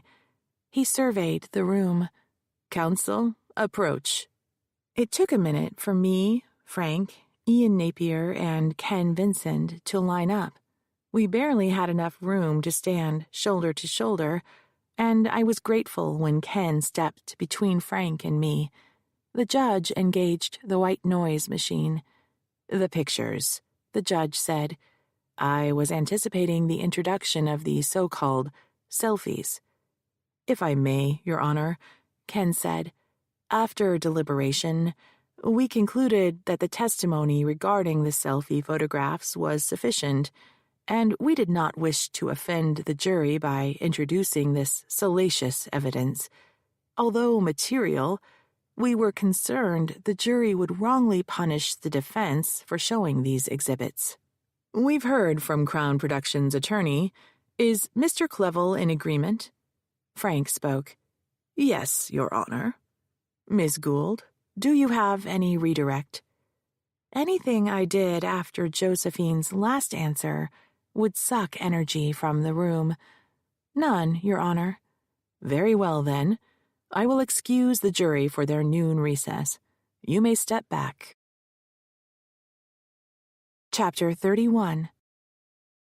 I was slotting my notes into my briefcase when Ken Vincent appeared at my elbow. Do you have a moment? Just you and me? He blinked in assent. He was leaving Frank out of the conversation. I could only imagine one reason Ken would want to talk to me alone. He intended to make a settlement offer. I wanted Josephine stashed away so I could speak to her privately about it before we had to respond. Hey, Yolanda, I said, why don't you guys pick up lunch and I'll meet you back at the office? Let's go somewhere quiet, Ken said, touching my elbow. As he escorted me from the courtroom, Mickey Wong raised her eyebrows at us. She knew the signs of negotiations. Later, I mouthed. Ken and I went down the hall to the small conference room. I leaned a hip against the table, tired of sitting and tired of standing. What's up? First, I want to extend my condolences about your mother. She was a fine lady and was very kind to me when I was an associate. Thanks. You were at the funeral, weren't you? I saw you at the church. I was in town. I visit from time to see friends. He took a deep breath. So let's get down to business. I have been authorized to extend a settlement offer. Before we talk numbers, I think you should know where my client, Crown Productions, is coming from. There's no evidence tying Clevel's actions to the corporation. You're joking, right? He's the chief executive officer. He's the largest stockholder. He is Crown Productions. Not quite. If you take a look at our corporate structure, you'll see that Crown is a separate entity, governed by an independent board of directors. While Mr. Clevel is on the board, he is just one director. And while he owns more stock than anyone else, he does not have the majority of shares. He only owns 40% of the company. The other directors can outvote him. My research had turned up that Crispin, his brother, owned 20% of the stock. By combining the Clevels' shares, they were able to dominate Crown Productions. But without his brother's support, Reginald had no power. Crispin would need to join the other directors if they were to stage a coup. As I said, the board held a vote and authorized me to make this settlement offer. There's another point that needs to be made. As chief executive officer, Reginald Clevel is just another employee. Crown has a strict sexual harassment policy. There is a protocol for filing these claims, of which Ms. Navarre never availed herself. There was no way for the board to know what was going on. A sexual harassment policy that no one knows about, and no one is trained on. It's in the employee handbook. So what? Who reads that stuff? Can you even show that she was given a copy of this handbook? Crown's procedure is to give every employee a copy of the handbook when they're hired. So that would be no. You have no one who can definitely state that she or he gave Josephine Navarre a copy of the handbook, or that she or he informed my client about this secret sexual harassment policy. What good does it do if it's just a piece of paper stuck in a drawer? Vincent sighed deeply. What matters is that you can't tie Crown to this case. You don't have the evidence. Regardless, my client is sensitive to the possibility of a runaway jury and cognizant that it is the deep pocket in this case. It would like to bring its participation to an end, so I'm authorized to offer your client the sum of $100,000 in full settlement for her claims against Crown Productions. And, just to be clear, this doesn't include Reginald Clevel? Mr. Clevel would not be included. Your claims would go forward against him. Thanks, Ken. I'll inform my client and let you know what she says. As I pushed myself off the table, he said, But? We need an answer before court resumes this afternoon. The offer expires at that time. That's not enough time to digest it and come to a decision. Sorry, Maureen. It's the best I can do. Take it or leave it. Here's something you need to understand. At the conclusion of your case, I'm going to argue a motion to dismiss Crown Productions, and my client is confident that Judge St. James will let us go. After that happens, we have no incentive to come to the table. When I arrived at the office, lunch was spread out on the conference table, but no one was eating. They were waiting for me. Without speaking, I sat down at the head of the table and took a giant, very unladylike bite out of my turkey croissant. The others dived into their food. When I had enough food inside me to kill my hunger pangs, I said, Okay, now I can talk. What did Ken Vincent want? Yolanda asked. He has a settlement offer, $100,000. Is that all? Josephine asked. He wants to see how little you'll take, I said. The thing is, we don't know what's going to happen. Ken thinks the judge is going to let Crown Productions out of the case because we can't show that anyone other than Clevel knew, or should have known, that he was harassing you. He's going to ask for the dismissal this afternoon. If he's right, and the judge lets his client out, we won't see any money from Crown. What if he's wrong? If the judge denies his motion, and if the jury is riled up enough, we could end up with a multi-million-dollar verdict against Crown. Or a better settlement offer if the judge keeps his client in, right? Quinn asked. Exactly, I said. I don't get why it matters who the judgment is against, as long as we win, Josephine said. It matters because Clevel sank all his money into the production company. He lives extravagantly, but he actually doesn't own anything. All he gets is a salary. We could win $1 zillion against him and see very little money. It also matters because if we let Crown out now, Amber and Valerie won't go on the stand. Valerie's story, especially, is identical to yours. If they testify, it shows that Clevel was a serial predator, and because Crown Productions settled with them, the board of directors knew it. But Amber and Valerie's testimony is only relevant to prove that Crown knew what was going on. The judge would never allow their evidence if Crown was dismissed because, as to Clevel, It is character evidence and inadmissible. But it's true. He is a serial predator. I can't change the evidentiary rules. I can only work around them as best I can. Josephine put her fork down. So they only want to give me 100,000? That's all I'm worth to them. It's like he's getting away with it. I get it. It's a nuisance offer. They figure that is how much it would cost them to finish the trial, even if they win, and then defend and appeal. The thing is, that's how the law works. The only way you're going to get a lot of money is if we win huge against Crown Productions. And now you're saying we can't. After all this time? Violation?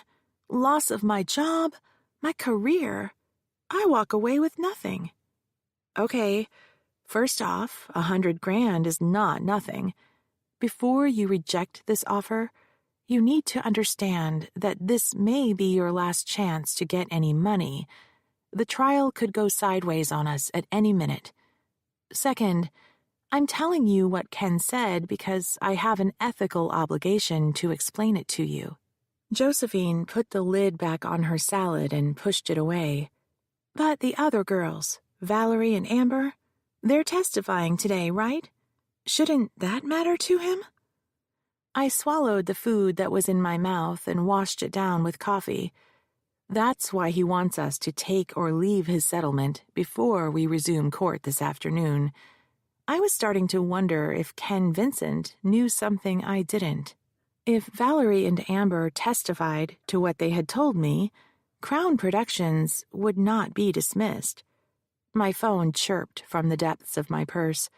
The caller ID said it was Jake. Sorry, I have to take this. I answered the call. Hey, Jake, give me a minute. I took the last bite of my croissant and walked down to my office as I ate. I closed the door behind me and flopped across the couch. Okay, I can talk now.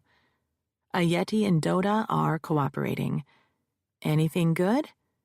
They know Crispin Clevel from his time in MI6. I thought he was a diplomat. He laughed. Right. No, he was a spy. Diplomacy was his cover. He hired them for the movie company, security for events mostly. They admitted that they were in London and in San Francisco when Eli was killed. We tied them to the rental car that the shooters drove. Have they admitted to either of the murders? Not yet. They admitted they knew Eli. They said he was giving them information. In fact, he's the one who gave them the selfies. He took them from Josephine's phone. I was stunned, even though I had considered the possibility. He had betrayed me. I had always thought I was a shrewd judge of character, but I was wrong. And I still missed him. Jake interrupted my reverie. How's the trial going? Josephine was fierce. She's done testifying. This afternoon I'll put Amber and Valerie on the stand. Ken Vincent made a lowball offer on behalf of Crown. Take it or leave it. He's betting the judge will dismiss the studio because I didn't show that it knew or should have known what Clevel was doing. If I let him out, Amber and Valerie won't testify. Here's the clincher. I have to accept the offer before they go on the stand. We were silent for a few moments. Thinking aloud, I said, if Yeti and Doda testify, I could link them to Crown Productions, right? Crispin hired them to stop my case. It's an admission of guilt. Or the judge might conclude Crispin was acting alone when he hired them, so their evidence is irrelevant to show what Crown Productions knew. Damn it, you're right. The timer that I had set on my phone buzzed. Got to go. Love you. Love you too. Back in the conference room, I gave Josephine and my team the news.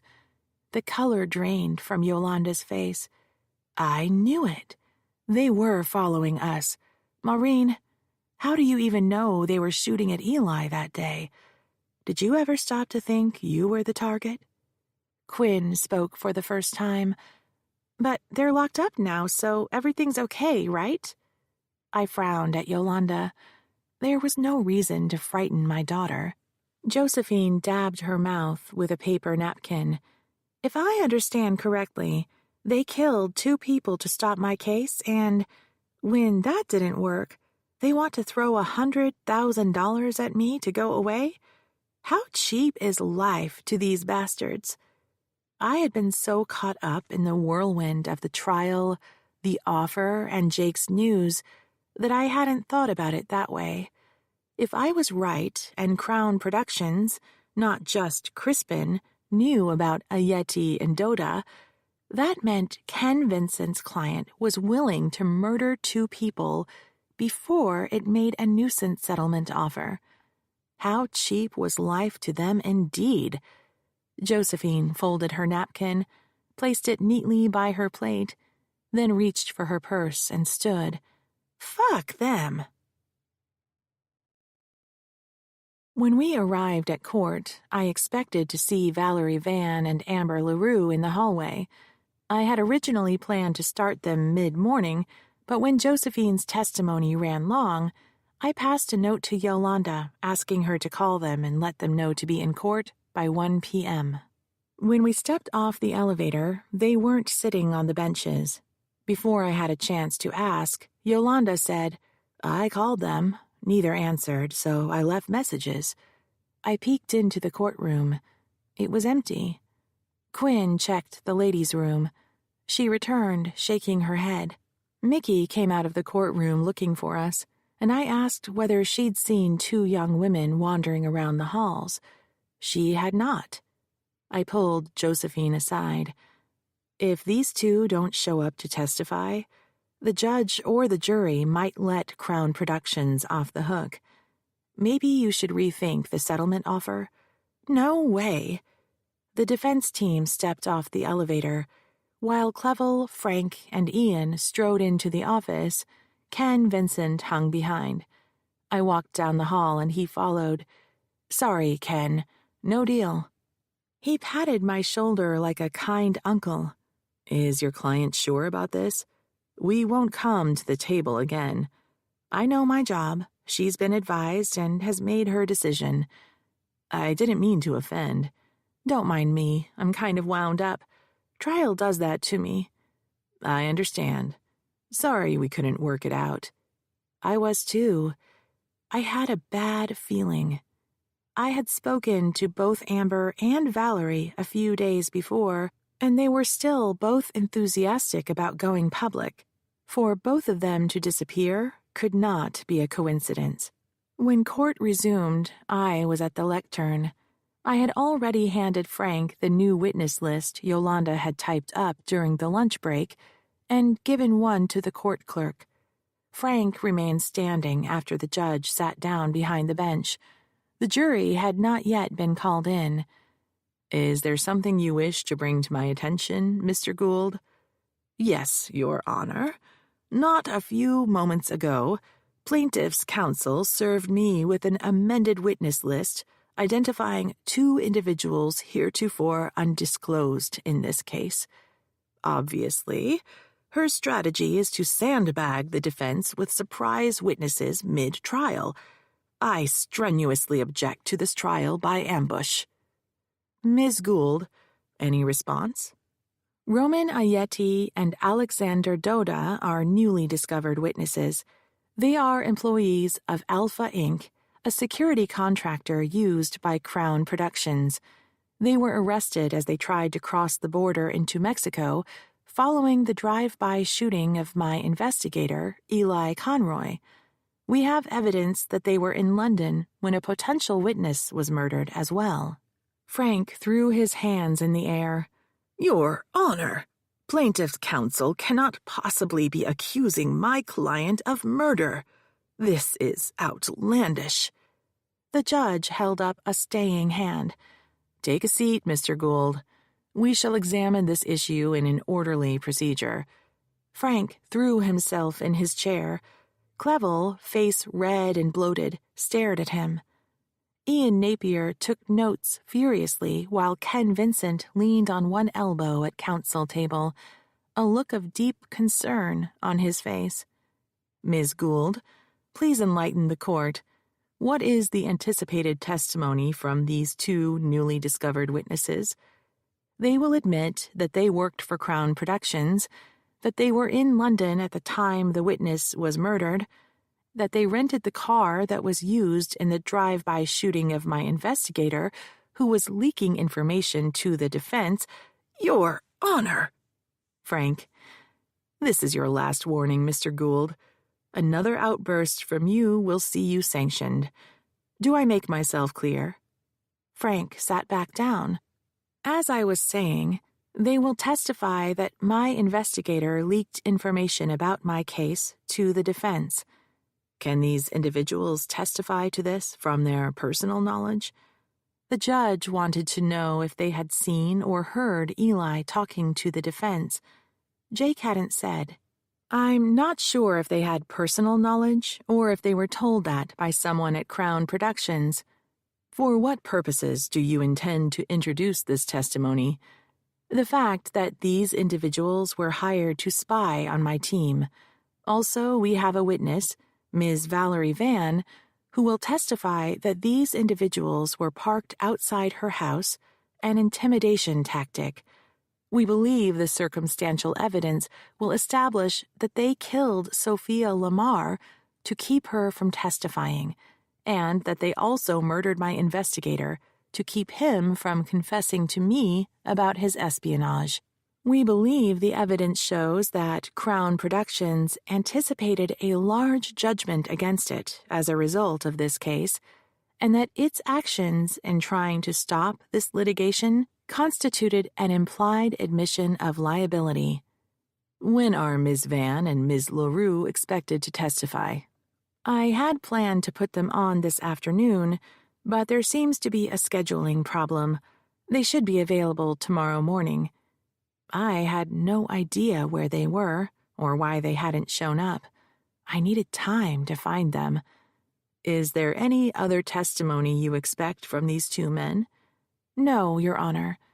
"When you say they worked for Crown Productions, whom did they report to?" "Crispin Clevel, the chief financial officer." "Will they testify that they had any contact with Reginald Clevel?" "I'm not sure, to be honest." "Very well. When would they testify?" "With the court's permission, I would have to arrange for a video link. They are currently incarcerated in San Diego." "When, at the earliest?" "Tomorrow morning, if the court makes a ruling this afternoon." "You are aware, Ms. Gould, that you were allowed 2 days for testimony, and this is the second half of your second day. You were expected to have your witnesses ready to testify. There is one thing this court abhors, and that is wasting the jury's time. Explain to the court, if you please, why I should not deem your evidence has concluded and allow the defense to begin its case." While I had been speaking, Yolanda left the courtroom to check the halls for our witnesses. She came back and shook her head. I had no choice but to move on. If I could buy time putting someone on the stand, then I could put Amber and Valerie on tomorrow morning, if I could find them tonight. "The plaintiff will call Reginald Clevel." "You can't do that," Clevel shouted. The judge pointed at Frank. "Advise your client." Frank and Ian closed in around Clevel, both whispering furiously. He argued with them. "She can't do that. I refuse. I've got nothing to say. I thought you said—" Frank stood. "May we have a moment alone?" 5 minutes, the judge said. Clevel and his attorneys strode from the room. When they returned, Frank remained on his feet. "Your Honor, we had no warning that Mr. Clevel would be called by the plaintiff." The judge rocked thoughtfully in his chair. "He is listed on the plaintiff's witness list. Be that as it may, we have not prepared him for hostile questioning."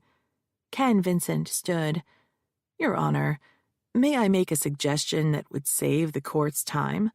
Both Crown Productions and Mr. Clevel would stipulate to extending the plaintiff an extra day to finish her case.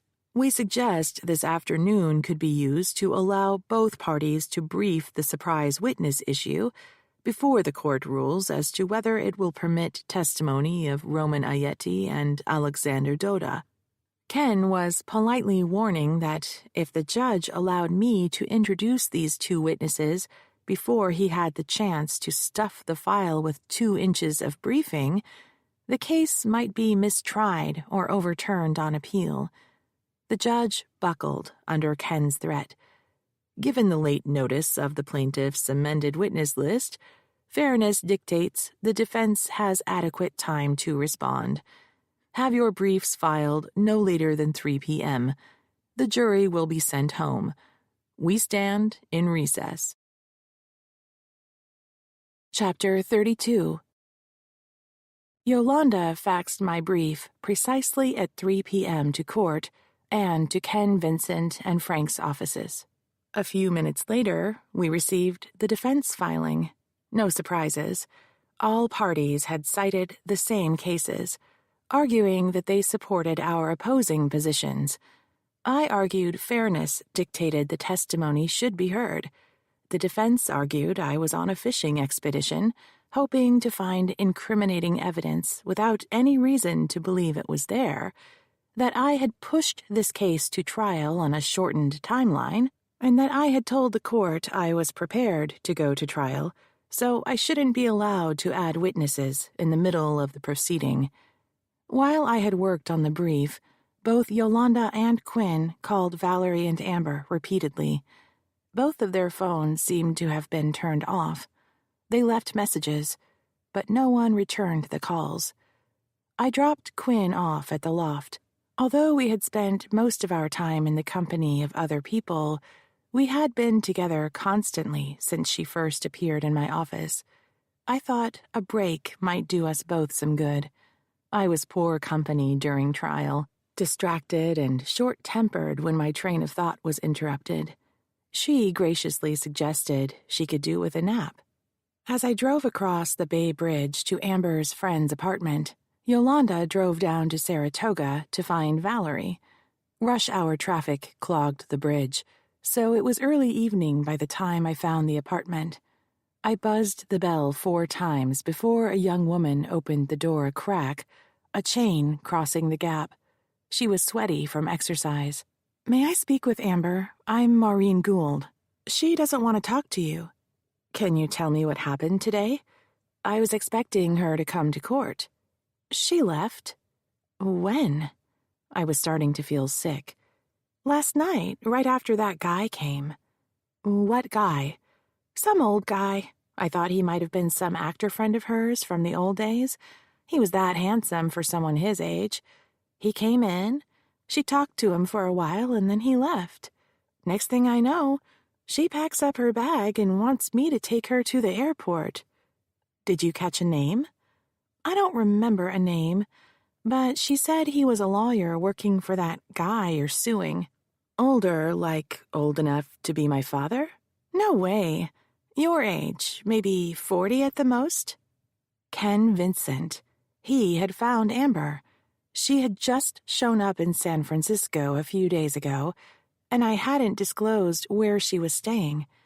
Someone must have followed her from my office, someone who wasn't Ayeti or Doda, because they had already skipped town. Back behind Sonny's wheel, I called Yolanda. She was heading home from Saratoga. "Did you talk to Valerie?" "She wouldn't come to the door. Talked to her husband, though. He told me to get off his property. He said 2 new thugs were sitting outside his kids' daycare when he went to pick them up yesterday. They followed him all the way home, and then kept on driving after he pulled into the house. He'd never seen them before. Then last night, there was a call. You'll never guess from who." "Ken Vincent? How do you know?" "Because he showed up at Amber's friend's apartment. Right after he left, she went to the airport." "What are you going to do now?" "If Amber and Valerie testified, that would have proven Crown Productions knew about Clevel's history, and had reason to be worried about a big judgment against it. Without them, all I have is Clevel and maybe a Yeti and Dota, if the judge lets me put them on. Jake called right after I disconnected from Yolanda. I was stuck in traffic on the freeway on the Oakland side of the bridge. There must have been an accident a few miles up. His first words were, "They confessed." Did I hear you right? They confessed to everything. To killing Sophia, to shooting Eli, to shadowing you and Yolanda in London, to breaking into your office. We got some more out of them about the work they did for Crown Productions and Crispin Clevel. Crispin was their connection.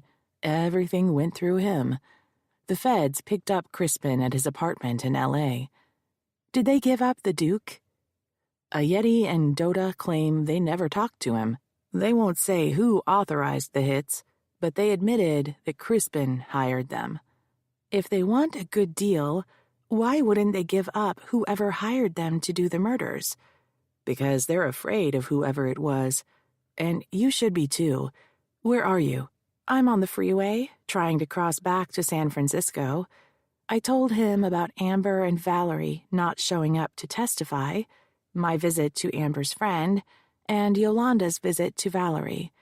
So when Ken Vincent made that settlement offer today at the noon break, he knew my witnesses weren't coming, because he had already scared them off. I don't like this. Where's Quinn right now? I dropped her off at home. The lane to my left was starting to move. Have you talked to her?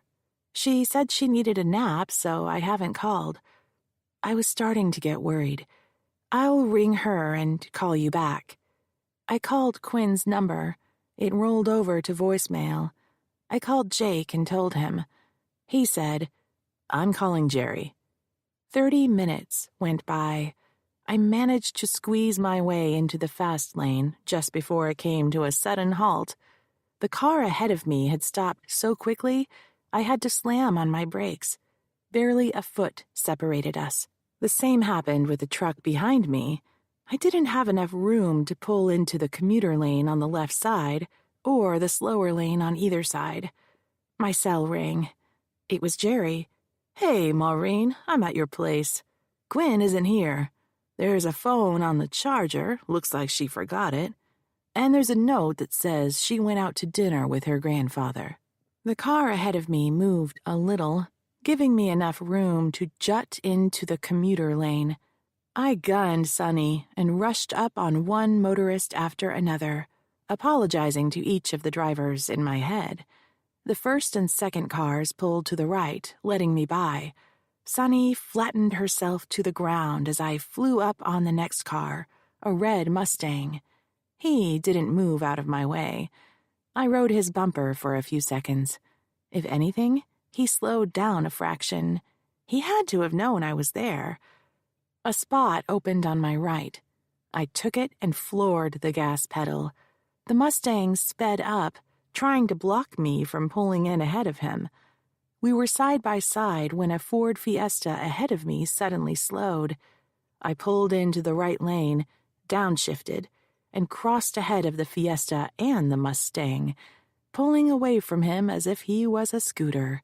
On the bridge, traffic opened up enough that I could zigzag from lane to lane.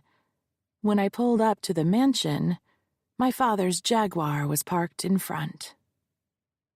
I threw open the door and ran inside. I stopped in the darkened foyer, trying to calm my breathing so I could hear. Voices floated to me. I jogged down the hall toward my father's den. The voices faded. I backtracked, then strode down the main entry to the parlor. There was my father, drink in hand, ensconced in the wing-back chair nearest the fireplace that had always been designated as his. Quinn was perched on the edge of the matching chair, my mother's.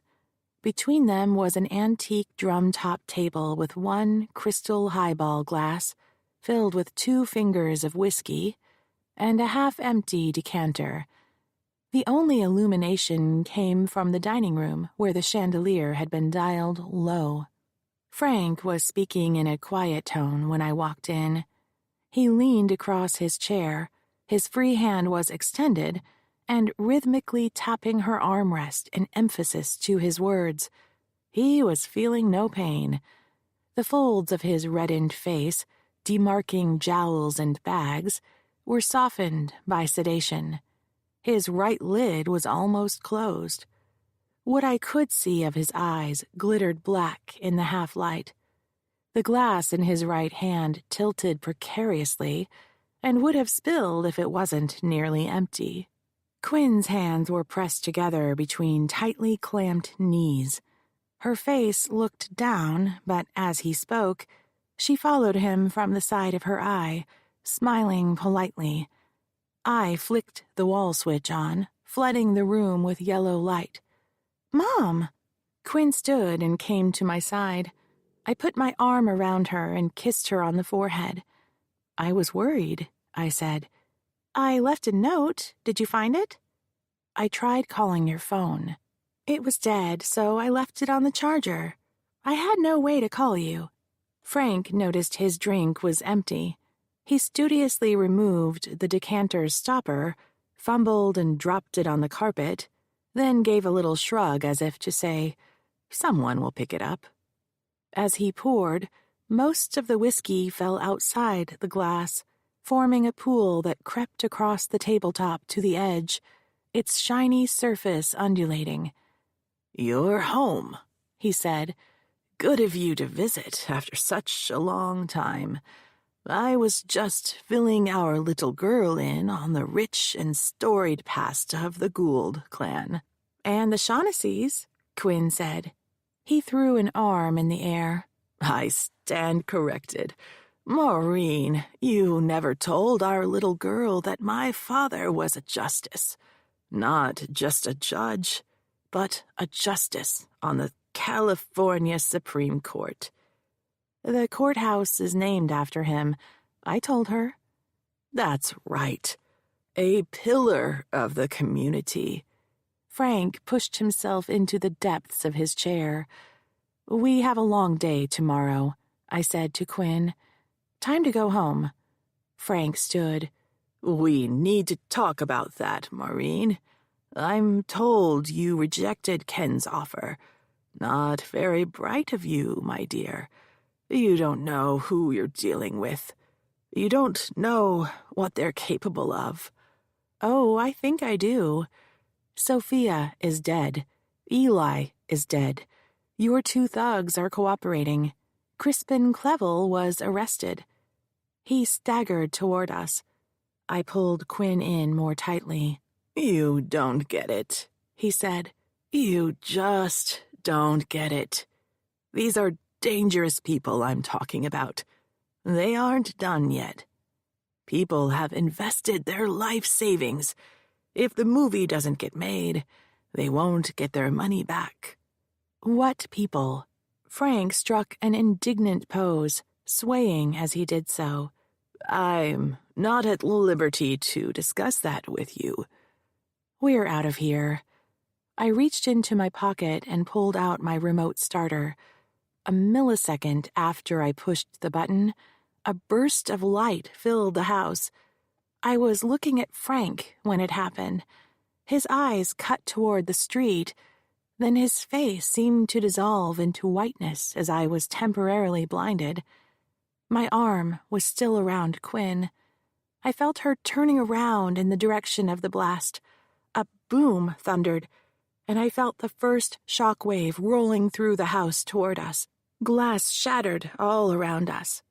I pulled Quinn onto the floor and covered her with my body.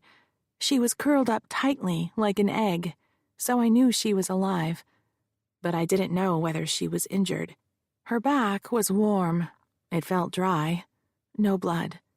I felt her rib cage expand as she drew in a breath. We were huddled like that for what seemed like a long time. Behind my clenched eyes, I saw red threads swirling in darkness. When I could hear again, the sound that came through to me was muffled at first, then sharpened. Car alarms up and down the street were screaming. I sat up with one hand on top of Quinn, holding her down to keep her safe. I opened my eyes. When my vision cleared, I saw the walls were bathed in a flickering red light.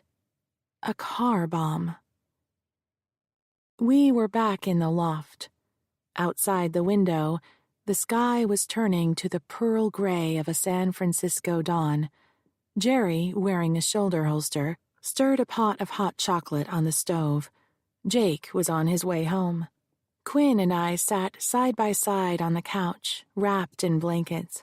The blast had shaken us, but we weren't injured. It had blown Frank back into his chair. He had some minor cuts from flying glass, but refused to go to the hospital. The police said the car bomb had been installed after I went inside the mansion.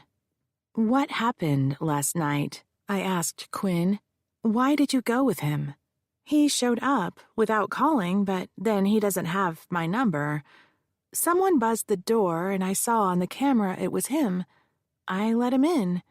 He asked where you were, and I told him that you were working. He said he came by to see me and would like to take me out to dinner. I figured nothing was wrong with that, so we went." "Where did he take you?" "We never had dinner. He wanted to show me the mansion first. When we got there, he started drinking.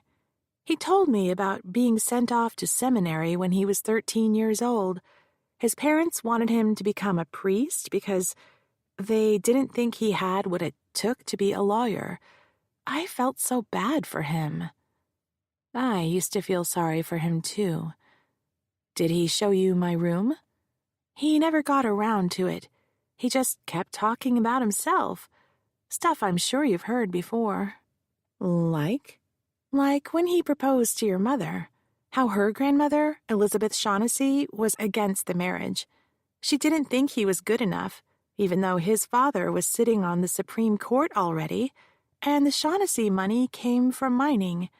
He said there hadn't been an educated person in the Shaughnessy family before he came along. To be fair, my mother went to Stanford, but she was the first woman in her family to go to college. They had no sons, and they didn't send their daughters to school until her. She had wanted to study engineering, but the school said, because she was a girl, she should major in mathematics. That's where they met. He was in law school at the time. Elizabeth Shaughnessy had not liked my father, but she would not have held his profession against him. I wondered, not for the first time, if she had sensed something wrong with him. Did he say anything else? He promised to tell me about my father, but he never did. Chapter 33. I must have fallen asleep on the couch. I startled when the door opened. As I oriented myself to the day, the last words of the trial I had been dreaming about were still in my ears. It was my own voice saying, "A secret is a prison." I knew what my closing argument would be. The sky outside the window was pink. Quinn was cocooned in her blanket beside me. Jerry was watching us from the chair, arms crossed. He stood when Jake entered the room. "Look, man, I am so sorry. I should have been here." Jake gripped Jerry's arm. "No apologies necessary, bro. You had no idea." Jake knelt down in front of me. "They killed Sonny." That was all I could get out before I started sobbing. It was a stupid thing to say. It was just a car. Quinn and I could have been killed. Innocent passersby, too. But the image incised in my brain was the black husk of what had been my car, still smoking. I had been stoic throughout the crisis, but once the emergency had passed and I knew my daughter was safe, emotions overwhelmed me. Jake held me and we rocked for a long time. I could feel Quinn stirring beside me. She stroked my back. It wasn't the car, I knew that. It was Frank abducting Quinn. He had been alone with Quinn when he was drunk. During the entire drive to the house, I had prayed that he wouldn't do to her what he had done to me. I also had a nagging feeling that Frank had lured me to the mansion with her. Maybe we should give the judge a call, Jake said. Tell him what happened. You could use a day off. I shook my head. We have to end this. Frank said there were investors who were afraid our case will shut down the movie and they'd lose their money. He hinted they were behind everything. Sophia, Eli. He must have told them I would be there at the mansion last night. He sat on his heels. You're saying your father set you up to be murdered? I didn't want to believe it. He could have told them he was going to get me there and have a talk with me. He tried to settle the case again. Maybe the bomb wasn't meant to kill me, but to scare me. It makes sense. Roman Ayeti and Alexander Dota Demian won't give up who hired them to kill Sophia and Eli. If professional hitmen are afraid of whoever hired them, these guys must be ruthless. Their investors have to be identified in the discovery Frank gave you, somewhere. We didn't get the financial stuff, remember? The judge bifurcated punitive damages from the main case. We aren't entitled to it until we win the first trial. Valerie isn't cooperating, and Amber disappeared. All I have left is Clevel, Ayeti, and Dota. Then I'm done. Forgot to mention something. Here's the thing about Reginald Clevel. The boys caught him trying to fly out last night. He must have heard about his brother's arrest. He's down at the station now. He's in custody? He agreed to go in voluntarily. Right. 2 detectives and maybe a few uniformed police officers looming over the suspect, suggesting that all he had to do was come in to answer a few questions, clear up some things. He knew that if he refused, he would look guilty. Not really voluntary, but for this case, I didn't care.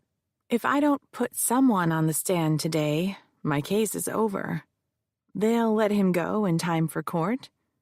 I'm sure the judge will give you another day, given someone blew your car up. What about Ayeti and Dota? Will they testify? Jake shrugged. You know how snitches are. The teleconference link is set up. Their lawyers and interpreters will be available. They won't tell you who hired them for the hits, but you could get some background out of them. They could flip any time and tell us everything we need to know. They could. They would if they hear about my car. Or that might be enough to scare them into silence. I can't risk it. We have to go today. Jake pushed to a stand. I'll make the coffee. One more thing, I asked. Did the cops talk to Frank? What did he say? Saw nothing, knows nothing. Right. When we arrived at court, Mickey appeared at my elbow. She had heard about the explosion and wanted to know more. I told her we would talk about it later. I was focused on questioning Clevel, Ayeti, and Dota, and didn't want to be distracted. Court started late. After being released, Clevel had insisted on going back to his hotel for a shower and a fresh suit. He sat at counsel table, tired but dapper. Frank was erect as ever in one of his black suits, but the bags under his eyes were dark and his flesh loose at the jawline. Long, thin scabs crossed his face from the flying glass. Ian Napier was business as usual, as was Ken Vincent.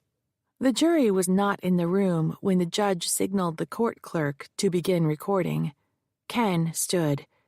Your Honor, you may have heard there was a terrible accident last night at the home of Mr. Gould during a family gathering. Ms. Gould and her daughter were visiting when someone attached a bomb to Ms. Gould's vehicle and detonated it. As you can see, Mr. Gould sustained a number of facial injuries. No doubt, the attack has unsettled everyone involved in this case. We believe that it would be in the best interests of the parties to recess the trial for the remainder of the week." "Is that the position of Mr. Clevel as well?" Frank said, "Yes, Your Honor." "Ms. Gould, what is your client's position?" I stood. "Absolutely not, Your Honor.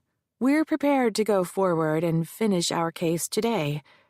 "Are you sure about that? Frankly, Ms. Gould, you look exhausted. I don't know how you're still on your feet." I felt unsteady. Little sleep, coffee, and the donuts Jerry had gone out for were not the healthiest start to the day. I gripped the edges of the lectern with both hands. "We insist." "Very well. The clerk will bring the jury back in." I tore off a bite of beef jerky while we waited for the jury. When I took the lectern again, I felt more stable.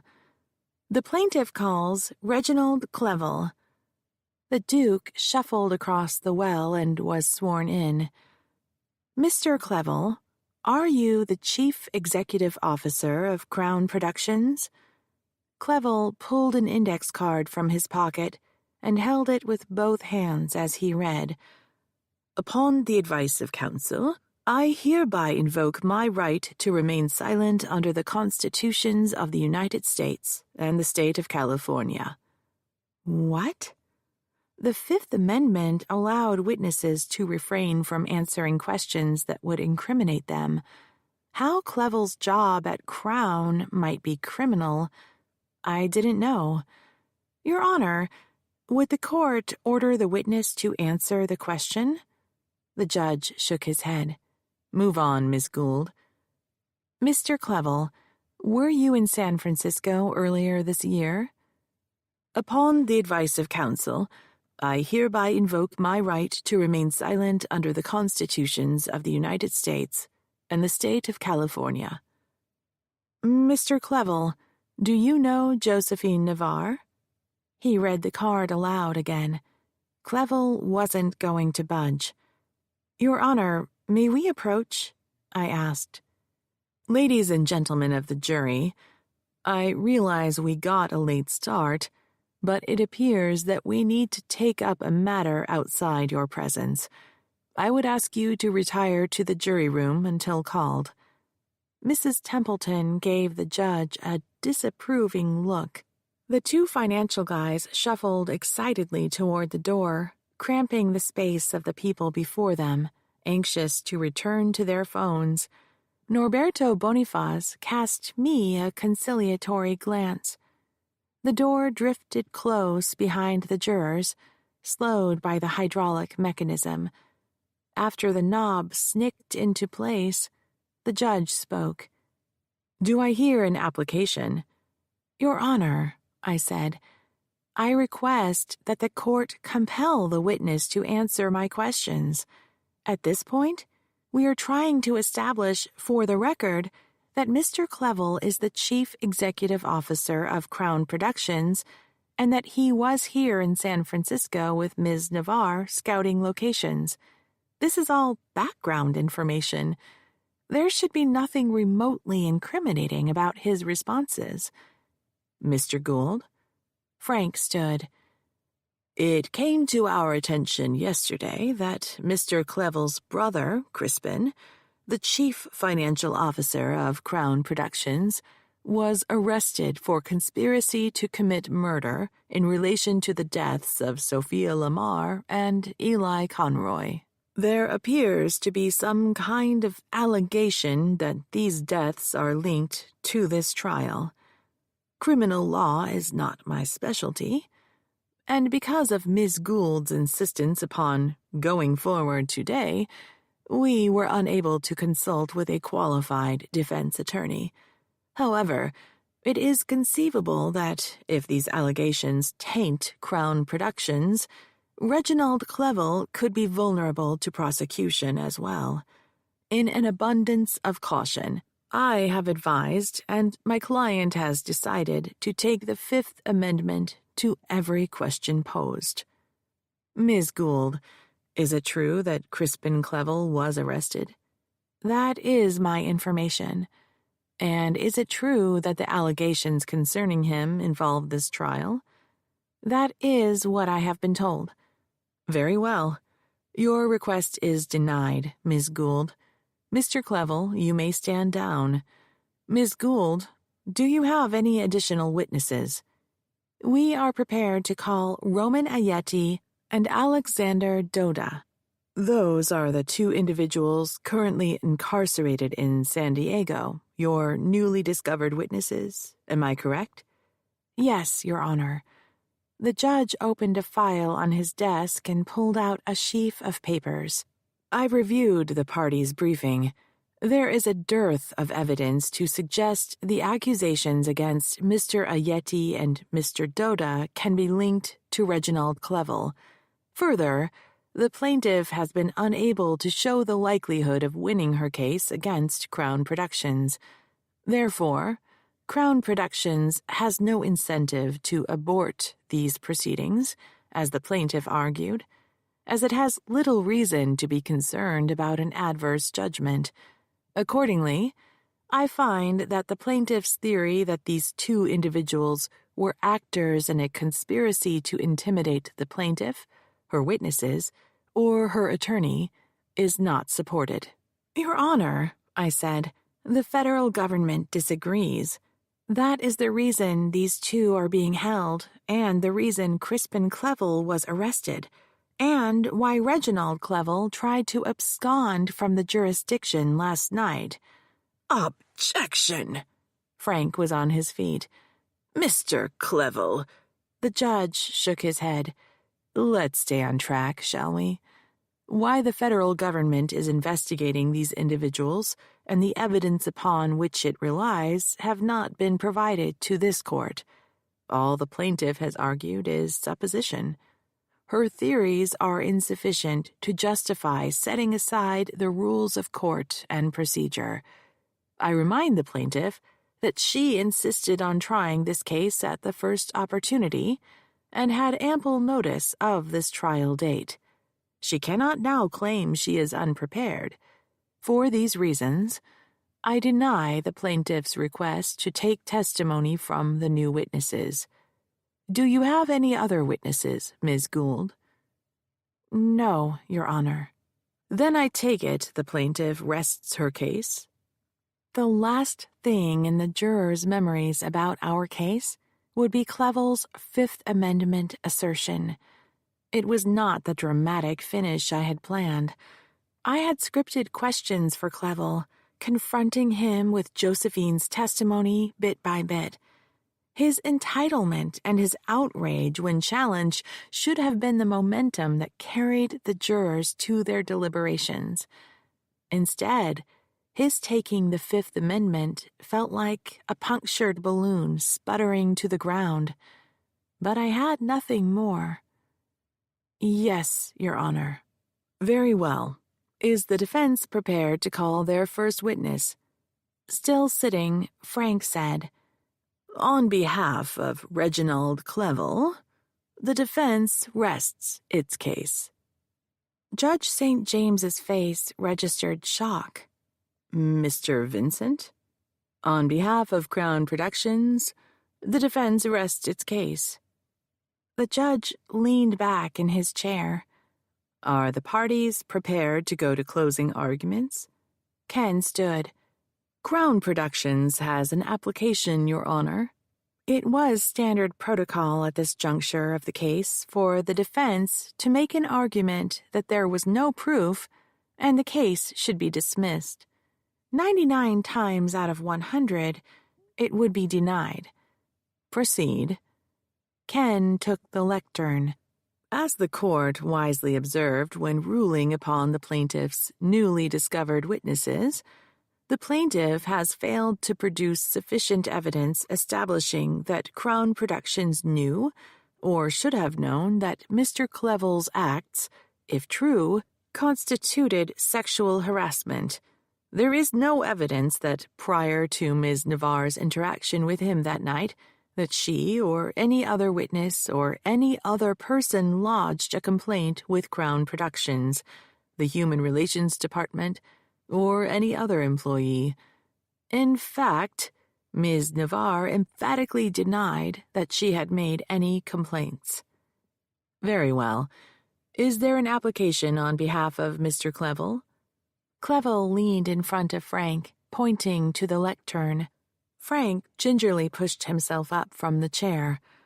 On behalf of Reginald Clevel, we ask the court to dismiss the plaintiff's complaint.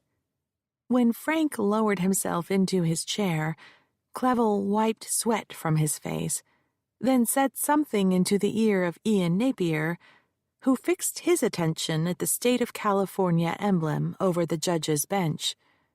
Very well.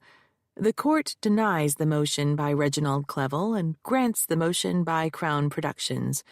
We will take a short recess, then bring back the jury for closing arguments. Everyone stood. As soon as the judge left, Ken began packing up his briefcase. "You're leaving me," Clevel said. "How dare you? I'm your biggest client, you two-bit hustler. Who do you think paid for that fancy suit on your back? You know what? That's fine. You're fired." Ken didn't respond. Clevel continued to sputter insults as Ken skirted into the well, briefcase in hand, and came around to my table. "I'm sorry we couldn't work it out, Maureen. Good luck to you." I needed luck. The judge had gutted my case when he dismissed Crown Productions. Valerie and Amber, my two collaborating witnesses, had disappeared. His honor wouldn't allow me to present a Yeti and Doda. It all boiled down to whether the jury believed Josephine. Chapter 34. I stood in the well, facing the jury. Mrs. Templeton watched me, her hands folded in her lap. Ms. Chang, too. Norberto Boniface clutched the arms of his chair. I waited for the two financial dudes to settle down. They exchanged looks, then posed themselves with eyes on me. Secrets bind the shamed to the guilty. Mr. Boniface's fingers dug into the armrest. Having their attention, I began my closing, walking slowly back and forth, making eye contact with each juror, not lingering on one in particular. A secret is a prison. The parties to the secret, both the shamed and the guilty, are locked in a cell together. The fact of their shared secret creates an intimacy that only they share. I paused, letting my words soak in. The cell walls are built of fear. The guilty uses fear to trap the shamed with him forevermore, because the guilty know that if the shamed one spoke, her word would be doubted. And she knows it too. How many of us have heard the phrase, "And then she cried rape"?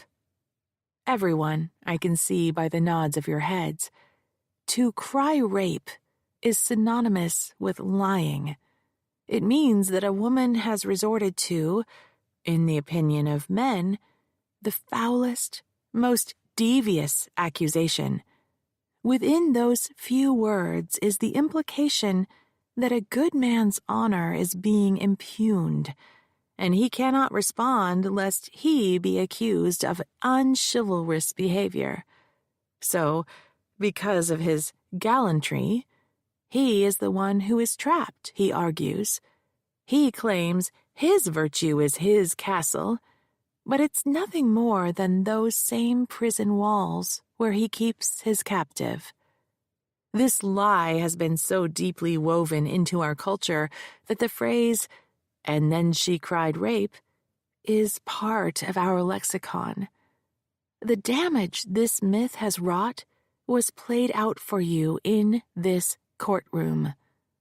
When our society accepts "and then she cried rape" as a truism, It cloaks a rapist in a fortress of impunity.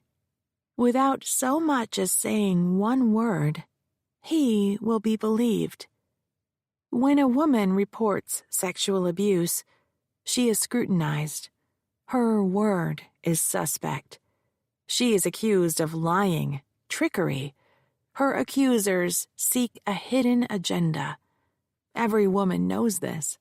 And that is how his castle walls become her prison walls.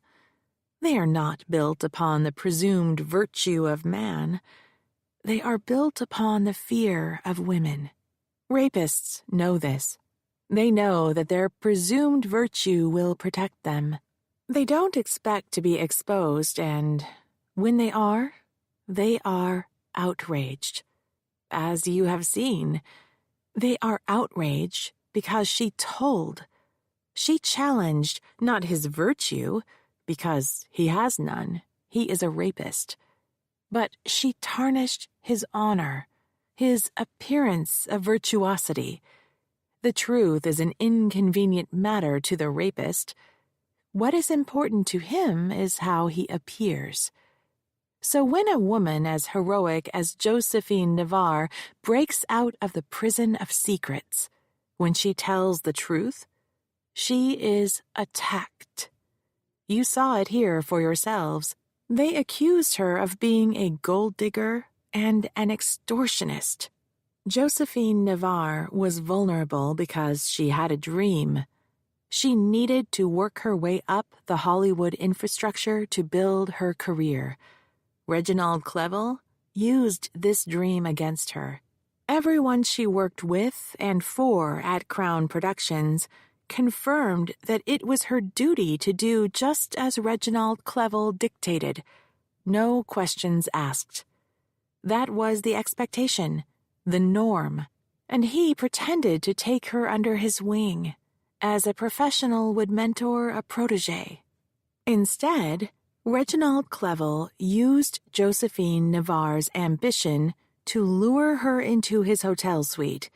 He spent months grooming her, educating her that his behavior in Hollywood was the norm, with the long hours, the alcohol, working from a hotel suite instead of an office, in his bathrobe.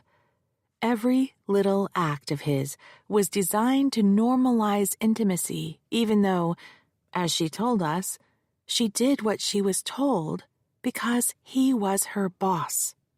But that evening in the Mark Hopkins bar, when he groped her leg, he had crossed the line.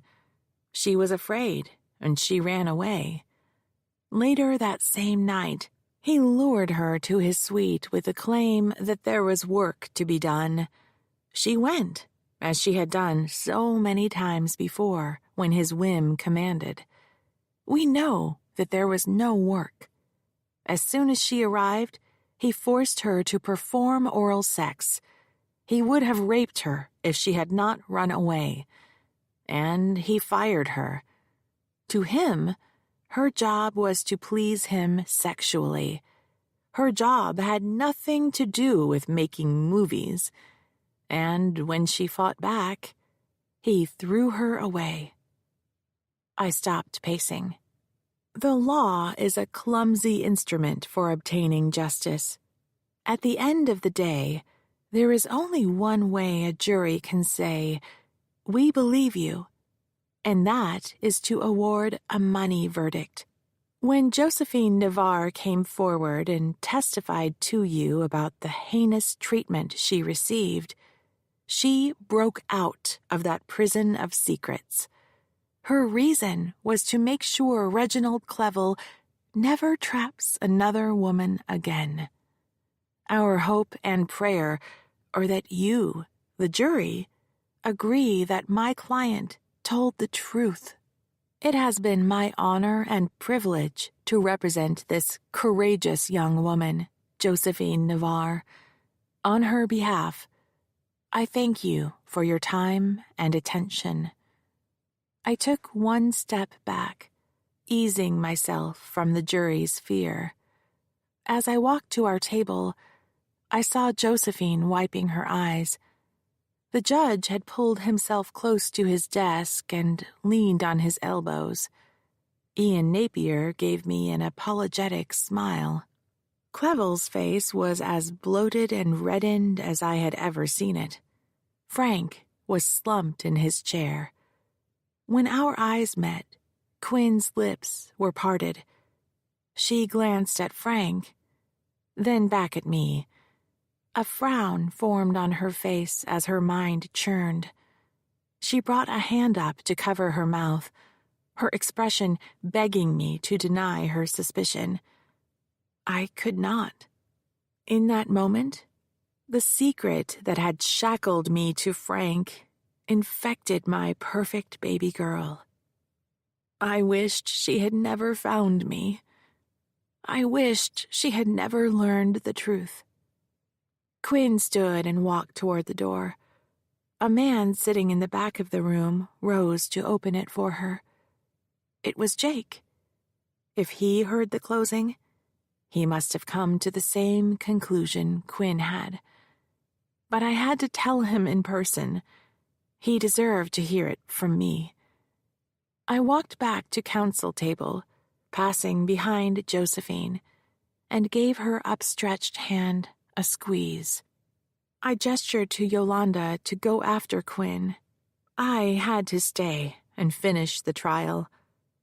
Frank pulled himself to a stand to give his closing. Ladies and gentlemen of the jury, learned counsel is an engaging speaker. There is no denying that.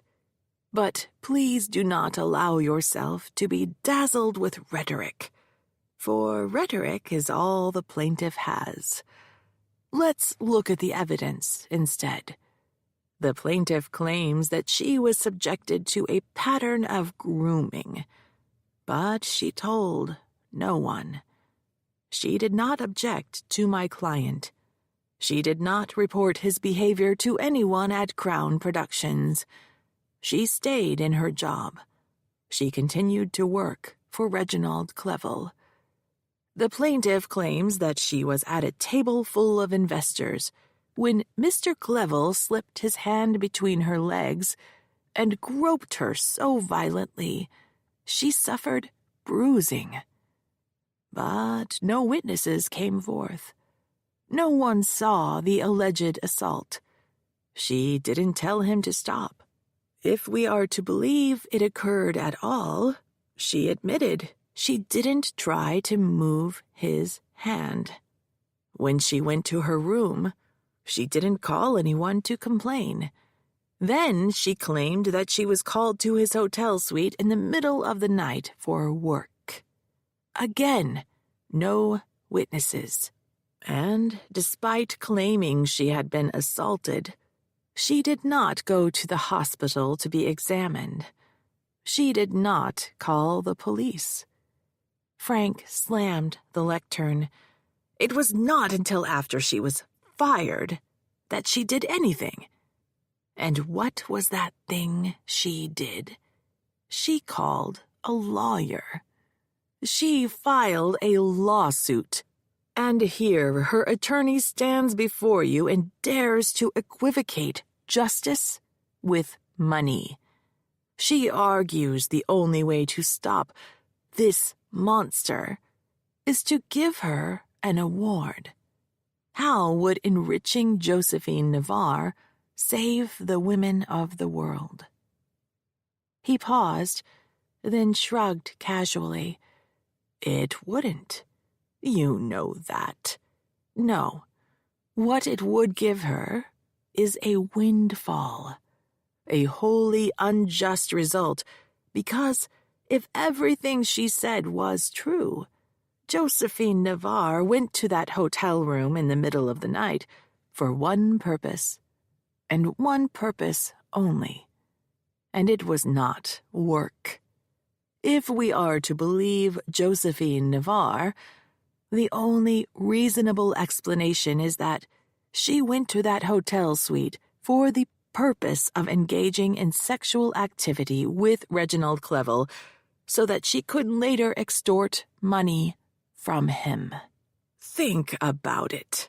After months of working long hours, often well into the night, going to parties, drinking every evening together after work, visiting him in his hotel room, dressing provocatively, allegedly at his request. If this progression of events took place as she said, how could she not know, expect, consent to, and desire sexual intimacy from Reginald Clevel? And when she was fired the following morning, as the old saying goes, hell hath no fury like a woman scorned. Just as her attorney told you, Josephine Navarre cried rape. Now it is up to you to decide if her story makes sense. Is it reasonable? Is it logical? Is she telling the truth? The jurors studied him as closely as they had me. The two financial guys were sitting upright, riveted for the first time as he spoke. Not a good sign. If they were against us, but 3 were for us, Mrs. Templeton, Miss Chang, and Norberto Bonifaz, that left 7 undecided. 9 jurors had to agree for me to win the case. It could go either way. The judge gave the jurors their instructions and sent them out to deliberate. Then he left. The court clerk tidied her desk. Frank snapped up his briefcase and stalked out of the courtroom, Clevel and Ian Napier in tow. Mickey Wong followed them out. Jake opened the gate, stepped through, and put an arm around my shoulder. "You were brilliant." I smiled gratefully. "He's right," Josephine said. "You don't know what it's like to see someone fight like that for you. I didn't know what to expect, you know. We've had our ups and downs, but in the end, you believed in me. I can't thank you enough." I was too tired to argue that I had never lost faith in Josephine's case. It was my job to test it from all angles, to find the weaknesses before they were exposed. I wouldn't have invested the time if I doubted her. "You're welcome. What's next?" "We go back to the office and wait for the court's call. You should come with us. When the jury comes in, we're expected to be back in court in 20 minutes. "A word?" Jake asked. Josephine took the hint. "I need to go to the ladies." She picked up her purse and left. Frank and Clevel won't be waiting at Frank's office. They were picked up on their way out of court. They're going downtown to answer a few questions. Crispin Clevel talked all night long. They couldn't shut him up if they wanted to. Ken Vincent was snagged as he left court, too. "Ken?" He took my hand and led me to one of the pews in the center of the courtroom. Crispin named the secret investor that everyone is afraid of, Proteus LLC. It's a corporation formed recently in California for the purpose of making investments.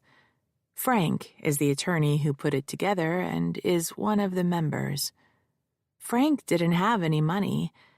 We can't tell from the state filings how much interest in Proteus he has, or what his donation was, but he was definitely one of the investors, and expected to see a handsome return when this movie was released. He could have embezzled from a client to get the money, and he needed it back before someone found out. He stole the Rivera. I wouldn't have suspected him of theft before this all happened, but you're always hearing about some lawyer who borrowed money from his trust and couldn't pay it back. We don't think that's what happened. This will be difficult for you, but you need to know. The other Proteus LLC investors are several individuals known to the federal authorities as human traffickers. My head felt wrapped in gauze. I couldn't connect what Jake was saying. You mean like pimps? Where on earth would Frank meet people like that? All of his friends had been bankers, investment advisors, hedge fund managers, business tycoons. If he was visiting the dark corners of San Francisco, surely someone on the police force would have spotted him. Word would have reached Jake. They abduct children in Asia and sell them to pedophiles. I don't get it. Where is Frank going to hook up with child traffickers? How would he meet them? His office is on the Embarcadero. He lives in Pacific Heights. Someone must have made an introduction, Jake said. Someone like who? Ken Vincent. What? You have got to be joking. He's the nicest one of the bunch. If anyone was a kitty diddler, it had to be Clevel. Jake shook his head. He waited for me to connect the facts. Ken Vincent, with the movie star looks, was my father's former associate. He flew back and forth from L.A. to San Francisco and would have easy access to Frank. He had intimidated Amber and Valerie into not testifying so that the judge would dismiss Crown Productions. He kept trying to settle the case before I got Crown Productions' financial records. If I had gotten those records, I would have found Proteus LLC's investments in the movie. Ken, all charm but elusive about his personal life. Thailand, a place infamous for the abduction of children for the sex slave industry, was one of his favorite destinations. Frank's going to say he didn't know where the money came from. He can say what he likes, but he knew. He had to have known. My breakfast was in my throat. I covered my mouth and doubled over, trying to hold it down. Jake jogged up to counsel table and grabbed a wastebasket. He put it at my feet and rubbed my back as I heaved. Frank was fronting for pedophiles. What had happened to me wasn't an isolated incident. It was who he was. He didn't travel internationally, so he must have met these people in San Francisco. They were his friends. When I was small, when he claimed he was working nights and weekends but didn't answer the office phone, when my mother suspected he had a mistress, he must have been with them, abusing children. I wasn't the only one.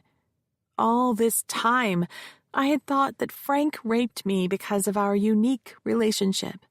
Because when I had embarrassed him that night at the cocktail party, he needed in his own twisted way to dominate me. That could have been true. But the more fundamental truth was that I was convenient. Just someone who was available at the moment. He ruined my life to satisfy an urge. I told Jake the truth. While I spoke, I felt like I was floating. I had no sense of my body or where I was. I was not in the courtroom, nor was I in my bedroom. The story spilled out from me as if I was narrating scenes projected on a movie screen. Afterwards, we were quiet for what felt like a long time. It struck me, sitting in a middle pew of the gallery, how much the courtroom resembled a church. The air felt heavy with the things I had said. A door squeaked. Yolanda stuck her head in. I've got Quinn and Josephine with me. We'll wait in the hall. The door drifted closed behind her.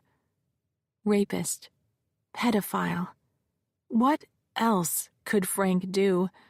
Had he authorized my murder to stop this case from going forward? Whoever gave the orders had Sophia and Eli murdered. That bomb that was planted in my car, it was done at the mansion. There was only one person who knew I would come there that night. Frank had abducted Quinn to lure me. We don't think it was Frank, Jake said, but we believe he knew who it was. Then who? Ken Vincent, again. I snorted. The man my mother tried to set me up with was not only a pedophile, but had tried to murder me. It all fit somehow. Chapter 35. The jury was out for 3 days. During that time, Reginald Clevel was charged, made bail, and skipped town. We later learned that he landed in Qatar, which had no extradition treaty with the United States, and was once again living the high life, trading on his title. Meanwhile, his brother Crispin couldn't afford bail. Reginald had taken any cash they had. Crown Productions' board of directors held an emergency meeting, terminated both Clevel's services, and hired a new attorney to guide it through bankruptcy. Ken Vincent posted bail. He was allowed to return to L.A. and continued to practice law with an ankle monitor hidden under his tailored suits. Frank was arrested and remanded. He couldn't make bail. I thought about visiting him in jail, but what for? Quinn was distant the first 24 hours. She spent her evenings in her room. I came home from the office after waiting for a verdict all day to find her sitting on the couch, absorbed in her tablet, playing games. I dropped my briefcase on the dining table and went into the kitchen. "Would you like a cup of tea?" I called as I put the kettle on the stove. "Yeah, sure." She didn't sound enthusiastic. I rummaged through the cabinet. "Cookies? I think we still have some chocolate chip left." "Okay." This time her voice was closer. She had moved to the breakfast bar. "Any news from court?" "The jury is still out." "How long, do you think?" "You never know." We ran out of small talk. I set a plate of cookies on the counter. After the tea bags had steeped, I put her cup in front of her and one in front of the stool next to hers, for me. After I sat down beside her, I said, "I owe you an explanation." I kept talking until the whole story was told. She listened without interrupting. "You should have told me." "You're right. I should have.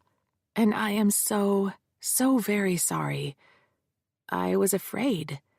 I was holding on to that juvenile fantasy of playing on the nursery room floor with my baby girl, and when you appeared, I lived it out for as long as I could. But it wasn't fair to you. I was being selfish. I was afraid that when you knew the truth, you would hate me, and I'd never see you again." "You were just a kid," she said. "It wasn't your fault. I could never hate you. You're my mom." After Judge's chambers called to say a verdict had been reached, my team gathered at the courthouse steps before going inside. Josephine in her black court suit, dreads pulled into a bun at the nape of her neck. Yolanda with the new purple tote she had ordered online. Quinn was wearing one of my suits. Mickey Wong passed us, giving me an upward nod on her way inside. "What do you think it is?" Josephine asked. I honestly had no idea. In the end, there wasn't a lot of evidence. It all hung on whether the jury believed Josephine. "I can't tell you," I said. "Either way, we did our best. I hope you know that." When we entered the courtroom, I was struck by how lonely Ian Napier looked, sitting alone at counsel table. His client and the 2 attorneys he'd tried the case with were in jail. This would be a watershed moment in his life as well. Without Frank, his rainmaker, he wasn't going to attract new clients. And with his own reputation damaged, how could he possibly not have known what was going on? He was unlikely to find new partners. The court clerk was standing at her station as we walked up the aisle. She gave us a kind smile. She would have no way of knowing what the verdict was, but she would appreciate that our lives, especially that of Josephine, would change forever in the next few minutes, and how anxious we must be. I held the gate door for Josephine and followed her to our table. Yolanda and Quinn sat directly behind us, where Eli once had sat. We shared one last round of squeezing each other's hands, then took our seats. Judge St. James entered. He stood behind the bench, arranged his robe, then said, "Madam Clerk, please call in the jury." Everyone in the courtroom stood. Several minutes passed as we waited. The judge glanced at the clock. I turned around to see if Mickey was at her station. She was, device in hand, prepared to thumb the news to the nation. The jury door opened and Josephine gripped my hand. Her fingers were cold. Mrs. Templeton was the first juror to look at me. Her face was solemn. Her eyes scanned the room. When they fell on Ian Napier sitting alone at his table, they widened. She was surprised. The jury, if they had obeyed the rules, had not watched the news while in deliberations and had no way of knowing that Clevel, Frank, and Ken Vincent had been arrested. She quickly recovered and took her place, standing in front of her chair as the remaining jurors filed in behind her. Norberto Bonifaz stole a look at me. It could have been conciliatory, I told myself. He would have been a holdout, and if he had failed to convince other jurors, he would have felt guilty. Don't get your hopes up. Ms. Chang was right behind him. She looked tired. "You may be seated," Judge St. James said.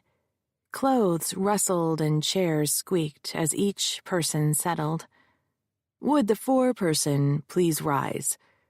Mrs. Templeton stood. "I understand that the jury has reached a verdict in this case." Josephine's grip was crushing my hand. "We have, Your Honor." "Will the parties please rise?"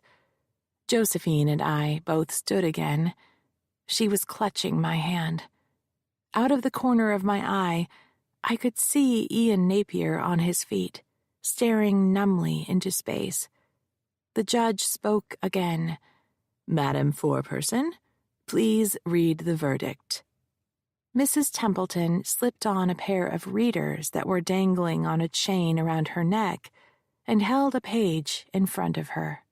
"We, the jury, in the case of J.N. versus Reginald Clevel, find by a preponderance of evidence that the defendant, Reginald Clevel, sexually assaulted J.N. on the date specified in the complaint.